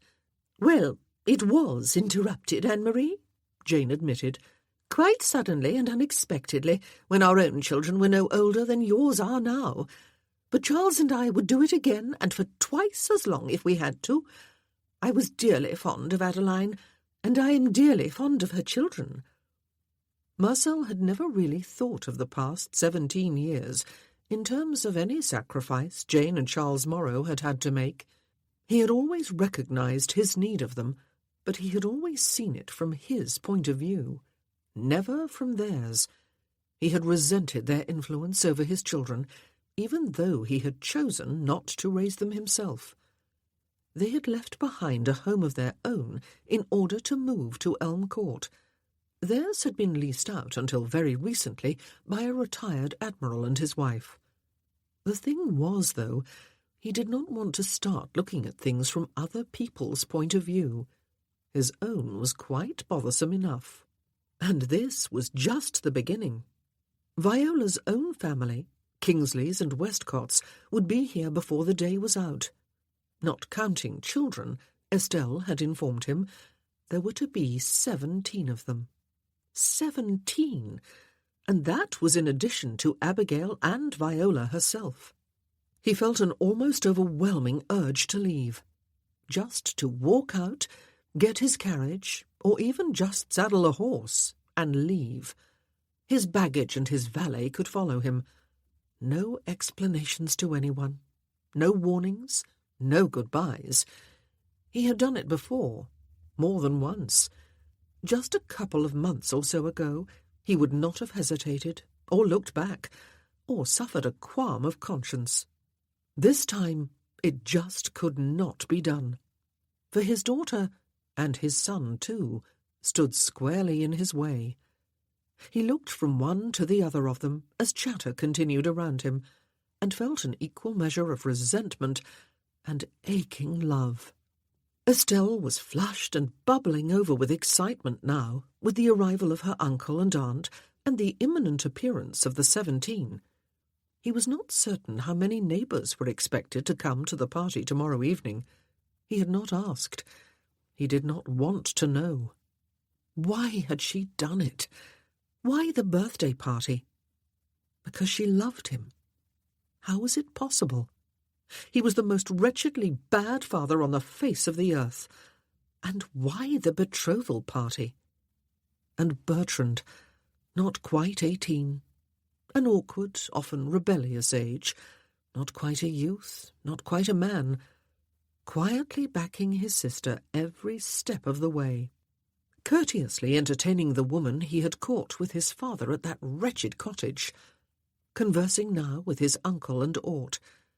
Treating even his despicable father with unfailing courtesy. No, he would not run. He was increasingly certain that he would never be able to run again. It was one of the most terrifying thoughts he had had in the past 17 years. His eyes rested upon Viola as she spoke with Anne-Marie and Ellen Morrow. He wished this morning had not happened. Last night was bad enough. But now there seemed little doubt that this betrothal everyone was gathering to celebrate was about to be ended. He must continue to behave as if it were real, however, until it was not. And then he would think about that when it happened. Anne-Marie was explaining to Viola that their mother had been French, and had insisted that all her children have French names, and Adeline had admired her mother-in-law so much that she had insisted upon giving her children French names too. "My sister is Camille," Abigail said. "I do not know why she has a French name." "I liked it," Viola said, "just as I liked Abigail when you were born." "Here comes another carriage," Bertrand said, turning from the window and looking across the room at his father. And so it was continuing. And again there was the urge to leave the drawing-room and turn left toward the back stairs, used mostly by the servants, instead of right toward the main staircase and the hall below. To run away, as he had done 17 years ago, and had continued to do ever since. Until now. "It will be someone from your family," he said to Viola. "Will you come down with Estelle and Bertrand and me, and Abigail too?" These arrivals were Lord and Lady Molyneux. She was a Westcott, former sister-in-law to Viola. But everyone else came hard upon their heels. The Earl and Countess of Riverdale, the Duke and Duchess of Netherby, and their baby, with Netherby's half-sister, Lady Jessica Archer, and the Dowager Duchess, the girl's mother, also a former sister-in-law of Viola's. Why did family relationships have to be so complicated? Then came Mrs. Kingsley, Viola's mother, with Cunningham and his wife Camille, Viola's elder daughter, and their 3 children. Viola's clergyman brother with his wife, Elizabeth, Lady Overfield, and her mother Mrs. Westcott, Riverdale's mother. And as a grand finale, the Dowager Countess of Riverdale, Viola's former mother-in-law, and her daughter, Lady Matilda Westcott. 17 of them, not counting the children. Not that Marcel counted off the 17. The number seemed more like 70 to him. 17 further complications to what was going to have to happen before they all took their leave again, to what Viola was surely going to make happen with his blessing. Why the devil had he behaved with such totally uncharacteristic chivalry outside that damned cottage in Devonshire and announced their betrothal? The last 2 carriages had arrived almost simultaneously. Marcel offered his arm to the elderly Dowager Countess and led her slowly up the steps to the house, while Bertrand and Abigail came behind with Mrs. Westcott, Riverdale's mother. Estelle chatted merrily with Lady Overfield as though they were old friends, and Viola made soothing noises as Lady Matilda Westcott shared her fear that her mother had overtired herself. How was Viola going to tell these family members that they had come all this way for nothing? And why had they done such an asinine thing when the wedding was supposed to be celebrated within 2 months? Because they loved her. "Young man," the Dowager Countess said, in a voice that was pitched low for his ears only, "I will be wanting a private word with you before the party your daughter has planned for tomorrow, and what I suppose will be the official announcement of your betrothal. I have not seen it in the papers yet. Viola will try to insist that she is not my daughter-in-law and never has been, but that is arrant nonsense. She is as precious to me as any of my 3 daughters, and they are precious, as daughters always are. You will know the truth of that for yourself, I dare say. I want to hear from your own lips how precious my daughter-in-law is to you." Good God! So he was to be interrogated by a frail old dragon, was he? She was the first one to speak up, if one discounted Riverdale and Cunningham, who had spoken up back in Devonshire. But Viola's mother had given him a long, measured look upon her arrival, and her clergyman's son had regarded him gravely, as though he were merely biding his time until he could find a suitable moment during which to unleash a sermon. Lady Matilda had looked sour out there on the terrace when Viola introduced them, and Lady Overfield had twinkled at him as though in sympathy for what was in store for him. For what we are about to receive. "I shall look forward to a private conversation with you, ma'am," he assured the Dowager Countess, lying through his teeth. Yes, by God, they loved her. And no, by God, he could not run. Estelle was looking near to bursting with pride and happiness. He was going to have to stay to cope with the opposite when it happened, as it surely would some time within the next 24 hours or so. Not run from it, but stay to deal with it. Good Lord. Chapter 18. "I hear there is a pretty conservatory here, Lord Dorchester," the Dowager Countess of Riverdale said the following morning after breakfast. He had been hoping to escape into his steward's office for a while, but it had always been a forlorn hope, when today was going to be frantic with activity, before it culminated in an early family dinner and the grand party in the ballroom to follow. "There is, ma'am," he said. "Would you care to see it?" He had seen the conservatory a time or two, but he knew nothing about the plants that grew there. He did not suppose she wished to see it in order to have each plant identified, however. "I shall go and fetch your warm shawl, mamma, and bring it to you there," Lady Matilda Westcott said. "You will do no such thing," her mother said. "When I need a warmer shawl, Matilda, I shall send a maid to fetch it, and I do not need any company but Lord Dorchester's." Lady Matilda, Marcel had observed, was the spinster daughter who had remained at home as a prop and stay to her mother, who needed neither. The conservatory was full of greenery rather than flowers. It was rather cleverly done. Large plants mingled with small, broad-leafed plants, mingled with narrow plants with light green leaves, alongside those with dark leaves, and lots of glass, 3 walls of it, as well as a roof. It was a sunny morning, and the conservatory was bright and really quite warm. It would make a wonderfully romantic setting for a tryst. There were window seats with soft cushions, but he seated the Dowager on a firm-backed sofa before perching on the window seat across from her. "You wish to interrogate me, ma'am?" There was no point in launching into a conversation about plants he could not even name. He looked very directly at the Dowager, without a glimmer of a smile, an expression he knew many people found intimidating on his face, though he was not expecting it to have that effect upon her. It was, perhaps, a defensive expression, as was his nonchalant posture. "My son," she said, "was the greatest disappointment of my life, Lord Dorchester, and that was while he lived. Afterward he was the greatest shame of my life. Because of his misdeeds, one of my granddaughters grew up in an orphanage, without the comfort of any family at all. 2 other granddaughters and a grandson grew up with a false idea of who they were, and suffered the overturning of the world they had known when the truth came out. Because of his misdeeds, my daughter-in-law endured unspeakable humiliation, and was cut asunder from a whole family of people she had considered her own for almost a quarter of a century. In her own mind she was cut asunder, not in ours.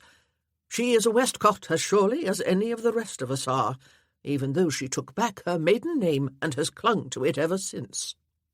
She stopped and glared at him, as though to say, unnecessarily, that she did not find him in any way intimidating. "Miss Kingsley is fortunate to have such a loving and loyal family, ma'am," he said. His words sounded lame and fell quite flat.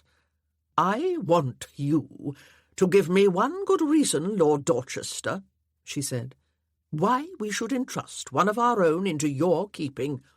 One good reason why we should welcome you into the family, as we welcomed Joel Cunningham last year, and Wren Hayden earlier this year." He looked steadily back at her. "I cannot, ma'am," he said. That certainly had its effect. She leaned farther back into the cushions, rather as though he had reached out a hand and shoved her. "I do not doubt you are aware of my reputation," he said. "I do not doubt all of you are. It has been hard won, and I apologize for none of it. If I regret anything in my life, the regrets are mine. They are not the property of a disapproving ton, or even of the disapproving family of the woman to whom I am betrothed. That I have the birth and rank and fortune to support your daughter-in-law for the rest of her life is beyond question. But that is not the question, I know. You want her to be happy at last, because you love her." "And do you love her, Lord Dorchester?" she asked. It was the inevitable question. He had been hoping even so to avoid it. He could not even answer it for himself. He knew he had been in love with her 14 years ago, but 14 years was a long time. He was not the same person now he had been then. Anyway, what did being in love mean? Anything at all? He knew that he had wanted her when he took the madcap risk of sending Andre away with his carriage, that he had enjoyed her more than he could remember enjoying any woman before her, that he had not been nearly done with her when she was done with him, that he was still not over her. But love was a forever after thing, was it not? An in sickness and in death thing. Or was that in sickness and in health? It was a steadfast all-or-nothing thing, or rather an all-in-all thing. It was an amputation of everything he had been for almost 20 years, but his mind would not take him further. It did not matter anyway. He was not going to marry her. "Yes," he said softly. There was a lengthy silence. "I have no control over what any member of my family does," she said at last, "least of all with Viola, and you know that, Lord Dorchester. You might have invited me to go to the devil rather than agree to bring me here. Instead, you have listened to me and answered my questions with what seems to me to be blunt honesty. I thank you for that. Whether you can bring Viola happiness remains to be seen, but no couple can ever know that for certain when they marry. I am going to trust you not to break an old lady's heart as well as hers." "Thank you, ma'am," he said, getting to his feet. But he was not free even after returning her to the morning-room, where a number of other people were gathered to stay out of the way of the servants who were dashing about to prepare the house for the celebrations later. Before he could excuse himself, Mrs. Kingsley discovered an urgent desire to view his library, and her son, the Reverend Michael Kingsley, thought he would rather like to see it too, since he had not brought more than one book with him from home. It was much the same sort of interview as the last one. Mrs. Kingsley told him how delighted her late husband had been when the Earl of Riverdale, a slight acquaintance of his, had broached the possibility of a marriage between his son and Viola. The Earl had made no secret of the fact that his son was sowing some wild oats and was impecunious to a fault, but both fathers had agreed that marriage, with a great infusion of money from the deep Kingsley coffers, of course, would be a steadying influence upon the young man. And the young man, she added rather bitterly, had doubtless been pressured into agreeing with the threat that there was no other way to settle his astronomical debts. He had agreed, despite the fact that, unknown to his father or anyone else, he was already married to a woman who was dying of consumption, and they had a daughter. "I acquiesced, Lord Dorchester," Mrs. Kingsley said, "even though Viola fancied herself in love with the son of a friend of mine, and he with her. It is easy for parents to brush aside very young love when they can convince themselves that they have the greater good of their child at heart. I have never forgiven myself. My weakness has haunted me even more during the past couple of years." "Unfortunately, Mamma," the Reverend Michael Kingsley said, "we can never look ahead to see the consequences of the decisions we make." And never were truer words spoken, Marcel thought. "We can only make them with the best intentions in mind and with love in our hearts." He was a bit of a pompous man, Viola's brother, but he had come all the way from Dorsetshire, abandoning his flock there because his sister was of great immediate concern to him.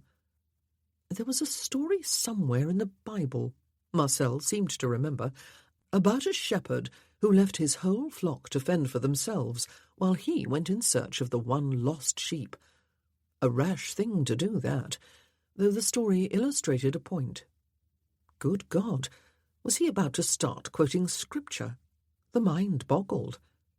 "I understand," Marcel said, "that you are afraid Viola is about to step into another marriage that will bring her as little happiness as the first one did, that perhaps it will bring her actual misery." One thing to be said in Kingsley's favour was that he did not beat about any bushes. "We are mortally afraid, Dorchester," he said. "I was a moral coward during my sister's first marriage. I did not like or approve of Riverdale, and so I avoided him. In doing so, of course, I avoided her too. I am ashamed of that neglect. It will not happen again. If you do any harm to my sister, I will find you and call you to account." He ought to have sounded ridiculous. Marcel had a mental image of pacing out the steps of a duel and turning, pistol cocked, to face this man, who had possibly never held a gun in his life. But try as he would, he could not make the clergyman in that mental image into a figure of fun. "I will not hurt her," he said. "Tell me, Lord Dorchester," Mrs. Kingsley said, before asking the inevitable question, "do you love her?" He did not even have to think about it this time, though he knew the answer no better than he had an hour ago. "Yes," he said curtly.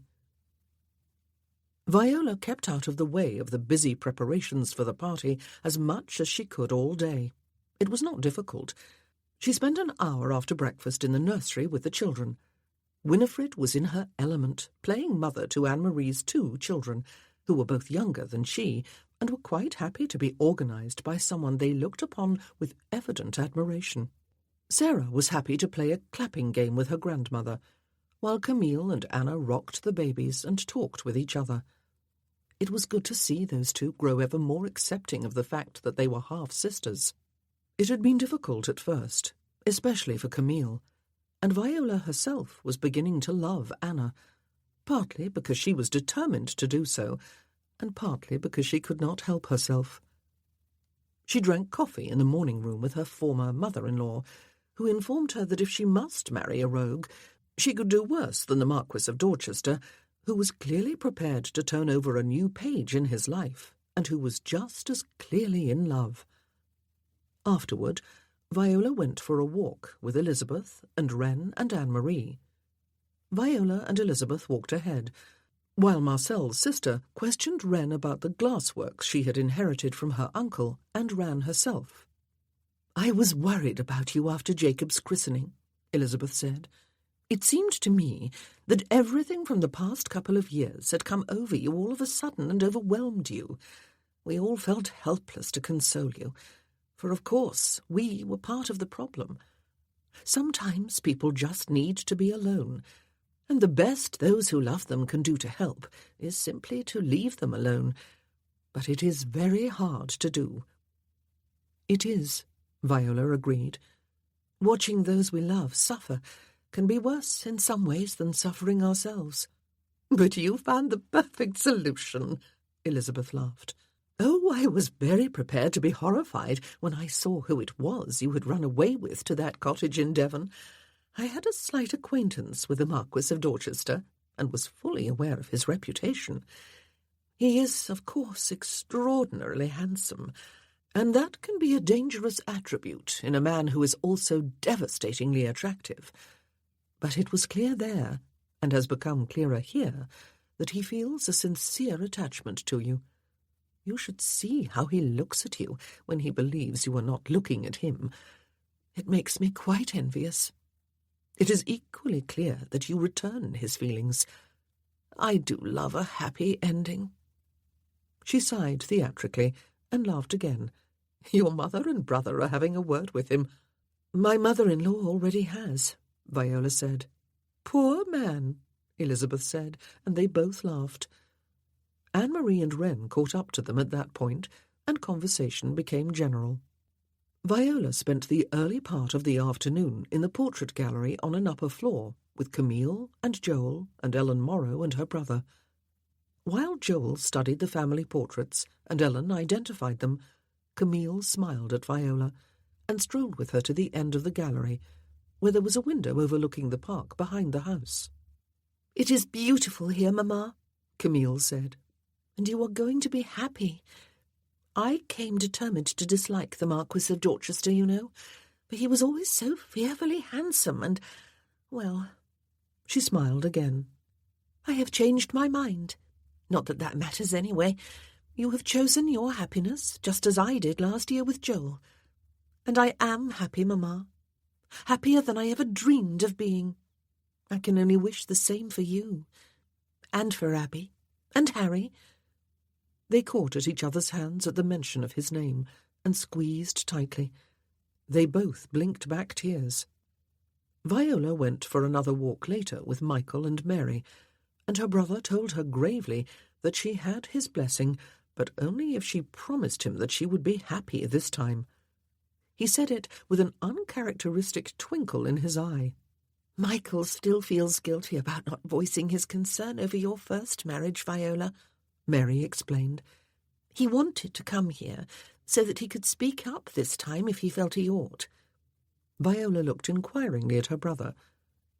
"I feel that I ought to object," he said, frowning, "both as a man of the cloth and as your brother. The Marquis of Dorchester did not endear himself to me by reputation, but I have the curious feeling that I might be making an unpardonable mistake if I did so. Mamma agrees with me." And her mother did indeed pat her daughter's hand when Viola joined her and the Marchioness and Isabel for a cup of tea in the morning-room, and heard yet again all about the plans for Margaret's wedding. "I admire your energy, Lady Orte," her mother said. "I feel I should be similarly busy over Viola's wedding to Lord Dorchester. However, I am content to leave it all in younger hands, and the Countess of Riverdale is eager to organise the wedding at Brambledene over Christmas." She smiled at her daughter. Viola's 3 former sisters-in-law bore her off to look at the conservatory during the afternoon. "I will envy you this, Viola," Mildred, Lady Molyneux, said. "I wonder if I can persuade Thomas to build onto our house." She laughed. "Perhaps it would be easier to come and visit you often." "I cannot tell you in all honesty, Viola," Matilda said, "that I approve of what you did after leaving Bath so abruptly. However, we all understood that the family celebration of young Jacob's christening somehow opened up old wounds for you. So I am willing to grant that your meeting the Marquis of Dorchester when you did was fortuitous, and I wish you happy. You are still and always will be our sister, you know, So you must expect plain speaking from us. Your marrying again will not change that." She looked severely at Viola.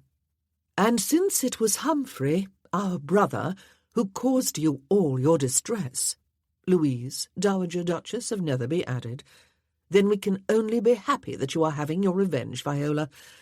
We still wish fervently that he was still alive, so that we could throttle him ourselves." "Indeed," Mildred agreed. "Oh, just look at these cushioned window seats. I could spend hours here just gazing out." Nobody urged Viola to end her betrothal before it was too late. Nobody. It was quite incredible. But what of herself? She could not marry Marcel, of course.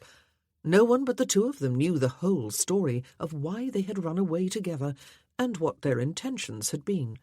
No one knew that it had been a regular sort of sexual fling for him and an impulsive self-indulgence for her.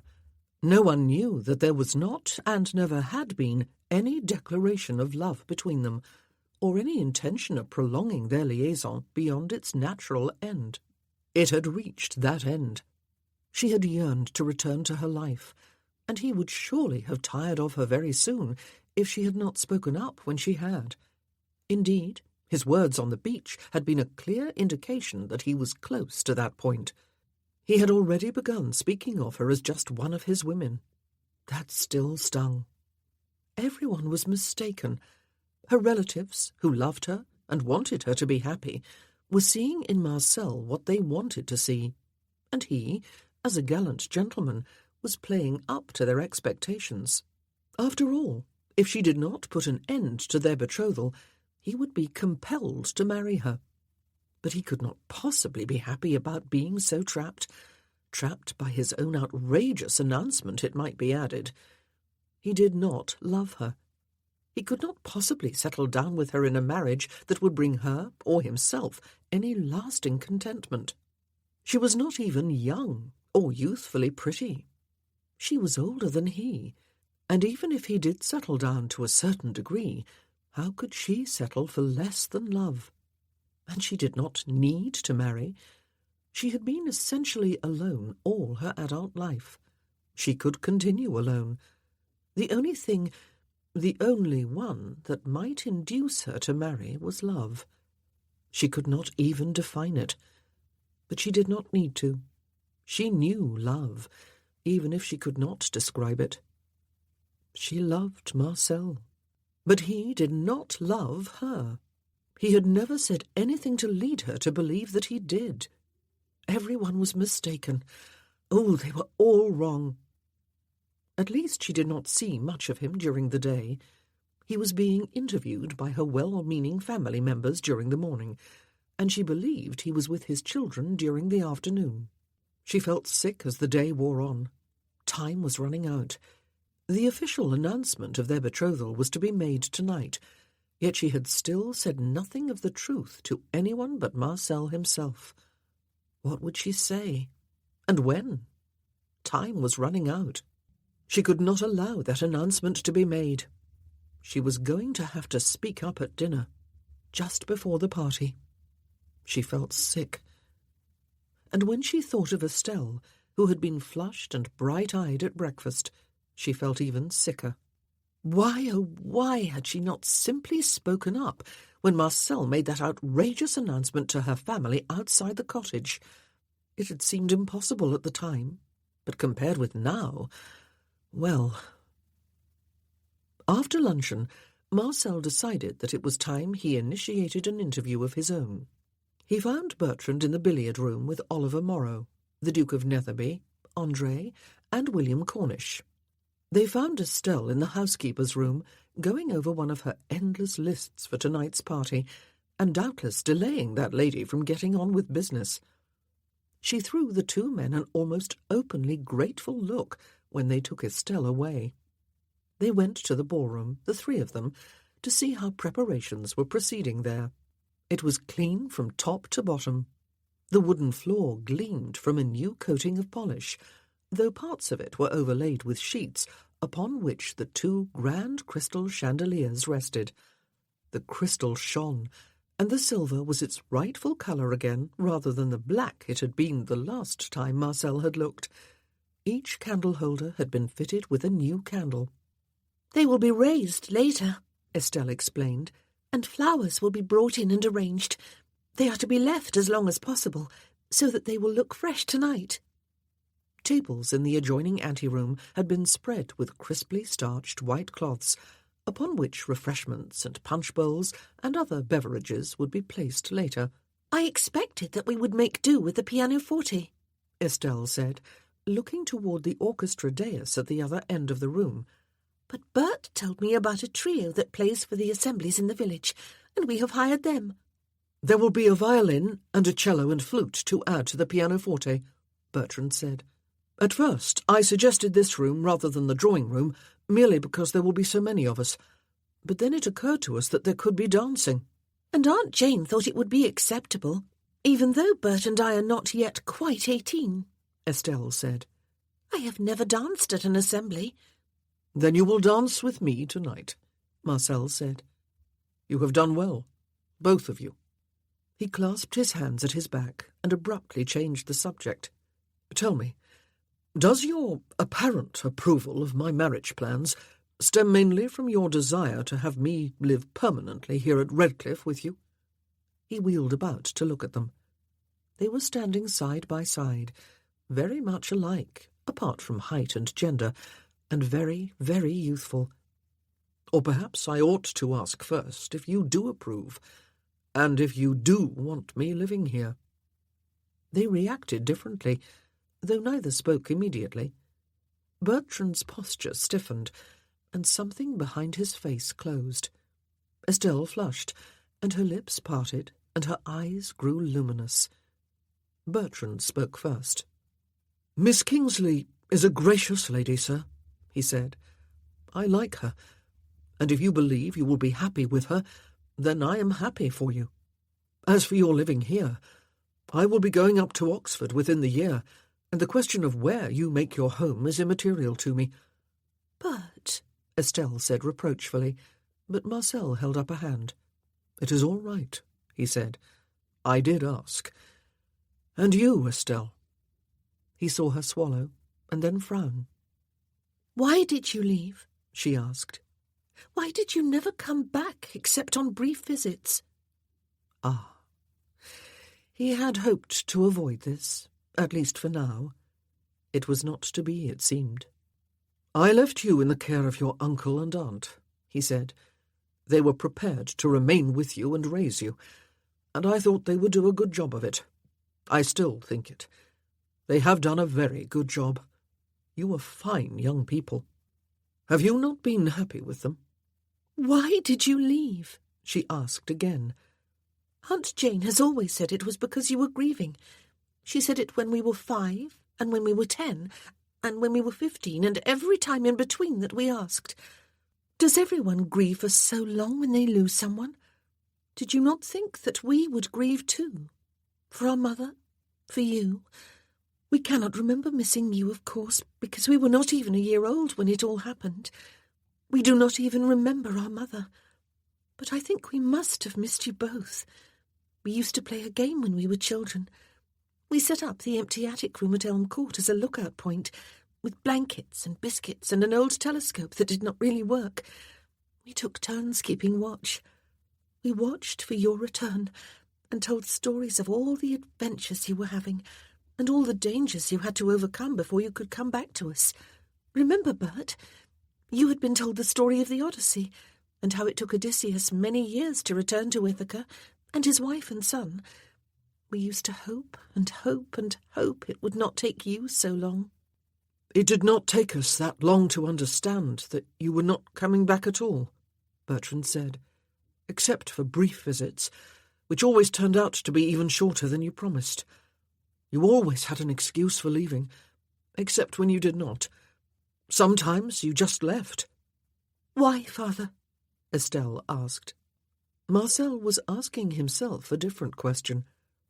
How had he managed to dodge his own life for 17 years? He had always thought he was living every man's dream, free to go where he wanted and do what he wanted, unencumbered by strong attachments or a troublesome conscience, uncaring of what anyone thought or said of him. Rich and powerful, the one inconvenient little package of love and conscience neatly balled up and taken care of by the Morrows. Then he had met Viola, and again 14 years later. If he could go back, right back, but that was the one impossibility in any life. One could not go back to relive it. "I thought I was not worthy of you," he said. "I was afraid of hurting you." They were both looking pale. Bertrand stood very straight, a hard look about his posture and face, the sort of look Marcel had seen sometimes in his own looking-glass. Estelle lifted her chin, her face troubled. "Not worthy," she said. He turned and strode across the ballroom floor to sit on the edge of the orchestra dais. He set his elbows on his knees and ran his fingers through his hair. "What do you know of your mother's death?" he asked. "She fell," Estelle said, coming to sit beside him, "out of a window. It was an accident." Bertrand had remained where he was. "I had been in the nursery with you through much of the night," Marcel said. "You were both cutting teeth, and were cross and feverish, and unable to settle to sleep. I held you in turn, and sometimes both of you together, one on each arm, one head on each shoulder. I adored you. You were the light of my life during that year." Good God! Had he just spoken those words out loud? He could not look at them to see the effect his speech was having, not if he hoped to continue. "Your mother adored you too," he said. "She played with you endlessly whenever we were at home during the daytime. We both did. We loved your smiles and your giggles when we tickled you or pulled faces at you, and we loved your excitement when you saw us, your little hands and feet waving in the air. But she was cross with me that night for staying up with you. That was why we paid a nurse, she told me. But I had sent your nurse to bed because she was on the verge of exhaustion and complained of a blinding headache. I had just got you both to sleep when your mother came into the room at dawn. She snatched you away from me, Estelle, to lay you down in your crib, but you woke up and started to wail again. She came for you, Bertrand, but you had woken up too. She was annoyed. She wanted me to summon the nurse and come to bed, and reminded me that we had a picnic to attend later in the day, and I would be too tired to attend." He drew a deep breath and let it out on a sigh. "I was frustrated," he said. "It had taken me several hours to get you both to sleep. I shoved her away with my free hand. I think her foot must have caught in the hem of her dressing gown. I think that is what must have happened. She staggered backward and reached out a hand to steady herself on the wall behind her, except that it was the window, and I had opened it wide earlier because you were both feverish. I tried, but she was gone. She fell. She died instantly. I was unable to grab her. I was unable to save her. She was my own wife, but I was unable to keep her safe. I caused her harm instead." "And so you went away," Bertrand said after a short silence. He had come a little closer, Marcel could see. His voice was cold and hard. "And you stayed away. You left us." "But," Estelle said, distress and reproach in her voice. "No," Marcel said. "It is a fair comment, Estelle. Yes. I went away immediately after the funeral. Your Aunt Jane and Uncle Charles and the cousins were there. So, I believe, were your grandmother and Uncle André and Aunt Anne-Marie. I left. There were no excuses. I left you. I was unable to keep my own wife safe, even though I loved her dearly, because I lost my temper with her and pushed her. How could I be sure I would keep you safe?" "I hope you have been happy," Bertrand said with stiff sarcasm. Marcel raised his head to look at his son, tall and hard and unyielding, and hurt to the core of his being by an absentee father. "I am sorry," he said. "I know those words are easily said, and entirely inadequate, but I am sorry. No, I have not been happy, Bertrand. I have not deserved to be. In punishing myself, in fleeing from myself, in convincing myself that I was doing what was best for you, I committed perhaps the greatest wrong of my life." He lowered his head into his hands. "I loved your mother," he said. "She was vibrant and pretty and full of fun and laughter. We quarrelled frequently, but we always worked out our differences without really hurting each other. Almost always. We were over the moon with happiness when she discovered she was expecting the two of you. 2!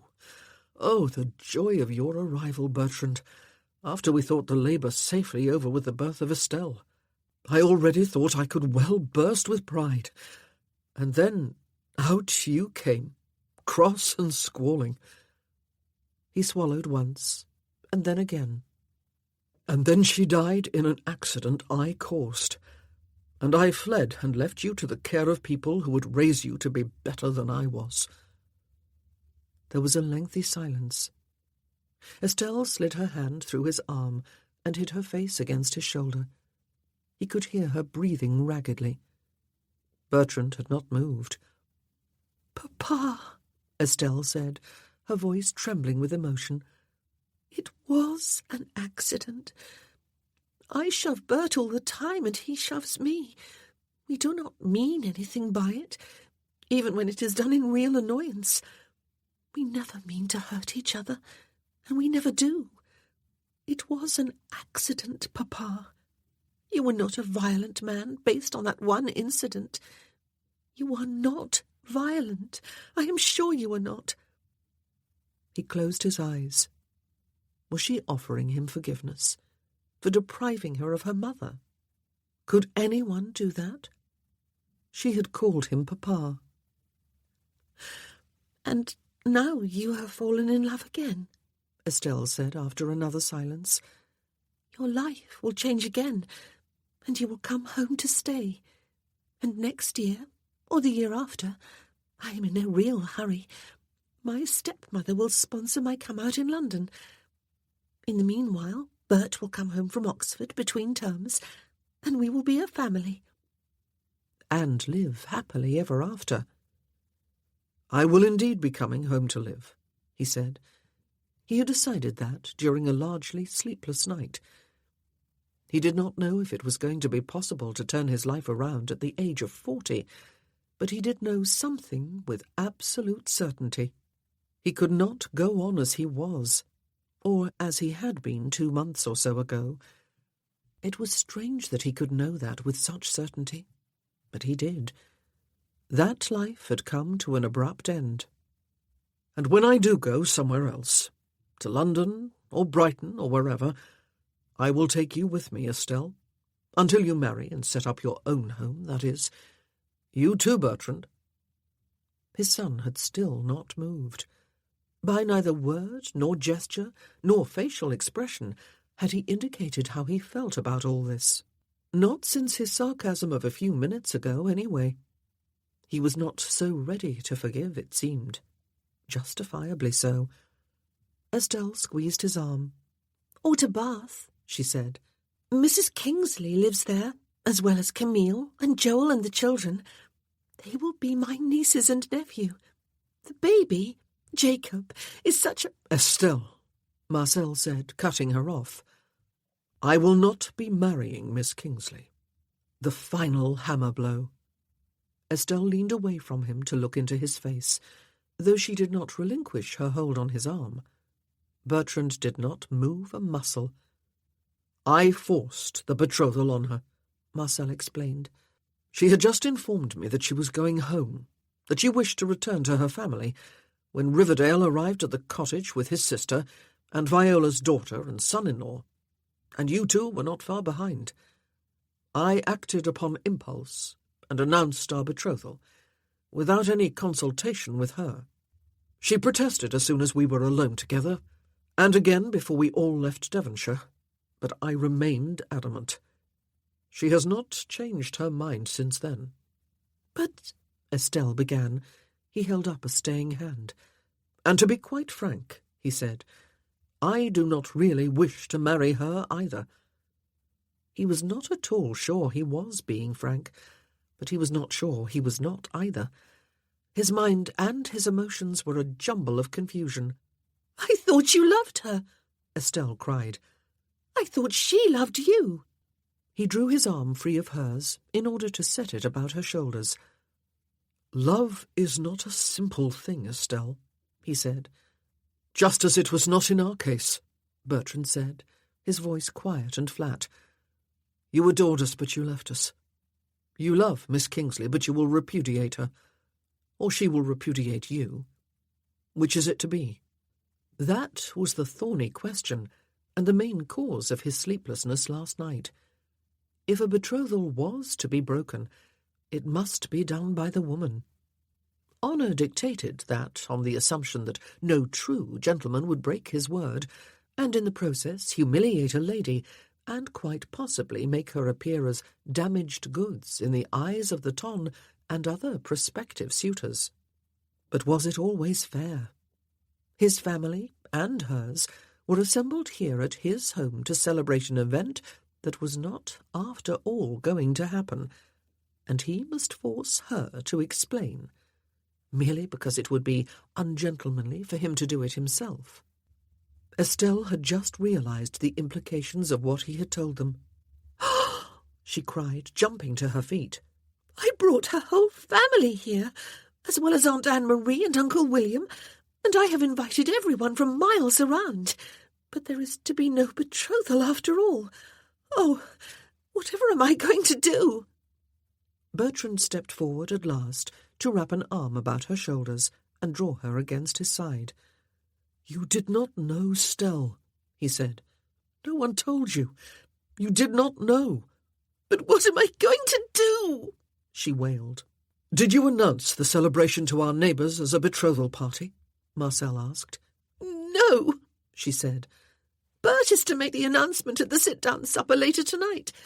Everyone believes it is a birthday party, but—" "Then a birthday party it will be," he said. "My 40th, as you planned it originally, with a grand guest list of neighbours and valued house guests from farther away, a lavish and precious and quite undeserved gift from my children." Or so they must make it appear to their guests. It was Bertrand who answered him, his voice firm and dignified, but with more than a tinge of bitterness. "Perhaps love does not have to be deserved, sir," he said. "My sister has always loved you regardless." He swallowed awkwardly, and his next words seemed grudging. "So have I." Marcel closed his eyes briefly and grasped his temples with a thumb and middle finger. "I am sorry, Bertrand," he said once again. "I am sorry, Estelle. So very sorry. I do not know what else to say. But let us put a good face on the rest of today, and let me try to do better with the future. Not to make amends, that is impossible, but to do better." "There will still be a party, then?" Estelle asked. "But a birthday party instead of a betrothal party?" "It had better be the best party ever," Marcel told her. "A man turns 40 only once, after all. But I am sure it will be. You have worked hard over it, Estelle. So have you, Bertrand." He gazed at his children, and they gazed back, one of them wistfully, the other troubled and still faintly hostile. None of the three of them were happy, but our family?" Bertrand asked. "And hers? And Miss Kingsley herself?" "You are going to have to leave all that with me," Marcel said. He knew something at that most inappropriate of moments. He loved Viola, by God, and he would set her free, even at the cost of his claim to be a gentleman. Chapter 19. There had been exactly this many people at the table last evening, Marcel thought, gazing along its length to where the Marchioness, his aunt, sat at the foot with Viola on her right and the Reverend Michael Kingsley on her left. He had not particularly noticed then what a vast number it was. He noticed now, and somehow or other they were all relatives, his and hers, gathered to celebrate a merging of their families. He wished there were not a meal to contend with, and polite conversation to be made with Mrs. Kingsley on his right and the Dowager Countess of Riverdale on his left. Estelle, roughly halfway down the long table, was flushed and looking a bit anxious. Bertrand, on the other side of the table, was grave in manner, but he always was. He was also bending his head attentively toward Lady Molyneux, who was talking. He turned his face toward her, even as Marcel watched, and he laughed. "It must be one of the loveliest views in all Europe," Mrs. Kingsley was saying, speaking of what she could see from the front windows of her house on the Royal Crescent in Bath. "I am very fortunate." "I know the view you speak of," Marcel said. "I spent a few days in Bath a couple of years ago." He had not stayed long. He had found very little there with which to amuse himself. Bath had become largely a retreat for the elderly and infirm. The meal seemed interminable, and came to an end all too quickly. He almost missed the moment he had decided upon. His aunt was getting slowly to her feet at the foot of the table as a signal to the ladies that it was time to leave the men to their port. The first outside guests would begin arriving in an hour's time. Viola stood too, and turned to look along the table. She was drawing breath to say something. Marcel got to his feet and held up a hand. "Do sit back down for a while longer," he said. His aunt looked at him in some surprise, and subsided back onto her chair. A few other ladies, who had begun to rise, did likewise. Viola locked eyes with him, hesitated, and then sat. He gave the signal for the servants to leave the room. "I have something to say," he continued when the door closed, "that will surprise most of you, and perhaps distress a few." If he had not had everyone's full attention before, he had it now. He tried to gird himself with his famous disdain for anyone's opinion of what he said and did, but it would not work this time. "I hold Miss Kingsley in the deepest regard," he said, "and I flatter myself with the belief that she returns it. However, a little less than a month ago, I forced a betrothal on her when I made the unilateral decision to announce it to 4 members of her family and then 4 of my own. It was wrong of me. For an hour or so before I made that announcement, Miss Kingsley had expressed her wish to return home to her own family and her own life. With my impulsive announcement, I placed her in an impossibly awkward situation, and she has become more enmeshed in its consequences ever since. She has told me a number of times that she does not wish to marry me, so I am making another announcement now to correct the first. There is no betrothal. There never has been. There will be no wedding. And I must stress that Miss Kingsley is entirely blameless." Everyone had listened in absolute silence. There were a few murmurings when he stopped, and it became something of a babble when it was clear he had finished. Marcel took no notice. His eyes were locked upon Viola's. She was looking like the marble goddess, the ice queen of memory, her chin raised, her face pale and utterly devoid of any expression except that which lent her unassailable dignity. No one asked questions. No one voiced any protest. No one challenged him to a duel. He held up his hand after a few moments and looked along both sides of the table as silence fell again. "My daughter has planned tonight's party with meticulous care," he said. "It is the first such event she has organized, and she has done it on a grand scale. She decided upon it because I have reached the milestone of my 40th birthday. and she wished to do something special for me. It is special, and I trust you will all help us celebrate." "I certainly will," Viola said, the first to speak up. "I wish you a happy birthday, Marcel, and Estelle a successful party." "I will echo what Aunt Viola has said," Anna, Duchess of Netherby, said. "Happy birthday, Lord Dorchester. And Estelle, thank you for inviting us all to be participants in your party. It is a delight to be here, and I must confess to having peeped in at the ballroom earlier. I thought perhaps I had discovered a glorious flower garden instead."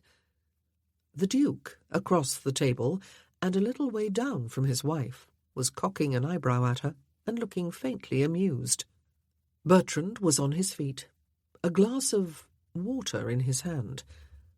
"I hope everyone has some wine left," he said. "Will you join me in wishing my father a happy 40th birthday? I know you do not particularly like to be reminded of the number, sir, but enjoy it now. Next year will be worse." Bertrand making a joke. There was general, perhaps embarrassed, perhaps a bit over-hearty laughter, and the scraping of chairs as everyone stood and raised a glass in a toast. And dash it all, they were going to bring this thing off in a civilized manner, it seemed, when everyone must surely be wanting a piece of his hide. "Thank you," Marcel said. "I believe the gentlemen will be willing to forego the port tonight in favour of getting ready for the party. I will see you all in the ballroom in 1 hour's time." And just like that, he thought, as he turned to offer his arm to the Dowager Countess of Riverdale, the worst of it was over. He had, in the nick of time, saved Viola from having to make the announcement herself. Andre caught his eye from across the room and winked and grinned. "Well, young man," the Dowager said amid the babble of voices around them, "I have never heard anything more ridiculous in my life. You will regret this. So will Viola. But that is your business, I suppose." She took his offered arm. Viola had always known that something immeasurably good, or rather 3 things, had made every difficult year of her marriage worth suffering through. She was not a demonstrative woman, another result of her marriage, and perhaps her children did not know fully how adored they were, but she knew. She had often thought they were the only good thing to have come of her marriage, but she had been wrong. During those 23 years, she had learned to endure in full sight of family, friends, and society at large. She had learned to drag a gracious sort of dignity about herself, like an all-enveloping mantle, whenever she was not alone, and that meant most of her waking hours. That ability was her saving grace this evening. With palpitating heart and shaking knees, she had been about to make the announcement herself. She had drawn breath and opened her mouth to speak. A few heads had begun to turn her way. Yet even at that moment, she had not known quite what she was going to say. She had not prepared any speech, or if she had, she could not remember a single word of it. She had only known that it must be done, now. Suddenly, time really had run out. It was now or never, and never was a temptation that must be resisted. Marcel had saved her by speaking up himself and risking all sorts of repercussions for violating his gentleman's honour. It had not happened, however. To her knowledge, Joel had not challenged him to any sort of duel. Neither had Alexander nor Avery, and Michael had not denounced him. Everyone, in fact, had absorbed the shock of the announcement with remarkable civility, despite the fact that a large number of her relatives had been dragged half across the country under false pretences. Her daughters had hurried to her side before they left the dining room, and she had smiled at them both. "Everything he said was true," she said. "It was noble of him to make the announcement himself and take all the blame. I do not hate him, or even dislike him.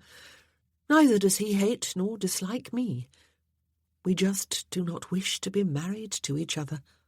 "Mamma," Abigail said, and could not seem to find anything else to say. She looked her concern and distress instead.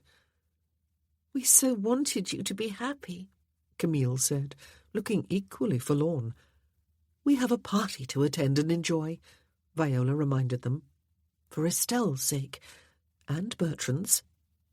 "They must have known," Abigail said. "He must have told them before tonight." "Yes," Viola agreed. "I think he must. Now, I promised to kiss Winifred good night before the party. I am going to go there without further delay before you and Joel go up, Camille." And the party proceeded an hour later as a grand and noisy reception in the ballroom, followed after a while by some country dancing for the young people, and eventually a lavish sit-down supper, during which there were toasts and speeches and birthday greetings from Bertrand and various neighbours, and Marcel, who praised his daughter and son and thanked his guests and made a few dry remarks about being 40. He made the first cut into a very large iced fruitcake, which fortunately looked suitable for any occasion. If any of the neighbours had heard rumours of a betrothal announcement to be made tonight, none of them alluded to it, or afforded Viola any more marked attention than they showed any other of the house guests. All was well, and Estelle's party had been rescued from the disaster it might have been. "How very fortunate it is," Louise, Dowager Duchess of Netherby, remarked to Viola soon after the party began, "that there was a birthday also to celebrate tonight. I dare say Dorchester will remember it for the rest of his life."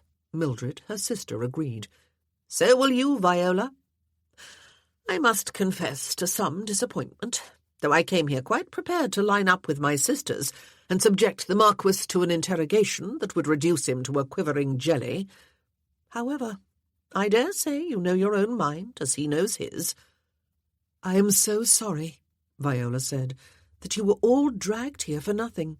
"Kicking and screaming," Louise said, after clucking her tongue. "It is a pity Bertrand is so very young. Jessica seems rather smitten with him, does she not? And who can blame her? That young man is destined to break a few female hearts before he finds the one for him." Lady Jessica Archer had made her come out during the spring. She could probably have made a brilliant match before the end of the season if she had wished.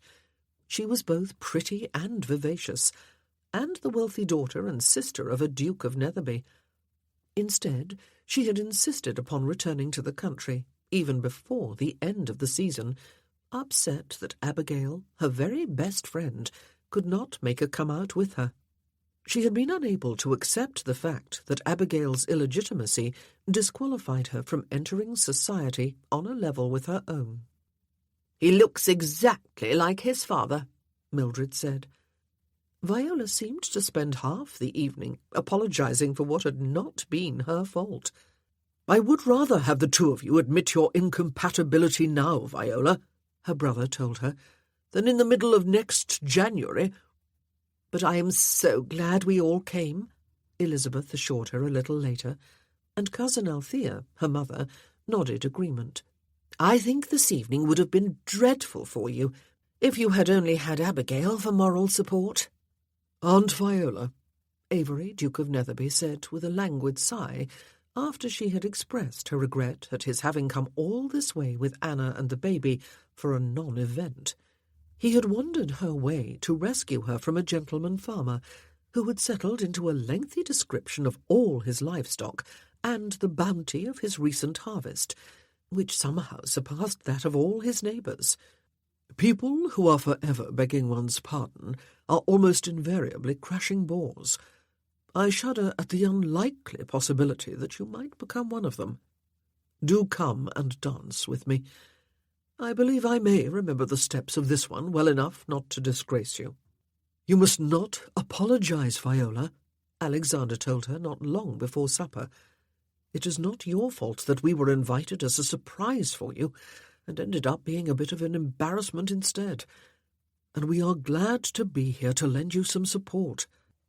"If you are truly sorry, Viola," Wren said, a gleam of mischief in her eyes, "then you will come to Brambledene for Christmas, regardless of what has happened tonight. Everyone else will still come, even though there is no longer to be a wedding. I know you well enough to predict that you will not want to be there. But you must. Family is so very important. I know. I grew up without any except my aunt and uncle. At least now I have my brother back in my life, and I have all of Alexander's family, as you do. Your mother is still going to come, and so are your brother and sister-in-law. I just asked them. You must come too. Wren is an expert at twisting arms, Alexander said. I have the sore muscles to prove it. Viola was horrified at the very thought of yet another family gathering in little more than 2 months' time, but she would not think about it yet. She could not. I will let you know, she said. That will have to do for now, Wren said. But do remember how we dared each other back in the spring to step out into the world, and how we did it and felt enormously proud of ourselves. But she was not being dared to step out into the world, Viola thought. She was being asked to step into her family and accept their collective embrace. Come and dance with me, Viola, Alexander said. And then, after supper, just when Viola was wondering if she could slip off to her room without appearing unduly bad-mannered, Marcel appeared before her and Isabel and the vicar and his wife. They had successfully avoided each other all evening, yet she had been aware of him every interminable minute. He looked elegant and almost satanic, all in black and white, with a silver-embroidered waistcoat and his solitaire diamond winking from the intricate folds of his neckcloth. He looked austere and a little intimidating, though he had made an effort to mingle with all the guests and make sure that refreshments were brought to the more elderly among them. He had begun the dancing with Estelle, and Viola had watched, feeling sick at heart as she remembered dancing the very same country dance with him on the village green a lifetime ago. She was horribly, painfully in love with him, and resented the fact. She was no girl to be made heartsick by a handsome face and figure, except that it was more than that, of course, far more. She wanted to be gone, from the ballroom and from Redcliffe. She wanted to be home. She wanted oblivion. It was the worst wish of all, and something that must and would be fought. But she would be gone from here tomorrow. She had decided that. All the house guests had expected to stay for a few days after the party, of course, a few days in which to enjoy their surroundings and celebrate a new family betrothal in a more leisurely way. She had no idea how her leaving would affect everyone else. Staying after the betrothal was ended and she was gone would be more than a little awkward. And, good heavens, her family had arrived here only yesterday, after a few days of travel in most cases. But she would not think of that or of them. Sometimes, yet again, she could think only of herself. She must leave, as soon in the morning as it could be arranged. Yet now he was standing before her. Well, before all four of them, actually. But it was at her he was looking, as though he were unaware of his cousin or of the vicar and his wife. "Viola," he said, "will you do me the honour of dancing with me?" Oh, it was unkind. It was cruel. He was doing it, no doubt, in order to demonstrate to their families that there were no hard feelings between them. That, as she had told her daughters after dinner, they did not hate each other, but just did not wish to marry each other. But he ought not to have chosen this particular way to do it. "Thank you." She set her hand in his, and his long fingers closed warmly about hers as he led her onto the floor. "We are perfectly coordinated, you see," he said. "Had we announced our betrothal tonight, Viola, the guests would have assumed it was planned." She was wearing her silver lace over a silver silk evening gown. She had always considered it elegant in an understated sort of way, and modest without being prim and flattering to her figure. She had always thought it suited her age, without making her look frumpish. It was, in fact, her favourite, and she had chosen it to boost her confidence. "Thank you," she said. "For?" He raised his eyebrows. "For speaking at dinner," she said. "And saving you from having to do it yourself," he said. "It was what you were about to do, wasn't it? I assume you would not be thanking me if that were not the case. You were not about to announce your undying love for me, and your commitment to a happily ever after that would stretch into our old age and beyond into eternity." She could not help but smile, and his dark eyes fixed with some intensity on her face. "You did not misunderstand," she told him. "Ah," he said. "I did not think I had." The musicians played a chord, and Viola looked about her, startled. They were not in line. She had not heard the announcement of what dance they were to perform. There were a few other couples on the floor, none of them the very young people, and none of them in line. There were Alexander and Wren, Mildred and Thomas, Camille and Joel, Anna and Avery, Anne-Marie and William, and two other couples. Almost before the chord had finished, she understood. "It is a waltz," she said. His right arm came about her waist, and his left hand, raised, awaited hers. His eyes never left her own.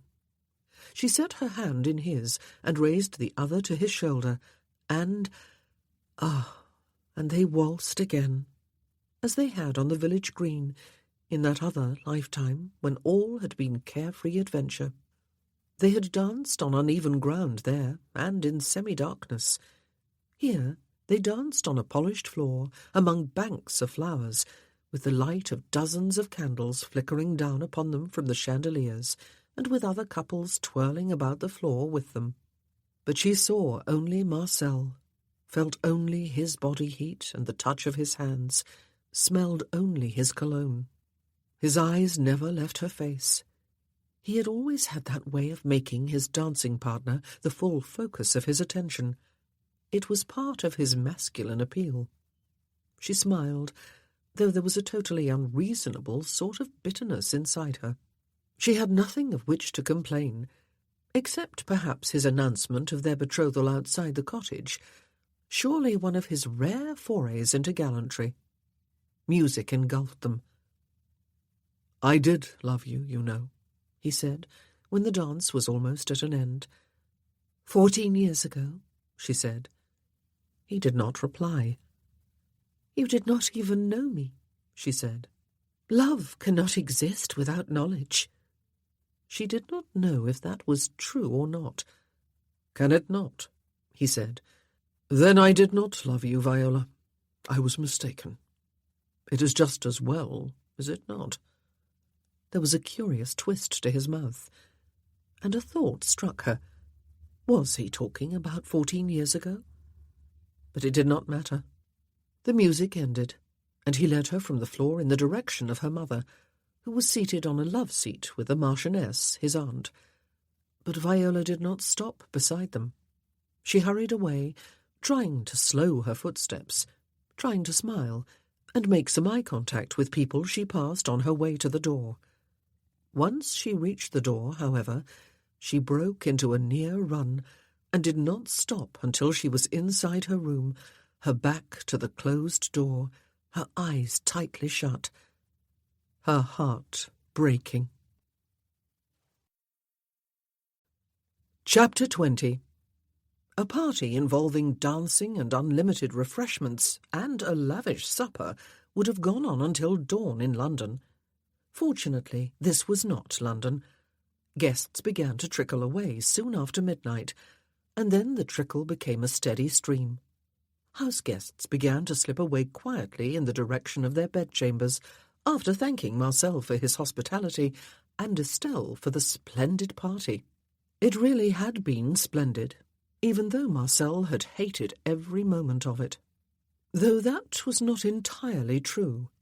Despite the fact that she was upset about the betrothal, Estelle had been flushed and bright-eyed and exuberant tonight at the success of her party. Bertrand had comported himself with dignity and charm.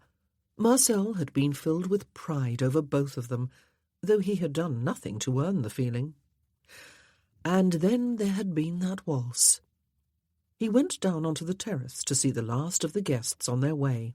Inevitably, neighbours discovered things they absolutely must tell one another, even though they had had all evening during which to converse. And everyone wanted to thank him again and again and yet again.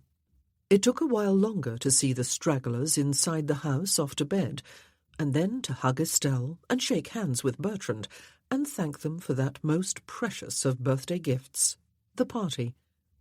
But finally, he was able to retreat to the library alone after favouring André with his most forbidding look when it seemed his brother might follow him. He stood in the middle of the room for a couple of minutes, dithering, trying to choose between sitting down to read for a while and going straight up to bed. So he went to Viola's room and stood outside her door to dither. He could not be sure, but it seemed to him that there was a thread of candlelight beneath it. Or perhaps she had left the curtains open, and it was merely moonlight. It must be 1:30 at least by now. He had not looked at the clock before leaving the library, but 1 o'clock, 1:30, 2 o'clock. The actual time was not important. The fact was that it was far too late to be paying a social call, and even if it had been 1 o'clock in the afternoon, it would still be improper to call upon a lady in her bedchamber, which was a mildly ridiculous thought under the circumstances. He tapped lightly on the door with one knuckle. He could hardly hear it himself.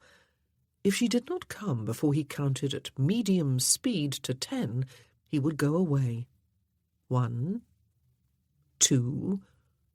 The door handle turned noiselessly, and the door opened a crack, and then a wider crack. It was candlelight. A single candle burned on the dressing-table. She was wearing a nightgown. Her hair waved down her back. She was also wearing her marble expression. The bed behind her had been turned down for the night, but did not look as if it had been slept in yet.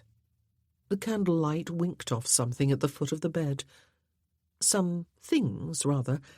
A hideous pink drawstring bag was there, too.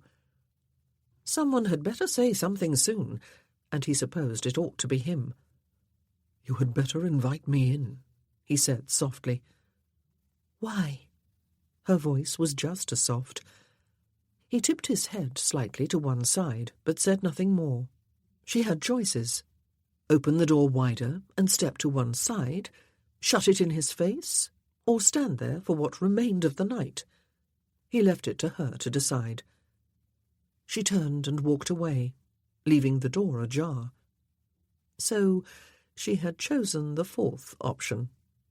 He stepped inside and closed the door quietly behind him. "I interrupted you while you were estimating the value of your treasures," he asked, nodding toward the bed. She glanced at the cheap jewels spread there and looked mortified. He strolled over and looked down at them. "I noticed," he said, "that tonight you wore a string of pearls that were rather small and insignificant in comparison with these." "I have no taste at all, do I?" she said.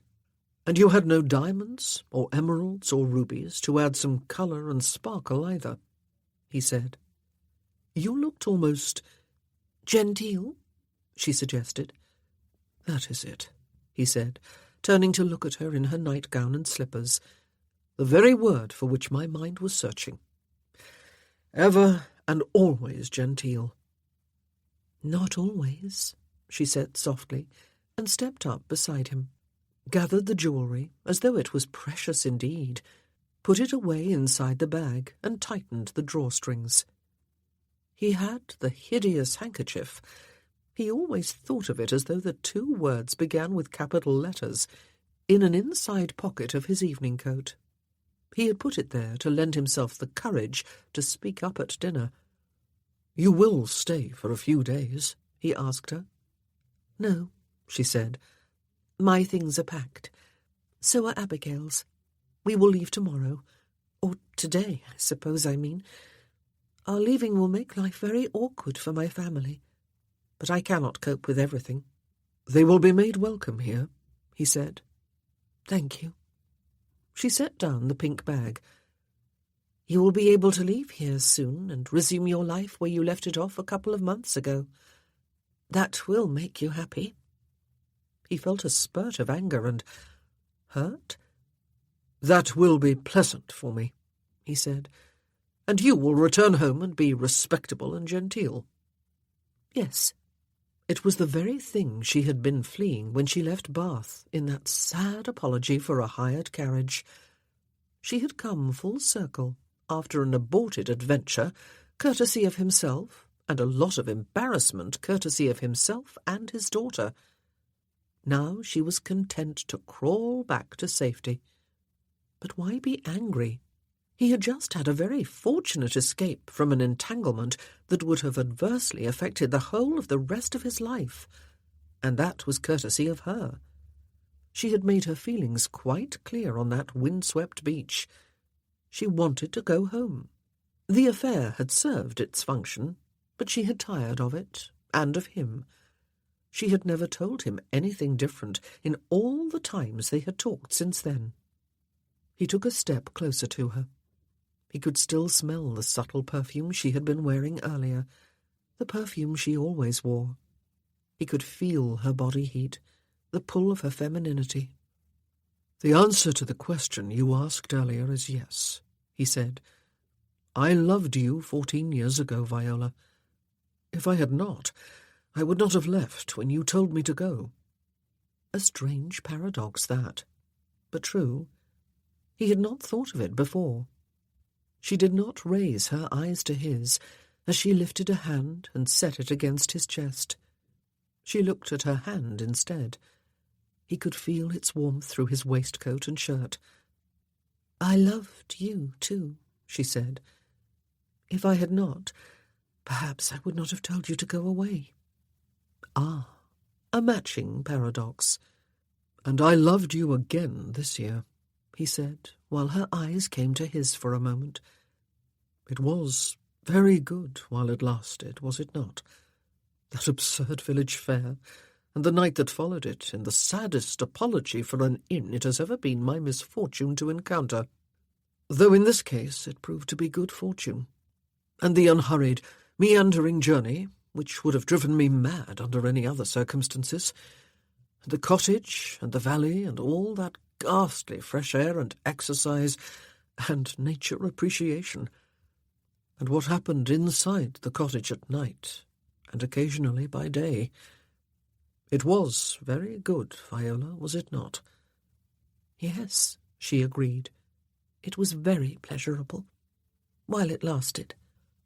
He gazed down at her in silence for several long moments, while the candle cast shifting shadows on the wall behind her. "It could not have been expected to last, of course," he said. "It never does. You grew tired of me, and I was in the process of growing tired of you. It was time to go home.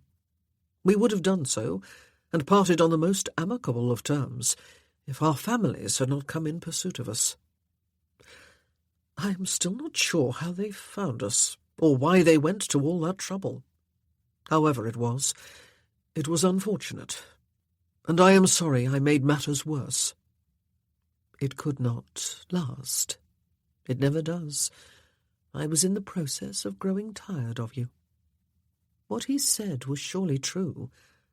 Why then did it feel like the most barefaced of lies? "You have made amends by setting them to rights," she said. "Thank you," he said, "for attending the party. You must have wished yourself 1,000 miles away." "I did it for Estelle's sake," she said, looking up into his eyes, "and for Bertrand's, since he is exceedingly fond of his twin, and because it was the genteel thing to do." "Thank you anyway," he said, "and I will endure being reminded by all my neighbours that I am 40 years old." There was nothing more to say. There had been nothing even before he came here. They gazed at each other, her palm still against his chest. He raised a hand to hook a fallen lock of hair behind her ear, and left his hand there, cupping one side of her face. She did not jerk away. "Sometimes," he said, "it is a curse to know that one is beneath the same roof as one's children and grandchildren, and parents and aunts and cousins and siblings." "And sometimes," she said, "it is a great blessing." She was quite right. Without that knowledge, he would probably try to entice her into bed, and that would be enormously wrong. It would be quite in keeping, of course, with the way he had lived and conducted himself for many long years. But now, the earth had shifted on its axis when Adeline died. Recently, and for reasons he had still not fully fathomed, it had shifted again. "You are not a romantic, Viola," he said. "It is not romance you have in mind," she told him. "No." He rubbed the pad of his thumb along her lips. "But regardless, you are safe. My children are beneath this roof. So are yours. And your grandchildren, one of whom I met in an upstairs corridor this morning. An extraordinary child. She introduced herself as Winifred Cunningham, introduced me to herself as the Marquis of Dorchester, shook my hand with the dignity of a dowager, and informed me that she was praying for her grandmamma's happiness and my own." "Winifred is given to the occasional flight of piety," she said. "She is a very dear child." "She asked if she might use my library," he said. "When I informed her that to my knowledge and regret there were no children's books there, she told me that was quite all right. She had recently read A Pilgrim's Progress, and now felt ready to tackle anything in the literary realm. She might have been my grandchild too if I had married you." He wished he had not said that. Good God, why had he? And why did he feel a sudden yearning for what? It had been a mistake to come here. But of course it had. He had never thought otherwise. That was the whole trouble, actually. He had not thought. "I had better be going," he said. "Yes." So, of course, he did not move. He sighed instead. "Viola," he said, "I wish to God this had not happened." He did not specify what he meant by this. He did not know himself. His fingers slid through her hair to the back of her head, and his other hand went about her waist, while her own arms came about him. And he kissed her. Or she kissed him. They kissed for long, timeless moments, deeply, their mouths open, their arms like tight bands about each other, as though they were trying to be each other, or some third entity that was neither and both and something uniquely one. When he drew back, she looked as he felt, as though she were rising to the surface of some element from fathoms deep. "It is a sad contrariness of the human race," he said. "The desire often remains even after love is gone. And yes, it is an enormous blessing that innumerable relatives are beneath this roof with us. After love is gone, had he ever spoken more asinine words? And would he believe it if he said it often enough? He took her hand and raised it to his lips, making her a deep bow as he did so. "Good night, Viola," he said. "You have only a few hours to endure until it is goodbye." He turned and left the room, holding the door closed behind him, as though some force were trying to open it and tempt him beyond his endurance. You have only a few hours to endure until it is goodbye. Good God, those hours could not pass quickly enough for him. It was, he supposed, poetic justice that he had fallen in love with a woman who would have none of him. He was sure he thoroughly deserved every moment of misery he was about to endure. However, he would push past it. He had a great deal to do, much with which to distract himself. To start, he had 2 children. He would go then, and start getting on with it. So, of course, he turned about, opened her door again, stepped inside, and closed it behind him.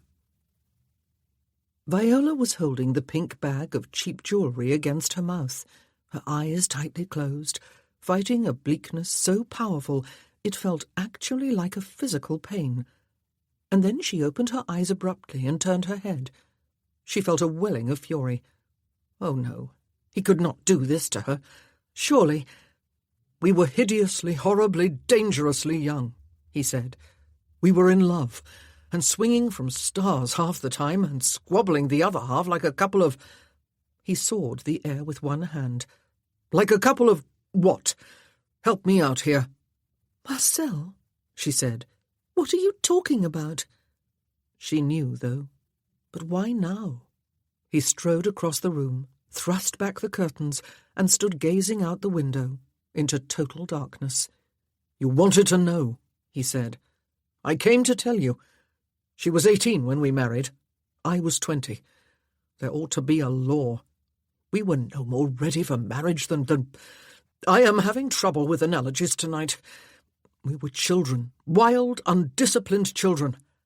Would we have settled into a mature relationship given time? I will never know. She died when she was 20. I killed her.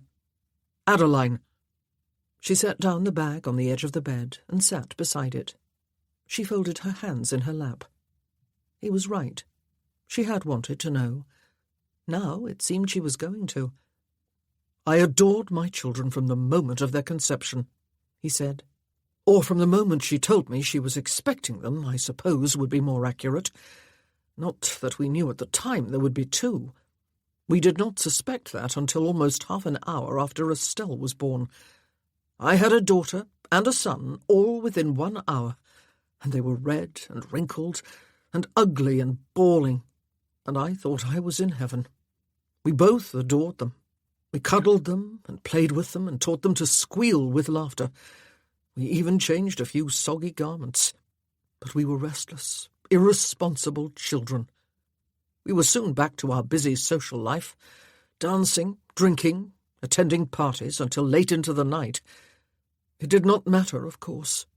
We had hired a competent nurse and could safely leave the children to her care whenever we had better things to do than be their parents.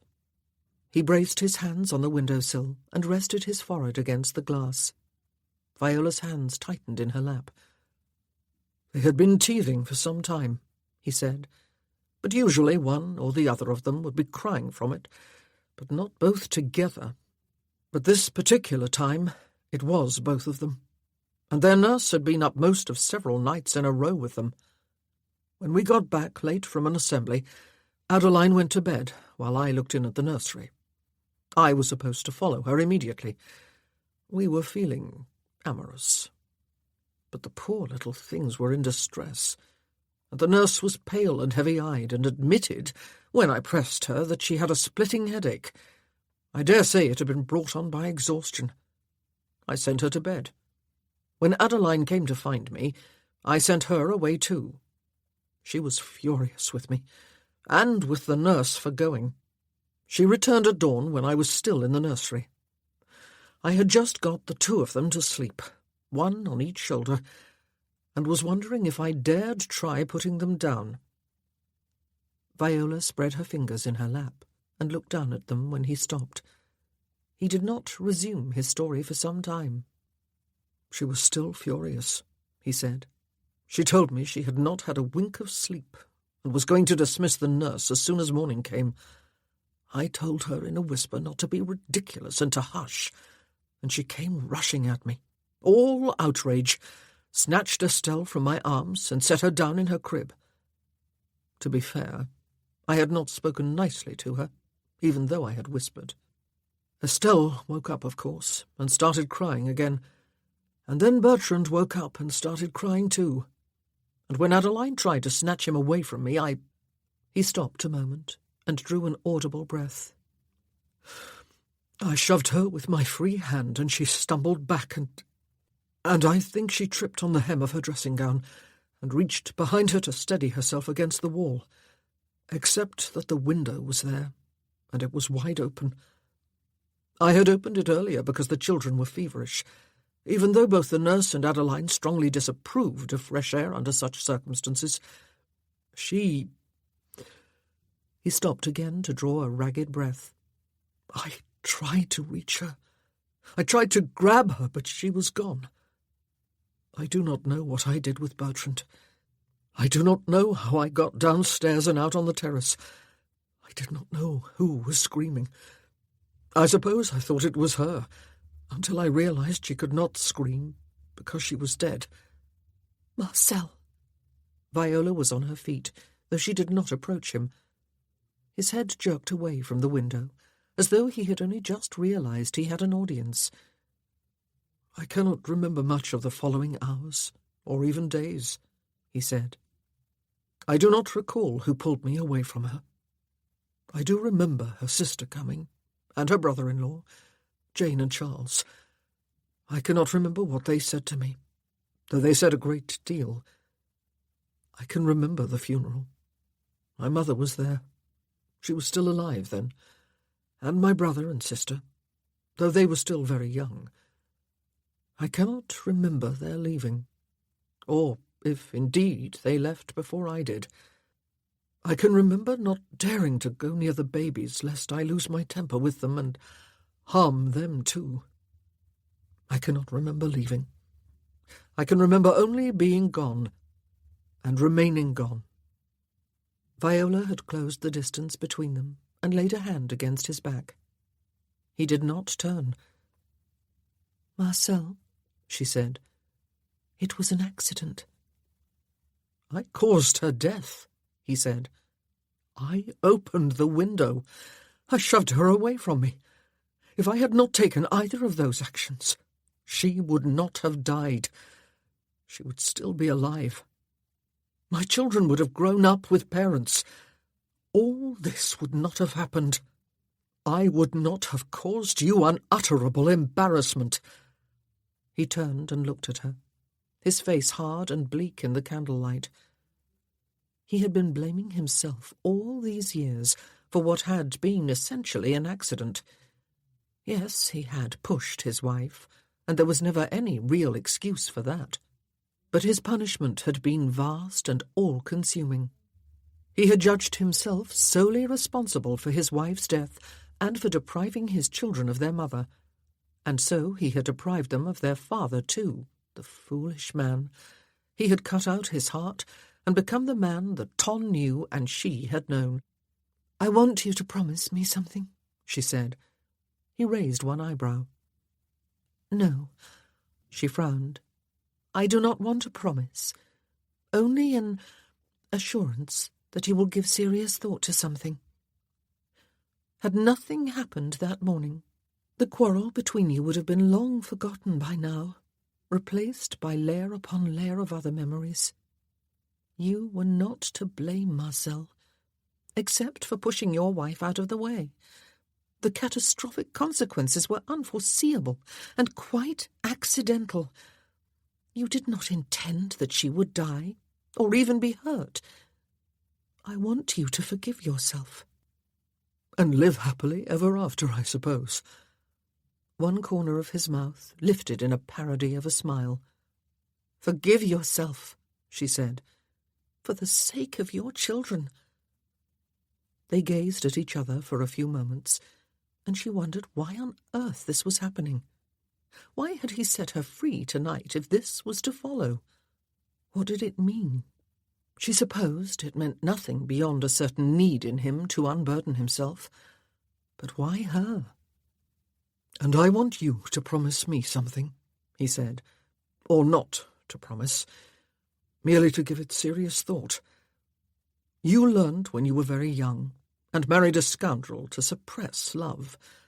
Not to kill it, but to push it deep. You love your children far more than they probably realize. For 2 brief weeks in Devonshire, you allowed yourself some temporary escape. But now you have command of yourself again.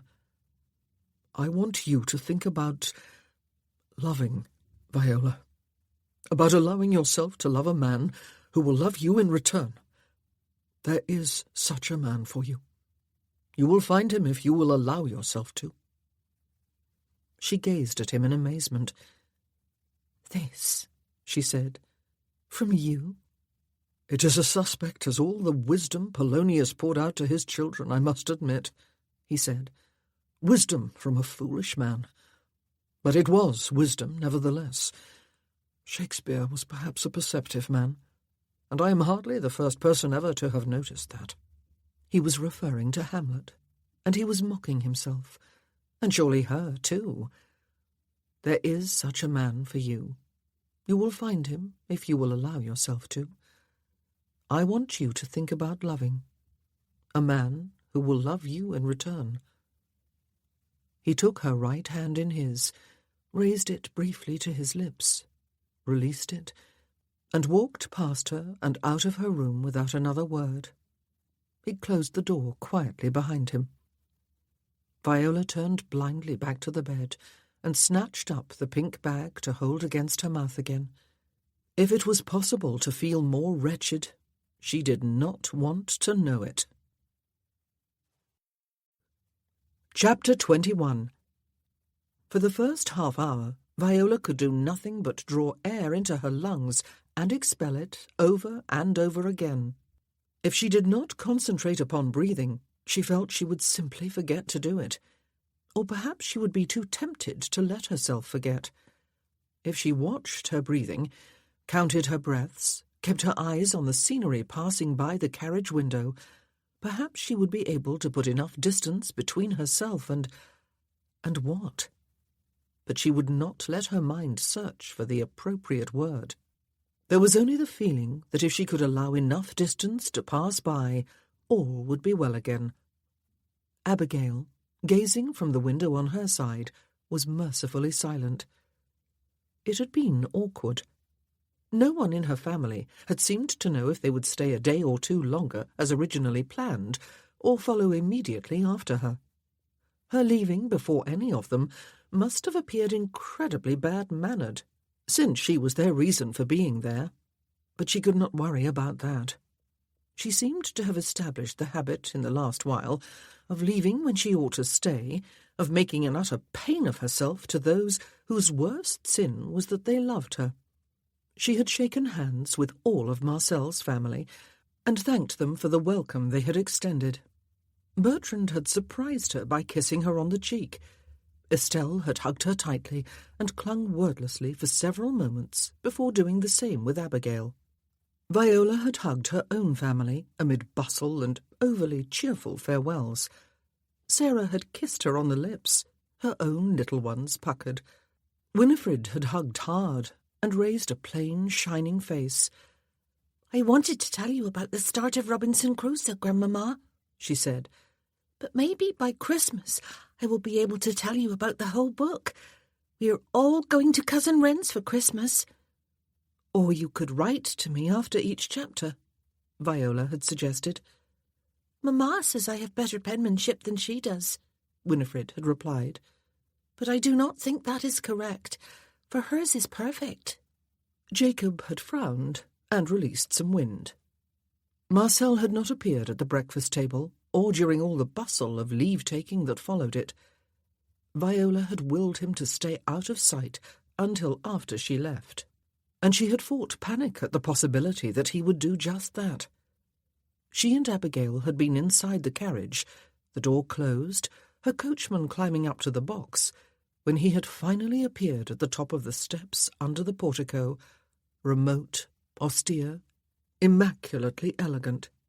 He had not hurried down the steps to bid her farewell. Instead, meeting her eyes through the window, he had inclined his head, raised his right hand not quite to the level of his shoulder, and shifted his gaze to give the coachman the nod to leave. And that had been that. That was that. Inhale, exhale, watch the miles slip past. Home and safety awaited, and broken hearts mended. Indeed, it was a silly concept, a broken heart. It was all feelings, and feelings were all in the head. There was no reality to them. Reality was her daily life, her friends, her family, her many, many blessings. Harry. She swallowed and wondered if there was a letter from him. And finally, after half an hour or so, she let go of her concentration upon her breathing and trusted it to look after itself. She turned her head to look at Abigail. "It is young people whose lives are expected to be tumultuous a time or two before they settle," she said. "It is they who are supposed to need the calm comfort of a mother's wisdom. Our roles appear to have been reversed lately. I am so sorry, Abigail. I will do better. It feels good to be going home, does it not?" She reached for her daughter's hand. "I thought you loved him," Abigail said. "I thought he loved you. Perhaps I am too much of a romantic." "What I am is selfish," Viola said. "Your life would have undergone great upheaval yet again if I really had been serious about marrying." "Yes," Abigail frowned. "But, Mamma, a woman does not have children in order to give up her life and happiness for their sake, does she? Why is it selfish for her to want to do her own living too?" Viola squeezed her hand. "You see what I mean about our roles reversing," she said. "The point is," Abigail said, "that Camille found her own way forward. Grandmamma and I were horrified when she decided to take employment as a teacher at the orphanage, and we were even more upset when she decided to go and live there. But she found her way all on her own. She found Joel and Winifred and Sarah, and she has had Jacob, and, Mamma, I believe she is as happy as it is possible to be in a life that is always changing." "You are saying that I am not as important as I sometimes think I am?" Viola asked ruefully. "But you are quite right. Harry chose a military career, and Avery made it possible for him by purchasing his commission." "Oh, you are more important than anything," Abigail cried. "But as a mother, all we want is your love, Mamma, and the chance to love you. We must do our living ourselves, just as you have always done, and as I hope you will always do." Viola sighed. "But what of you, Abby?" she asked. "You were deprived of the chance to make your come-out during a London season, and of the chance to make a suitable marriage.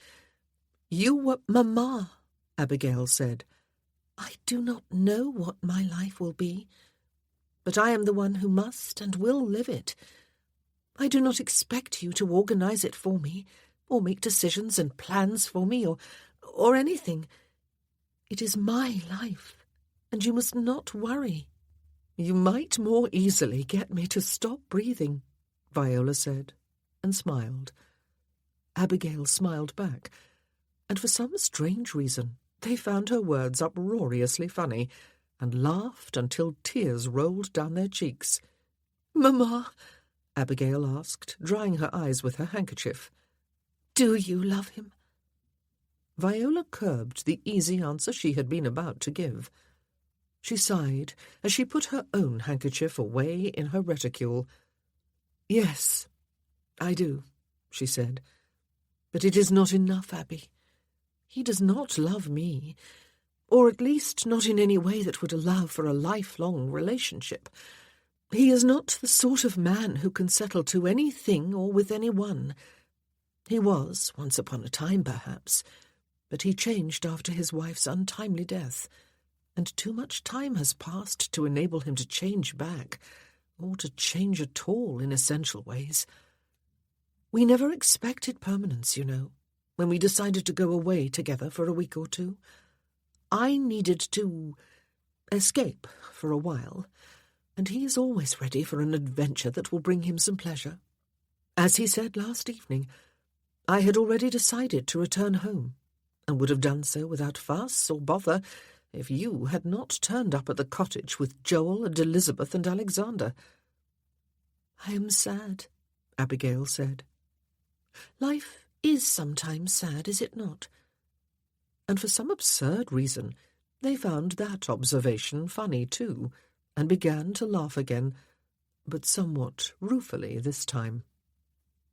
The really odd thing Marcel discovered over the following couple of months was that he did not once feel tempted to dash off to London and his old life, or to accept any of the invitations he received to join shooting parties or house parties, or, in one instance, an unabashed orgy at the shooting lodge of an acquaintance of his, in the company of only the loveliest, most alluring, most accomplished young ladies, Dorchester. You must come, old chap. The house guests all left within 2 days of the party, including Anne-Marie and William.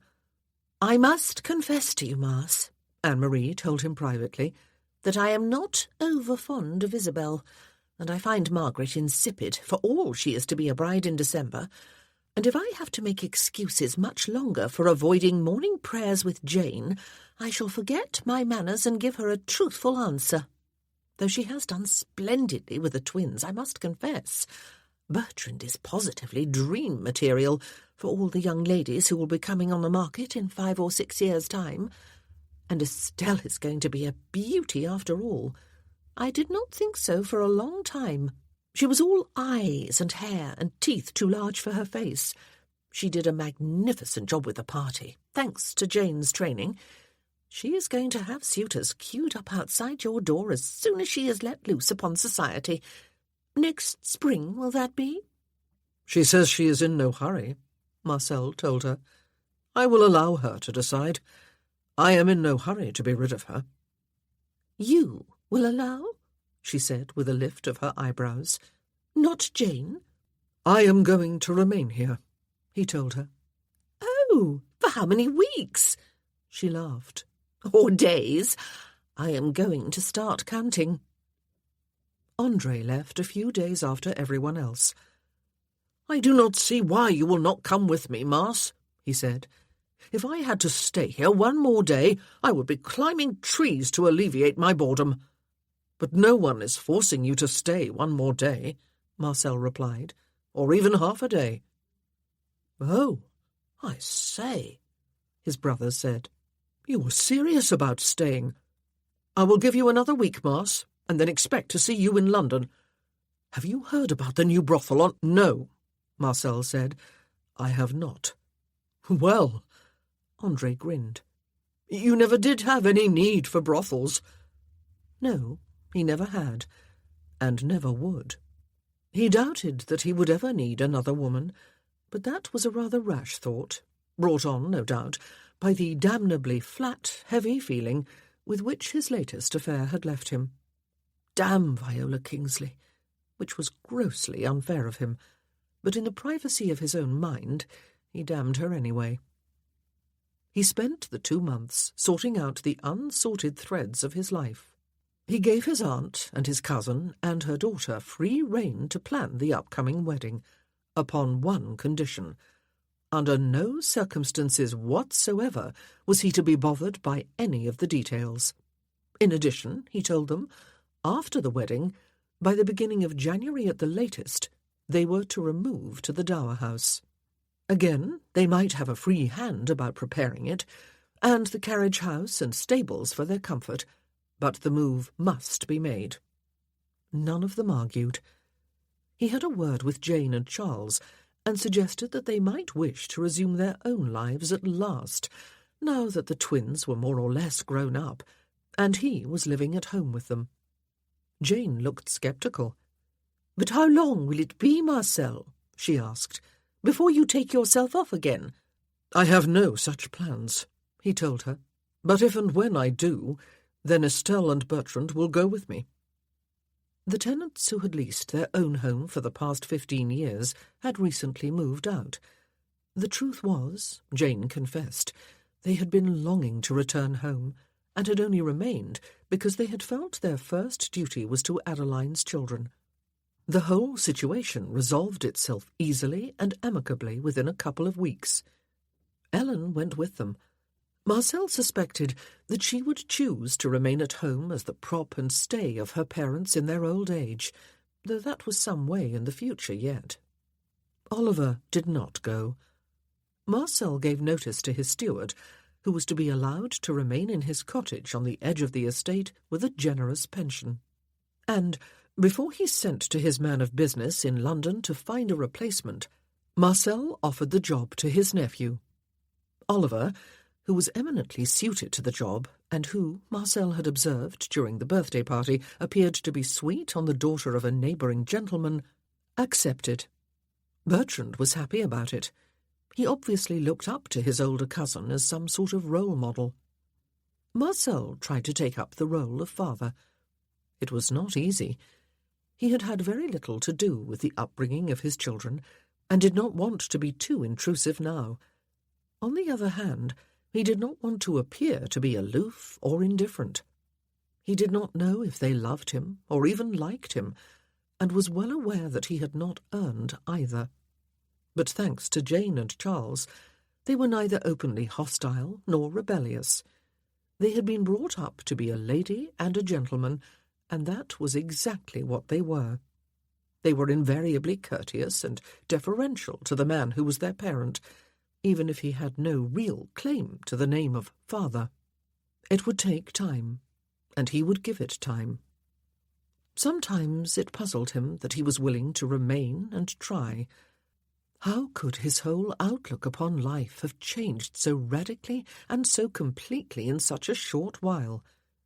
It had happened 17 years ago, of course, but there had been a definite, catastrophic reason then.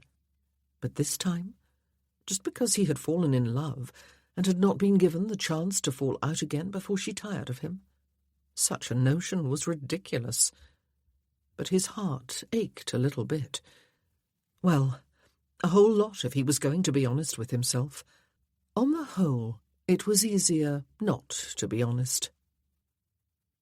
Despite all the turmoil of the past few months, Viola quickly settled down to her old life and became her old self again. The need to run, to escape at all costs, had left her, and she was a bit depressed. For what had changed? Had all the upheaval accomplished anything at all? She had, perhaps, proved to herself that she could be bold and defiant, and adventurous and passionate, and happy. But now she had been caught in the return swing of the pendulum, as had been inevitable. She remembered Marcel saying that what went up had to come down. She tried not to think about Marcel. She mingled with neighbours and friends. She worked with the vicar and a few other ladies to arrange a Christmas party for the children. She stitched and embroidered and tatted and wrote letters and read and walked within the park, about the house, and along country lanes. She started playing the pianoforte again after neglecting it for a couple of years. She organised tea parties for Abigail and her young friends, and several times played for them in the music room while they danced. She slept poorly.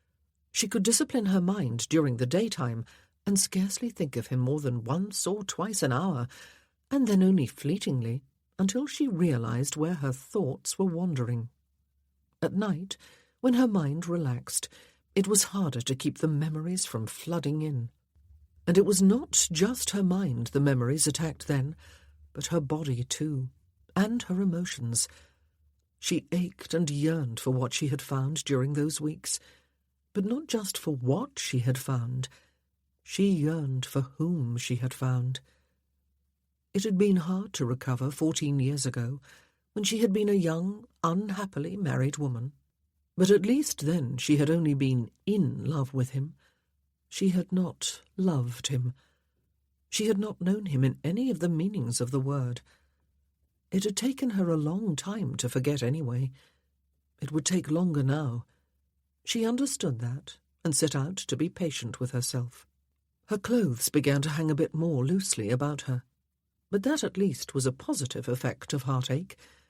She had been intending for some time to lose a bit of weight, to get back the figure she had always had, until her courses stopped 2 years ago. And she was going to Brambledene for Christmas. She felt obliged to go, for Abigail's sake, and for her mother's, and Michael's and Mary's. They would feel awkward being there if she was not. And of course everyone had written, as she had written to everyone, and all, without exception, had variously hoped, urged, or begged, or wheedled her to come too. She wondered why they bothered. She really had not treated her family well since Humphrey's death, and while it was understandable that they would make allowances for a while, there surely ought to be limits. It was closer to 3 years than 2, yet it must seem to them that she was still sulking and behaving erratically, and even discourteously. And, good heavens, she had dishonoured them. She had been discovered in the midst of an affair with a man who was not her husband. Did love really know no bounds when it was true love? Was it really unconditional? She felt ashamed of something she remembered telling Marcel one day, when he had asked her what she wanted most in life. She had told him she wanted someone to care for her. For her. Not just for the mother, or daughter, or sister, or whatever else label could be put upon her. She was ashamed, for they had proved over and over, her family, that they cared indeed, for her and for one another. What Humphrey had done to wreck the structure of the family had not wrecked what lay beneath it. Love, pure and simple.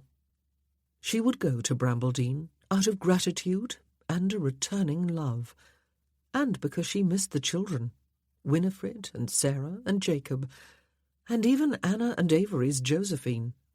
And Mildred and Thomas were to bring their boys, whom she had not seen for several years. They had been mischievous little boys then. Now they were apparently boisterous big boys, forever getting into scrapes at school and causing their parents mingled anguish and wrath. She was missing Elizabeth, with her unfailing calm common sense and twinkling eyes, and Wren, who had grown up as a recluse, her face always veiled to hide the birthmark that covered one side of it, but who had found the courage to face the world and fall in love with Alexander. She was missing her mother and Camille, and her former sisters-in-law. Oh, all of them. She had fled the stifling affection of her family a few months ago. Now she was ready to embrace it. Perhaps something good had come from all the turmoil and heartache. She would go because she was lonely, because her heart was broken, and she could not seem to find the pieces to fit it back together. She would go to show them all that she was neither lonely nor heartsick. They worried about her. She would show them that they did not need to, that she was fine. Marcel was in the boathouse down by the lake, looking at the 2 overturned rowboats inside. It was not a happy sight. "They look as if they have not been used this side of the turn of the century," he said. "I do not know," Bertrand told him. Marcel turned to look at him. "You have never wanted to use them yourself?" he asked. "Aunt Jane thought it would be unwise, sir," his son replied. Jane had not allowed much that was joyful into his children's lives, it seemed. Every day he discovered more examples. Not that the twins ever complained. They were amazingly docile young persons, with the exception of Estelle's grand fury and rebellion and epic journey to Devonshire. He wondered at that now, at the feeling that had burst the bounds of a lifetime of training. She must have been very angry indeed with him. A promising sign? There were not many such signs from either of them, though they were the most dutiful children any father could ask for. "Let me guess," he said. "It was because Estelle was a delicate girl, and you were the heir." "Well, I am the heir," Bertrand said apologetically. "The only one, sir." "My fault, I suppose," Marcel muttered. "Yes, my fault. Perhaps you were so perfect, Bertrand, that I did not believe you could be replicated." "I am not perfect," his son said with a frown. "To me you are," Marcel said. "I will have these looked at in time for summer next year. I will test them myself before I allow you to row off to the far shores of the lake. If I sink and leave nothing but a bubble behind, at least I will have left an heir too." Bertrand looked slightly shocked. Estelle, who had come to stand in the doorway, giggled. Yes, really. She did not just laugh. She giggled. It was music to her father's ears. And Bertrand, after a glance at her, laughed too. I dare say you can swim, sir, he said. Yes, I dare say I can, Marcel agreed. They continued on their walk about the lake. He tried to spend time with them each day, and had felt some easing of their very formal relationship. Bertrand had become almost enthusiastic when he learned that his father had not idled all his time away at Oxford, but had actually earned a first-class degree. Estelle had looked at first dubious when he had suggested that they invite some young people to the house occasionally. Apparently, Jane had believed the son and daughter of the Marquis of Dorchester must hold themselves aloof from inferior company. Perhaps now they were close to 18, Marcel had suggested, and their characters were fully formed, they might relax that rule somewhat. Estelle was ecstatic. Even Bertrand had looked pleased. My sister will be happy, sir, he had said. She enjoys company. So do I, he had added, after a short pause. Marcel stopped on the bank below the dower house and stood looking at it, specifically at the large drawing-room window, behind which he had stood with Viola. He determinedly avoided thinking of her, except when memories crept up on him unaware, which was far too often for his peace of mind. His son and daughter had stopped on either side of him. "She is going to Brambledene Court for Christmas," Estelle said, jolting his attention from the memories. He looked sharply at her. "In Wiltshire," she added. "The Earl of Riverdale's home. She is going there for Christmas." Indeed, he said. It would be foolish to ask who she was. His tone was deliberately frosty. He did not want to hear more. "Yes," she said. "Abigail told me so." He turned to walk onward, but she did not move. Neither did Bertrand. "I write to her and she always replies," Estelle said. "So does Jessica." Jessica? He had to think for a moment. Ah, yes. She was Abigail's young cousin and friend, Lady Jessica Archer, Netherby's half-sister. "She is unhappy," Estelle said. Jessica, he said. Abigail? He did not want this conversation. "Miss Kingsley," Estelle said. "She will not admit it, Abigail says. She is always determinedly cheerful. But she has lost weight, and she has dark circles under her eyes." He turned on her. And of what possible interest can this be to me, young lady? He asked. What is her unhappiness to me? She did not want to marry me. She would have been happy enough to leave me back there in Devonshire before you discovered us. She was happy enough to leave here. She left before any of the rest of her family, if you will remember. She could not leave here soon enough. Her mood and her plans for Christmas are of no concern to me whatsoever. Is that clearly understood? Her face paled, and her lower lip quivered, and he half expected her to collapse in an abject heap at his feet. She did not do so. "And you are unhappy too," his daughter said. What the devil? He glared at her. It is true, sir, Bertrand said from behind him. You know it is, and we know it, and a proper gentleman does not blaspheme in a lady's hearing. What the devil? Marcel wheeled on his son. You are quite right, he said curtly. My apologies, Estelle. It will not happen again. You are looking almost gaunt, Bertrand said, and you wander alone and go riding alone, and stay up half the night and get up before anyone else. What the devil? Marcel frowned ferociously at his son. Is a man not allowed to do as he wants in his own home without being spied upon by his children? I beg your pardon, Estelle. It will not happen again. Perhaps I have always walked and ridden and stayed up late and risen early. Have you thought of that? Perhaps it is the way I like to live. Perhaps you want to go back to your own life, Bertrand said, and that is why you are so unhappy. But Stella and I do not think it is that, sir. We think it is because of Miss Kingsley, and we think she is unhappy because of you. And he looked incredulously from one to the other of them. And you think you ought to appoint yourselves matchmaker to your own father?" They both stared back, identical stern looks on their faces. Bertrand spoke first. "Someone has to, sir," he said. "Someone has to." He felt as though he were in the middle of a bizarre dream. "You are going to ruin your life, Papa," Estelle said, "and she is going to ruin hers, all because you are both too stubborn for your own good. Have you told her that you love her, that you want to marry her?" "I would wager you have not," Bertrand said. "And you cannot expect her to say it first, sir.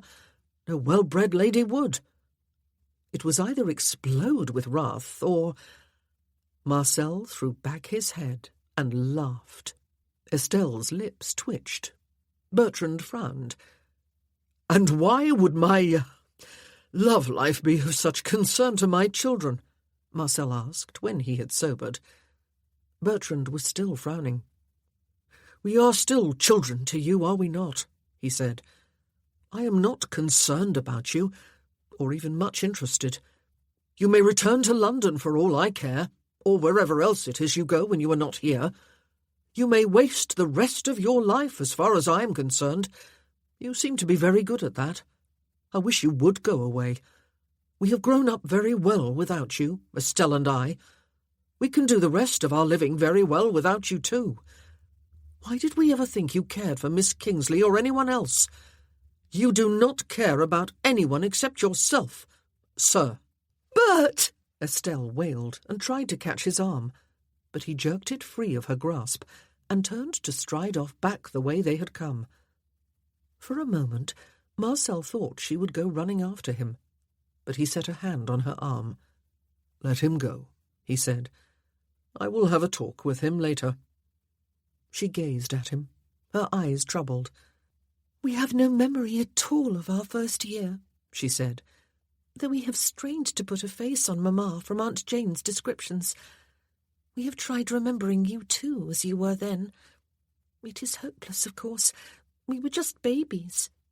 But always, as far back as we can remember, we have waited for you to come back, to stay.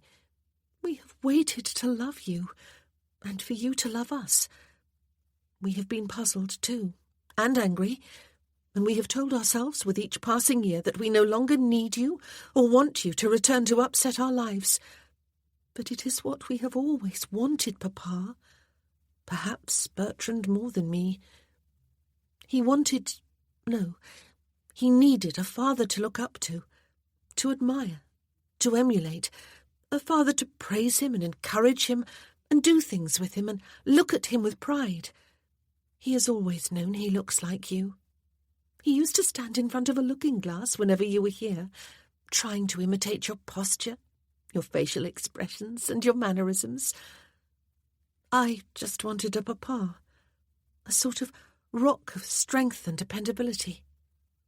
Uncle Charles is a good man, but he was never you." Marcel was wishing she had gone after her brother. Truth was beginning to be spoken among them, but it was halting, difficult, necessary, hurtful, endearing. He could go on and on. Sometimes it came blurting out all in a flood, as now with Estelle. Sometimes it was denied with some bitterness, as a moment ago with Bertrand. But he would endure it all, if there was a chance of getting his children back, totally unworthy though he was. "We have loved you anyway," Estelle said. "It was something we could never choose to do or not to do. It just is. And call us foolish if you wish, but we want to see you happy." "I can never make amends for the lost years," he said. "But I will try to give you now. It is all I can offer. Now on into as much of the future as we are granted. I am happy, Estelle, or was until 15 or 20 minutes ago." "No, you were not," she said. "Not really. We will never be quite enough for you, Papa, just as in time you will not be quite enough for either of us. I do not feel any burning wish for a season yet, but I surely will in time. I will want a husband and a family and a home of my own, and Bertrand will want a wife. He and I will not even be enough for each other, though we always have been and still are. We wanted you to be fully happy, and it seems to us that you gave up the chance because, for once in your life, you wanted to do something noble." "For once in my life?" He raised his eyebrows, and she flushed. "I am sorry," she said. "I am sure you must have done other noble things. Even when you announced your betrothal in Devonshire, you were being noble." He gazed at her. This daughter of his, who had so recently found her voice and revealed herself as a young woman of firm character and principle and considerable courage. She had blossomed before his eyes. "I will tell you this, Estelle," he said. "I am as proud of both you and Bertrand as any father could possibly be of his children. I will tell Bertrand that too. But what exactly is it the two of you want me to do?" She smiled at him, linked her arm through his, and turned them back in the direction of home. "I assume," she said, "that was a rhetorical question, Papa." Chapter 22. Viola and Abigail arrived at Brambledene Court 4 days before Christmas. They had come sooner than planned, because heavy clouds had loomed overhead for a few days, and the blacksmith, who had a reputation in the village for forecasting weather with some accuracy, had predicted snow for Christmas, and lots of it. Brambledene was the principal seat of the Earls of Riverdale, but Viola had never lived there as Countess, and so felt no awkwardness about going there now. Alexander and Wren had been busy since early summer, repairing the damage that neglect of years had caused to both the park and the house, though they had concentrated most of their efforts upon restoring the farms to prosperity and making repairs to the labourers' cottages. There was still much to be done. The park looked very barren, even for December, though the lawns were neat and much deadwood appeared to have been cut away from trees and hedges. The driveway had been resurfaced, and the wheel ruts of years smoothed out. The house was still shabby, but curtains and cushions had been renewed in the main rooms, and walls had been painted or papered. Everything gleamed with cleanliness and liberal doses of polish. "It is not yet a showpiece," Wren said, as she took them up to their rooms, despite the increasing bulk of her pregnancy. "But it is cosy, or so we tell ourselves. It is home, and now it will have a sort of housewarming. Oh, I am so glad the two of you have come. My first Christmas with Alexander would not have been complete without the whole family here." But Harry would be absent, Viola thought, without saying the words aloud. There had been one letter from him since she returned from Northamptonshire. In it he had wished her happy in her upcoming marriage, though he had expressed a wish that he had been able to interrogate the Marquis of Dorchester before the betrothal became official. He remembered him as Mr. Lamar, but while he and his young friends had looked up to him with some awe, as one devil, his exact word, of a fine fellow, he had not been the sort of man a son would want to see his mother marrying. There had been no letter from him since. Viola assumed her son would express some relief in his next one. "Except for Harry," Wren added. "Let us hope that the wars will be over by this time next year, and we can all be together. Including this babe," she added, patting her abdomen. They were not the first to arrive, early though they were. Althea and Elizabeth, Alexander's mother and sister, had come the week before, and Thomas and Mildred, Lord and Lady Molyneux, had arrived the day before with their 3 boys, who had been let loose from school for the holidays. That was how one of them described their presents to Viola anyway. She loved them instantly. Boris, aged 16, Peter, 15, and Ivan, 14. They were polite, charming boys, who looked to her like 3 kegs of powder just awaiting a spark so that they could explode into activity and mischief. Camille and Joel arrived the next day with Viola's mother and the 3 children. Sarah fell instantly in love with Boris, who lifted her to one shoulder almost as soon as her feet were inside the nursery and galloped about the room with her, while she clutched his hair and shrieked with fear and joy. Winifred eyed Ivan and informed him that he was her first cousin once removed, since he was her mamma's first cousin, and that he was 4 years older than she. If he would tell her when his birthday was, she would be able to tell him exactly how many more months than 4 years. Ivan looked at her rather as if she had 2 heads. March the 24th, Peter told her. Mine is May the 5th. And mine is February the 12th, Winifred said. I think. You think? Ivan said. I am not quite sure. I was an orphan before Mamma and Papa adopted me, she explained. I was in an orphanage. Papa grew up there before me, and Cousin Anna. Really? Ivan's interest had been caught, and Viola went back to the drawing room to speak with her mother. Most of the other guests arrived before dark, and an unexpected one in the middle of the evening, long after dark. "Whoever can that be?" Matilda asked, when they heard the unmistakable rumble of wheels on the terrace below the drawing room. "I hope it is not Anna and Avery and Louise," her mother said. "The baby should be in her bed already. And it is never safe to travel any distance after dark," Matilda added. "Surely it is not them. Louise is far too sensible. Or perhaps they were afraid it would snow and so pressed onward." Alexander laughed. "There is one way of finding out," he said, getting to his feet. "I shall go down." He came back less than 5 minutes later with a single traveller, a young man who strode into the room one step behind him, looked about him with eager good cheer, and went striding off toward his mother, arms outstretched. "Hired carriages are an abomination," he said. "I am convinced every bone in my body is in a different place from where it was when I started." Viola was on her feet without any awareness of how she had got there. "Harry!" she cried, before she was enfolded in his arms and hugged tightly enough to squeeze all the breath out of her. "So," he said, looking down at her while noise and exclamations of pleasure erupted about them, "where is the happy bridegroom?"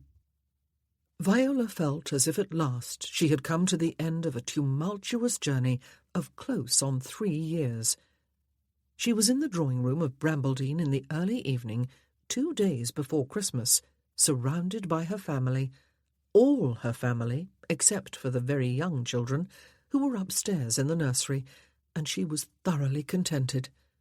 She tested the word happy in her mind, but decided that contented was the better choice. Contentment was a good thing. Very good. Finally, she was able to accept with her whole being that Humphrey's family was indeed hers too, even though their marriage had never been a valid one. They were her family because they had chosen her, not only during the 23 years when really they had had no choice, but in the close to 3 years since, when they could have disowned her. And at last she had chosen them to be her family. She gazed about the room from her position on a small sofa beside Althea, Alexander's mother. They were all here, the Kingsleys, the Westcotts, and their spouses and older children. Ivan and Peter were playing a duet of dubious musical distinction on the pianoforte, and Winifred was leaning across the instrument on her forearms, watching their hands and making what were probably unhelpful suggestions when they hit one of their frequent wrong notes or contested the middle keys with some sharp elbow work. Viola's mother and Mary were in conversation with Humphrey's mother. Jessica and Abigail were squeezed onto another sofa on either side of Harry, while Boris was perched on a pouf in front of them. They were all absorbed in some tale Harry was telling. Camille and Anna had their heads together, talking about something. Wren and Joel and Avery were in conversation together. It was, in fact, a warm family gathering, and there was even an extended family member present. Colin, Lord Hodges, Wren's younger brother, who was currently living 8 or 9 miles away at Withington House, Wren's former home, where Alexander had met her less than a year ago. He was a good-looking, good-humoured young man who had caught the attention of both Abigail and Jessica earlier in the day. He was currently standing by the window, talking with Elizabeth, who was perched on the window seat. The room was lavishly decorated for Christmas and smelled wonderfully of pine. Alexander and Thomas, Lord Molyneux, had gone out to the stables and carriage house after luncheon to look at the sleds that had been stored away for years, to see if they could possibly be used if it should indeed happen to snow. Most of the rest of them went out to gather greenery from the park, pine boughs and holly, ivy and mistletoe. Then they had all set to with a will to decorate the drawing-room and the banisters of the main staircase. Matilda had marshalled a group to make a kissing bough, which now hung from the centre of the ceiling, and had been visited accidentally on purpose, as Avery phrased it, by several couples and a few non-couples. Harry had kissed Winifred and his Aunt Matilda, who had told him to mind his manners, young man, and then had tittered and blushed. Boris had kissed Jessica and turned a bright red, even though she pointed out that they were cousins, you silly boy. Colin had gallantly kissed both Jessica and Abigail, and they had turned bright red. The Yule log would be brought in tomorrow, Alexander promised, and then it would be Christmas indeed. The carolers would surely come from the village. They had promised anyway to revive that old tradition, and there would be a wassail bowl awaiting them, and mince pies and a roaring fire in the hall. Christmas was a happy time, Viola thought, content to be quiet, while Althea knitted beside her and smiled about at the scene before her eyes. It was a family time, a time to count one's blessings and fortify oneself for the year ahead. For the new year would bring changes, as all years did, some of them welcome, some a challenge. One needed to grasp the happy moments when one could, and hug them to oneself with both arms. Her blessings were many indeed. Someone from Harry's battalion had needed to come back to England for a month or so to select recruits from the 2nd Battalion and train them rigorously for battle before taking them out to the peninsula to bring the 1st Battalion up to full strength again. He had volunteered for the unpopular task so he could attend his mother's wedding. The letter in which she had informed him that there was to be no wedding after all had not reached him before he sailed for England. The armies moved about a great deal within Portugal and Spain. Often the mailbags were redirected several times over before they were delivered into the correct hands. Viola was very glad that letter had not arrived. Harry looked healthier and more robust than he had looked several months ago, when he had insisted upon going back earlier than he ought after recovering from his injuries. He was also leaner than he had been and harder. There was something about his eyes, the set of his jaw, his very upright military bearing. It was impossible to put it quite into words. He had matured, her son, from the carefree, rather wild young man he had been at the age of 20, before his world collapsed along with hers and Camille's and Abigail's. He was a man now, still energetic and cheerful and full of laughter, with that suggestion of hardness lurking beneath it all. But he was here, and she felt it would be impossible to be happier than she was right now. After Christmas, when she went back home, she would carry this feeling with her. She would make her happiness out of her family, though they would be dispersed over much of England. Not too far for letters, however, and she liked writing letters. "Now who can be coming?" Matilda asked, and they all stopped what they were doing to listen. There were the unmistakable sounds of horses and a carriage drawing up outside the front doors. "Are you expecting anyone else, Wren?" "No," Wren said. "Perhaps one of the neighbours." but it would be a strange time for a neighbour to come calling uninvited. "I shall go down and see," Alexander said. He was gone for several minutes. When he returned, they all looked at him inquiringly. There was no one with him. "Harry," he said, "can I trouble you for a moment?" "Me?" Harry jumped to his feet and strode toward the door. Alexander ushered him through it and closed it from the other side. The rest of them were left none the wiser about the identity or errand of the caller. "If there is something I cannot abide," Louise, Dowager Duchess of Netherby, said, when neither man had reappeared after a few minutes, "it is a mystery. Can it be army business? Whatever can Harry do to help?" At least 10 more minutes passed before the door opened again. It was Harry this time, looking every inch the hardened military officer. "Mamma," he said, and beckoned her. "Well," Mildred was saying as Viola left the room, "is this some new sort of party game? Are we all to be summoned, one at a time?" Viola stepped outside, and Harry closed the door. "The Marquis of Dorchester wishes to speak with you in the library," he said. "If you wish to speak to him, that is. If you do not, I shall go and tell him so. I have made it quite clear to him that I will not allow you to be harassed." She stared at him in the flickering candlelight of one of the wall sconces. "Marcel," she said. "he is here?" "But not for much longer if you do not want to see him," he said. "I shall show him the door, and if he is reluctant to move through it, I will help him on his way." "He is here?" she said again. He frowned. "You are not about to faint, are you, Mamma?" he asked. "Do you want to see him?" The reality of it was just striking her. He was here, at Brambledene, in the library. "Yes," she said. "Perhaps I ought." He was still frowning. "Are you sure?" he asked. "I will not have you upset, Mamma. Not at Christmas. Not at any time, actually." "He is here," she said.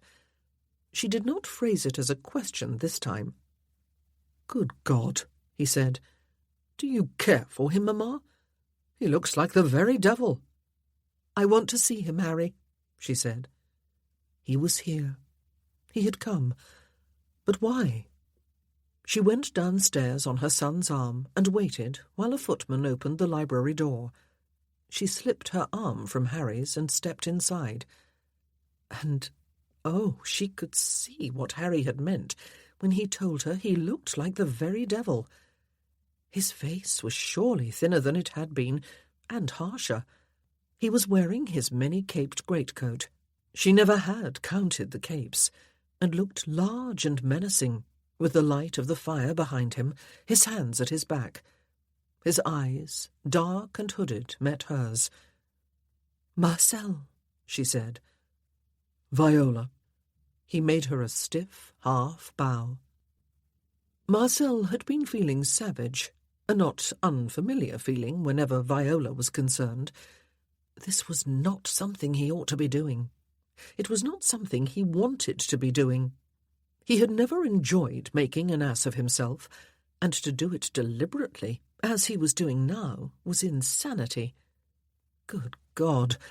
That puppy had treated him as though he were a worm he would squash beneath his foot at the slightest encouragement. And Riverdale had stood just inside the door, as he was still doing now, hard-faced and silent, like a damned jailer. What he ought to do, he thought, after the son had gone back upstairs, was leave right now without another word, and without waiting to be dismissed. He should stride from the room and from the house while some shred of dignity remained to him. But no, it was too late for that. There was no shred left. He had made a prize ass of himself, all because he had wanted to prove something to his twins, that he loved them, and even that was a head-scratcher. How could he prove he loved them by proposing marriage to a woman who had been about to leave him while they were having an affair, who had told him with perfect clarity, after he had announced their betrothal, that she was having none of it, who had repeated that rejection when she had come to Redcliffe, who had not uttered one word of protest when he had announced that they were not betrothed, and who had left his house the following morning as though she were being pursued by the hounds of hell. Sometimes he wondered, after all, about the upbringing Jane had given those two. How could they have grown up so muddle-headed that they could believe that she loved him? How could they think he could possibly love her, and want to marry her? And why did they care after the way he had neglected them? But here he was, and there they were, established in two far from luxurious rooms at the village inn nearby. They had seen him on his way, as though they were sending him to his execution. Estelle teary-eyed as she gave him a hug, Bertrand with tight lips and an unreadable expression, and a handshake that might have ground to a powder all the bones in a lesser man's hand. "Good luck, Papa," he had said. It had almost been Marcel's undoing. It was the first and only time his son had called him Papa. He had never managed even a father before, but only a deferential Sir. Riverdale had had a servant come in to light the fire, and had lit 2 branches of candles himself before he went upstairs to fetch Captain Harry Westcott, and then took up his silent vigil inside and to one side of the door. The fire was warm at Marcel's back now, but he did not remove his greatcoat. He felt damned silly. Here they were, 2 grown men, standing silently in the same room, as though they had never heard of making polite conversation. The weather at least ought to have been a decent topic. It was surely going to snow, though it had not happened yet. The door opened. Estelle was quite right.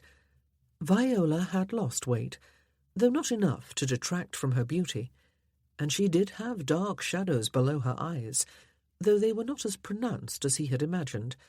There was not a vestige of colour in her face. Even her lips were pale. Her posture rivalled that of her military officer's son. "Marcel," she said, her lips hardly moving. "Viola." He made her a half bow, and looked from Westcott to Riverdale, his eyebrows raised. "Do we need nursemaids?" It was probably not the best start he might have made, but he was damned if he was going to deliver a marriage proposal in the hearing of 2 men who would as soon run him through with a sword as give him the time of day. "You can go back to the drawing-room, Harry," she said. "And you too, Alexander. They are all very curious up there to know who the visitor is." "There is a footman in the hall outside, should you need him," Westcott said, and they left, shutting the door behind them. Marcel stared at Viola, and she stared back, before he pulled impatiently at the buttons of his greatcoat and tossed it onto a nearby chair. "I am not going to ask questions," he said. "Not yet, at least. That would put the burden upon you, and I have been told that doing so would be unfair. I am going to make statements. To begin, I will say again that I thought it was going to be a brief, thoroughly enjoyable affair. I was right about everything, except the brief part. I was not finished with you. I was annoyed when you were finished with me. That had not happened to me before. If only you had given me another week or so, I would have been done with you and ready to move on." "Marcel," she said. "No," he said, holding up one hand. "I will not be distracted. That was what I thought. Then I made that rash and foolish betrothal announcement, and felt angry and injured, and blamed you. I had not been given the time to work you out of my system. You were still there when you came to Redcliffe. You were still there when I told everyone I was not going to marry you after all. And after you left, I could not rid myself of you." "Marcel," she said again. "I am not doing very well, am I?" he said. "I had a speech. At least I think I did. I do not think I planned to tell you that I could not rid myself of you. What I meant to say was that I could not forget you, because you were there to stay, because you are here to stay. In me. I hesitate to say in my heart. I would feel too much of an ass. And I suppose I should apologize for using that word. I am never going to be over you, Viola. I suppose I am in love with you. No, I do not suppose any such thing. I am in love with you. I love you. And if there is any chance, any remote possibility that you have changed your mind since that day on the beach, then please tell me, and I will ask you to marry me. If there is no change, then I will go away, and you need never see me again or listen to any more of this drivel. He stopped, appalled. Marcel. She had come a few steps closer, and her eyes were bright. She blinked them. I had not tired of you. He frowned at her in incomprehension. Then why did you say you had? He asked. I did not. She came one step closer. I told you I needed to go home. I felt disconnected from my family and my life.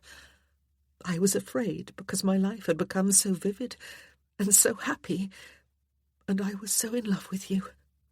And I knew it was not in the rules of the game to become too emotionally involved. I sensed the end coming, and out of a sense of sheer self-preservation, I wanted some control over how it ended. I thought perhaps I could keep my heart from breaking if I ended it. You did not say you had tired of me? He asked, frowning more deeply and trying to remember her exact words. No, she said. He closed his eyes and tried hard to remember, but all he could recall was the terrible hurt and the inevitable anger. I lashed back at you, did I not? He said. You told me you were glad I had said it first, she said, because you never liked to hurt your women. Oh, yes, I did. He closed his eyes as if to shut out the horrible, embarrassing memory of his pettiness.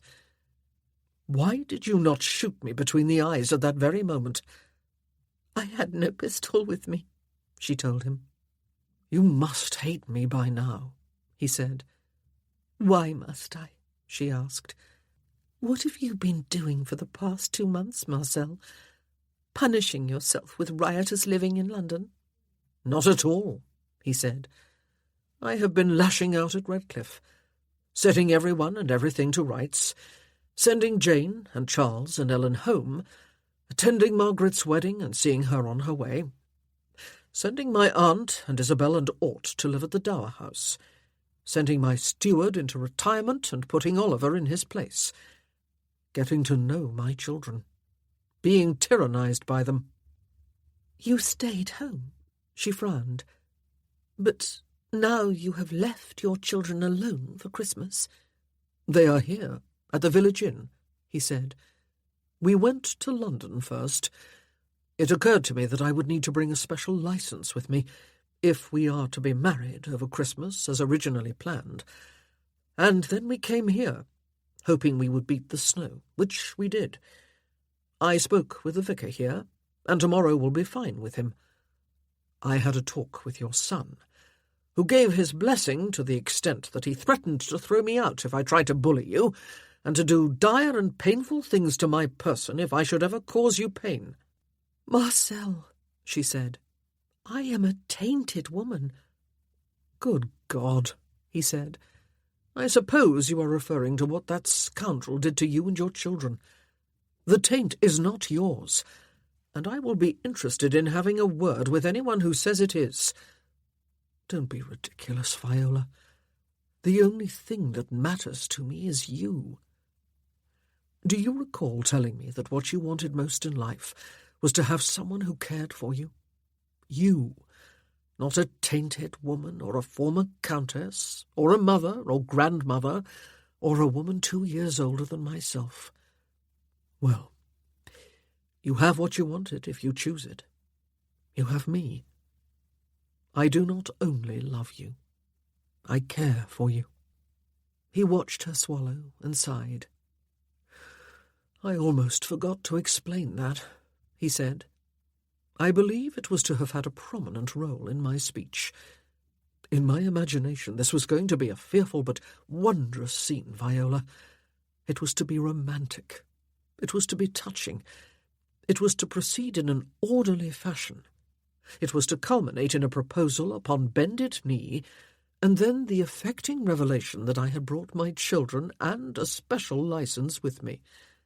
And it was to end up with us locked in an embrace." "And?" she said. "And?" He raised his eyebrows and looked blankly at her. "I have not seen the bended knee yet," she said. "Viola," he frowned, "do you love me?" Her eyes, gazing at him, grew luminous. "Yes," she said. He drew a deep breath, held it, and let it out on a silent sigh. "And will you marry me?" "I will have to think about it," she said. "Have mercy," he said. "Knees become rheumatic, you know, when one passes the age of 40. "Do they?" She smiled.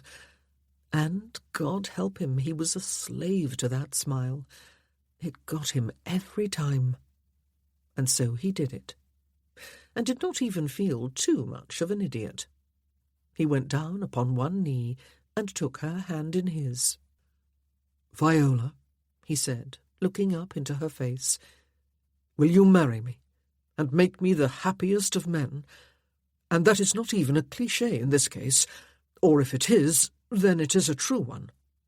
Somehow, this time, her eyes and her face smiled before her lips caught up to them. She had never looked more dazzlingly beautiful. "Oh, I will, Marcel," she said, and he remembered to fumble in his pocket for the box with the diamond ring he had bought in London, using Estelle's finger and both her and Bertrand's opinions to estimate the size. He slid it onto her finger, and it neither got stuck on her knuckle nor fell off again. "The diamond is not as big as the other one I bought you," he said, "but this was all I could afford after that extravagance. Now, would you like to tell me how I am to get up again?" "Oh, silly," she said. "You just turned 40, not 80. And she came down on both knees before him and wrapped both arms about him and smiled into his eyes. And he wrapped his arms about her and kissed her. And everything was perfect after all, just as it was. He was home at last, and safe at last, and at peace at last. Except that, "I suppose," he said, drawing back his head with the greatest reluctance, "we had better go up and make the announcement and face the music."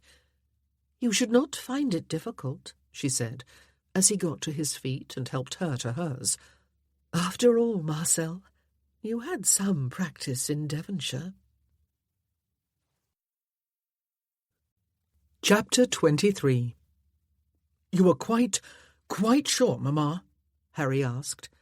He was standing in the doorway of her bedchamber, looking achingly handsome and smart in his green regimentals, which someone had brushed and cleaned so that they looked almost new.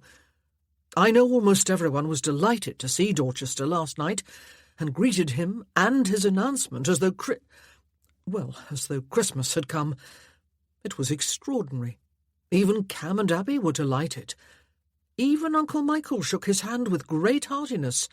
But, Harry," she said, "I am quite sure."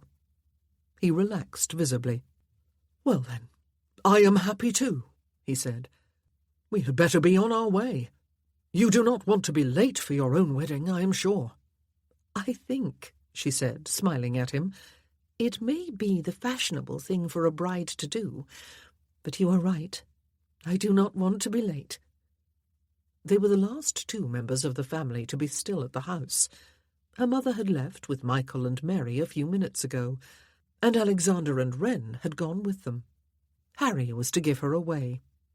"I must say," he said, looking her over from head to foot. "You look as fine as fivepence, Mamma." She was wearing a cream-coloured dress of fine wool, plain, high-waisted, high-necked, and long-sleeved. She had thought it was perhaps not quite festive enough for the occasion, but she was no blushing young bride to be decked out in frills and flounces, and the dress was new, purchased in Bath when she was there a few months ago. She had fallen in love with it on sight, and had intended to wear it for the first time on Christmas Day. She was wearing it one day early instead, for her wedding. "Thank you," she said, and he strode forward to help her on with the heavy wool cloak that matched the dress in colour. "Those are not the pearls you usually wear, are they?" he asked. "No." She smiled quietly to herself. "They were a recent gift, and the earrings." "Well," he eyed them a bit dubiously, "they are very fine." And they were on their way to the church in the village, under skies heavy with snow clouds that had stubbornly held on to their load for several days now. But even as she thought it, one flake and then another floated down beyond the carriage window. "Oh, look," Harry said. "Snow! Many more flakes and we may be able to use those old sleds after all." But Viola would think of the possibility of a white Christmas later. Harry handed her down at the church gates, and she walked along the churchyard path and into the church porch on his arm. There she removed her cloak and hung it up on a hook, while she ran her hands over her dress to smooth out any wrinkles. Someone must have been on watch. The old organ began to play within moments of their arrival, and they proceeded into the church itself and along the nave toward the altar, where the vicar waited. "Come, Mamma," Sarah said, and was immediately hushed. They walked among family, and soon-to-be family. Estelle was sitting in the front pew on the left-hand side, beside Abigail and Camille and Joel. Bertrand was on the right-hand side, handsome and dignified in his role as his father's best man. And Marcel, halfway into the aisle himself, so that he could watch her come with intense dark eyes and austere expression. He was wearing a brown coat with a dull gold waistcoat and fawn pantaloons and white linen. All was right with the world, Viola thought. Sometimes one did feel that way, as though one's heart expanded to fill with all the love and well-being in the universe, as though nothing could ever happen to shake that inner tranquillity, no matter what troubles lay ahead. And how fitting it was that she should have that feeling now on her wedding day, her only real wedding day, with Marcel, who had come for her and told her he loved her and asked her on bended knee to marry him. He had even remembered to bring a special license with him. She smiled inwardly, and his eyes grew more intense and his face more austere. She was not deceived for a moment. And then she was beside him, and his eyes were still focused upon her, and her own remained on him, even while she allowed her awareness to expand, to feel the presence of all who were nearest and dearest to her, and of his children, for whose sake he had eventually returned home. Oh, yes, all was right with the world. The organ had stopped playing. "Come, Mamma," Sarah said again into the silence. Someone shushed her again. "Dearly beloved," the vicar said.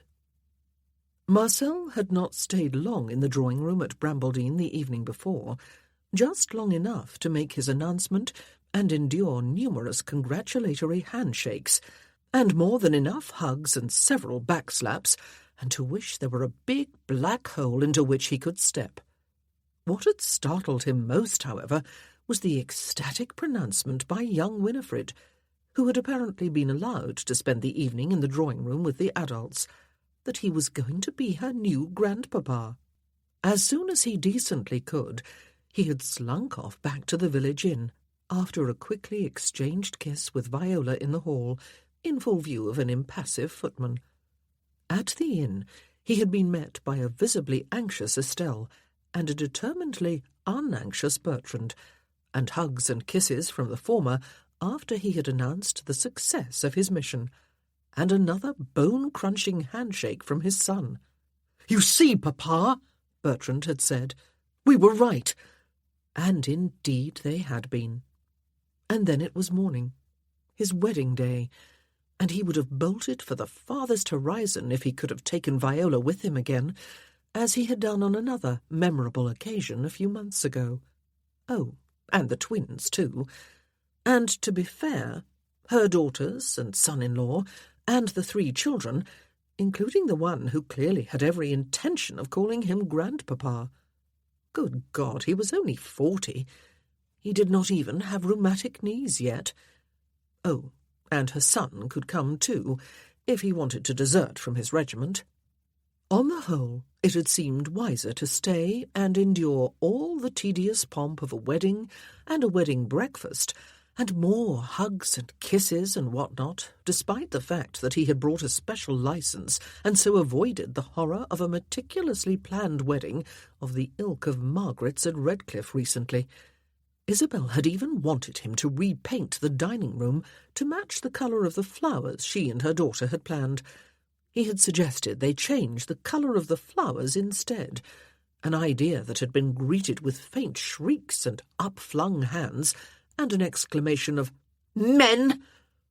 And now here he was at the church, intensely aware of Bertrand at his right and Estelle across the aisle to his left, and of the strange transformation his life had undergone in the few months since he had looked beyond a tap-room door to the newly arrived guest who was bent over the register the innkeeper had turned for her signature. And then he was intensely aware of the vicar coming from the vestry, and of the organ beginning to wheeze and produce music, and of the arrival, as he got to his feet and turned to look back, of the fierce young puppy who looked really quite formidable today in his full regimentals. And, Viola, understated in an unadorned cream dress, allowing all her elegance and beauty to speak for themselves, and they spoke loudly and clearly to the deepest chambers of his heart, or rather, they shone and warmed his whole being. He gazed at her as she approached on her son's arm, no longer aware of anyone or anything else. He gazed as though only by doing so could he keep her here and prevent her from disappearing while he awoke from a dream. She was not smiling. At least her lips were not. But she had that ability he had noticed before of smiling with her eyes and her whole face and rendering the curving of lips redundant. Viola, the love of his heart, which sugary language he did not stop to analyse. It was only as she took her place beside him that he noticed the only adornments she wore, the large, cheap pearls about her neck and at her ears. And she smiled, a full-on smile that everyone would see. And he became aware of everyone again, of his son on his other side, of Viola's son on her other side, of Estelle beyond him, of all Viola's family members, soon to be his, half filling the church behind them. He was aware of the silence as the organ stopped playing. He heard the infant granddaughter, soon to be his, identify her grandmother aloud before being shushed. "Dearly beloved," the vicar said. And then it began, the rest of his life. It was snowing when they stepped out of the church. Thick white flakes were descending and melting as they landed, but the heat of the ground was fighting a losing battle against the onslaught the clouds were unleashing upon it. Already the grass was turning white, as were the roofs of the carriages. But despite the weather, a number of curious villagers had gathered beyond the church gates and cheered, some of them self-consciously, when it became obvious to them that a wedding had taken place. That of the former countess, in fact, who was now, the innkeeper's wife was not shy about explaining, the Marchioness of Dorchester, since that was the Marquis with her. He was the grand gentleman who had stayed at the inn last night. Mildred's boys and Winifred were out on the church path. Armed with colourful flower petals, they had wheedled out of a reluctant gardener proud of his hothouses. They threw them over the bridal couple as they hurried along the path toward Marcel's carriage, cackling and whooping as they did so. "Young jackanapes," Marcel said, brushing at his greatcoat and shaking off his hat before joining Viola inside the carriage. He was too late, as it happened. Young Ivan had kept back one fistful of petals for just this moment. And then they were in the carriage alone, and it was moving off from the gates so that the next carriage could draw in behind it, and a grating, banging, clanging, dragging sound assailed their ears. "We began with carriage trouble," Marcel said, raising his voice above the din. "We might as well continue with it. I suppose there are boots attached back there, and other paraphernalia. There is at least one pot. Anyone would think we had just got married." He turned toward her and smiled, and she smiled back. "I think that is exactly what has just happened," he said. "Yes." He gazed at her. "And there is a wedding celebration to come," he said. "Yes," she agreed. "And carolers this evening, and the Yule log and the wassail bowl, and Christmas tomorrow, and probably sledding and snowball fights, and snow angels, and goose and plum pudding." "And there is the time between this evening and tomorrow," he said, "just for you and me."